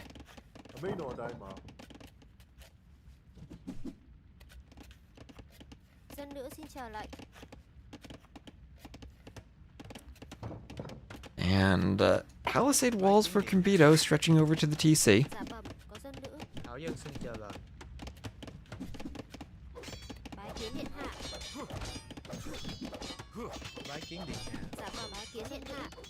And Ville's against the skirms here. As Castle Age comes in for Convito. Ville's a wall up.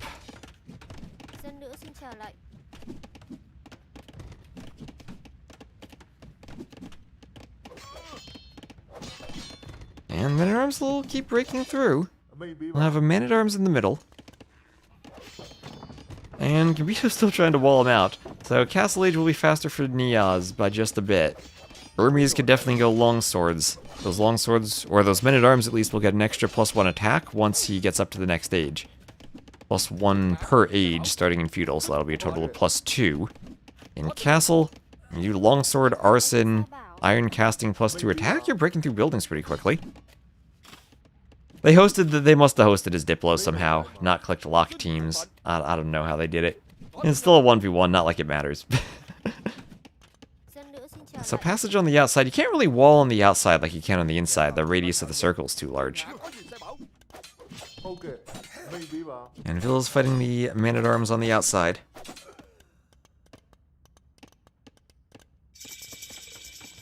And there's Nia's up to the castle age. Ok. Mình ở đây mà. Mình đi vào. And castle age padded archer armor both there for Kambito. So Kambito probably going to go skirm. Burmese, I think, will struggle against Vietnamese in terms of army composition late game. Ok. So as long as Kambito holds, he's a chance late. We've seen that Vietnamese against Mongols on this map before.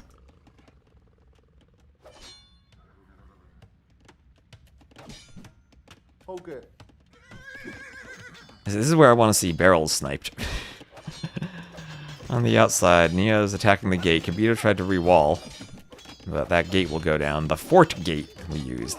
Another asset we found from the campaigns to put in the map, the fort gate. So yeah, elite skirm. No surprise there, elite skirm from both players. We all know how good elite skirms are. Fire Lancers. Fire Lancers won't be great against Burmese infantry. But Vietnamese, I think, still have enough options against infantry that it won't matter too much. And nice cleanup here for Kambito. He will, however, start falling behind a bit in terms of economy as Niaz gets the next TC added in, and with those cheap Vietnamese eco upgrades, already has heavy plow. Light goes down as the skirms keep pushing forward. I don't see how Burmese win this. Yeah, I still feel like it's a difficult civ matchup. I think Niaz wanted to go crazy with the men-at-arms pushing against the barrels, but I feel like against Vietnamese now, Kambito should have the civ advantage.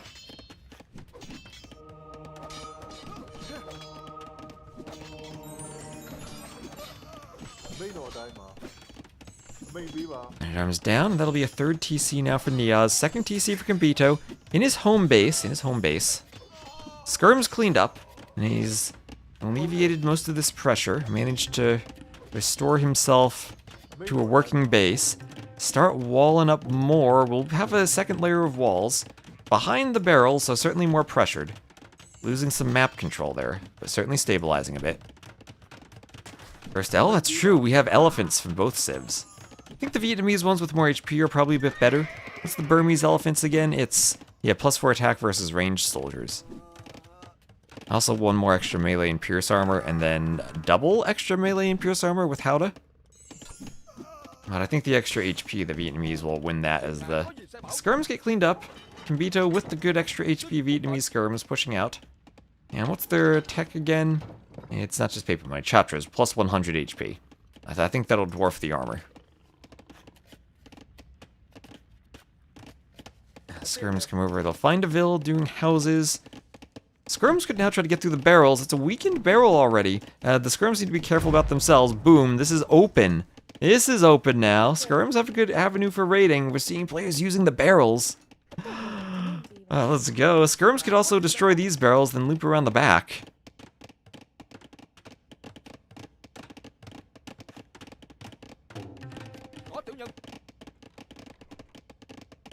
I guess no blast furnace also for the Vietnamese.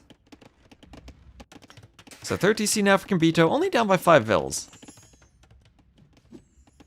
So with the cheap eco upgrades, look at that, already has handcart, actually ahead in eco upgrades over Niaz. Both players prioritizing the eco upgrades. Nope, hello Vill. If I camouflage in them, maybe they won't see me. Vill escapes, just passing. One conversion on the Fire Lancer. And I just passed. You have some just passing emotes? Throw those in the chat.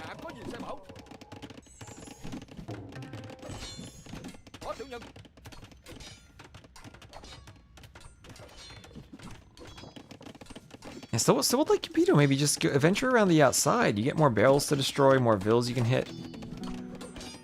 Here's the university. Has collected 800 more for Niaz. And I feel that the Vietnamese long-term should still have the better eco. It's rough because of the Vill difference, though. That definitely makes it rough.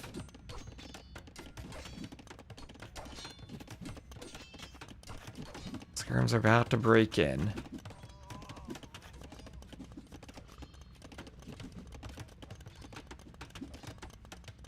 Or maybe not. I guess that's the burning wall doesn't have a hole. Mangonel push on the TC. Oh, hello, Monk. Trying to grab the relic on the outside. Will the Mangonel hit the Monk? No, it's in the TC. So outside movement for Niaz. Around the outside. He's doing an outpost. Still could break through these barrels.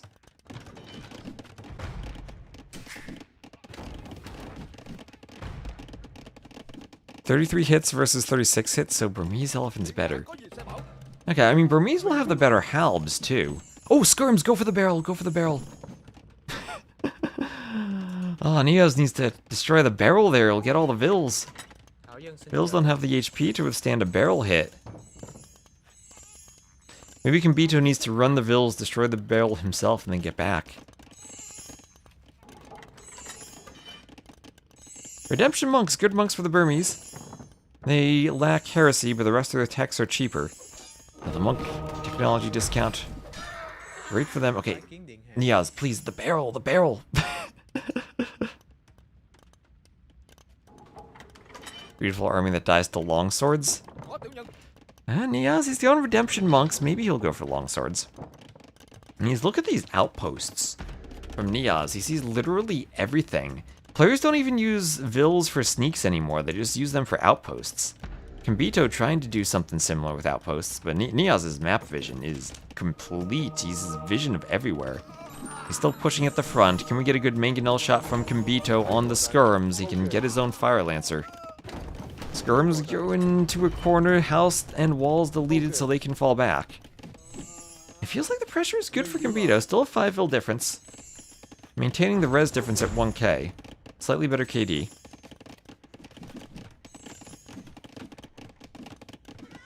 One knight, but enough monks, they should be able to get a conversion if Kambito pays attention. If Kambito pays attention. I'll just kill the knight.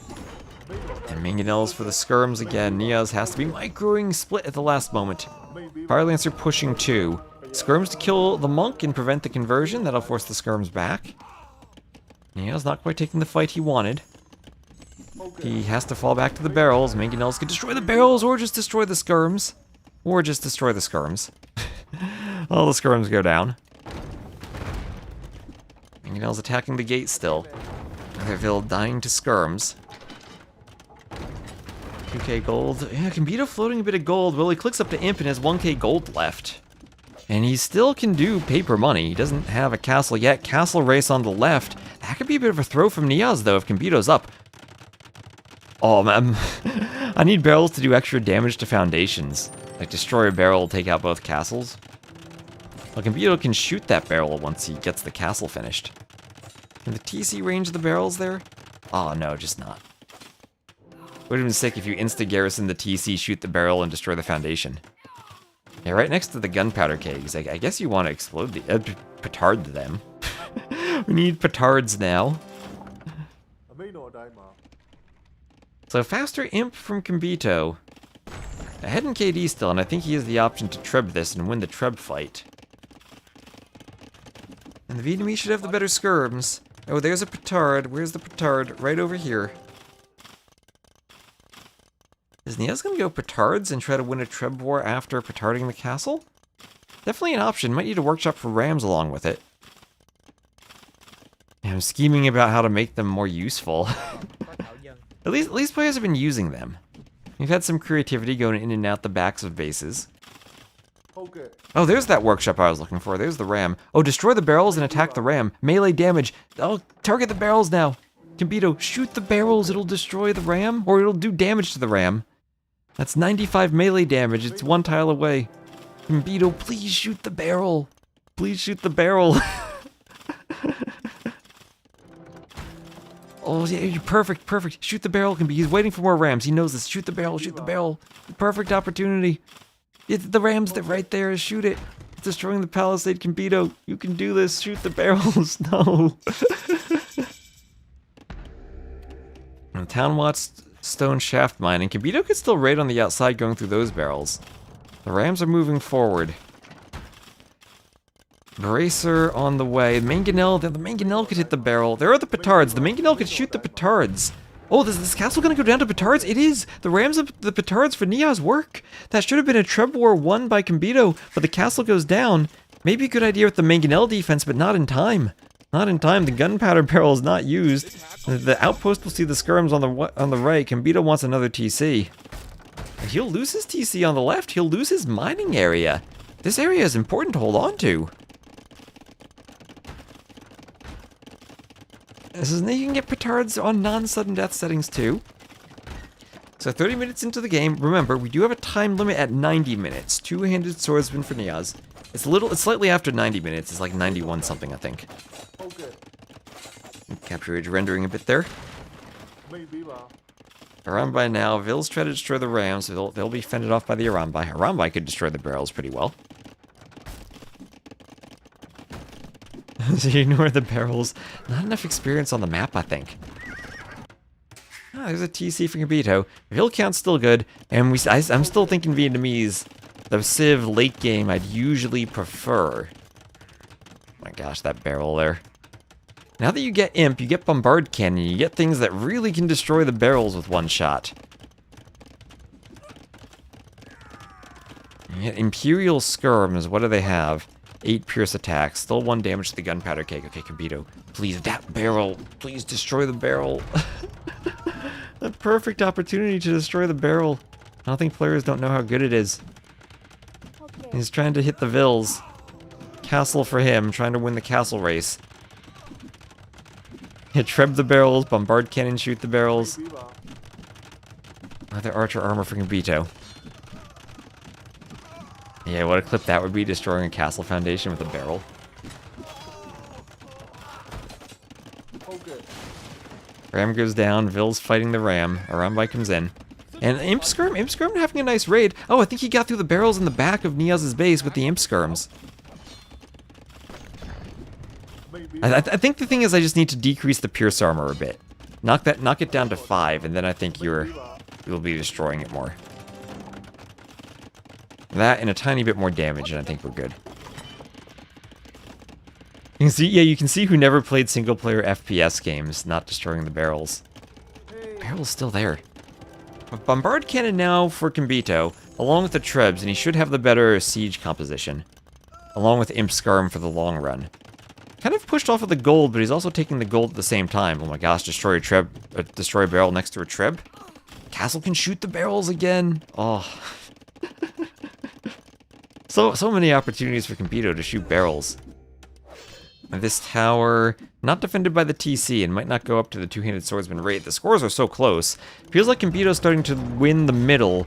I think there are more res in the middle to justify this. Some res on the outside too, as players head out there to try to boom. If you're wondering why they don't just wall off the edge of the map as this castle goes down, it's because there's rock terrain around the outside that can't be walled. So Niaz trying to repair, again, a time to hit the barrel and explode the repair vills. Like shooting fish in a barrel, just like shooting gunpowder in a keg. So it feels like maybe Kambito winning the middle, whereas Niaz is winning the outside somewhat. There's forging for Niaz. Defensive castle for Kambito to try to hold. And you lose that TC, lose access to the golden stone in the corner. Lose access to the gold in the south as he mined the stone. Another castle to the west as he'll try to Treb this down, but Niaz is going to have 4 Trebs here. If Niaz deploys the 4 Trebs right next to the gunpowder barrels, Kambito has to shoot them. Maybe he's been saving them for the Treb war. And they're just patiently waiting for a Treb to explode on. And okay, some two-handed swordsman running into a castle like a campaign AI, leaving a trail of bodies there. Kambito with the score lead now, Vietnamese dominating, trying to make the game 5. If you get the barrels explode, two-handed swordsman trying to rush under a castle, but there are Rattan archers there, and Vils ready to repair. Oh yeah, if you just trebbed the barrel here, the melee damage, you'd do melee damage to the Treb. Wouldn't destroy the Treb, you'd do a ton of damage to it.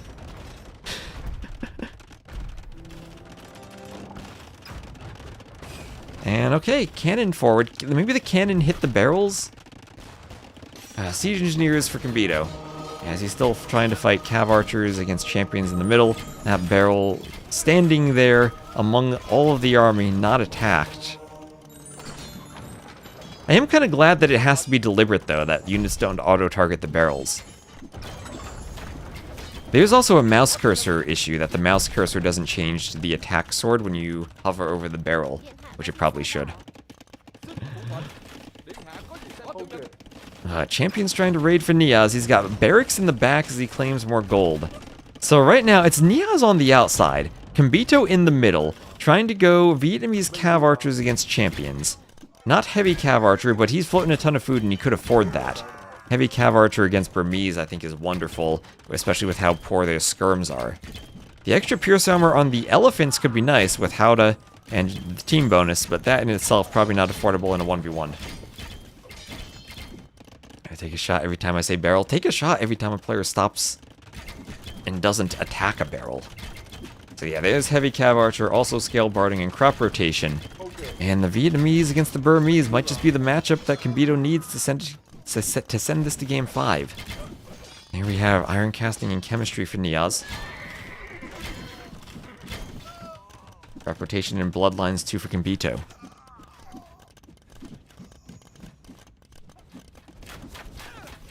Squirms on the outside, hit by the rattan archers. Dies from alcohol poisoning. That only happens because you didn't die from the barrel. Because no one exploded it.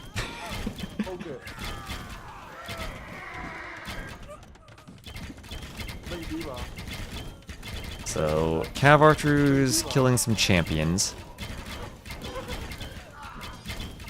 And the Trebs are in the middle of the base. Won't die that easily to cav archers. Cav archers killing some of the champions now.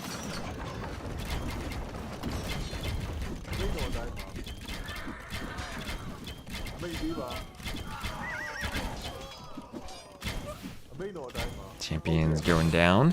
Fire Lancers pushing in. So, Fire Lancers to kill skirms, cav archers to kill champions. And I think Kambito, as he now takes a 3k score lead, is pulling this off. And on his way to victory, Bombard Cannon destroying a Treb, and we're going to have a game 5. We're going to have a game 5, and this has been... I didn't see the first 2 games, but this has been a very entertaining set. Fire damage insta-kill the barrels to make fire archers useful. Around the outside, oh, even a denied castle from the rattan archers. I love how there's stuff happening everywhere on the map. A push up the middle, a push on the left, a push on the right. More siege workshops for Niaz. And Niaz calls the GG. We have a tied set. We have a tied set heading to game number 5. 2-2. Let me make sure I have that right. Yes, okay, got the score right. And military 281 to 155. Not enough barrels exploded, but the Vietnamese hold on for the late game. Felt like Niaz was more prepared and had a good early game advantage, but I think Kambito picked that, even though it was his opponent's home map, because he really liked the Civ matchup that he saw. If only lots of other things could be done with the barrels. I know. But Niaz losing Festera Pulvora, and we'll have Pantanal's game 5. So that's the Vietnamese over the Burmese. And look at the civs for Niaz. Huns, Maya, and Spanish for a Nomad map against Shu, Portuguese, and Khmer. Which I think this has to be Portuguese. I don't know how the Shu do on Nomad.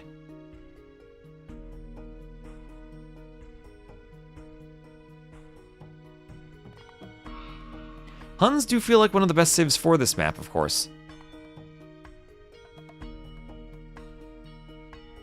So as we get ready for game number 5, everyone, reminder, go give us a follow on the Onamaru channel too. Give us some support over there. Appreciate all the follows. Up to 1,639.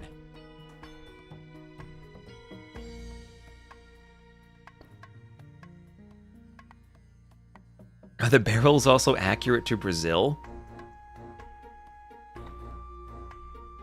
They're added in the Last Chieftains DLC, so they have to be, right?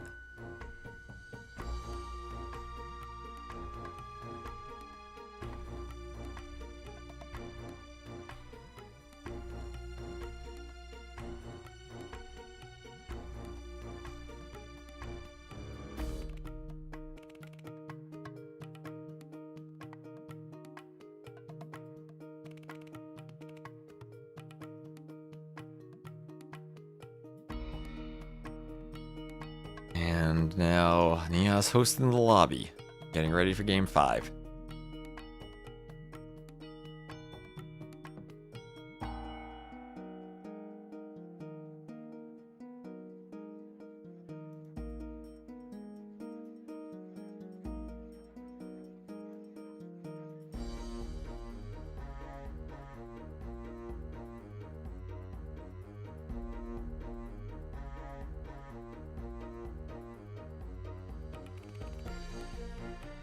Magyar should one-hit kill the Hun scout horse? Maybe Magyar Vils should one-hit kill the barrels.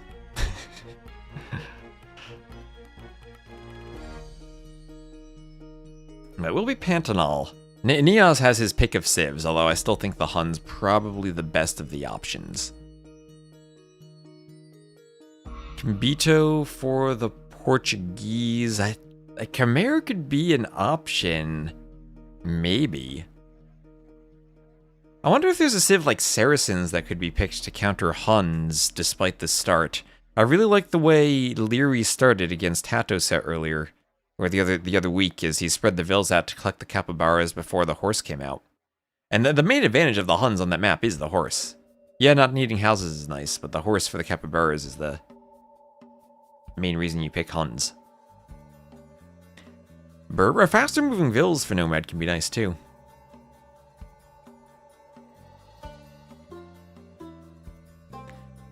Every Command and Conquer boomer knows how barrels work. The barrel mechanic is too stupid for the players to interact with. That's how you know you made a good map.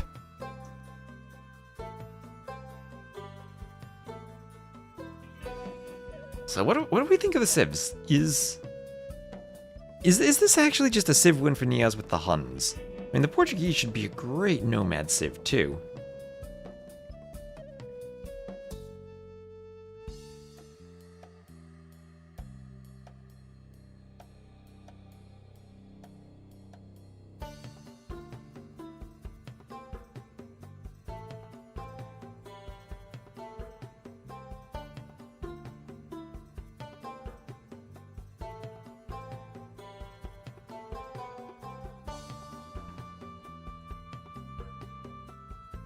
Still not enough boomers. Not enough boomers to destroy the barrels. Not enough AoE 2 players playing boomer shooters to know how the barrels work.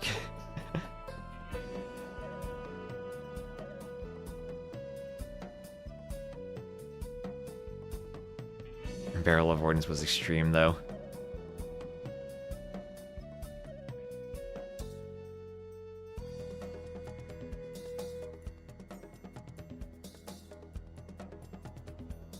Well, it was a bit extreme.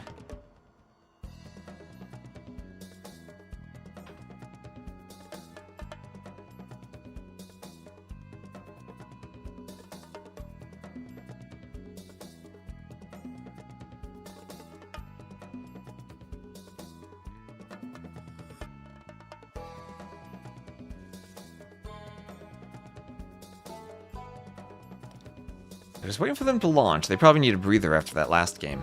And they launched. They launched. Oh, and Niaz, what is this? Niaz with some tricks being thought of. Did he go for the Huns? No. He went for the Portuguese, or he went for the Spanish. It'll be Spanish versus Portuguese. Which I still think is a civ advantage for Niaz, but different playstyle than the Huns. Is this the last set of the day? No, actually. We have more sets after this. In around an hour, we have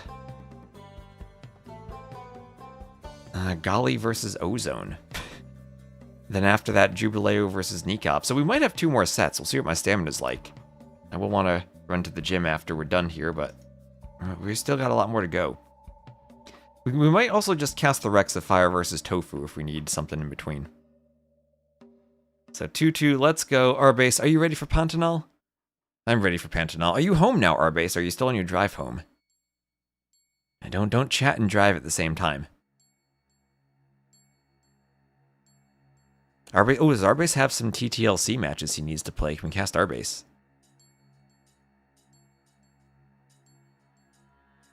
How long do you think we can drive here in NL? I have no idea. I've only ever been to the airport in Amsterdam. I've never set foot outside of it. I will experience Brazil more than I have the Netherlands after this land. Oh, your second round match is Saturday. Okay, okay. Depends on the traffic. To be fair, it can take me around 30 minutes to drive 2 miles here, depending on traffic. We had some road construction recently. That was very annoying right after a highway exit.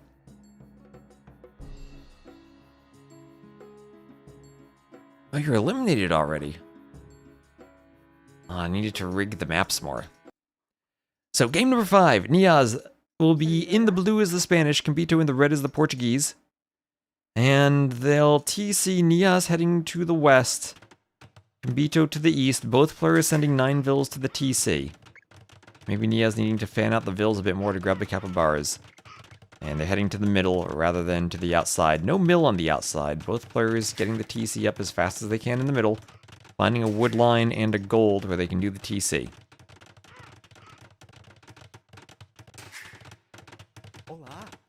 So 8 vills there, 1 on a house.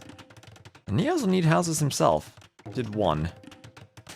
Get the TC up and start fanning the vills out, looking for capybaras, looking for javelinas to lure in. No food immediately under the TC for Niaz, but he'll get capybaras over and try to lure in a javelina. So TCs can be up slightly faster if you leave the vill there. Maybe you have idle time if you don't have the food right away. Remember, it's only 100 food for the 9... Actually, no, you get more food for the nomad resources, I think. Now I'm questioning what the starting food was. You all saw the starting food at the start. You know how many vills they can queue. Looks like it's 3 vills for both. And javelina hunted. This is why you can have the mill on the outside. You start gathering food and then you don't have idle time. This map is so chaotic, I love watching it. These maps have been much better than I thought when I rushed to design them in 1 week. I think our only real downside is the water balance change. And we would have had more fun on the islands map before.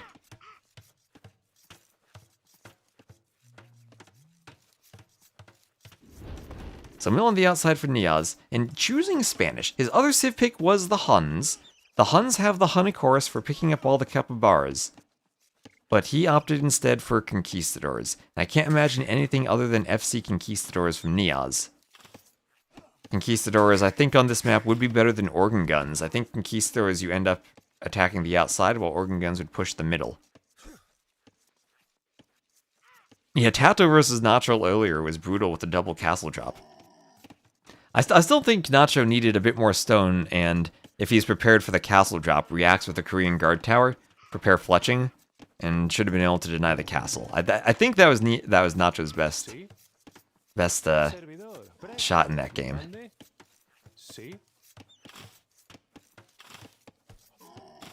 Even if war wagons work against Rathas, it's weird because they're so weak to monks. So Campito going all the way to the side, trying to essentially lame a javelina, steal it from Niaz. Niaz will see it with the capybara. Can't stop this on the shallows because he can't quick wall, so you have to wait for Campito to get off. He has the vill there ready to block. Maybe Campito needs to send another vill. Niaz wants to do a house and de-aggro this. Yes, he does, and he gets it. He gets it, the lamer. He gets it. He de-aggros the javelina and brings it back. Niaz with the dance moves there. On the vill with the house, stopping the javelina, doing a palisade, preventing a hit. No loom, no problem. And he'll lure it back in.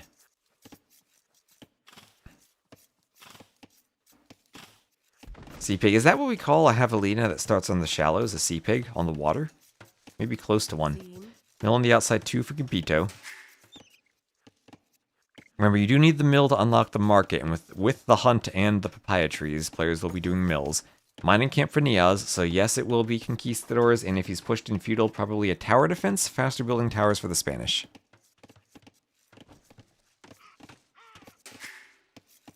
That's a lot of vills queued for Campito, but probably just queuing all of them. If you have a bunch of vills queued that you suddenly cancel when you click feudal, then maybe you hide your score difference when you click up. Make it a bit harder to scout.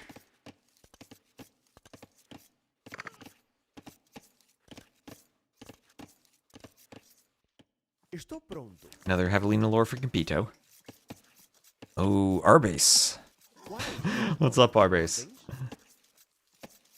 You had a king kill on Tulo, nice. Sim.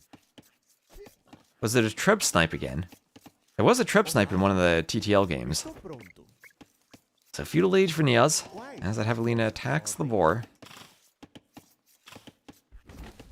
Or attacks the Vil. Javelina attacking a boar, that'd be a sight. He lost the Vil? He did lose a Vil, it must have been on a lore somewhere. Hola.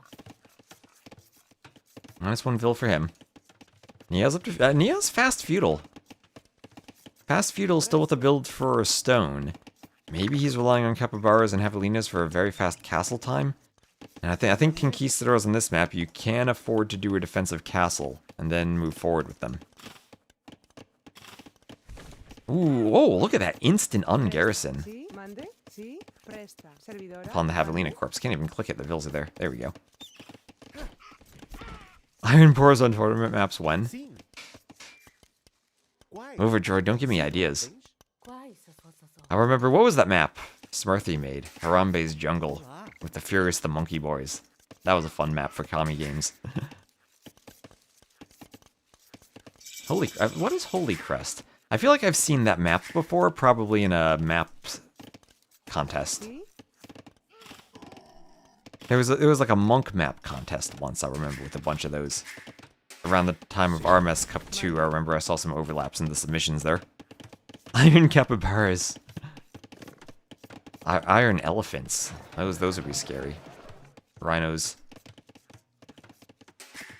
So Dark Age for Compito, both players still focusing on the Javelina lore, as ecos are very similar still.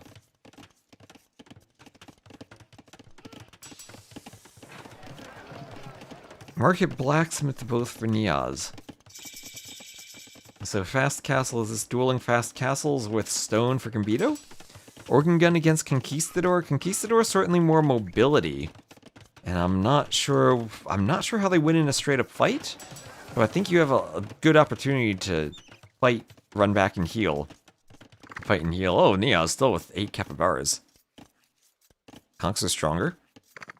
I wonder how Britons would do on this map with all the capybaras as a potential counter to Spanish. Extra range crossbows versus the conks, and also versus the mangonels, so you kind of take out that conk-mangonel composition. Is the fan favorite here very even? Both these players can have some crazy playstyles. So slightly faster castle for Niaz. The feudal maybe wasn't quite tuned to an instant castle click. And he has no loom after Castle Age. That has to be based on scouting and seeing there's nothing from your opponent. He sees the blacksmith and is just trusting that it'll be a fast castle and does an outpost. Don't please beat Barles with Britons on this map. Yeah, Jordan picked Britons on this map too. I think they're a good pick for it. Being able to go crossbows so you have kind of a more natural feudal transition if you want archers into the Castle Age, along with not needing to mine stone for a castle unit, but also the option to mine stone if you want longbows. I think they're quite flexible here. Not usually what you think of as a nomad civ, but I think they suit the map pretty well, as Briton crossbows kind of serving as a counter. Okay, so anti-castle houses here for Compito. Needs one here and another here. It's really hard to cover a full 4x4 area. Yeah, and he doesn't have the castles quite far enough. The houses quite far enough. The castle does hit the TC. And now, where will Compito do his own castle? He can't counter castle because of the slow up timing. And he probably will lose the TC. Also could lose the capybaras.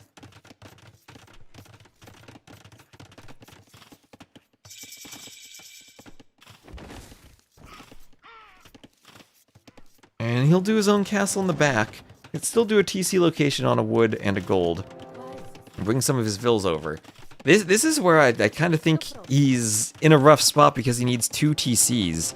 Not just one in the middle, but also one on the outside to protect the lumberjacks. Nice double gates, but conquistadors can break through them. Only one conch though, the TC gets some HP down. So this castle will still go up. Maybe a vill goes down. One conch by itself still is kind of threatening to vills. Well, only one vill kill. So castle goes up, organ guns, and what do we have now? Workshop to push the castle? Niaz should probably be... Okay, you can't hit the capybaras. Just can hit the center of the TC. Just like the farm trick, you get extra range fighting the center of the TC. You're shooting the edge of the TC and hitting the center.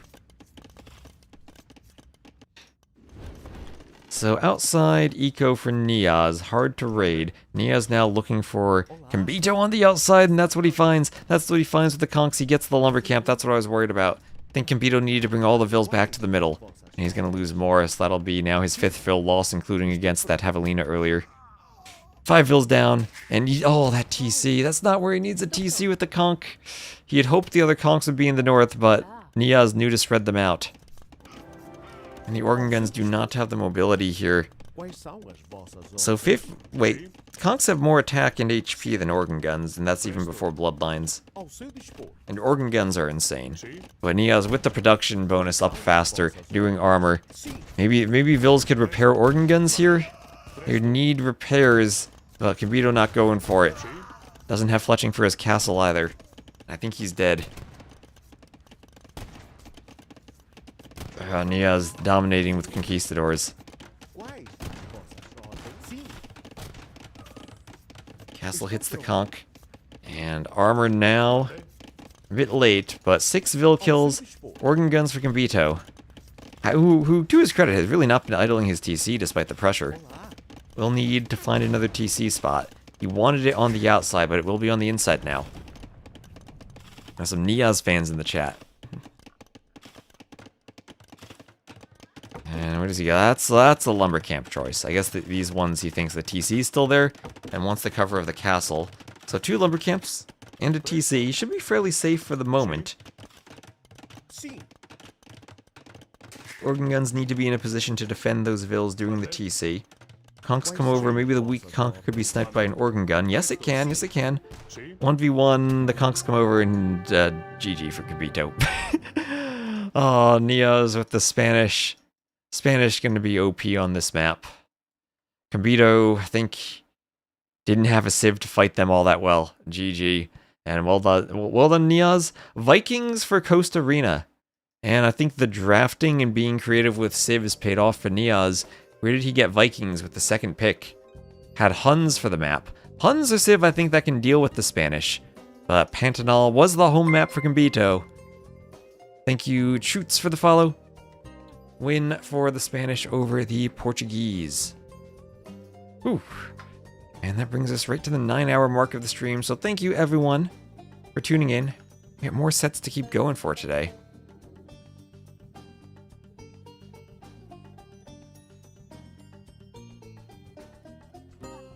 And let's see what we have. Is there anything going on? Fire Tofu going on right now. We could join Fire versus Tofu. We can join that now in game number 4. Mongols? Maybe with all the hunt. When is Shikso set? I don't see Shikso on the list of signups for the set. Did we cast Shikso last week?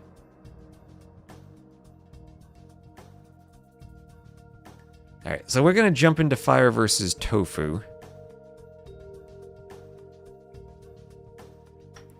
And give me a moment to set this up.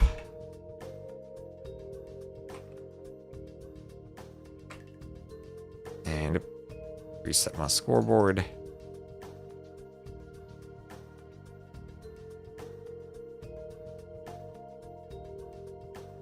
And they'll be playing on Seados Courageous.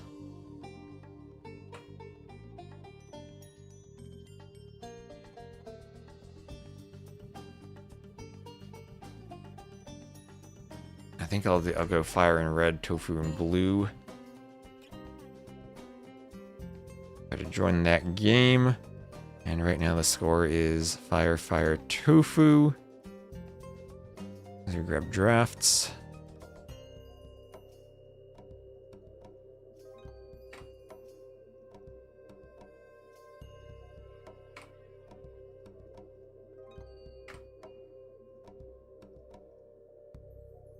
And maps so far were Satao. Wait. Oh, nope. Lensois Mariensis won by Fire. He lost Satao. And Pantanal was also won by fire. So Monte Pasquale would be game 5 if we get there. Civs have been Dravidians, Japanese on the hybrid map. Portuguese, Muisca on the nomad map.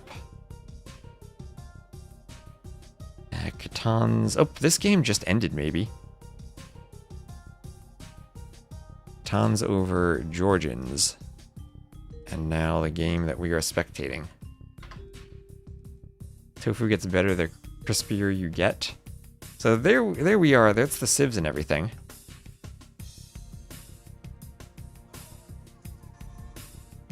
We'll see how long this is. This might just be a speed cast. Let me wait and see what the dashboard says. So yeah, I think we'll just cast this one at normal speed. And we'll just cast this game at number 4 between them. And then, hello, No Zombie, good morning on YouTube. We'll have our next live set coming up at the top of the hour. That'll be Ozone Gali. So I'll probably cast this game, take a quick break, and then get into that one. So potentially 2 more sets for us.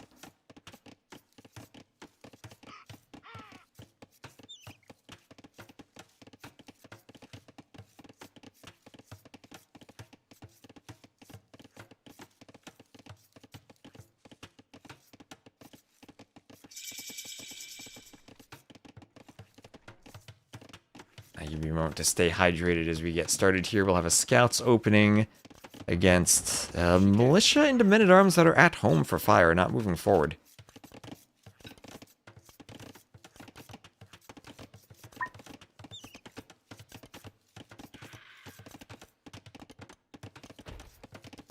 If we did Jurchen's Maya, so 2 different civ approaches to this map.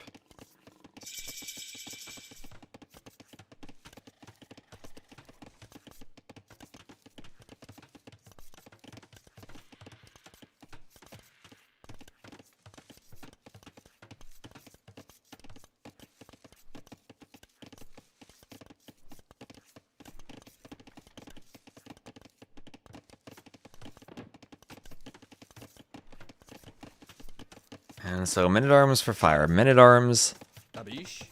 As our caster is now hydrated, the Men-at-Arms are looking to get around the back. Now Tofu probably needs to wall this off. Lumbercamp's in a bit of a wallable spot with the mill, able to defend berries and lumber at the same time. Remember the last time we saw Grenadiers in competitive today? Earlier today, we saw FC Grenadiers. The execution wasn't there, and I'm not sure if it's good or not, but the execution on the quick walling is not here for Tofu as the Men-at-Arms for fire get in. Ooh, they get in on the wood line. They're gonna block the palisade as they keep pushing. The eagle forced back by the villagers as the Men-at-Arms move forward. Oh no, Tofu, not like this.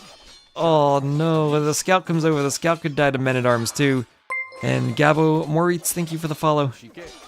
Oh, those villagers all dying on the wood line. That's 4 down already. The Men-at-Arms are still there. They're gonna have a hill bonus now. Oh, Tofu, no, no, not like this. That's 6 dead vills and a dead scout to these Maya Men-at-Arms. Oh no, that vill trying to quick wall Alcatraz herself to safety. Diagonal hit. Nothing going. Oh, nothing going Tofu's way. That's 7 dead vills. He had opened Jurchen Scouts. Did he get a kill on any of Fire's vills? No, that's a defensive spear for Fire. Scouts up on the hill now. Me, when my opponents go Men-at-Arms, I know that feeling.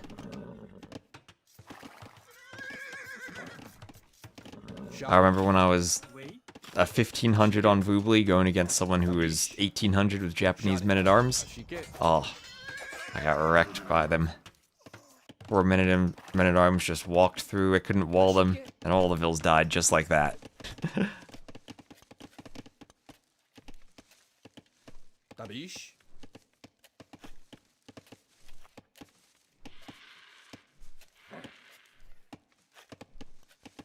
The tofu got roasted by the fire. The tofu got burned. I don't know if this tofu is edible anymore. I mean, the meal might have been ruined.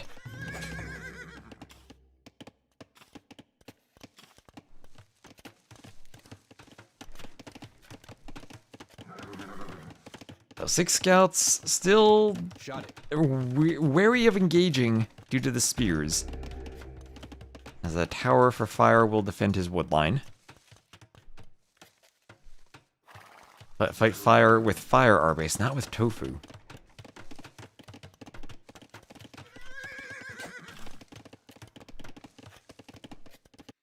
And oh my gosh, this isn't walled. Tofu!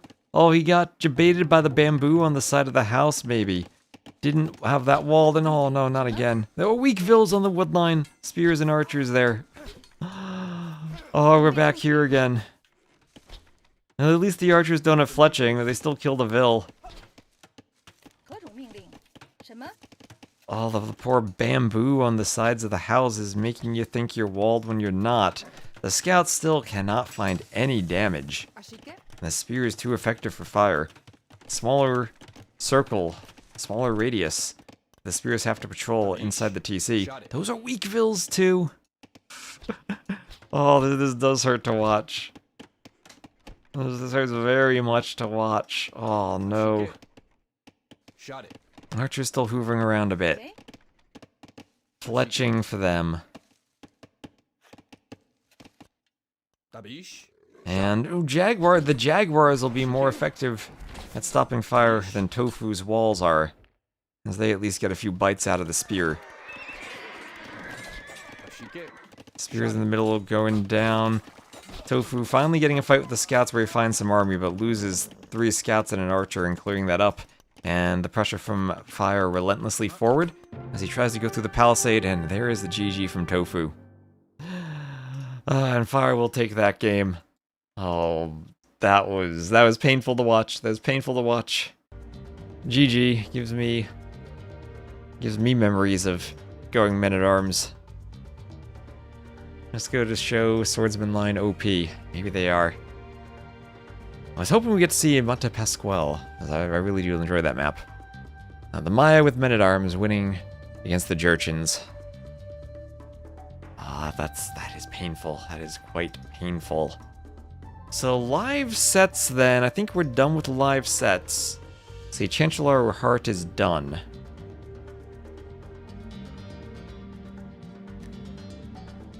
I think we're done with live sets then until we get to Gali versus Ozone. Also, Arbase, if you get a chance, you might want to check up on Bad Koala Stone, please. Make sure that that is on the right, entered in the schedule correctly. As there are, I think, 5 more sets to be played in this qualifier. 2, or all of them coming up overnight, but... Or 2 of them coming up 3 of them coming up overnight. 4 GMT, I think, is a bit late for me. That's midnight to cast Lobo versus U-Pudding. We'll have Jubileo versus Nikov at 23. Gali versus Ozone in around 30 minutes at 22.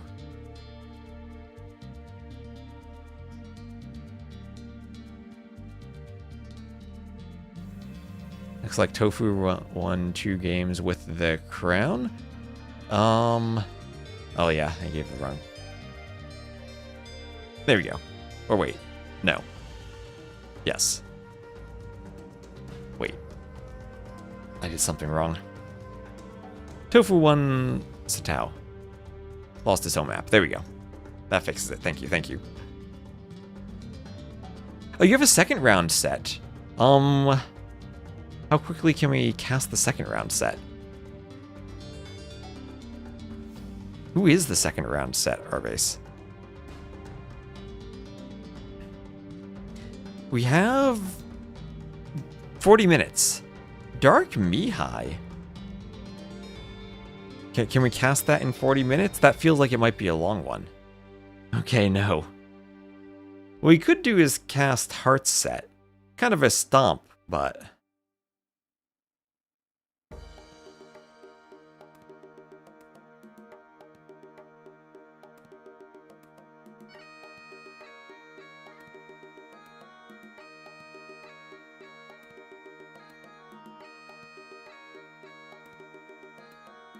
Dark Mihai sounds like he went on a villain.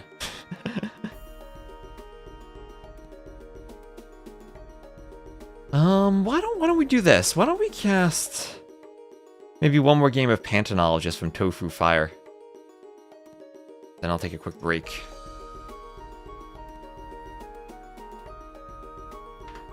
We'll know the outcome, but we can still cast for the fun of it, because I'll get to see more games on this map. Well, that works, right, chat? I think that fills the time nicely. Dark Me, they're a second round set, but they played already, is what's going on.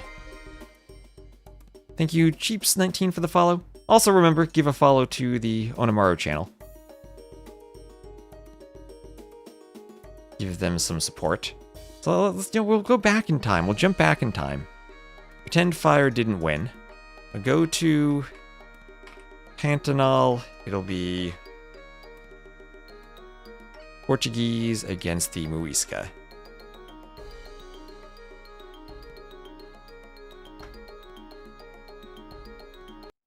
And we'll just get one more game. Here, Dark Mihai. We don't have enough time for Dark Mihai though, because that's gonna coincide with Ozone Gali, and I'll try to stick to the live sets and also the first round sets until we finish the first round. So we'll just have a nice game of Pantanal, a nice peaceful land nomad. Start with a TC. No zombie goes AFK, comes back to an 8-0 eco KD in that previous game. So, ooh, we have an outside TC from Fire. We have an outside TC from Fire. Okay, glad I found this. Outside TC. This is the second one I've seen. Lix had tried it and it didn't work. Now time for Fire to try it. Maybe it will work now.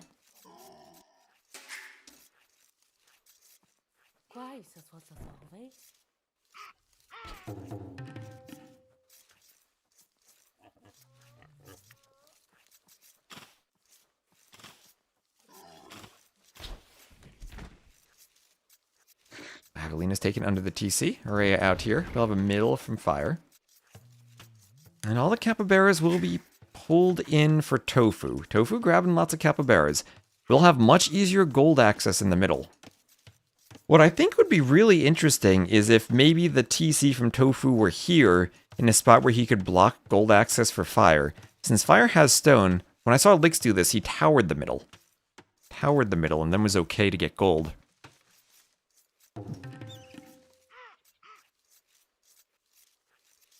Can I speed up the Dark Age? Well, we need to fill time, so I think speeding up the Dark Age might be counterproductive to that.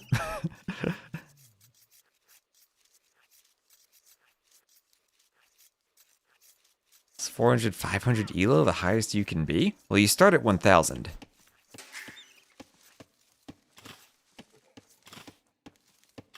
And there's no limit, other than maybe max or min integers, since it's stored as an integer. Darth Mihai fighting against the Jedi. It wasn't Jedi, didn't that used to be a clan? It was the Jedi Masters. Maybe Mihai was on the console, but not granted the rank of Master. On the council. Sure. So, capybara count. Capybara check. Not many for Fire. He's got 3 capybaras out there. How many do we have for Tofu? Lots of them. 7.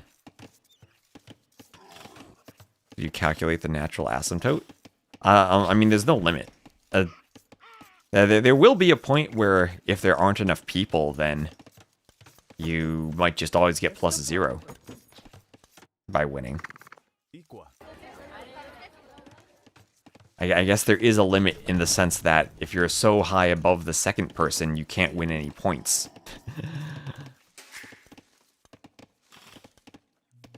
Well, there's no asymptote to it. It's a logistic function based on your elo, what you get, or the elos of the 2 players. But as long as you have more players fed into the system, you can always increase that. And Fork, thanks for the raid on Onamaru's channel. We're here watching game 2 of a set we already finished, so there might be some spoilers here. We're waiting for the next set to start in about 30 minutes. Hello, Professor. And here, this is an interesting game because Fire is TCing the outside. TCing the outside. And I've seen this only once before, and it didn't work out. I think he sacrifices a lot of the capybaras, the herdables he could pick up in the middle. We see Tofu now feasting on them. Maybe now puts him in a better position to lure javelinas, as he can get the ones from the corners a bit more easily.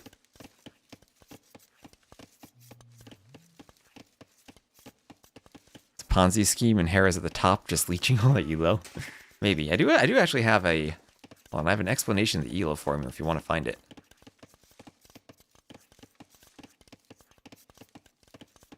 And grab that.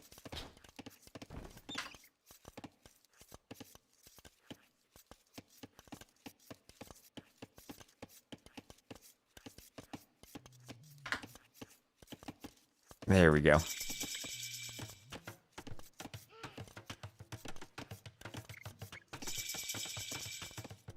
So Fire and Tofu both up to feudal.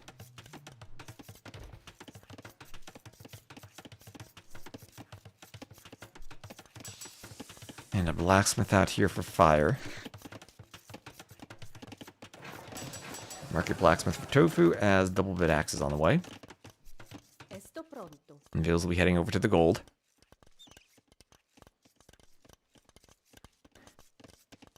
I don't stream full-time, no. I also do programming. I do that part-time so I can be flexible with my streaming hours. So, double bit axe with Tofu. And Castle Age, both around the same time, a couple seconds faster for Fire. But 5 on stone, 7 on stone, so this is going to be Organ Guns versus Guetra Warriors. Not quite as strong as Conquistadors, and I don't think they can take fights against Organ Guns, but they will have more mobility. Looks like they had a bit of a lag spike, so they'll proceed past that. Wish adminning paid enough. Would be great.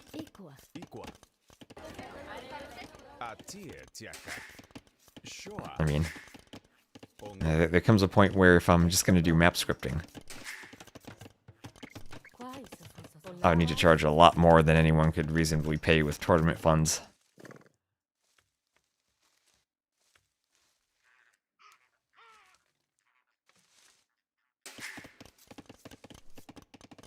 So Fire up to the Castle Age as more Vils head over to gold.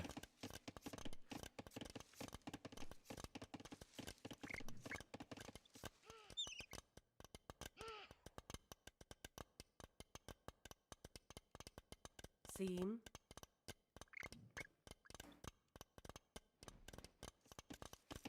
And, well, where's he going to drop the castle? This is interesting. I mean, they could do dueling castle drops. That would be fun. But it might end the game immediately if one gets the castle up first. The Tato Nacho game was probably the most fun where they each dropped each other's TC. There's a castle and a monastery for Fire. As well as Loom and Bowsaw. So Loom on the way for Tofu. Did FC without Loom. He'll castle his stone on the outside. Well, he's mined most of that stone. That castle doesn't really feel like it protects much.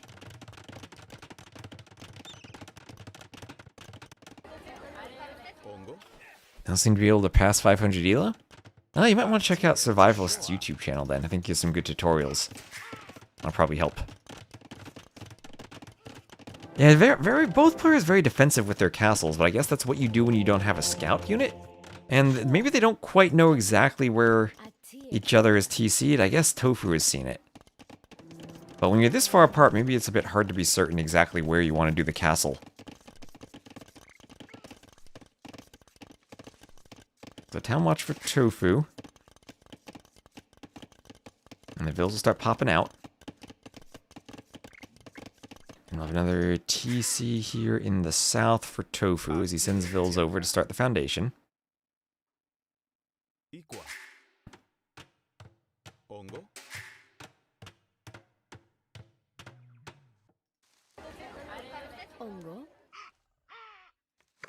And a Capybara picked up by the Vils. And now Guetra Warriors. How do I say that even? Guecha? That's, I think, the best pronunciation I can come up with. Guecha? They'll be fended off by the monk. And Organ Guns, of course, for Fire. So, weird placements. Organ Guns don't have as much mobility as the Muisca's unique unit that Guetra Warrior will. I don't think Skirms, it's a unique Skirm, will fight them all that well, though. They have way too much HP and Pierce Armor. And they won't have conversion resistance against the monks. The Muisca are a good monk save, but they do need redemption to convert organ guns, and atonement to convert monks. Portuguese also a good monk save. Muisca may be better, their monks regain faith faster, and they also have the full tech tree. Portuguese and Imp would miss Illumination, which is their faith regeneration, so you get faith and Imp for the Muisca. Your monks keep converting almost non-stop. But the way Fire's castle and TC are set up, he doesn't really have much eco to be raided. Tofu will hope to play 2 TCs and outboom him.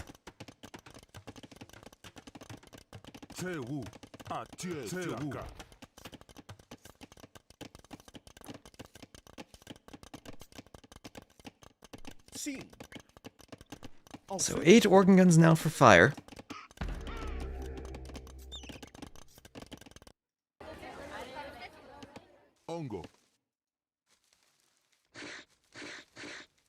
Rhea still chased away maybe by the Wetcher Warriors. Organ guns hoovering under the outposts.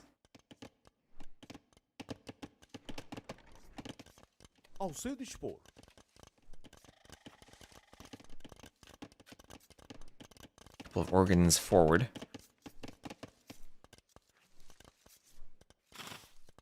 And Witcher Warriors forced back by the TC. And so far, I mean, so good for Tofu, not really taking much damage. Oh, finding an organ gun to pick off. Nicely done, nicely done. Fire with the monks probably can think about relics now.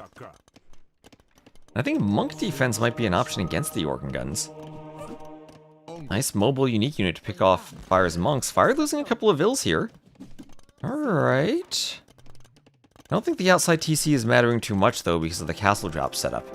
Could have been just as well as an inside TC, and then Fire thinks of the second TC on the outside. Fire doing redemption even. Maybe to convert buildings, blacksmith and market are ripe for the conversion. When are they good? Well, they won a game earlier today against the Malay. They're good when your opponent has no melee units to stop your ram push. I don't think they're enough to fight even 4 organ guns. And now in case of a Mangonel defense, redemption already is in for Fire. I think that's more for buildings, but there's so many organ guns, they go into the middle of nowhere. It takes so long to stop the organ guns.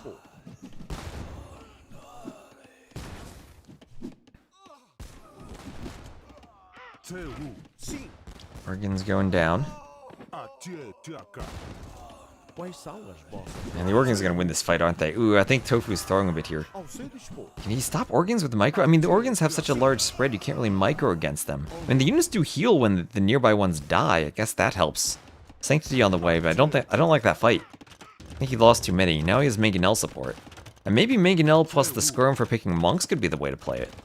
Or Mangonel plus your own monks. Should raid the Vill. The problem is Fire doesn't really have much eco, so his Vills aren't being raided. His castle positioning, even with the slow organ guns, lets him bring the organs back to defend the Vills. It's like the TC defends over here, and the organs defend everything else in between. And Tofu's still up by 56 to 39 Vills. Yeah, it's like a Genitor plus Skirm unit, basically.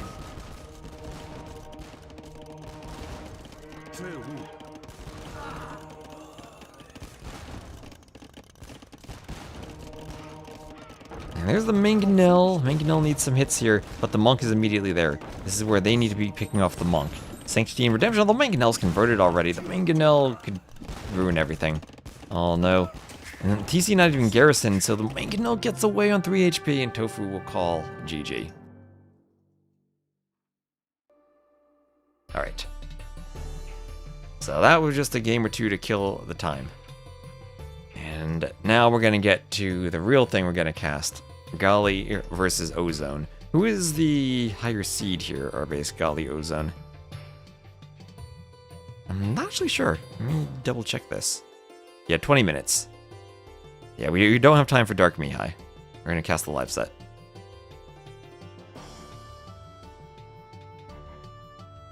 I need to go eat something, Arbase. I need a brief break myself. Let's go find... I can't find this. Ozone. Wish Discord were easier to search. Find in the lobby. Uzungali. There we go.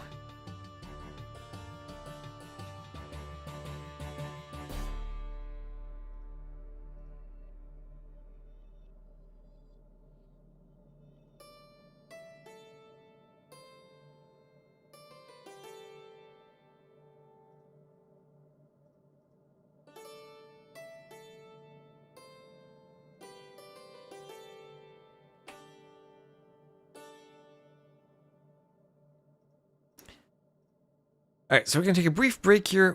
In about 20 minutes or so, we'll have the next set. I'm going to eat some food and drink some water and stay hydrated. We'll be right back. Again, thank you everyone for following the Onimaru stream. Everyone who's subbed here also, thank you very much. And we'll be back in a moment.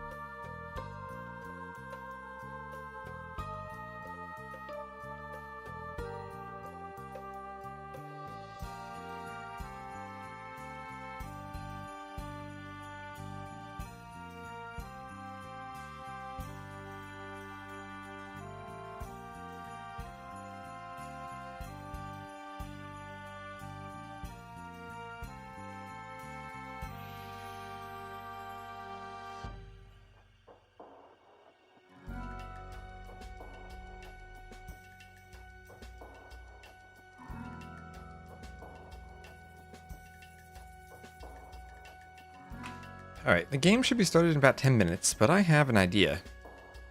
Is Arbase still around? I need someone to help me test something.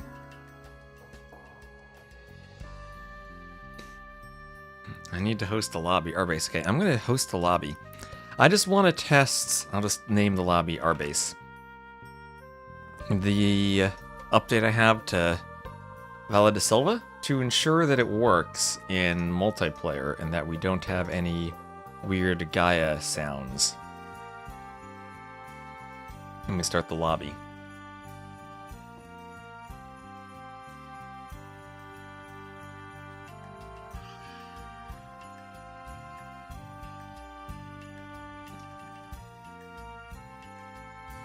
And then I'll update the map pool with it before the next set. Let's see if Arbase is online to invite.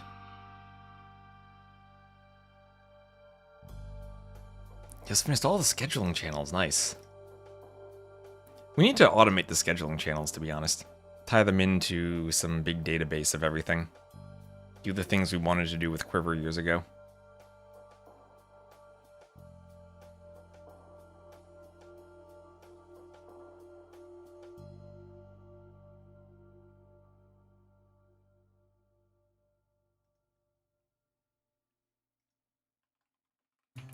Search for Arbase 96, invite.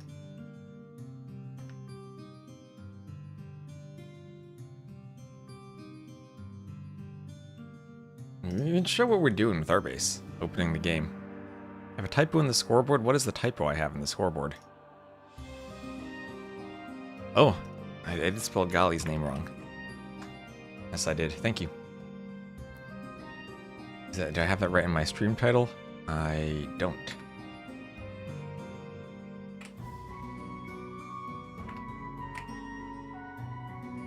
Thank you.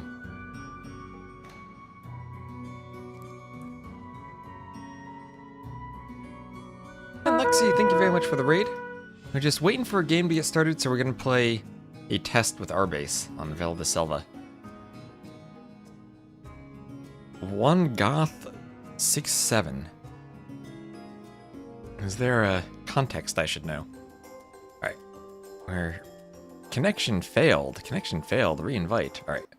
Yeah, we're gonna bring Arbase in. Is Arbase on my list?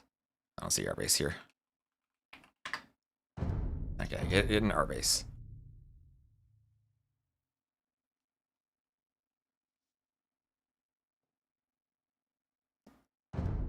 Arbase can tell me if my settings are right. Arbase can't join? Can't join the lobby? It's stuck on the lobby screen. Can I invite you directly on Steam? Doesn't look like I can. Let me rehost. Thanks, DE. Alright. Go to lobby, Rbase. See if you can just search for Rbase and join. Should be able to.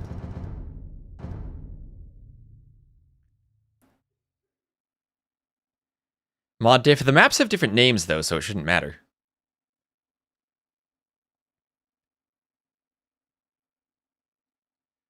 Shouldn't matter.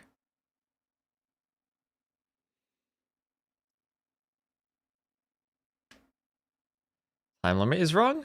Oh, you're right. That's why you can't join. The time limit should be 1:30. What's the longest we do? 2 hours?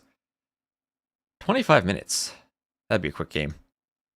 The heck is going on? Rbase can't join? What if I change this just to Arabia?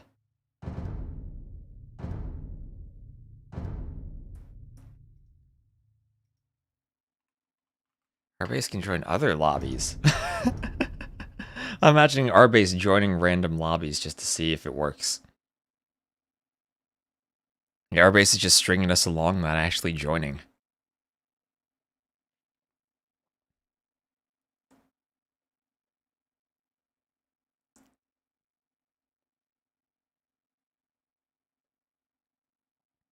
Okay, Rbase screenshotting why you can't join. Advertisement. Okay, let me maybe restart the game. I'll restart. Oop, that's the last draft. We've been in DE for a while, right? Maybe Rbase restarts too. Golly's saying he's ready, so whenever Ozone's around, they'll start drafting. I just need one multiplayer test of this map. And then hopefully what Paradox said, where the mod center couldn't be updated, hopefully that issue's resolved. I thought, oh, we have 10 minutes, let's just test and update the map so we're all set for the future. That might not work out. So thank you everyone for watching.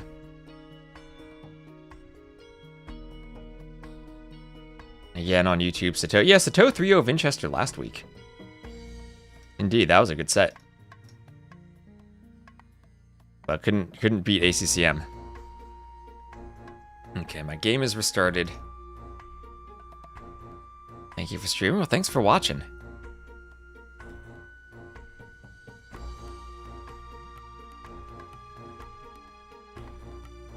Alright, in a lobby again. It's Arabia. Inviting Rbase. See if Rbase can join our lobby. Oh, our black screen of Rbase is here, yay. Alright. So basically, I just want to see if there's a Gaia notification. Boom. Alright, we're ready. I just check if there are any weird line of sight issues. We're not going to play a full game. We're just going to check if there are any weird line of sight issues. Let me know if you hear a Gaia conversion sound or see a square flare on the mini map. Right. This is our test. Val de Silva. We have the stream open. I'm still typing, that way chat knows what I told you. Even though they can hear it too. So we're gonna load in. And do we see anything? No team. No problem.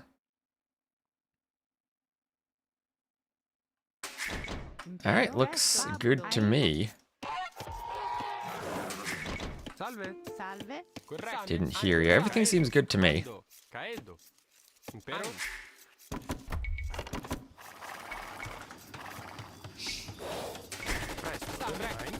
Oh, he Cobra card.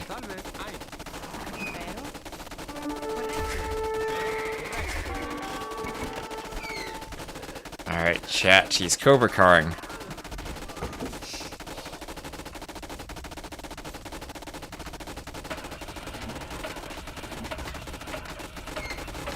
Copy and pasted Cobra cars.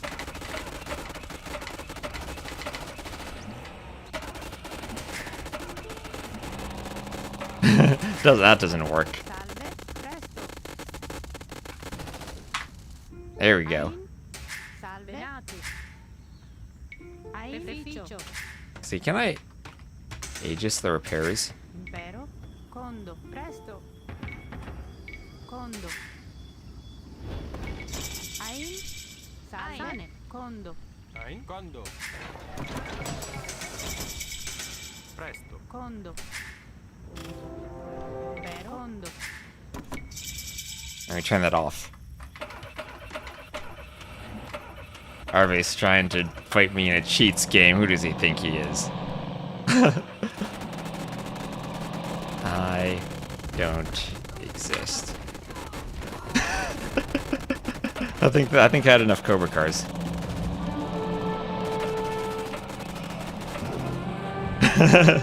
That's core diff though. Byzantine fast imp is stronger than you remember. All right, so the map works. Sorry, scripter penguins. All right, so basically let me update a mod to the mod center then. I just made a Cobra car and didn't know what was coming. I killed your penguins. You made a Cobra car. All right, let me update this.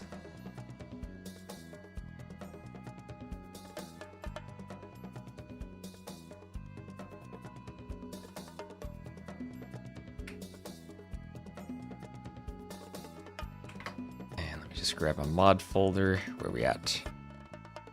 AV2. It's Spizzling Dynasty.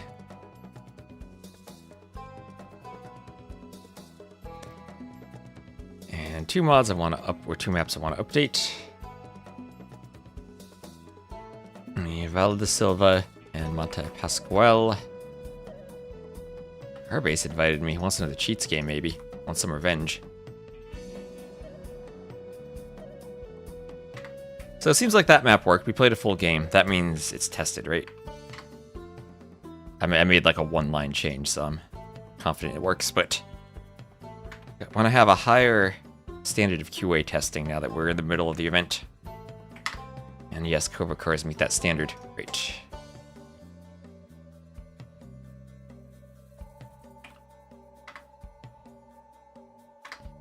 Alright, and let's update the mods once more. And change log. Monte Pascual. Improve the spacing of Jaguars on top of the mountain. Tried to avoid that Boy Wonder situation from the other day. And then, does Val de Silva have a critic marker on it? It does not. Val de Silva. Remove the Gaia captured notifications from the start of the game. And upload this. This is update number 27. And submit. Oh yeah, the mod center is down, so let me just... Can't submit then. Let me just message someone about that.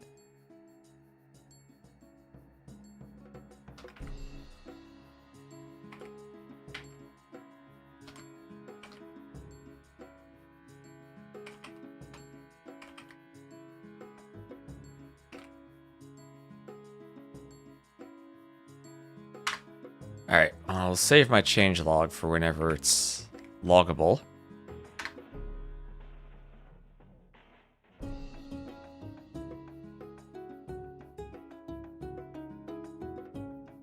Alright, oop, wrong draft screen. It's not their draft.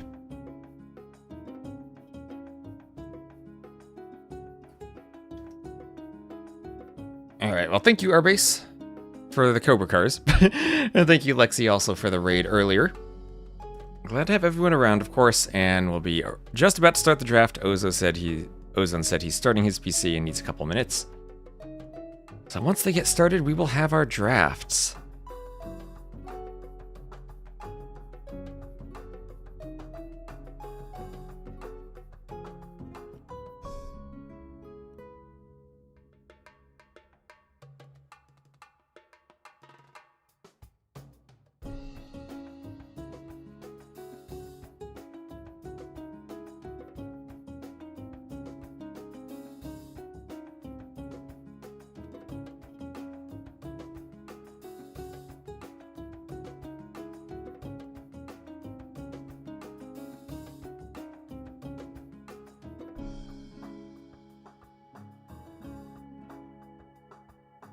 Orange Cobra Car? I mean, the Cyan Cobra Car is kind of won our base. Just saying. Anyway, we're about 10 hours into the stream, ready to start the draft. Stay tuned. Let me try to find where Ozone is.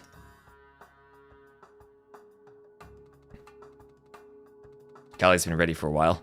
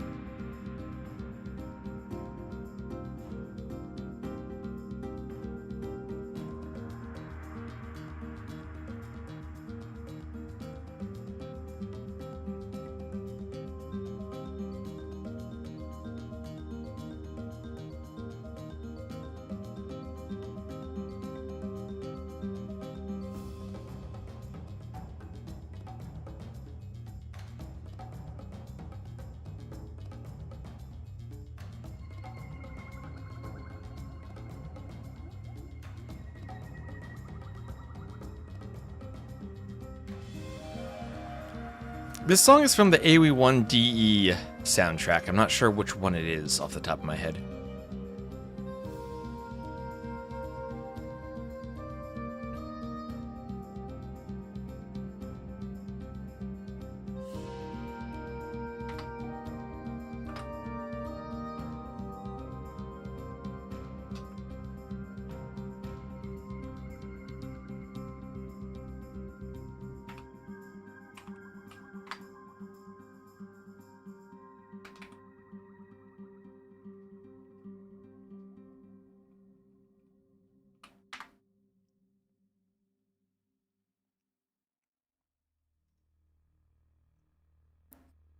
Alright, still looking for Ozone.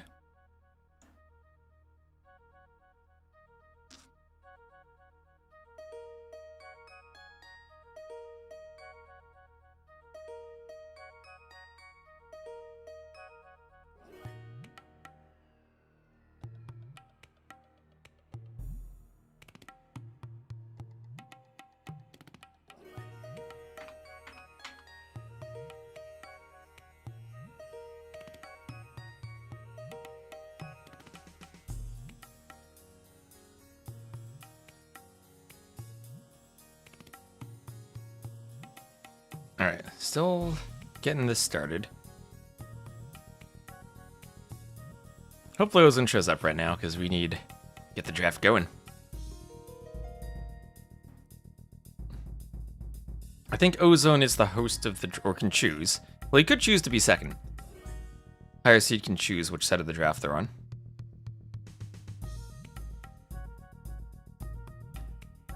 So looking at these players, Ozone right now. I'll try to check Ozone's elo.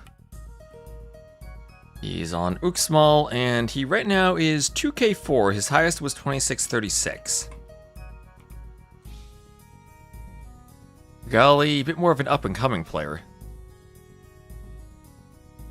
Also on Uxmal. 2439, highest of 2k6. So this should actually be a very even matchup. Thank you very much, Connector, for the follow. Will there be another game casted? There will be. We're just waiting for it to get started. We have this set that should be getting started in a moment. Golly's last 2 games were... Oh, Golly went on quite a losing streak, but it was to MBL, Barles, and Hera. Oh, and Emu Warrior. Emu won a game. Emu is climbing up the ranks. And then we have Jubileu versus Nikov later. So we'll jump into that wherever it is as this one ends. So 2 sets, might not cover all of the second one, but we'll do what we can while it's being played.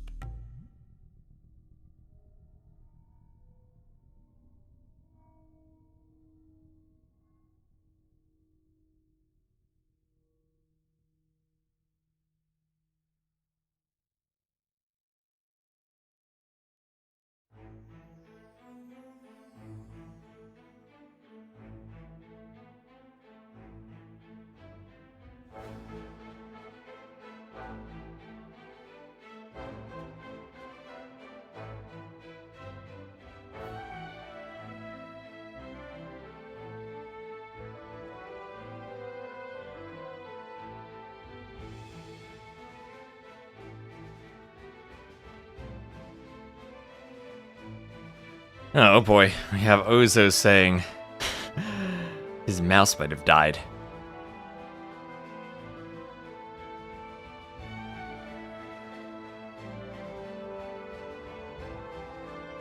So we might end up needing to wait for the next set.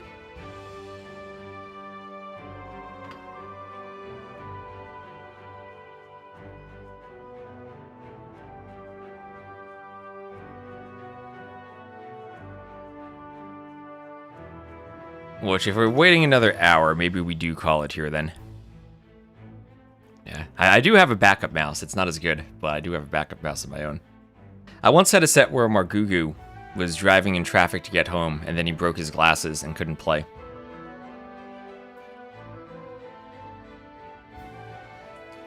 Let's just...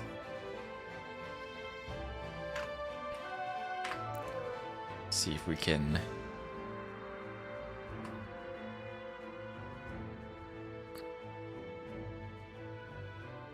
figure out what's going on.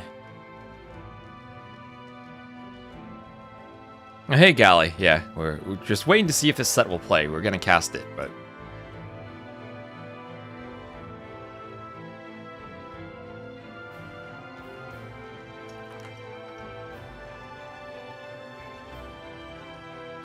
maybe fate is against us.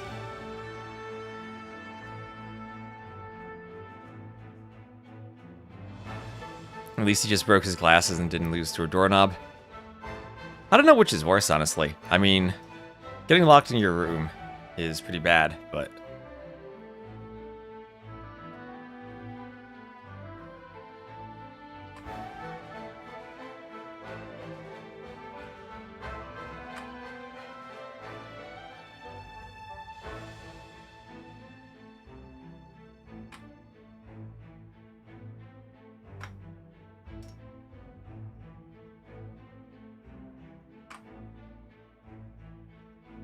yeah, I know Ozone saying his mouse is dying. So we'll give him a minute to see if he can restart it then.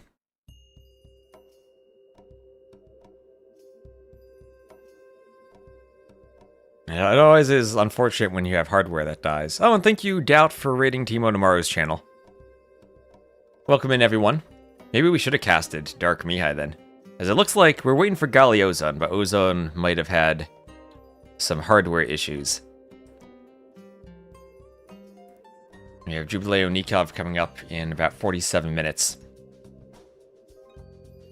Well, thank you, Doubt. Well, maybe what we do is then we just cast Dark Mihai.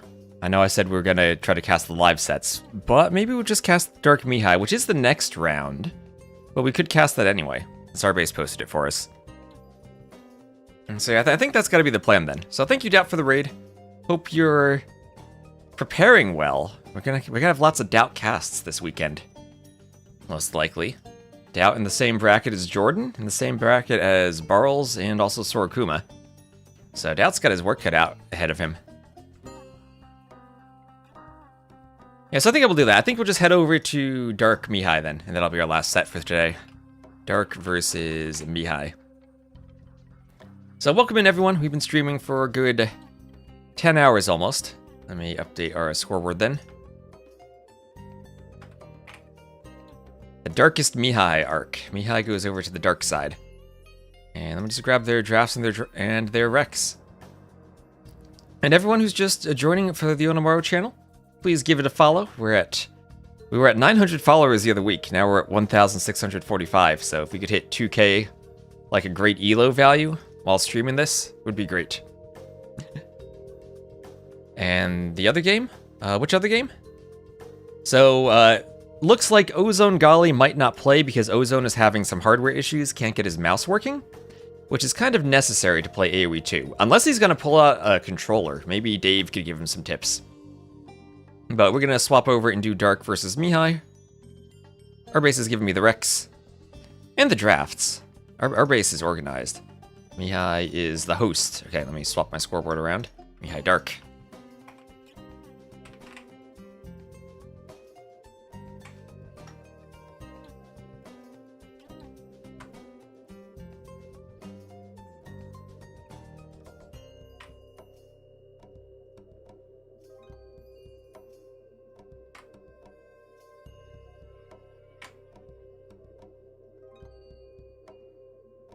And oh my gosh, Dark randomed everything. And our first map will be Festa de Pulvera. Or Festa de Pulvera. I'm still practicing that. I think I'm getting closer. I just need to get more fluent with it.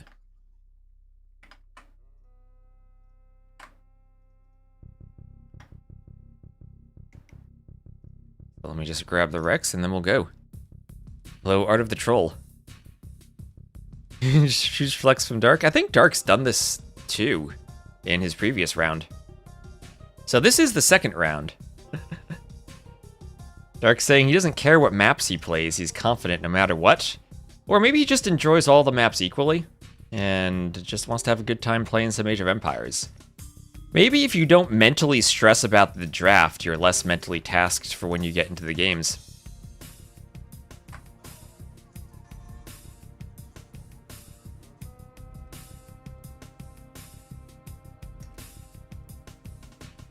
And, okay, so Dark picked orange in one of these games. We're gonna do yellow versus blue as the colors. We're not going yellow versus orange. What is Dark? What is this troll? Random maps and orange is the color.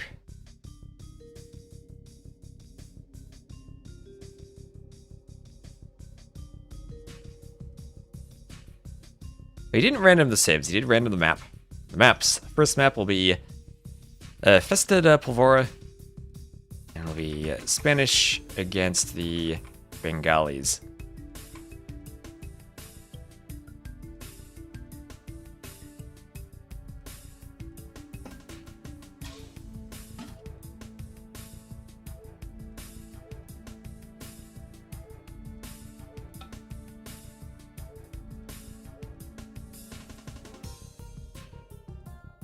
If the other starts, if it starts after this one, I'll cast it, but it looks unlikely. So, thanks everyone for tuning in. Apologies for the delay in the set that didn't happen, but we're going to tune in now to Dark versus Mihai. Dark random some of his draft, and let's go. Mihai probably doesn't want to play water. Remember, one of those drafts was or one of those bands was just the admin band at the end. So we'll have Festida Pulvora, or I think I'm still saying that second syllable too much. Festida Pulvora. And we'll have explosive barrels all over the map. Maybe, just maybe, the players will remember these barrels this game and try to explode them. And speed up the Dark Age a bit, since it is a bit of a closed map. You start with 3 bases and 3 vills in each base. Mihai will be playing as the yellow Spanish, and Dark as the blue Bengalis. Bengali is a great monk civ. This is, I think, definitely a clown map. Around the outside, there are more barrels around the back of your base. Destroy a barrel is a gunpowder keg, destroys several tiles of wall, and gives you access to the enemy base. They have 60 hit points, 8 pierce armor, 0 melee armor. So one good thing to do is to weaken them with your scout, and then have the archers open them later on. And players do have a tendency to forget about the barrels, but maybe they're just not used to them. Yeah, conks will eat the barrels too. As would Rathas maybe with the ranged attack, but yeah, with 8 pierce armor, conks with how high their attack is will go straight through the barrels.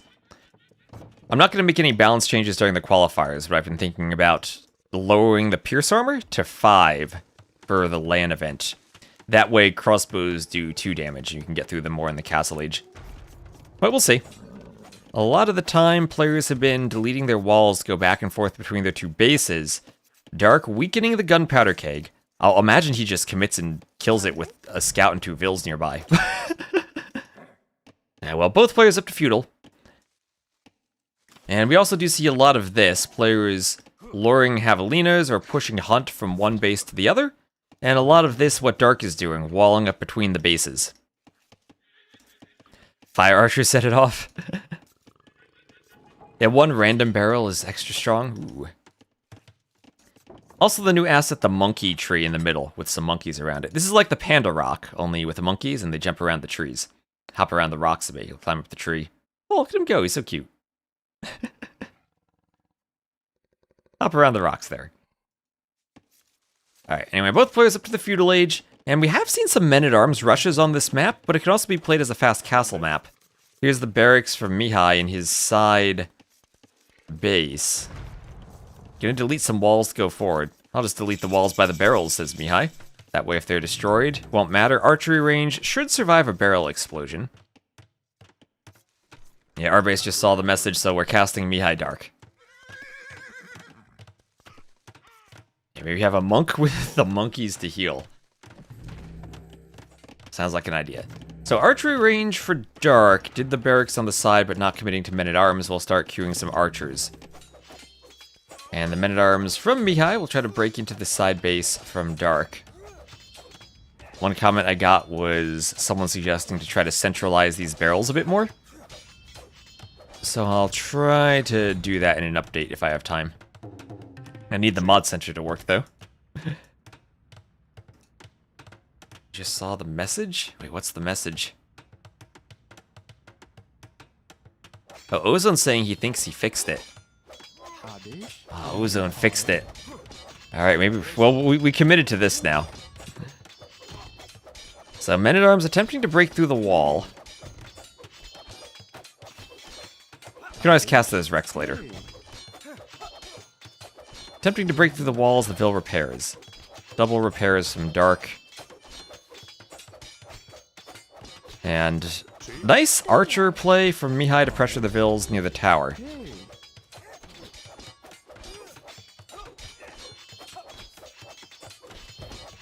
And yeah, I think Arson in the Feudal Age is great. It's allowed for lots of additional men-at-arms pressure, breaking through walls, and Dark with only 3 Vills here might lose the Vills. Mihai didn't even need the barrels to get in.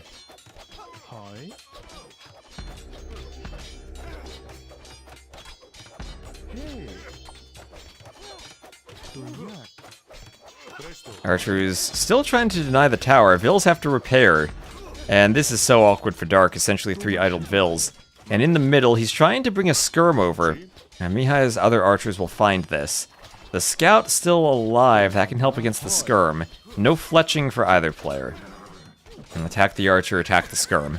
Morning, Soxy. Hello, hello. You were here 8 hours ago. 10 hours ago, maybe. And the scout here will help the fight as the skirm comes forward for Mihai. He'll clear everything from the front as the skirm takes down the scout. And the tower goes up for Dark. Monday. See?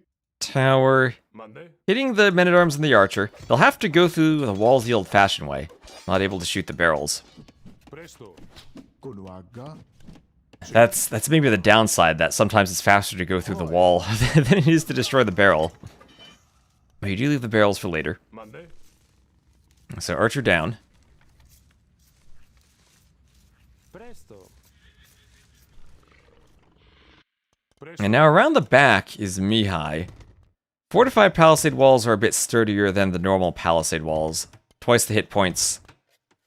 And they'll take longer to go down.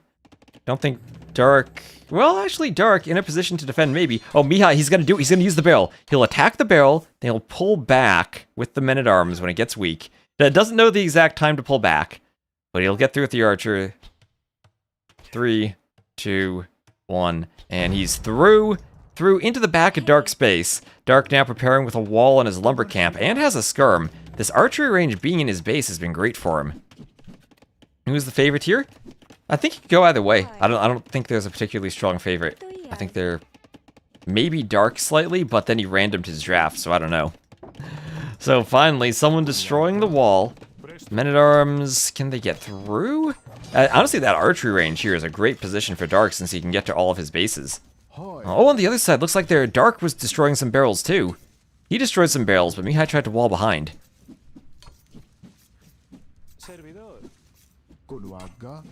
Had to wall behind, and in the back, the men-at-arms mostly cleaned by skirms. Dark did not wall them in. Could have been nice to put the market there, but the men-at-arms will try to get out. Yeah, those two houses are a quick wall behind where the barrels were. Monday. A few skirms from Mihai. Destroying those barrels could also maybe open up some of this wall. Not sure how big the explosion will be.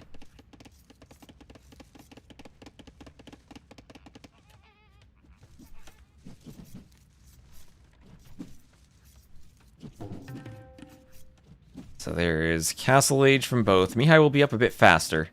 See? And Vil's going out here for Dark that are spotted by Mihai.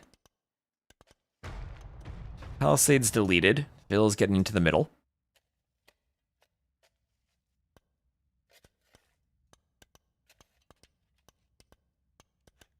And double bit axe for Mihai.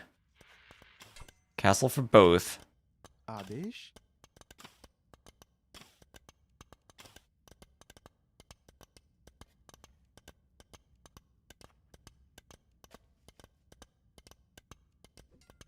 I wonder what those Vills doing.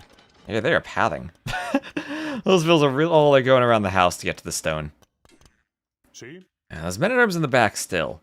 Not probably gonna go through the barrels, although they could destroy a barrel and then leave the spear to poke it down. So it didn't completely wall out everywhere.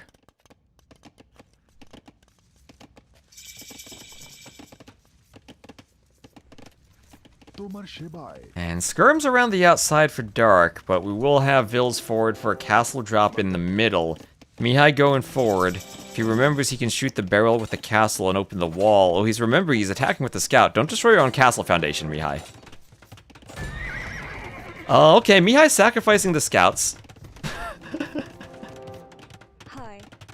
Don't know if that was the right play for him, but it was a play. These Vills will pathfind into the castle. Oh, they're going through the gate. Okay, that's fine, there's a gate there. See?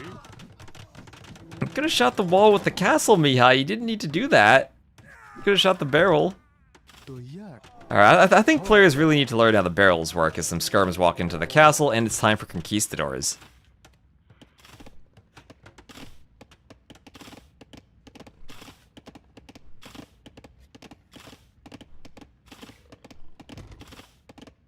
So castle taking down the palisade gate. On the other side, scout will fight the skirms, force the skirms out.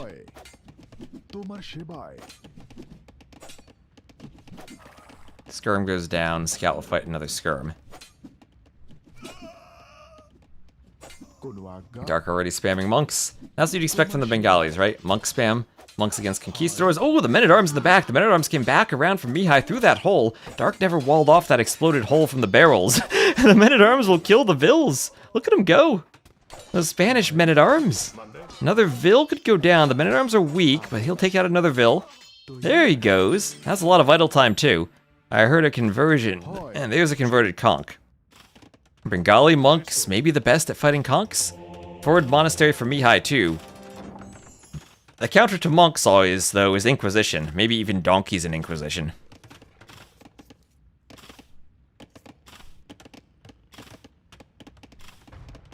Now we have a spam bot in the YouTube chat. Monday.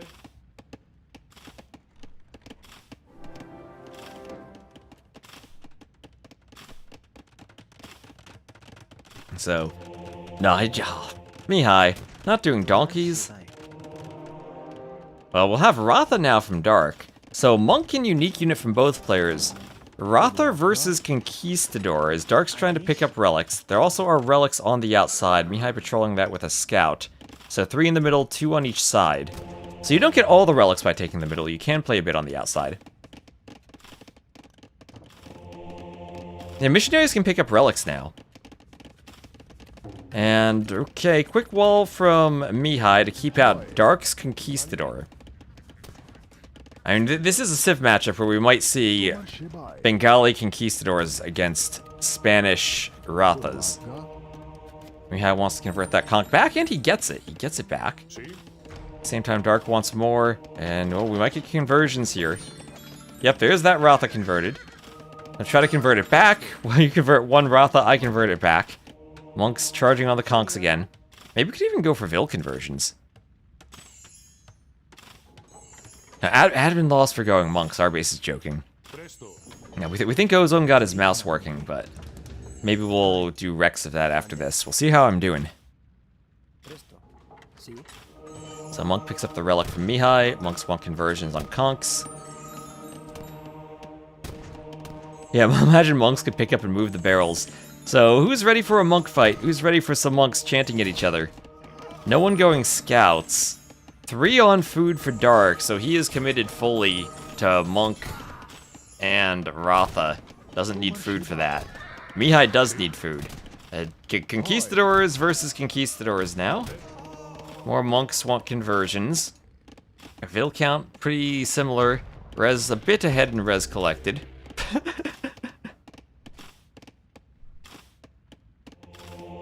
So devotion for Mihai, he's going to be devoted. Dark might need to be devoted too. So devoted Conquistadors, really, really good because you kind of remove monks as a counter. Oh, Dark going for the elephant, going for the elephant. Let's go, elephants out of the workshop. They're going forward. Ratha from Dark.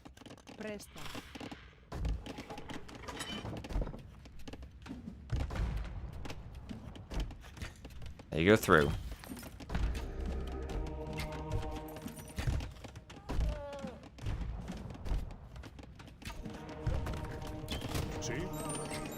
Conch sniping the monks. That's a lot of monks, though.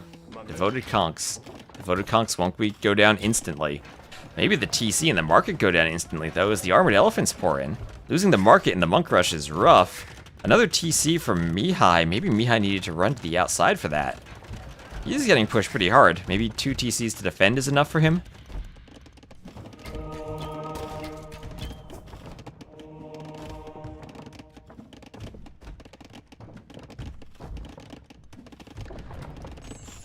Monks want more conversions. Oh, Ratha destroying the barrel, because why not? Okay. Well, destroying a barrel with nothing near it. You gotta keep an eye out for the barrels in late game fights. Sometimes units or vills clump up by them. And there's Atonement. Ooh, the conchs. Maybe if they all get converted, you could shoot the barrel and kill them all. 55 HP. Dark with the Bengalis, this is a good push. The conchs didn't really do much damage earlier. Mihai will run in, shoot one volley, and fall back.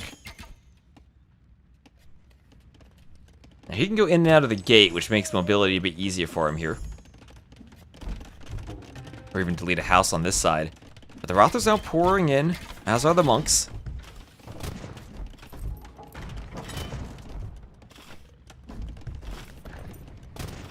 And buildings going down to the elephants.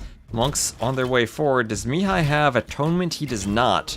So his monks can get converted. TC shooting at some Rothas now. They won't really care too much about the TC fire. They have so much HP. They have 100 HP. A barrel wouldn't even kill a Rotha. Monks trying to be sniped by the conks. TC has to defend against the monks. TC needs to snipe them, but these are Bengali monks. They're healing each other. TC can't even snipe the monks. This push from Dark is insane. The TC will go down to elephants. Monks, the last-ditch effort to snipe them with Conquistadors. Conquistadors getting converted. Only one conversion, though. But the Rotha is enough to do the job against the conks. Mangonel able to kill Mihai's own villagers. I guess that stops him from being converted, but he'll call the GG. And with that push, Dark wins the barrel map. Mihai tried to use the barrels a bit with those men-at-arms. But Bengalis beating Conquistadors. Look at that. Dang.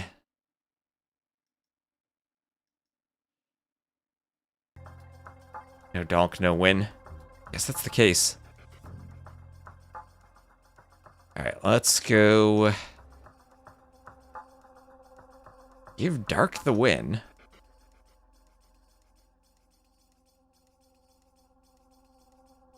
First pick Bengalis over second pick Spanish. Celts again. Our base excited over Dark's draft.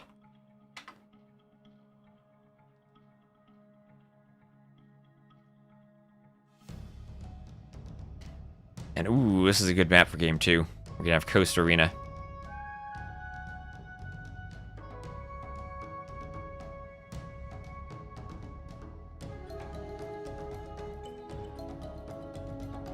Let's get Dark in the right color. Also, what are these players' elos? Let me add their elos to the overlay too.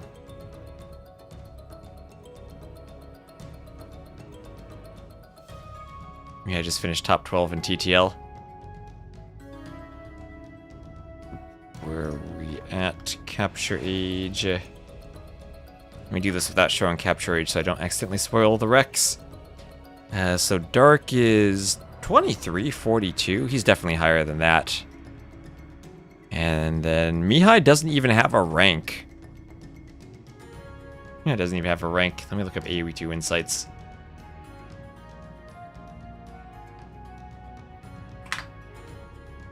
Grab Mihai.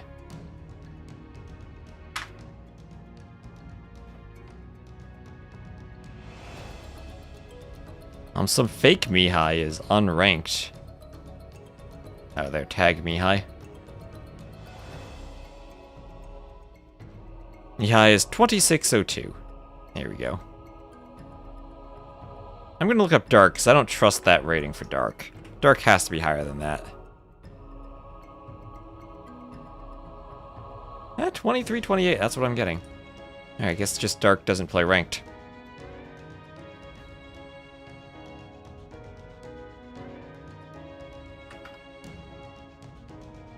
Anyway, game number 2 will be Coast Arena, and it'll be Italians versus Bohemians. So here we go. Dark will be to the west as the blue Italians, and Mihai to the east as the yellow Bohemians. So we can speed the Dark Age up a bit. We've seen enough Coast Arena Dark Ages, and the question will be probably about fish, and who's able to fish more.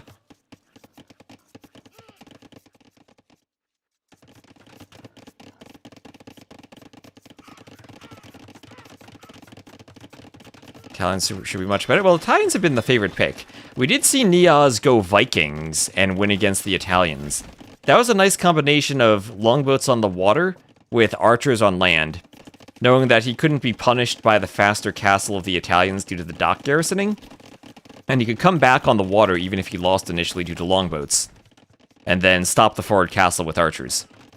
So Bohemians should be another good fast imp and good castle drop civ. Good monks for both civs, but Italians should dominate on the water against them. I do wonder if maybe Castle Age chemistry could be good for war galleys. And they do have the rest of the Castle Age techs. And Feudal Age for Dark.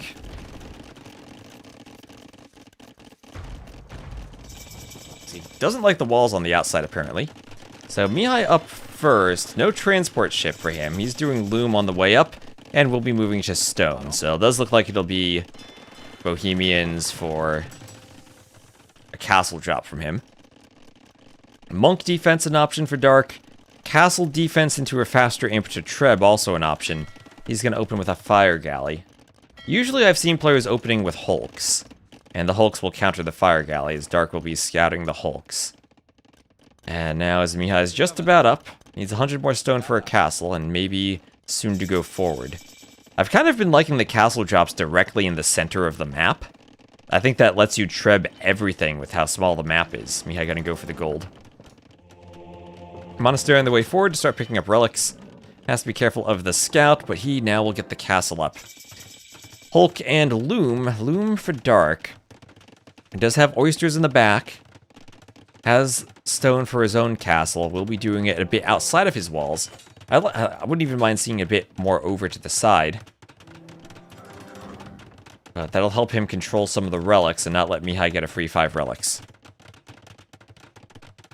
Wait, what? What? Barbase, what are we waiting for? Guess it protects the gold? It does protect the gold. Medium warships from both. Gill nets from Dark. So Dark is planning on fishing. He's planning on winning water as the Italians. No one really going aggressive on the water, just trying to defend themselves. Who's gonna go fast dip behind this? I mean, if you have enough fish, maybe you could.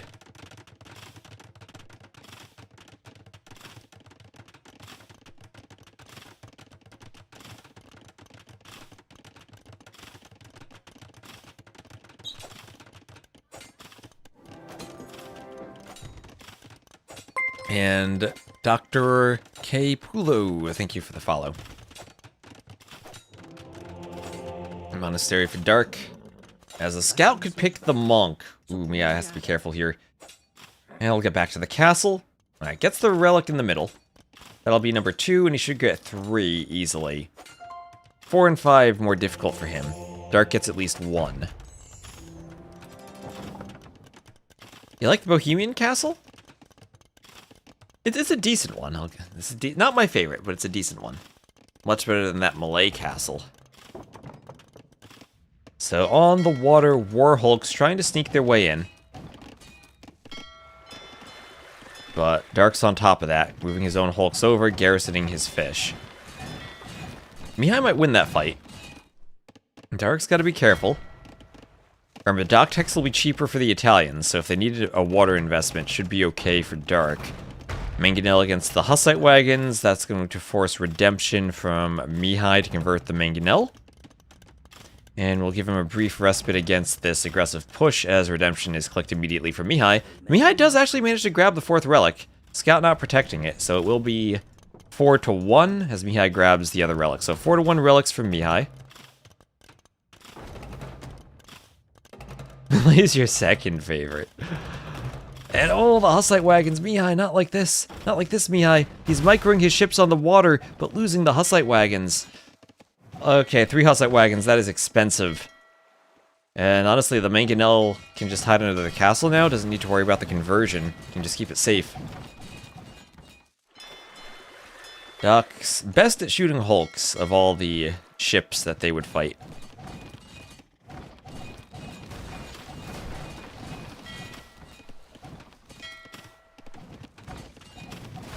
And Mihai's Hulk's going down, so good score lead for Dark. As the monks start to convert Mangonels. He needs to delete that. Oh, what is that Mangonel? That is a long Mangonel. I guess the monks tried to dodge and didn't convert while dodging. So that breaks the conversion, forces a restart. Redemption for the market. So Dark with a huge score lead due to the water. Now 15 fishing ships to 6. Mihai unable to get any pressure going, but Mihai pushing up the middle, converting the market. Dark trying to wall. And there's the converted market. Fervor now. Mihai deletes the market to get in. Might have to go for the blacksmith. Another mangonel. As Mihai will attack Dark's TC with his own converted mangonel. And 6 more fishing ships queued for Dark. It's so weird on this map that you can have 50 fishing ships and still be stuck in the Castle Age because you don't have enough food. At least there is gold under control for Dark, and if he needs to buy his way up, he could sell his wood and click up, but he would need to go up with a TC that's not this TC. Because he... that's a weird thought, but the only TC he has can't be the one he goes imp because it's under so much pressure by his own mangonels. Hussite wagon running through. And more Hussite wagons on the way. There's one vill inside, so no threat to run underneath it.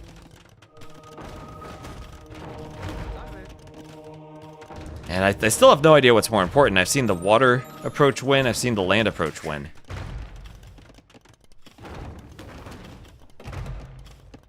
Dark needs to find space for eco. I think that needed to be a TC instead of a lumber camp, because he's Italian, so he's a cheaper imp, he wants to click it soon. Is he going for a ram push? That's not going to work against Hussite wagons, right? I mean, Dark has won the water on the other side. He's stopping Mihai's fish. He gets a couple of war galleys, he could shoot the wood lines and be very annoying in the back of the base. That dock will go down. And there's the TC. I think this needed to be a TC, a bit more under the castle defense. But that first TC will be destroyed. Dark right now. 0 TC Gaming trying to build the TC. Ram attacking the Hussite wagon.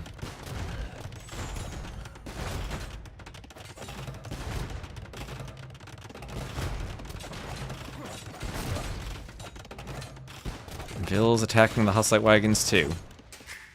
And there's the TC. Genbo, not too useful for Dark here. Will die to Hussite wagons.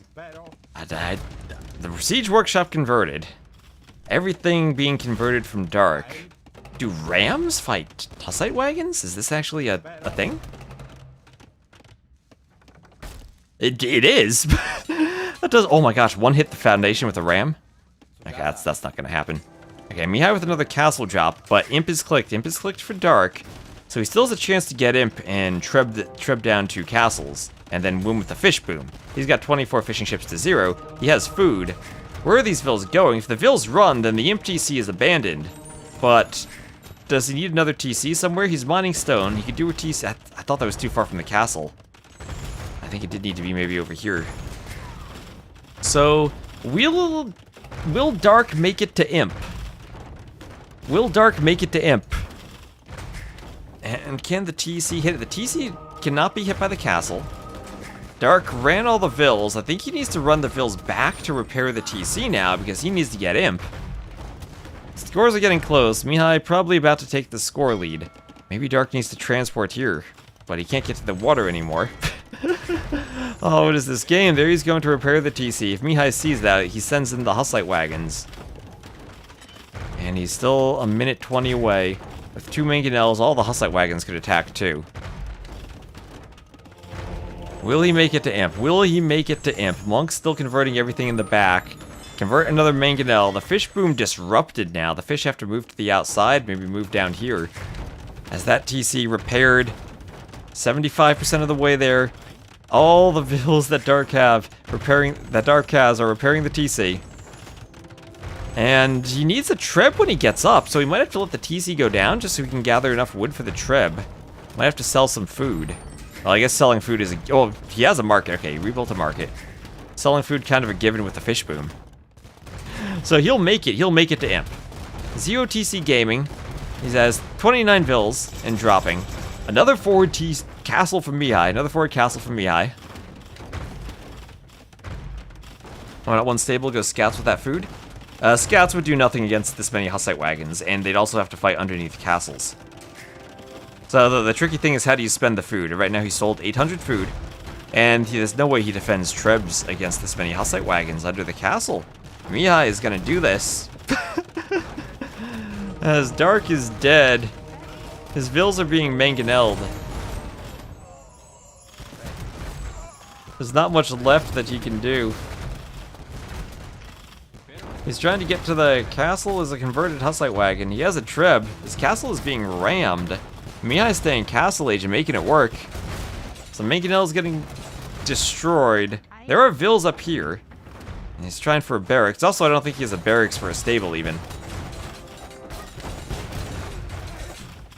Yeah, Herod tried that and lost to MBL and Red Bull. That's right.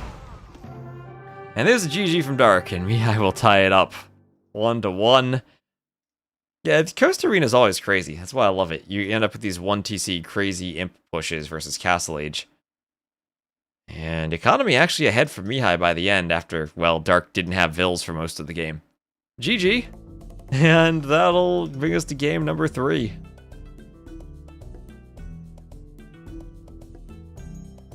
So let's check off some boxes. I'm getting tagged again.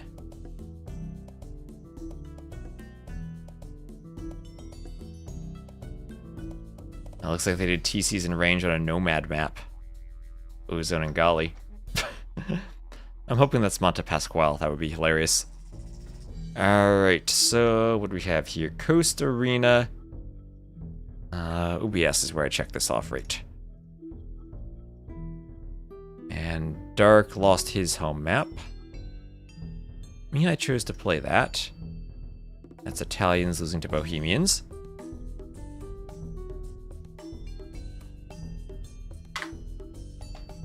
And now we're down to a best of 3. Where game 3 will be Satan.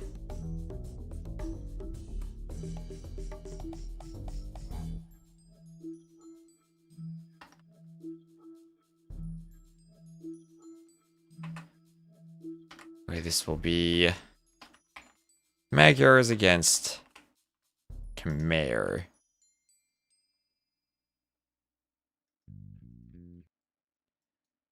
So here, we need to flip the scoreboard.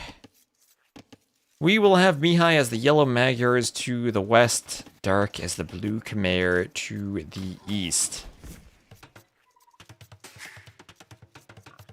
Evelina under the TC for Dark. And another house going up for Dark.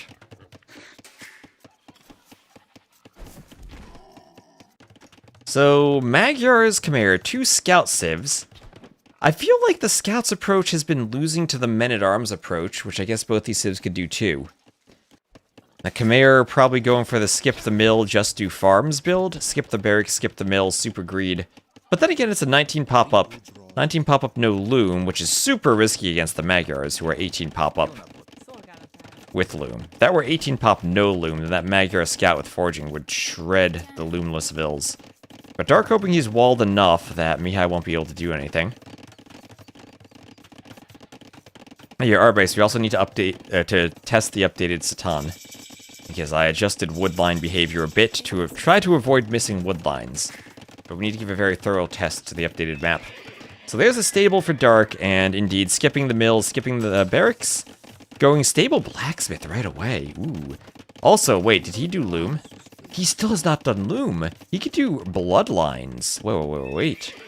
What is this build? If he keeps the pressure forward on Mihai, who is Magyars with a spear, double bit axe. You're not going to do horse collar. You don't have the eco for it. But you do 4 scouts, bloodlines, and forging. As forging's already on the way, Dark is having a build here with those extra javelinas.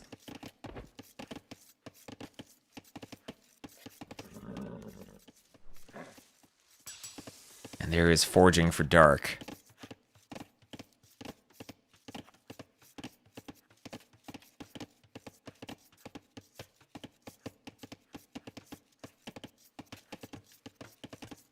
Dark defending the vills of the mining camp. He wants to do that early bloodlines. I don't know if he has the food to afford it though. Loom makes me nervous. Dark is gaming here with no loom.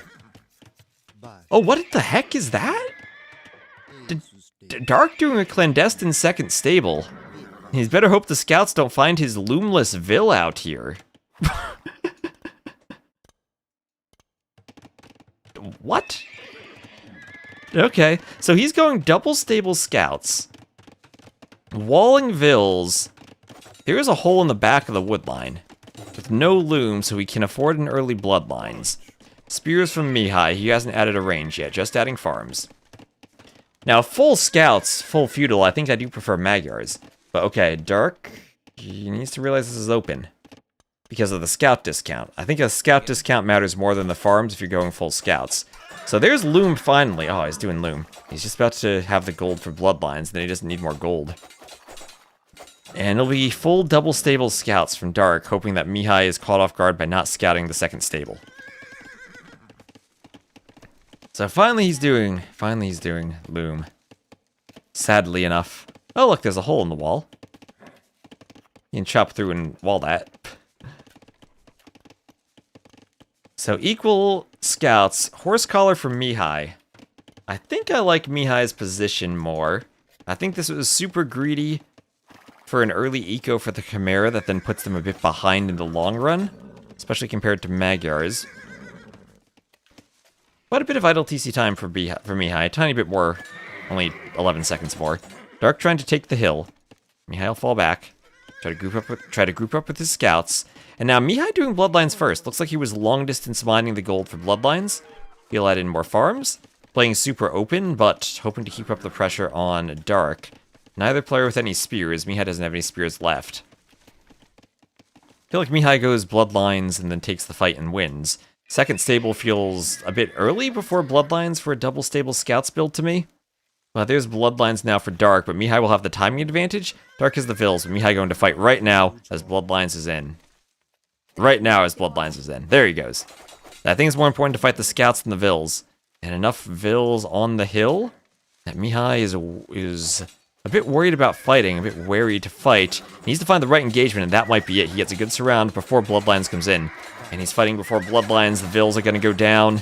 This is a good fight for Mihai. Bloodline's now finished, and the vills might finish off the scouts. But that's 3 vill kills for Mihai as he pulls his scout back. And he's only down by 2 scouts after that fight. Second stable for him is the Magyars. He can recover the numbers. The only thing now I'm looking for Mihai is to get Wheelbarrow, so that he will have the farm efficiency.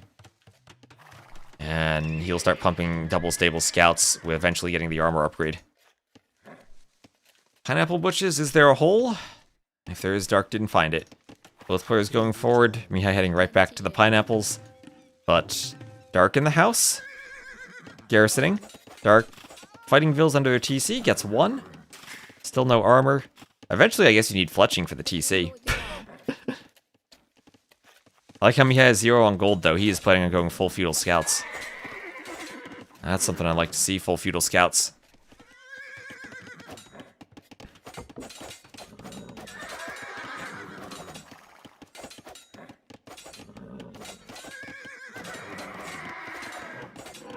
And a bit of an even trade there, but ultimately Mihai will keep his next wood line safe. All these farms are exposed, so if you hoover around with scouts, you're fine. Scale barding armor for both players. Still no horse collar for Dark, so I think in the long run, Mihai scout discount horse collar in a better economic situation, despite the faster farms for the Chimera. Faster working farm just means you need horse collar even sooner. And Town Watch scale barding for Mihai just about finished. Upgrades finishing for Dark. And 8 scouts to 8, things still holding steady as they both are on double stable scouts. Mihai probably realizing there's a second stable now. He wants the hill. So does Dark. Mihai can camp that hill for a moment now. Add in a 3rd stable. Triple stable scouts. Alright, this is how you play Age of Empires. More scouts, the better. The more scouts, the better. And maybe Dark needs a triple stable too. Still only on 2 stables. Yeah, I'd really love to see Wheelbarrow. I think Wheelbarrow would kick in for the farming efficiency for him fast enough. Not as important for the Chimera, even though it still does help them.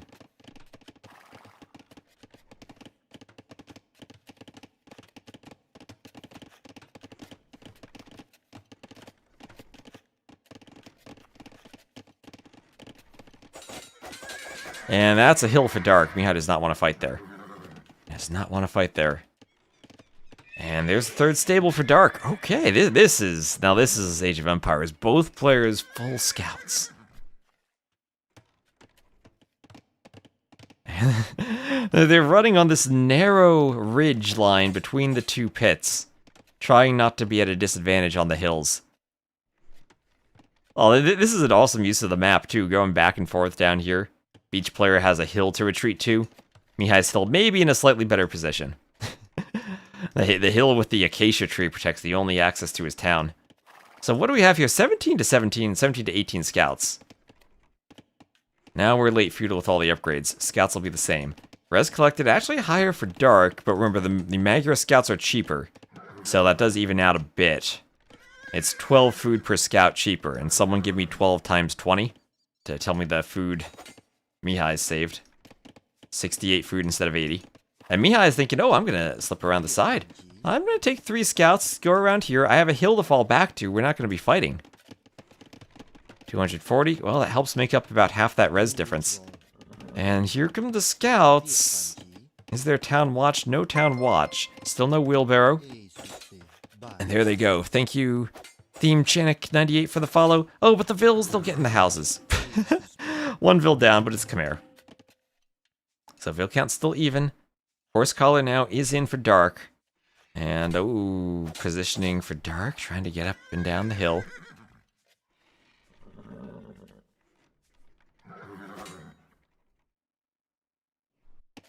I feel hit by scouts.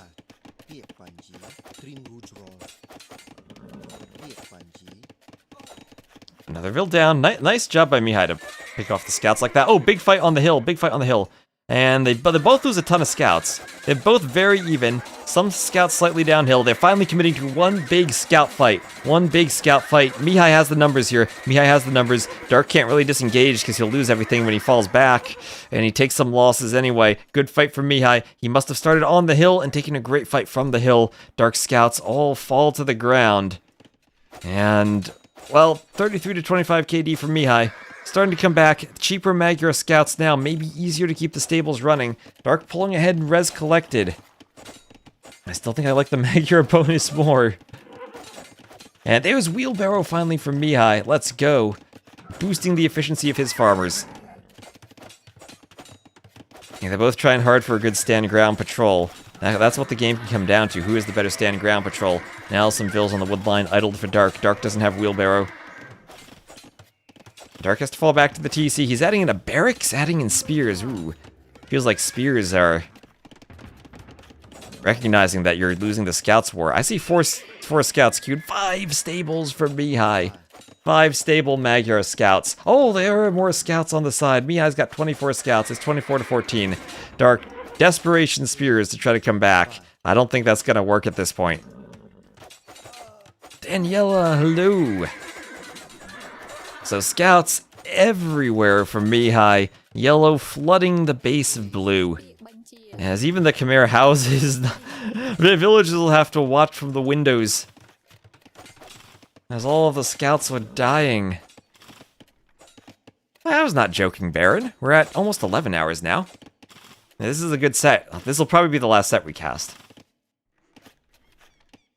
Needs to be way more of those, way more scouts. Way more spears? Oh, this has been scouts all day, no spears. And now Mihai ahead and res collected. Little bit of idle time affects the eco. Everything idled. That scout rush attacking the house. Another big fight. One spear can change everything. One spear can change everything. And this is a good fight for Dark, but the spear goes down. All the scouts are dying, though. Mihai has to fall back. Mihai up to the castle age. Up to the castle age. Versus 5 stables. Well, honestly, when you have so many scouts, spears kind of stop being useful. It's my experience, at least. Scouts just kind of overpower them when you have 65 HP and enough scouts. But Mihai doesn't need to fight anymore. He just wants to idle as much as he can without losing scout HP.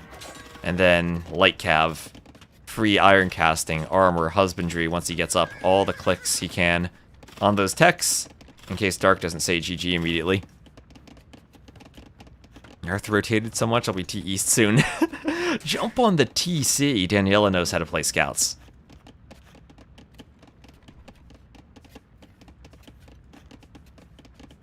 That's how we know Danny's a scout connoisseur. Like Cav is about to go crazy here. That's quick-walled. Best that Dark can do. I think things are going to get very dark in this base very quickly. As Dark's trying to go forward, Mihai has 5 stables. He can get reinforcements out in time.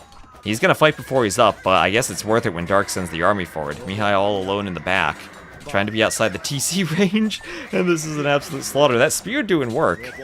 The scout's not really attacking the spear properly.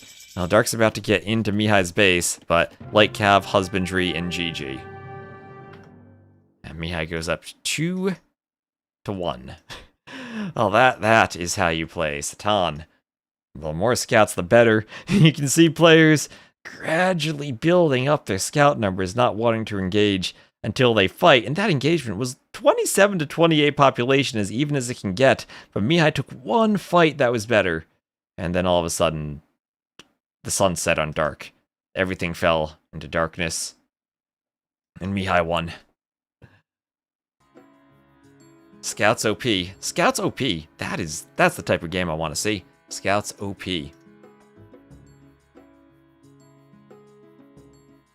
Alright, ooh, mod uploading should be fixed. We can check that after this game.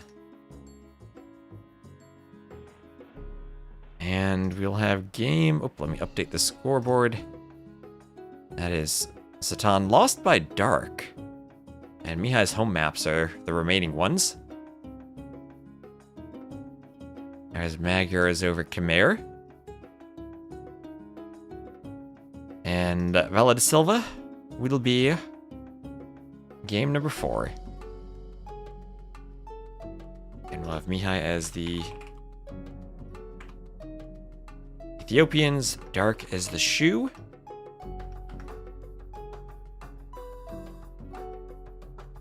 Include the Rick.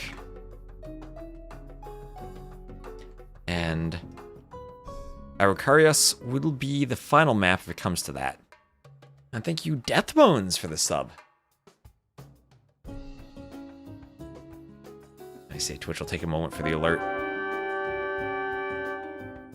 Attila, that boar would have killed me had you not intervened. Pity that none will ever learn of your loyalty. Archers, attack! Thank you very much for the sub. It'll count towards the next Partner Plus tier 2. That helps us get to the 70-30 split. So thank you, all the subs, tier 1. Tier 1, 2, and 3 help out. Anyway, here we are, Vela de Silva.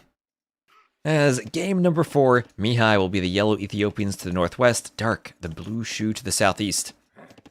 Fire archers attack. So, deer in the middle. The shoe could run and try to take the deer? The shoe get food while chopping trees. So I've seen different approaches to this map. Early deer, players ignore the deer, or some players push the deer. I do think scouting for the capybara always is the way to go. How did this happen? How did we get 4 relics on one side? I didn't think that could happen.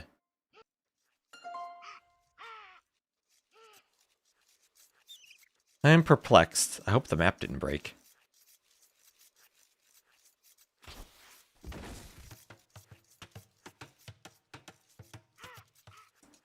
Hold on. Is there a hotkey to toggle the grid in Capture Age? Wait a minute. Yeah, they're still spread out fine. The map otherwise looks fine. Alright. I'll note for myself. How did that happen?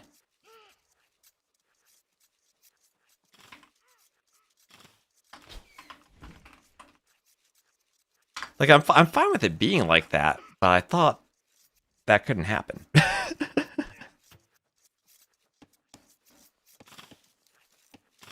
Oh well, it's fine.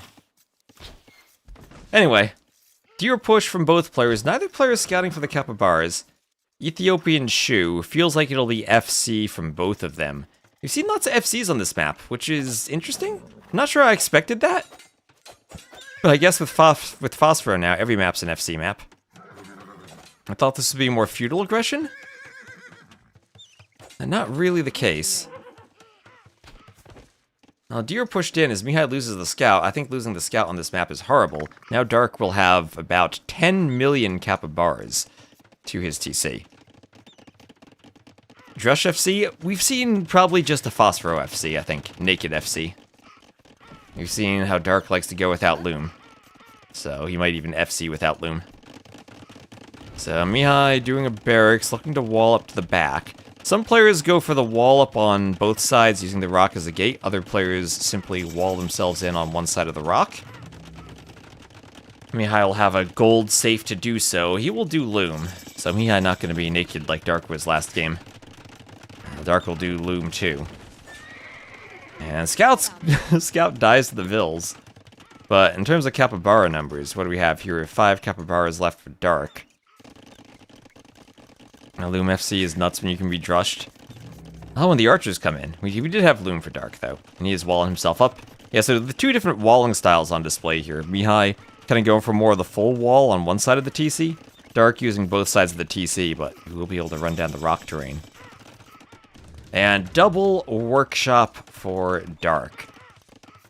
So, hasn't had to do a farm yet, and as the shoe, this will be double workshop war chariots. And do crossbowmen from the Ethiopians stop this? I don't think so. The best thing Mihai could be doing here is maybe being forward to deny the workshops, but they'd be under the TC anyway.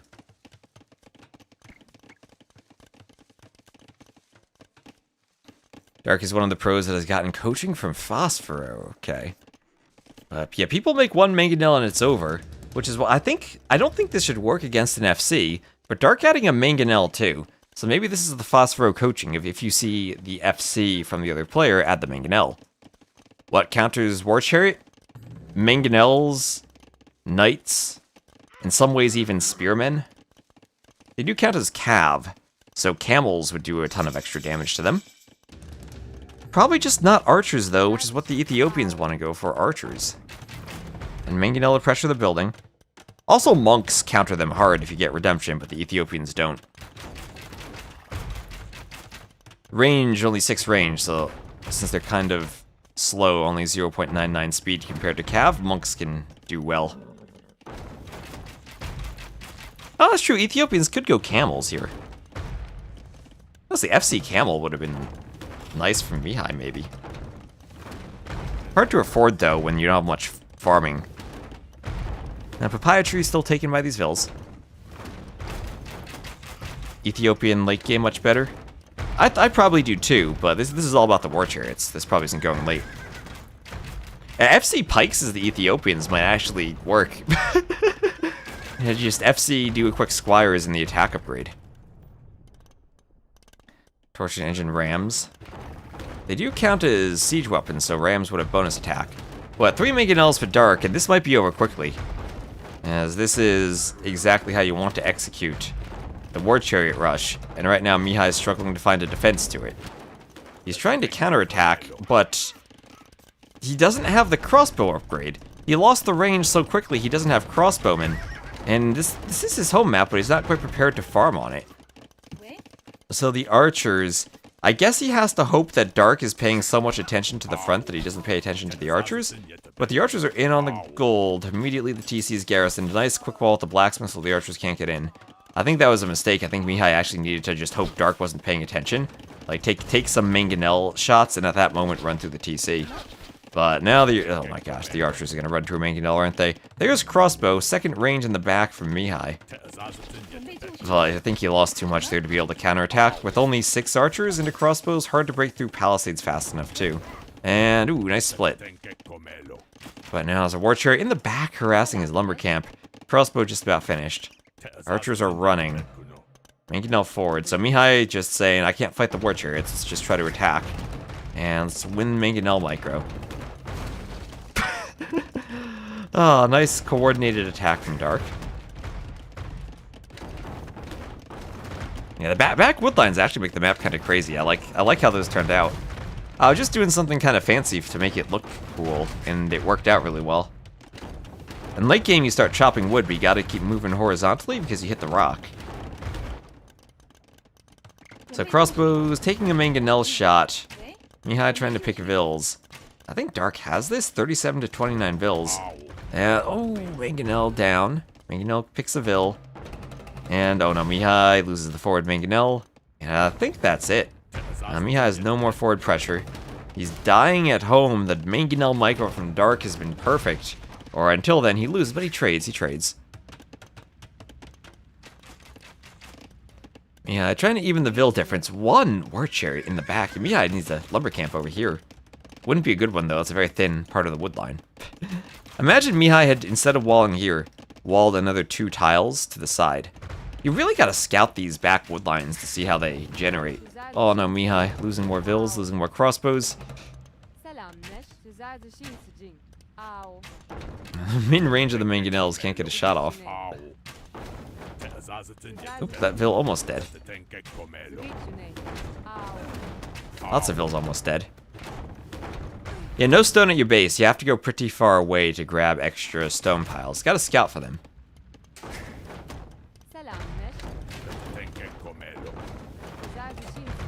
Feels at the Mangonel.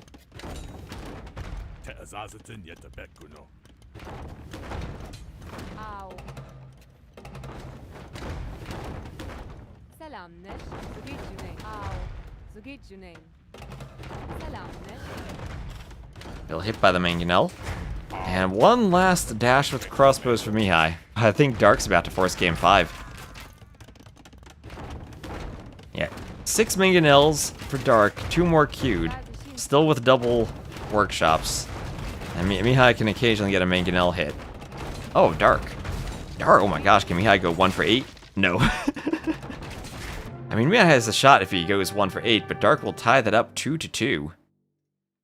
And we have ourselves a game number 5. Quick Shoe War Chariots ended up working. I feel that the strat... I have no idea what to think about that strat. I feel that anything you get in the Castle Age destroys the War Chariots, but the timing is still there. And the fact they win in Feudal, yeah, he made only 2 chariots and went Mangonels, seeing the Mangonel defense. So I guess that's what you do if you see a Mangonel defense. So for maps, that's a loss on Vela de Silva for Mihai, and Arcarius will have to be game 5. So that's Ethiopians losing to the Shu.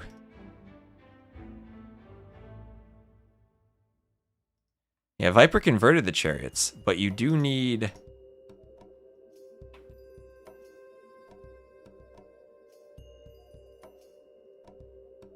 I realized I added Levi to my list of maps instead of the list of players, so he might not have showed up earlier. Apologies to Levi. Levi is not a map. Arcarius will be our final game.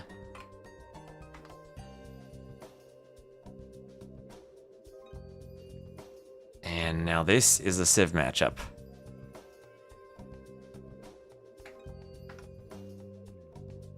It'll be Saracens for Dark and Georgians for Mihai.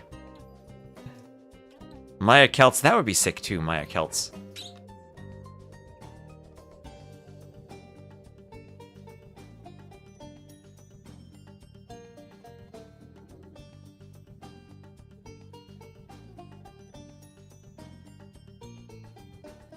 And remember, this one will get started right off the bat when they head towards the Javelinas in the middle.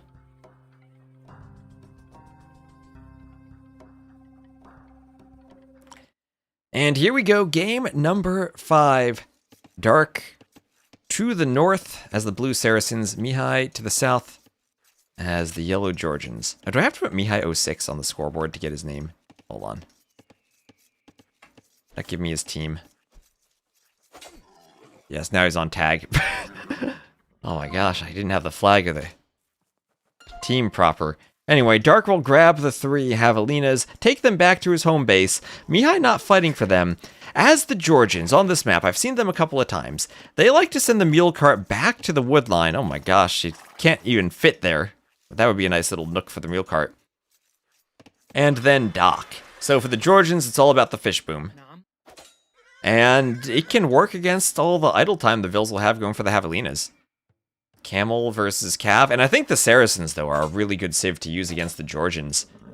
I don't think Georgians have good answers to camels. I've seen many Georgians games, and I think camels are their biggest weakness. Oh, okay. Mihai thinking of shooting the Javelinas. He could de-aggro all of them. Looks kind of like Triple Tunnel. Definitely a bit like Triple Tunnel. Kind of a different setup, though. Tried to introduce some Rage Forest aspects with the triple lures and the ponds and the fish booming. Yeah, a bit less tunnely. You can wall it up. We have seen maps that are walled up. But not all of them. Loom now from Mihai. As the scouts will chase each other away.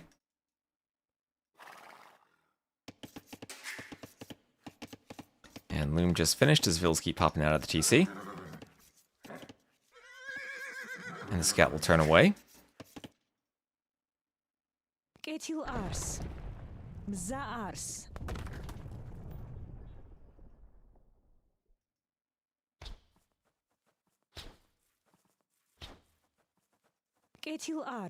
The Javelinas will chase the Vil. Vil has to run back.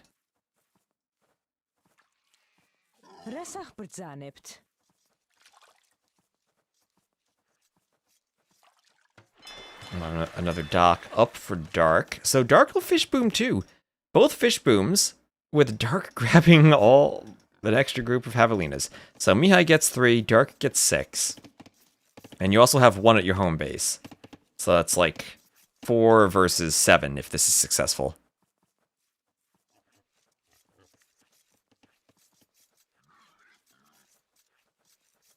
There's only Brazilian play. The land is in Brazil. That's why it's called the Brazilian Dynasty. That is the location of the land. And all the maps are very themed about Brazil. Like Araucarias. Or Lençóis Maranhenses. Serra dos Carajas. Locations in Brazil. Or otherwise Portuguese names. So Feudal Age from Mihai. Also hosted by Onamaru, which despite having literally every AoE 2 player there is a Brazilian organization. At least I believe so, because that's where all their training camps and whatnot are. So also make sure to go give that Team Onamaru channel a follow. We're dual streaming there, so give them a follow. We're trying to build up the follower count, because that's where the actual LAN event will be broadcast. And actually, Dark didn't take... He needs so many Javelinas. He didn't need his Javelina at home. And he's saying, look, Mihai, I have Javelina at home. I have so many I don't even need it. Look at this. There's, what, still 3 left under the TC. So deer being pushed in from Dark. And we'll have a few militia popping out of the barracks from Mihai.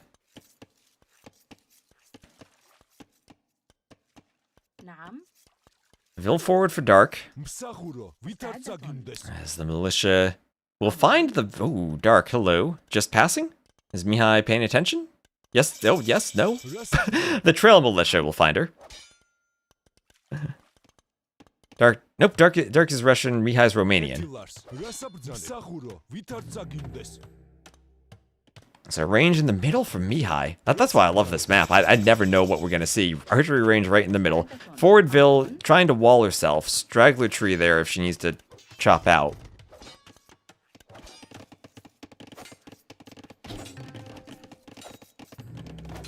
And an archery range for Dark.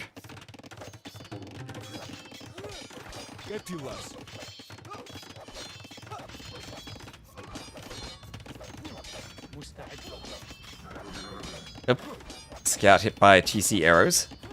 That's a good volley of arrows, and the scout should go down. Still haven't seen max greed 5 docks per pond. I know, the player is maybe not fish booming enough. What Mihai needs to do is chop the palisade and wall it so that the Vil has to be forced out. or send 1 archer over. That would work too. So blacksmith and walls as Mihai tries to wall up the middle. Is walling what you want to do as the Georgians, though? I feel like walling might backfire. Is fletching also from Mihai. Could lame the boar. And ooh, a mill on the shorefish. Interesting from Dark. So 200 food on a shorefish, 100 wood for a mill. Maybe you could catch all 3 of them there? I guess he does need a mill on something and prefers shorefish to the berries. You do need the mill to unlock the market, and he is Saracen, so he does want a market. And there's a blacksmith? Well, unlocking the market, but not going to sell the stone yet. Oh, there's the market in the back. Cheap market, and he'll sell the stone.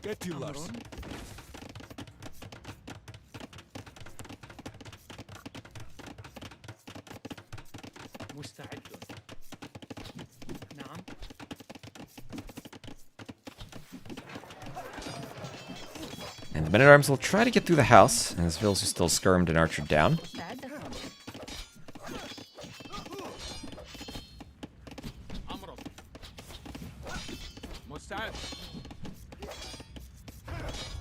And fletching for dark.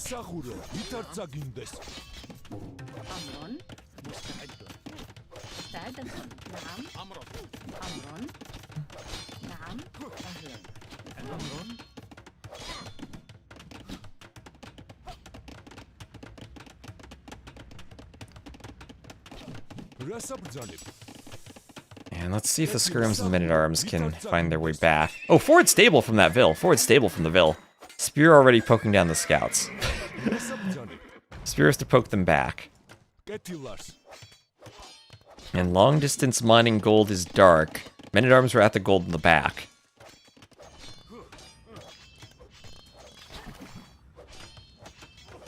And archer skirm mixture is still fighting here at the front. Vills on the gold. As skirms take out the archers. Push the archers back.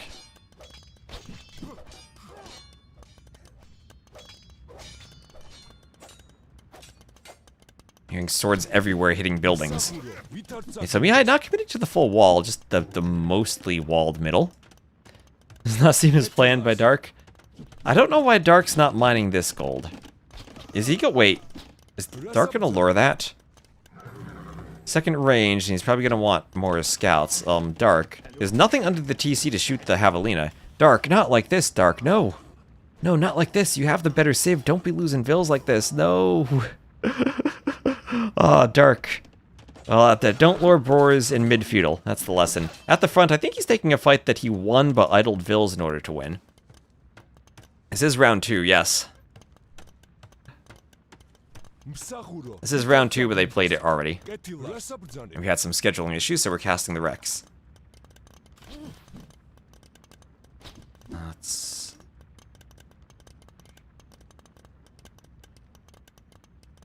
The Iron Javelina. Thank you, Multi-Brooks, for the follow.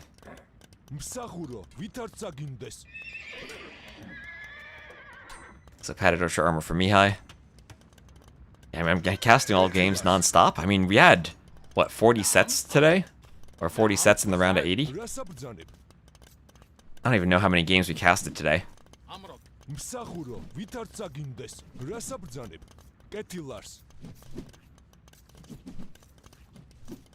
A little Labubu salesman. So with this forward stable, I don't think Dark's really getting too much accomplished. Mihai with the spear defense. But Dark, he can finally use his market, sell some wood, buy some food, click his way up to the castle age. And he should be up first. He still has that market standing. Doing some houses. I feel like these houses would have been much better served horizontally, across here. Or even across, just somewhere at a wall. Military counts in favor of Mihai still by a few archers or skirms.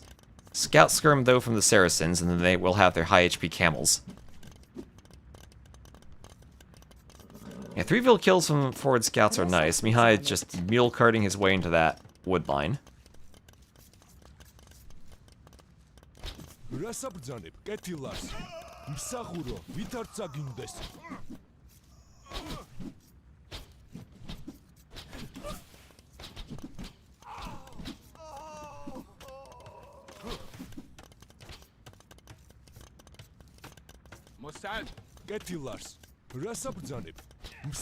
Skirm still fighting skirms at the front. Vills need to put gold into the mining camp. Castle Age padded archer armor for Dark. He's trying to hold the hill. He has the skirm numbers. He has the skirm numbers. Another range. That's going to be 3 ranges. It's just 3 range skirms. Will we go cav archers as the Saracens? Might miss the days when they had their bonus against buildings. I need some more fish traps. Fishing ship's idled. Still think Dark will, in the long run, have the better civ. And there is Up to the Castle Ages Dark.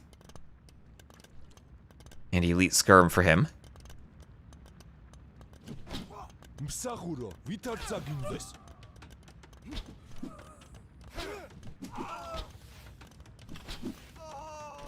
Skirm's going down. And Mihai will call the GG. Mihai not up to the Castle Age, he will call it. And Dark is victorious. He'll win 3-2. And Mihai not able to click up in time. Saracens in the market, uptiming, trading a castle. They do it. They will do it, and Dark will advance. Unfortunate for Mihai, but Dark still has a chance to continue. So I think that'll be it for today. 11 hours, 15 minutes. That's a long enough stream, right? I said I thought we'd go 12 hours. We're almost there. So, more res for Dark. Really pulling ahead in late feudal, and again, the fish traps. The fish traps, or not the fish traps, but the fish boom didn't work for Mihai. Maybe I need to add more shorefish to those ponds? I don't know. Alright, so we're just going to take a quick look at the brackets, then I'm going to eat some food and go to the gym. So, bracket time. Let's see what all's been updated. Apologies, we had a couple sets we didn't get to cast, but then we casted a lot. So in the top bracket, we'll have Mono's Blue playing apparently their first round set early on in the morning. And winner faces Heart. Mihai, Dark, we just casted that. Dark will advance to face, in all likelihood, Heart. Lewis, Stark, Kingstone. I didn't see what happened to Kingstone Chicso. That wasn't on the schedule. Maybe that's still in scheduling woes. Kingstone probably a heavy favorite there. Duzu did win against Twig. Stark Lewis will be nice. We'll have to keep an eye on that schedule. Onamaru Lewis. Well, Lewis the only Onamaru player in this bracket. I think it's a much harder bracket than he had last time. He did beat Dagao, and Dagao beat Stark, so by transitivity, Lewis should win that. But Stark's always creative. He's a thinker. So, Barles Benangi. Classic Pro Jordan. That ought to be good. Doubt against you putting Lobo, who play later tonight. And then Ozone Gali going on right now. And a bit of a spoiler there, but we have Gali up 2-0. Winner faces Sorokuma. So this is the the Jordan Doubt bracket. And I'd love to see Jordan Doubt in the best of 7. But Barles still, he's the #1 seed and maybe the best player so far. But I think anyone from Doubt, Sorokuma, Jordan, or Barles capable of winning here. And Sebastian definitely favored here. Sato maybe, I think that's probably how it works out. Sebastian and Sato 1 and 2. Pot from Argentina certainly would love to go to a South American land. Same for Prisma, up-and-coming player Prisma. And Siscon, I know Siscon's been really invested into this. He's been playing well, beat Jordan in the first round. So Tato, Fire, Dragonstar Dagao, that will be interesting. Dragonstar Dagao, only separated by 4 seeds. Dragonstar has been grinding, and I know he's been looking at the maps. MBL Kasfa, then Running Chart. If MBL's in shape, he should win the bottom of this bracket. And if he really is in shape, we'll see what Tato brings. I mean, I feel like this should be Tato, MBL from historical performances, but honestly, Dagao, if Dragonstar makes it to the finals, that'd be crazy. Dagao has a chance. Also, the best Brazilian player right now, probably, so I'm sure he'd love to qualify. And then finally, Vinch. Vinch, oh, he got an admin win. Someone was asking when does Vinch play. He got an admin win over the first round opponent. I guess they probably had a scheduling issue. And so he'll face Goku in the next round. Winner faces the winner of Vivi and Vilesa. Nikov playing right now. Should win that. We'll then face Husiel. Stone Please, though. Based on Stone Please's performance last round, beating Barles and almost beating Doubt, he's got a chance. He's got a good chance. And where do you see the brackets? Beneath the stream, I have a link also right here. Brazilian Dynasty. So that's it for me. I don't know when we schedule tomorrow. When do we start tomorrow's schedule?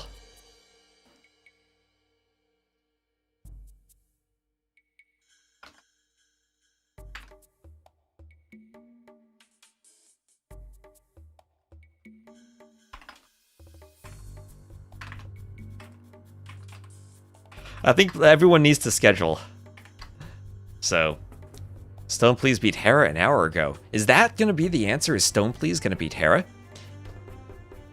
Anyway, I'm going to figure out the casting schedule. Our base made all the scheduling channels. Players are scheduling the round of 40 for tomorrow. At least 14 GMT to watch Lucho versus Stone, please. Okay, we'll try to figure it out. Anyway, that's it for now. Thank you all for watching. Also, remember, give a follow to the Onamaru channel. We're at 1,659. I think it'd be great if we hit 2K. And I'm going to go offline now. So, GG's, everyone. Thank you all so much for the support and the subs, too. All those subs help us get to the higher revenue tier. So I'm exhausted. Thank you, everyone who's been watching on the YouTubes, too. Sorry if I'm missing the chat. I've got 4 chats to read. And no, let me catch up on one question. What do the dice mean? That means that Dark randomed his map picks. Anyway, time to end all of the streams. And I will